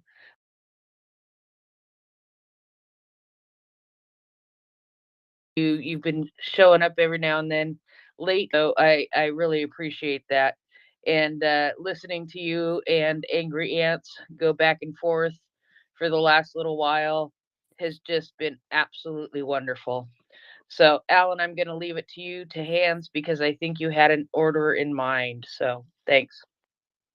Thanks, Prince. And Allsource, you don't have to be here all the time, but damn, be here some of the time. I'll do my best. I would. You know what? I do miss the Nuno me art. Going back and forth. I know Nuno's more of a regular, and I talk to him a lot. So yeah, definitely. Actually, if we'll do it, and especially if I will probably be here a lot more once we see the Ukrainian counteroffensive, because that's something that I think we're all waiting with anticipation, and it's fun to have. And I really appreciate Angry. I just want to say I got somebody DM'd me. He's like, "You got to join. Angry is on. He's great." And I love these military conversations. I'm passionate about it. I try to make it as simplistic as possible so that people who don't have military backgrounds can understand.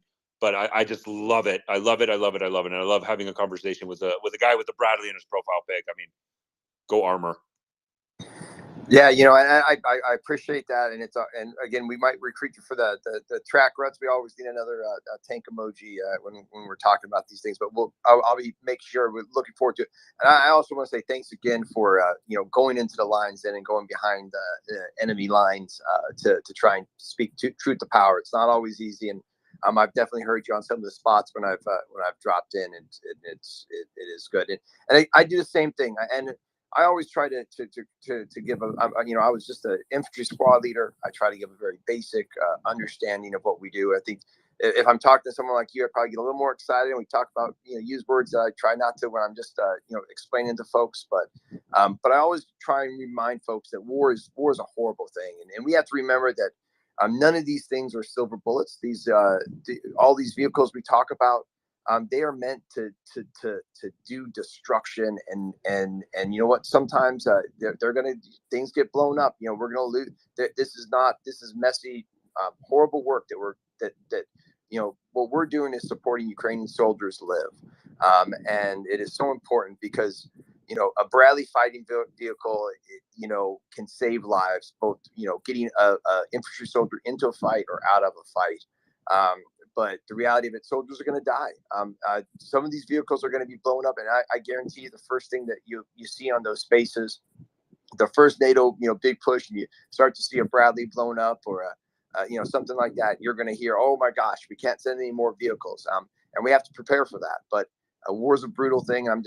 It's always good to be up with somebody else that knows it and willing to try and explain it in more of a way that isn't just trying to talk about it, but explain it to folks who don't understand.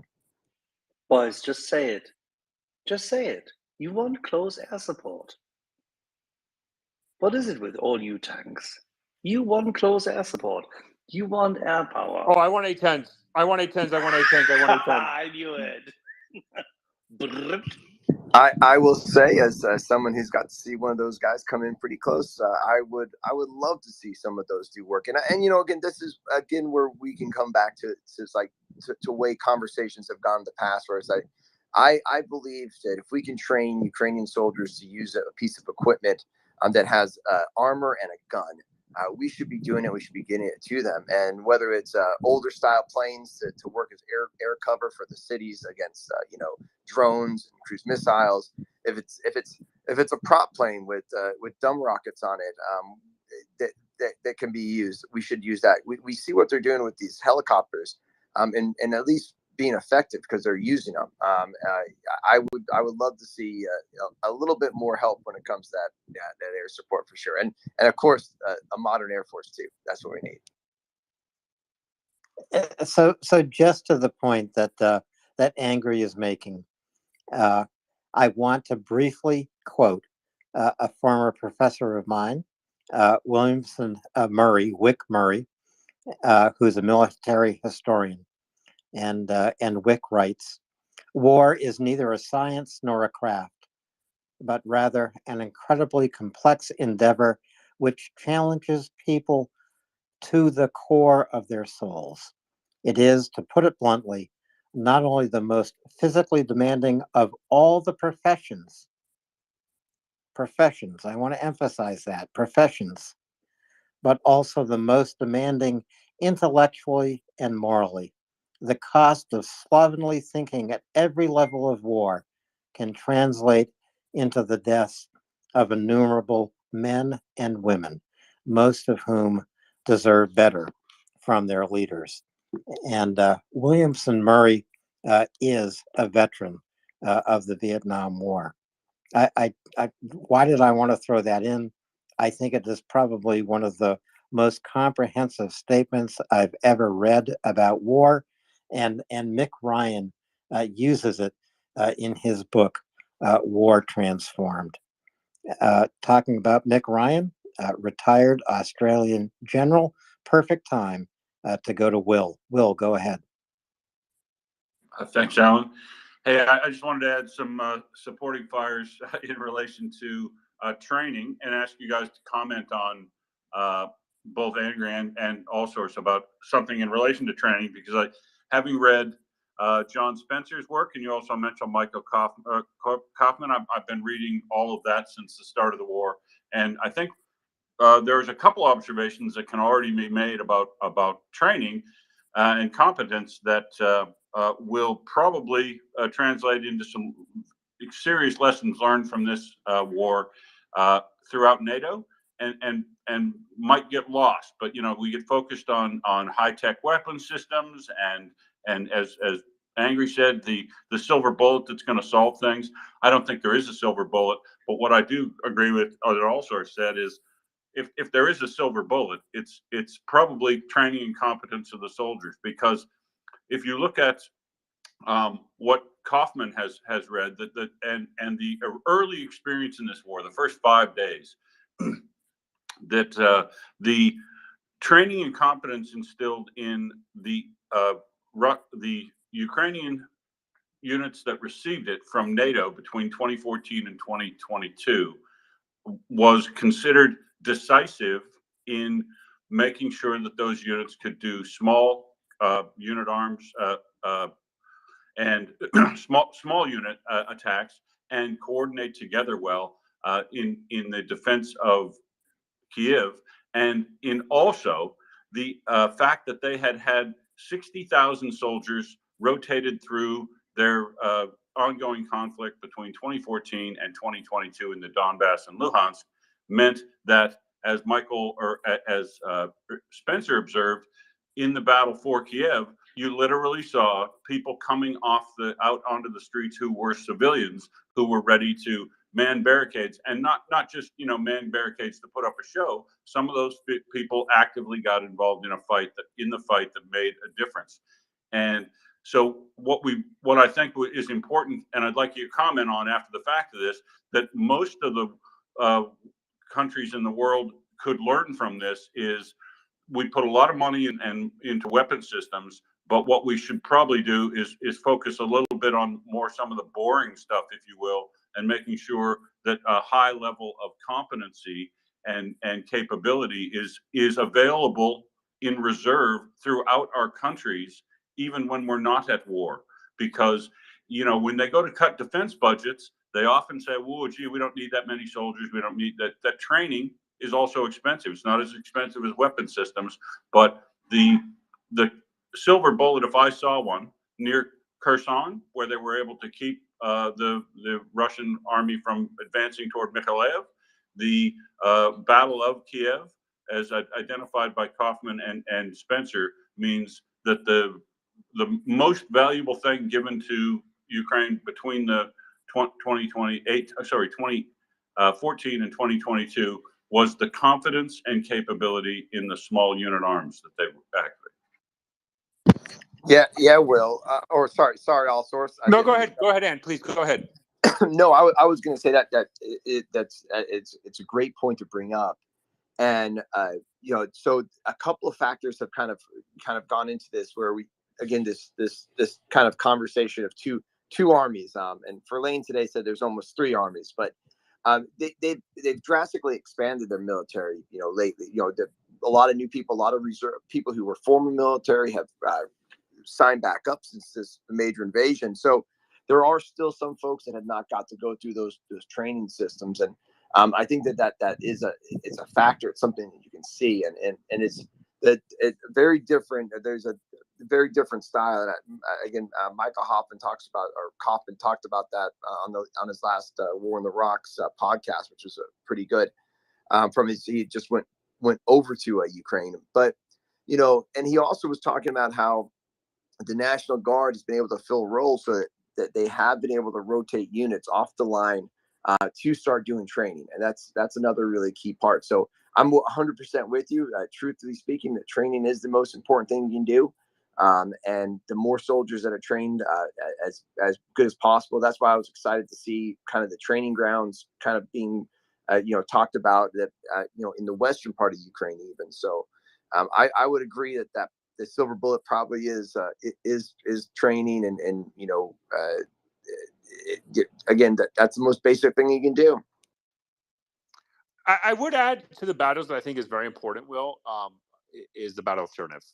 I mean, the ability of a Ukrainian tank brigade that, for all intents and purposes, was isolated, to prevent it from being, the city being taken, their ability to destroy Russian units at will. I think that's very important, and I think we haven't heard enough of that battle, and that battle was very decisive for the defense of Kyiv, because it served as a bulwark against Russia's ability to threaten the eastern front and especially the northeastern front of Kyiv. That's why we saw more of the battle against Kyiv was more in the northwest, Hostomel, Bucha, Irpin, right?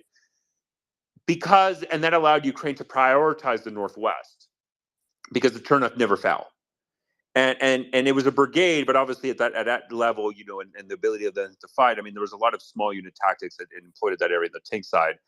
I would highlight, and I agree, there was a lot of tank training. I think Ukraine's military drastically increased their competency since 2014. I think that's a very successful story for how the U.S. and NATO in general, trained Ukrainian military post 2014. But I need more on the battle of Chernihiv. I think we need to study that battle extensively. I think there's going to be a lot of lessons learned from that, and I really hope there's a movie made out of them, because holy shit, what that battle was Herculean, and it's successful. Yeah, I hope there's a movie too, all sorts. And by the way, Nuno is going to be back with us next week. So watch the schedule and sign in. Angry. I'll let it go to hands. There's a few hands up there. I'd love to just go to them. Let the conversation. There's some stuff I can talk about. I'll work it in later. Okay, let's keep going quickly. Lexicon, Aaron Skykiss, and let's keep going quickly. Hi, good evening. Thank you. I haven't heard all the conversation, but anyway, I've really appreciated it. Yeah, I didn't know all sources news or either, but I certainly will find out more. And I did want to, before I'm done, ask where we could go to see a little more about Chernihiv. But the thing I wanted to ask about is that, at least today, one is seeing that Russia has kind of, I mean, the one trick pony for sure. So it looks like they basically dropped any thought of Avdiivka, if you think that's true. And Vuhledar is just this ongoing circus. It's, and Ukrainians know what to do with them. So it's like they have put everything into Bakhmut because they've got to get this one thing. They've set their minds on, their putative minds. And the fact that I've seen now from a couple of sources, there are actually T-90s running around in Bakhmut. So it's sort of like a clue, is it not, that this is like they're taking what they've got that's still around, and all this so-called stuff in reserve, it's all there. What you see is what you've got. Is it, I wonder if that's so, and I've really appreciated the understanding you're giving about the depth that Ukraine will be able to, needs to be able to field and so on in the counteroffensive. What it's making me wonder is, as the ground dries out, you're seeing that everything that the Russians have is so focused around Bakhmut, and the maps show this. And, it would be time. It would be everybody's saying any day now, any day now. It's not really that. We imagine that all this material is flowing maybe more quickly, but is still slowly flowing into Ukraine, and they've got to train, they've got to make up units.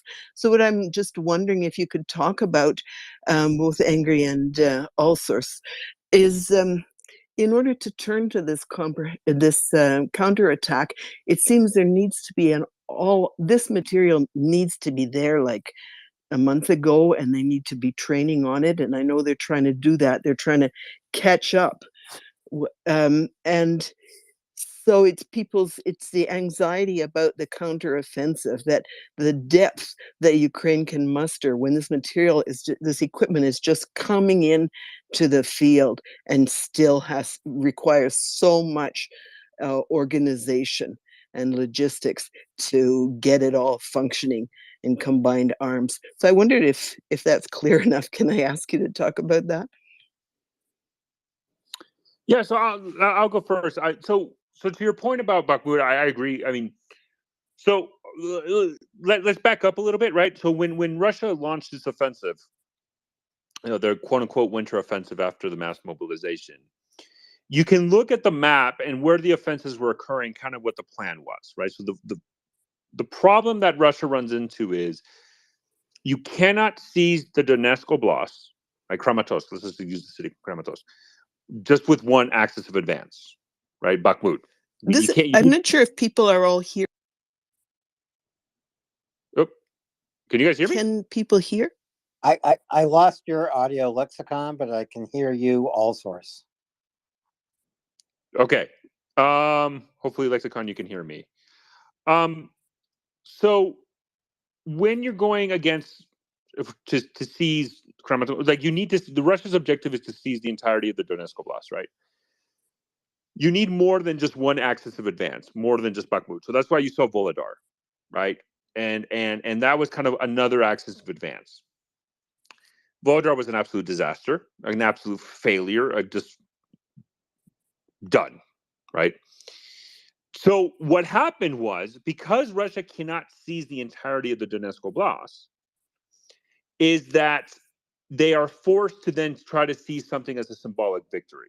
And I would agree with Avedikia that there was an effort when Bakhmut looked like it stalled, so they kind of pushed there, but they didn't really achieve that much. I think Russia, when you were tracking, when they launched their offensive, you listened into Russian propaganda. They're beefing it up, and then it just kind of died down, and now it's back to Bakhmut. So I think the reasoning why they need Bakhmut is because it's more symbolic at this point. They just need to seize it. And although, yes, Bakhmut has rails that are important, the problem the Russians are going to run into is you're not going to achieve success as advanced. I mean, we're talking about an offensive that occurred since August against Bakhmut, right? The Russians don't have speed. They don't have speed. They don't have speed. They don't have speed. They don't know how to rapidly enable success. And so I think I would agree with you, Lexicon, that Bakhmut is, at this point, is a symbolic victory, because if you're looking at the operational and the strategic objective of the Russians' offensive right now in Ukraine, it's the entirety of the Donetsk. Bakhmut is not enough. You need more offensive operations. But the problem Russia is going to run into is it's going to be very difficult for them to seize the Donetsk, because they lost Izum. They lost Liman. They lost the Northern Front, which was the most dangerous front for Donetsk, for Kramatorsk specifically, right? And back in the day, me and Craig would go back and forth about this, and we all agree, like, the moment that Russia lost Liman and they lost Izum, Kramatorsk was not as threatened. It would take Russia a long time to seize the Donetsk just from the east. And to your second point about this equipment, one, what I would say is we don't know everything, right? We don't have all the details, nor should we. So we really don't know. I think one thing that we have seen is that Ukraine, from all the reporting, is actually very capable of quickly learning, training, and employing the systems. Because again, one of the things that's important to highlight, right, when you're training on systems, right, any soldier, like if let me say, Lexicon, you join the army, right, and you want to be a tanker, right? Not only do I have to train you how to employ the system, the Abrams tank, I have to train you how to utilize it doctrinally. What people fail to realize that the longest portion of training most of the times is the doctrinal aspect of it, not necessarily the utilization of the equipment.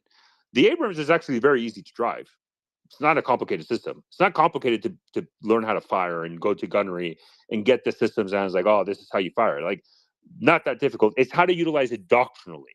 The thing about Ukraine is, well, they've been fighting a war, not only since 2022, but since 2014, right? And so that doctrinal aspect in combat operations is experience. That experience permeates through the force. So Ukraine, though, obviously they had a mass mobilization, so they're going to have a large group of people that are not necessarily trained, and you're going to run into a situation where Ukrainian military personnel that been mobilized that are sent to the front and probably are not trained extensively, right? And we see that, and there's no, I don't think that you can dispute that.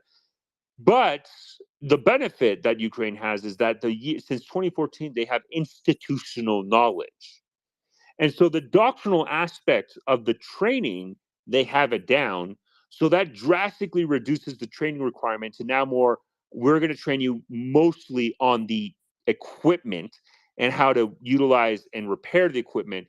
But the doctrine, you're fighting a war, you got it. So I hope that answered. I don't know, Ingrid, if you want to piggyback on that.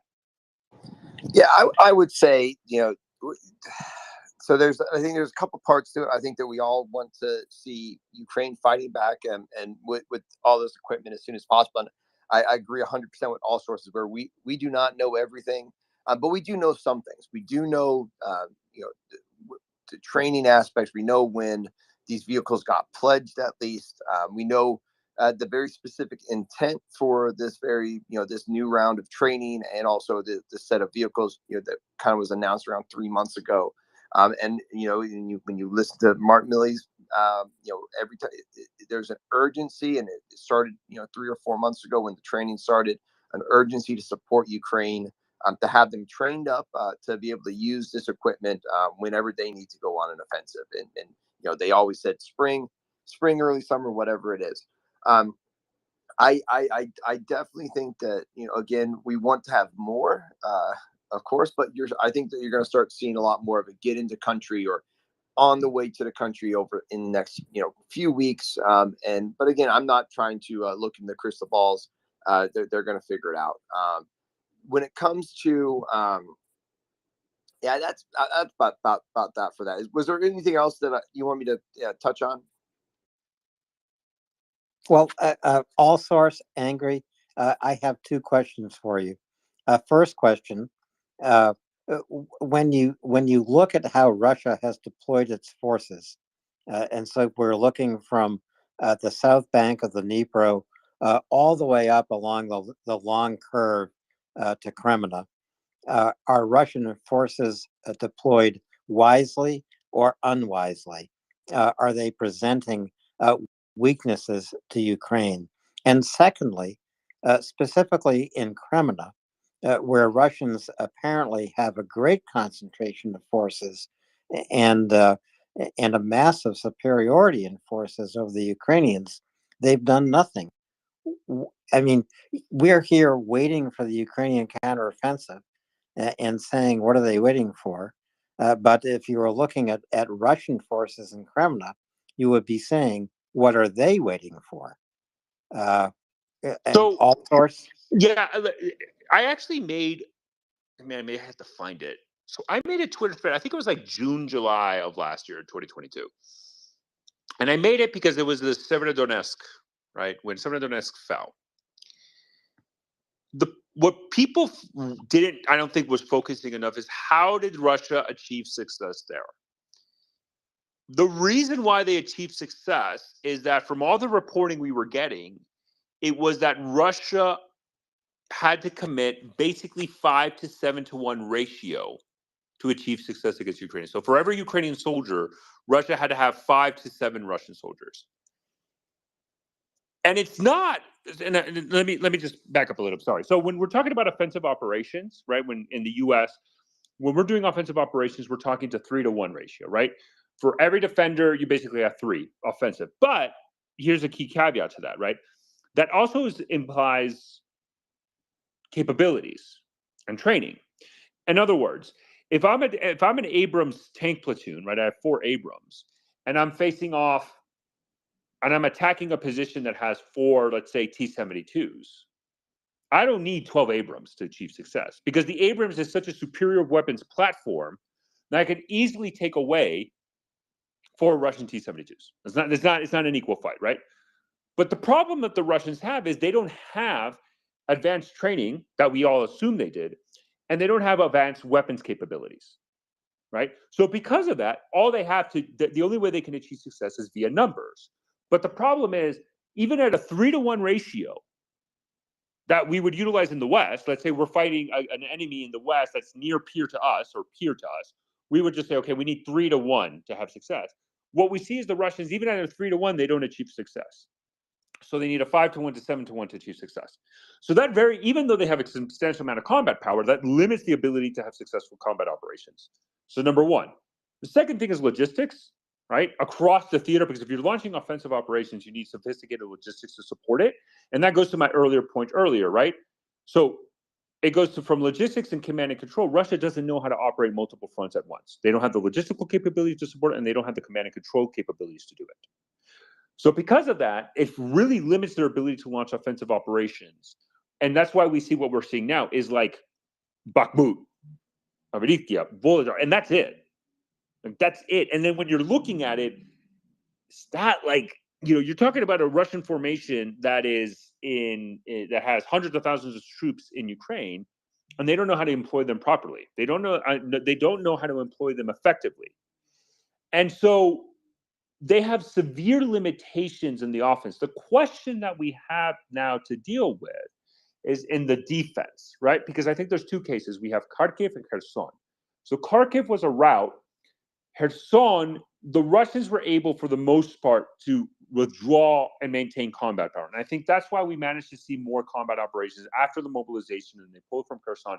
We saw this huge push in the Donbass, which did not achieve the success that the Russians desired. So the question that we have to ask ourselves now is, okay, how do the Russians operate on the defense, right? At large scale, right? Not in small localized areas, right? Because Kharkiv, the reason why Kharkiv was so successful was because they had very inferior numbers. The Ukrainians managed to exploit success with not that much combat power that we would assume, and the Russians just panicked and fled. And Kherson, the objective clearly was to withdraw, so they did everything possible just to slow down the Ukrainians to withdraw and get into better positions. We haven't really seen in this war what we're going to see from Ukraine's counteroffensive at the numbers we're talking about. I mean, we're talking about 2 to 3 cores. I mean, that's a substantial amount of combat power, right? So one, how do the Ukrainians manage that from a command and control and logistics, and it's separate from just the operational aspect of it? But then how do the Russians are able to respond to that?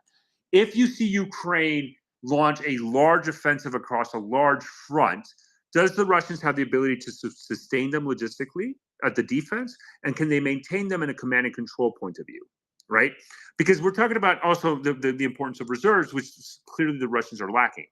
And so there's a lot of unknowns, at least in what we're expecting in the counteroffensive. But if you extrapolate the data that we have on Russia and their ability to conduct offensive operations, it shows that it's a severely lacking military formation. And I think that's why, although I don't want people to assume, just because of my belief, that just because Ukraine has been able to successfully defeat this Russian offensive, that inherently means they're going to be automatically successful in the counteroffensive. I think, just we all have to wait and be cautious.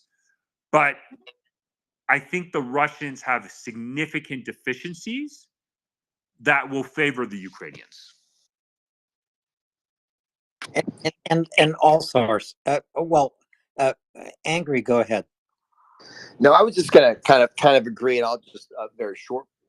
There was actually a YouTube video I watched, battle orders that they got Twitter, and they put some good stuff out.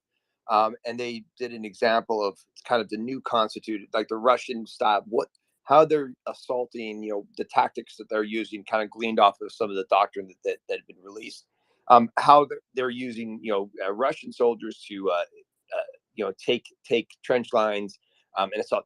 The amount of effort, the amount of artillery that has to go into just for them to basically just be able to gain another tree line is it's incredible, and that's, and you see that in Bakhmut also, where it's just, you know, they're using these same tactics where they have to amass so many fires to simply take over 500 meters of ground.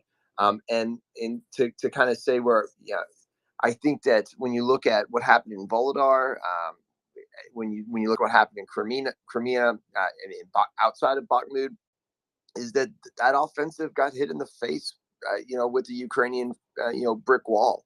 And especially in Volodar, where I think that there was a real attempt at a combined arms, you know, maneuver with, you know, multiple different fronts, you know, multiple different, you know, attacks where one might have been a feint, but it just got completely wiped out. So I guess that's kind of my point, is that, you know, for them, you know, when you look at their doctrine, the amount of energy it takes for them to just take very small pieces of ground is just, it's incredibly high for Russia. So all sorts. Going back to your point, Russia can run one offensive at a time, limited, local. They have everything they need in Crimea, superiority, easy supply. This is up in Luhansk, and they have done nothing. Why have they done nothing? I've got a question for you, Angry. Aaron, wait just one moment. I put a question to All Source, and we'll come back to you. I just think, again, it's you know, if you look at Crimea, like, it's just the Russians again. I don't. Maybe they have the numbers, but do they have the 7-1 that I've talked about earlier, like that we kind of see when they have success? And then can they sustain it? And if their priority is Bakhmut, then their priority is Bakhmut, and they only care about Bakhmut, and it's Bakhmut, Bakhmut, Bakhmut. Which for the Ukrainians is like, okay, that's fine, right? Like if I'm Ukraine and I'm saying, okay, your focus is in Bakhmut, you're throwing everything at Bakhmut, and that means you can't focus on other fronts, and let's fight in Bakhmut. Let me consume your combat power as much as possible. It's not necessarily, I don't like the casualties game, because both Russia and Ukraine has mass mobilized, right? And so I don't think casualty is as important as a metric as it was before Russia's mass mobilization, because of the amount of, you know, available military personnel that they have. But it's more about combat power and organization and unit strength. And I think that shows that Russia commits so much in Bakhmut that they're basically incapable of focusing on other else. And I think, Alan, to your point, I think it's not why Russia doesn't. I think Crimea is an example that I think reinforces my point, right? Why aren't they doing it? And I think that instead of a question, I think that basically becomes the answer, that because they are not focusing on Crimea when they have superiority compared to the rest, it shows that they're only capable of focusing in small areas, or one or two areas specifically, even when they have superior firepower in numbers. Well, in Crimea, they do apparently have 7-1 superiority, and yet they do nothing. So, Aaron, go ahead, please. Angry or Ocean, the new, pretty sure the Bushmasters have it. I'm absolutely certain. And we've got a Hawkeye, which I hope we send over, that I know has it. And this is EW, or electronic warfare. So I would assume that the Americans have it. Would they be sending it? Would they be worried it would be captured, or would it play any role in the offensive? And if so, what type of role would it play in the offensive? Thanks. Yeah, I think it's an excellent question. I think this is where what we're going to see out of these new reconstituted units and new BCTs or battalions is something that's different than what the Army was that me and All Sources were in, where there's going to be, you know, there is going to be a complete set of new, you know, new units and new integration into, you know, from company size up, whether it's with drone technology or the need for EW. You know, EW could be as simple as, you know, having something on a vehicle that you know that allows IEDs not to be, you know, set off remotely. There's to very advanced stuff. I think that a lot of new technologies are going to be tested out and is being tested out in Ukraine, and I think that the West will be very, you know, very cautious and judicious with what they get over there. But again, I believe you'll see a lot of that stuff integrated into the units, especially into that core level in a way we've never seen it before.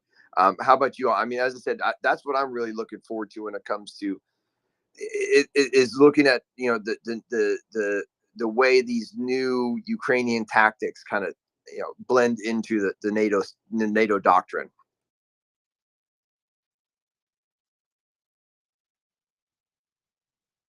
All Source, are you with us? Sorry, I am so sorry, Alan. I got consumed with Mexico. I'm making some tweets, so I did not hear the question. I don't know if you want to repeat it or to go to another speaker. I am so sorry. No, Angry. Just summarize your question again, please. No, the question that Aaron asked was about, you know, modern EW, electronic warfare, and how it's going to play a role in how it probably is playing a role. It is already playing a role in how it's going to play in the future, and, you know, how that would look. And I made the point that that's going to be the big difference that we see in these NATO style battalions or brigades, is that there's going to be integrated these new kind of Ukrainian tactics and technologies being to Europe, the drones, you know, probably a lot more EW when it comes to, because you have to counteract, you know, so much stuff. But I think that's what's going to make it look different than the army that we were in, you know? Yeah. So, you know, I actually have this opinion. So it's interesting, right? And I think if you look at Army doctrine right now in the U.S. Joint Staff, right, the new word that in doctrine is utilized is called multi-domain operations. And so where I think I think specifically Angry, I think I was kind of more in that branch aspect, right? I was more in the transition from coin to kind of this new model that we're seeing. But if you look at the past, how the Army operated was the brigade combat team, right? We're going back to division level, division centric formations where now we fight as a division. And why do I say this? The problem is, and this goes to the issues of the Russian battalion tactical groups. I think one of the main reasons why battalion tactical groups was a resounding failure is they pushed too much complex weapon systems to battalion staff that are not capable. Even in the US, that would be very difficult to just command and control in staff. Like there's too much capabilities that just overwhelms any staff. And that's a trained, you know, Western staff, especially American staffs, are the best staffs in the world. So let's go to Russia that are poorly trained, absolutely atrocious. They just didn't know how to utilize all these weapon systems effectively. So at the brigade combat team, they do have EW capabilities, right? It's not, I'm not going to word, I'm trying to think of the right word. It's not as complex, let's say, because a lot of the EW capabilities generally get pushed to higher, right? That ability to really disrupt deep into enemy lines. I mean, you're talking about your European command. You're talking about your U.S. Army Europe. I mean, you're talking about 4 to 3-star general staff that have hundreds and hundreds of people that are able to coordinate everything as sophisticatedly, right? And so I think although that at the brigade and maybe battalion, they might have some EW capabilities, what I'm more interested is, what does the Corps have, right? Because the Corps has a staff to integrate, plan it effectively. And that's where we really see in Western militaries, goes back to like that deep strike that I was talking about, right? That deep strike capability with ATACMS. It also is what we would call non-kinetics, right? When we're talking about EW, that's non-kinetics. Your artillery, your fires, your ATACMS, that's called kinetic. Your non-kinetic, like that doesn't show things blowing up. That's your cyber and your EW. And a lot of those capabilities generally are at, especially the most complex and sophisticated ones, are at higher echelons, like your Corps. And so I would be more interested, not necessarily in the brigade at battalion, because they might have some, but at those guys, I would just tell them, focus on the fight. Just get close to the enemy, engage them, blow them up, kill them, seize the terrain. Let the Corps support you in that mission. And how does that Corps support you? Is with these capabilities. So you can focus on the destruction, right? Because I don't want to give too much. People think that by giving more and more and more capabilities to the lowest level echelon somehow is better. And sometimes that's not the case, because then you sacrifice your core mission. And so, Aaron, to your point, I would be very interested to see that at the Corps level. And then how are they able, the Ukrainians, to effectively utilize it in the battlefield? to really disrupt that deep level areas. Because if you don't have ATACMs, but you have a robust EW, you can achieve a lot of the same objectives you're trying to do, because that's part of targeting, right? When you're talking about targeting, a lot of times you discuss, okay, I want to disrupt their command and control. And so you have your targeteers officers come in, your kinetic and non-kinetics, and they'll debate, well, I think an ATACMs is the best. Well, no, I think it's EW. And then you have, basically a field grade or a general officer say, you know what, based on the staff recommendations, the data said, I believe actually EW is the best way. Let's just knock out their comms. They're dark, they're black, they can't talk to anybody. Let's save ATACMs for, a logistics center, right? And so that's where I'm really looking at. I think I would be interested to see the core and see how they integrate that in offensive, because it could be very effective, but let's not overwhelm the lowest echelons when their priority should just be kill the enemy. Closing and destroying the enemy with great prejudice, right? I would say that'd be what they need to be doing. And I think you're right, and I think it will be interesting to see, if we start seeing divisions, it'll be interesting to look back, when they write the book and see, how they did constitute these new corps, especially since America hasn't fought a big full scale war like this since this doctrinal change, where that when you look at when you look at the schematics of a division, the proposed divisions and stuff, there's a lot of room for some of this new stuff, whether it's what does drone units look like, right? What does drone reconnaissance units look like, things like that. It'll be interesting to see again what type of units they put together inside of those core echelons, to field all these new technologies. Hey, all source angry. Another quick question. So there are newly constituted Ukrainian units going into battle. They're going into battle with new Western gear. There are also 40 to 60,000 newly trained Ukrainian troops. They've been trained in the UK, in Poland, in Germany, in the United States, etc. What I'm wondering, with a newly constituted unit and with new corps created for Ukraine, on the battlefield, will they be entering a new learning period? In other words, I think back to when the United States launched the first invasion in World War II in North Africa.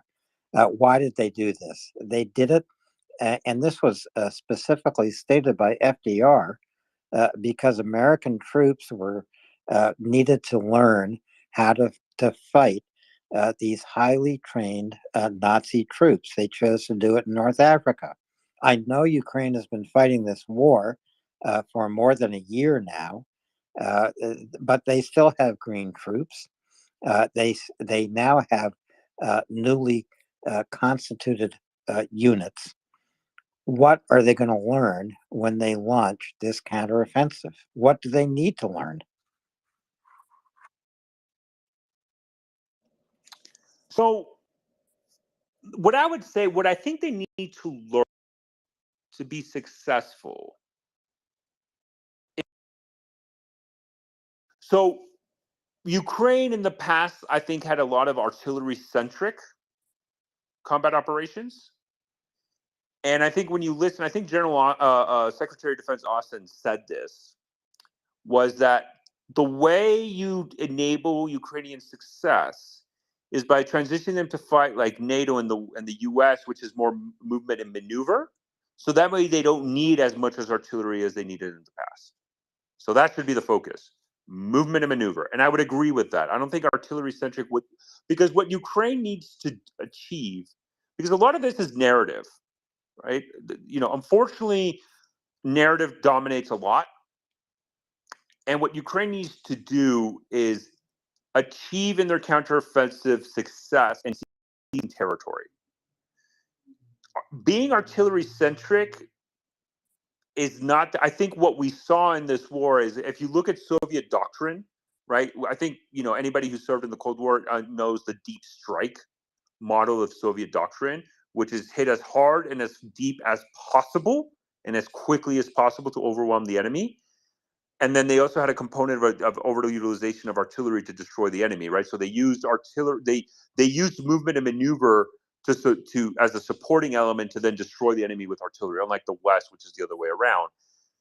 So based on all that, the West is movement and maneuver, and that way we don't need that much artillery. I think that should be a very important aspect of training in Ukraine, is just movement and maneuver, which is for people, that's a military term, just basically means get your tank, get your infantry, find the enemy, kill them, seize the terrain. Done. Exactly, all source. And just to kind of to kind of give supporting fires to that is that when you look at the pledged vehicles, and there was so much noise about just the tanks, which is great, but when you really start to look at these last major packages, right? We saw the maneuver elements get put into place. The amount of armored, light, heavy to light infantry mobility vehicles is that's what's making up the bulk of these pledged vehicles, and I really think that's a big telling sign.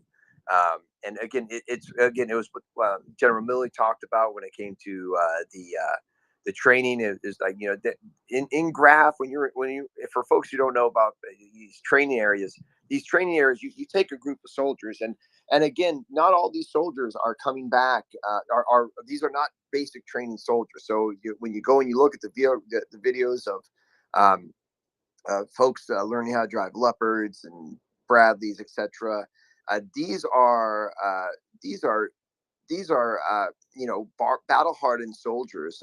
Now there are some brand new recruits, right? There's been this massive recruitment. A lot of that basic training is being done in England. I'm sure there's training in other places, but that's just basic training.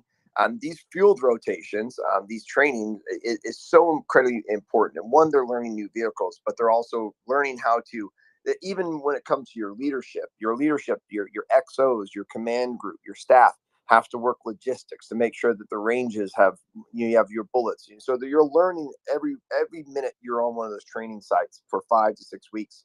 And it ends in, going from basically driving your vehicles, using your individual personal weapons if you're an infantry soldier, to big force on force, exercises or gunnery ranges where you're utilizing and putting together artillery, armor, and infantry, maybe to accomplish tasks together. So you are learning this stuff, and then so if you have that good mix of battle hardened soldiers, when you hand them, when you go from having a T-72 64 T-72 versus an Abrams or a Leopard, just the idea of learning how to be able to use the reverse is going to be incredibly important, and is going to be a game changer when it comes to what's on the battlefield. And I think that's what I have not so much concerns about them not being able to. I think they'll be able to adapt very quickly when it comes to seeing them go into the front. And to kind of compare that with the idea of maneuver, that is so important. And heavy mobile infantry allows you to really, for the penetration, to bypass areas, and then you can, but it allows you to take over a very large area and control a big swath of land. Where when it comes to the old style of even Ukrainian artillery based doctrine, Russian based doctrine, they have calculations of how many rounds they have to shoot for days into an area before they assault. And then right before the assault, there's a massive artillery barrage, and they send in your infantry afterwards. Then the minute the infantry gets to a phase line, there's another massive artillery strike to keep keep any reinforcements from coming. It is such a very slow grind of a way of fighting a war, compared to, say, finding a weak spot in a line, sending over a penetration force, and then filling that gap with mobile infantry. It's just two different types of war completely. Well, Ukrainians' challenge to control ground retaken in Luhansk and Donetsk, I think, will be significant. And these are oblasts of Ukraine that Russia has occupied for a long time. and the terrain is not favorable to rapid advances. Now you look at Zaporizhia and the rest of Kherson Oblast. This is open tank country, and it would give Ukraine the opportunity to strike down through Melitopol to the Sea of Azov, to Bryansk, and to isolate Crimea. All source angry. Do you have any guesses of what Ukraine is going to do? Where are they going to aim their counteroffensive? At a place and time of their choosing, where and when? Go ahead, Angry. I'll let you start this. I think I'll let you kind of take the bulk of it. I'll just say that I don't think we know, and I don't think we know what this exactly is going to look like. Is it going to be, one major big push? Do we see a lot of, kind of a bolstering of one area where you see, the attempt to take, smaller chunks at a time? I still believe that there will be one of those big pushes. I'm not gonna. I can look at a map and say, look at a few places where my very my understanding of where I would want to put a big penetration force at would be. But I think that what you'll see is a couple of big pushes towards key areas that block Russia's ability to supply and support parts of their military. I also think that there'll be an attempt to try and break some of it apart. Be able to take over an area that may split two sections apart. But also if I wouldn't be completely surprised if we saw much more kind of where one or two areas, but then just a lot of bolstering of defensive and a lot of smaller incremental gains over in specific areas. Just quite possible. I'm not 100% sure. I would say, I think what we're seeing a lot of the reporting, open source and all that, I would say it's probably most likely the Zaporizhia region, and it would make sense. I think Melitopol would be a great area to seize to disrupt Russia's logistics in the south.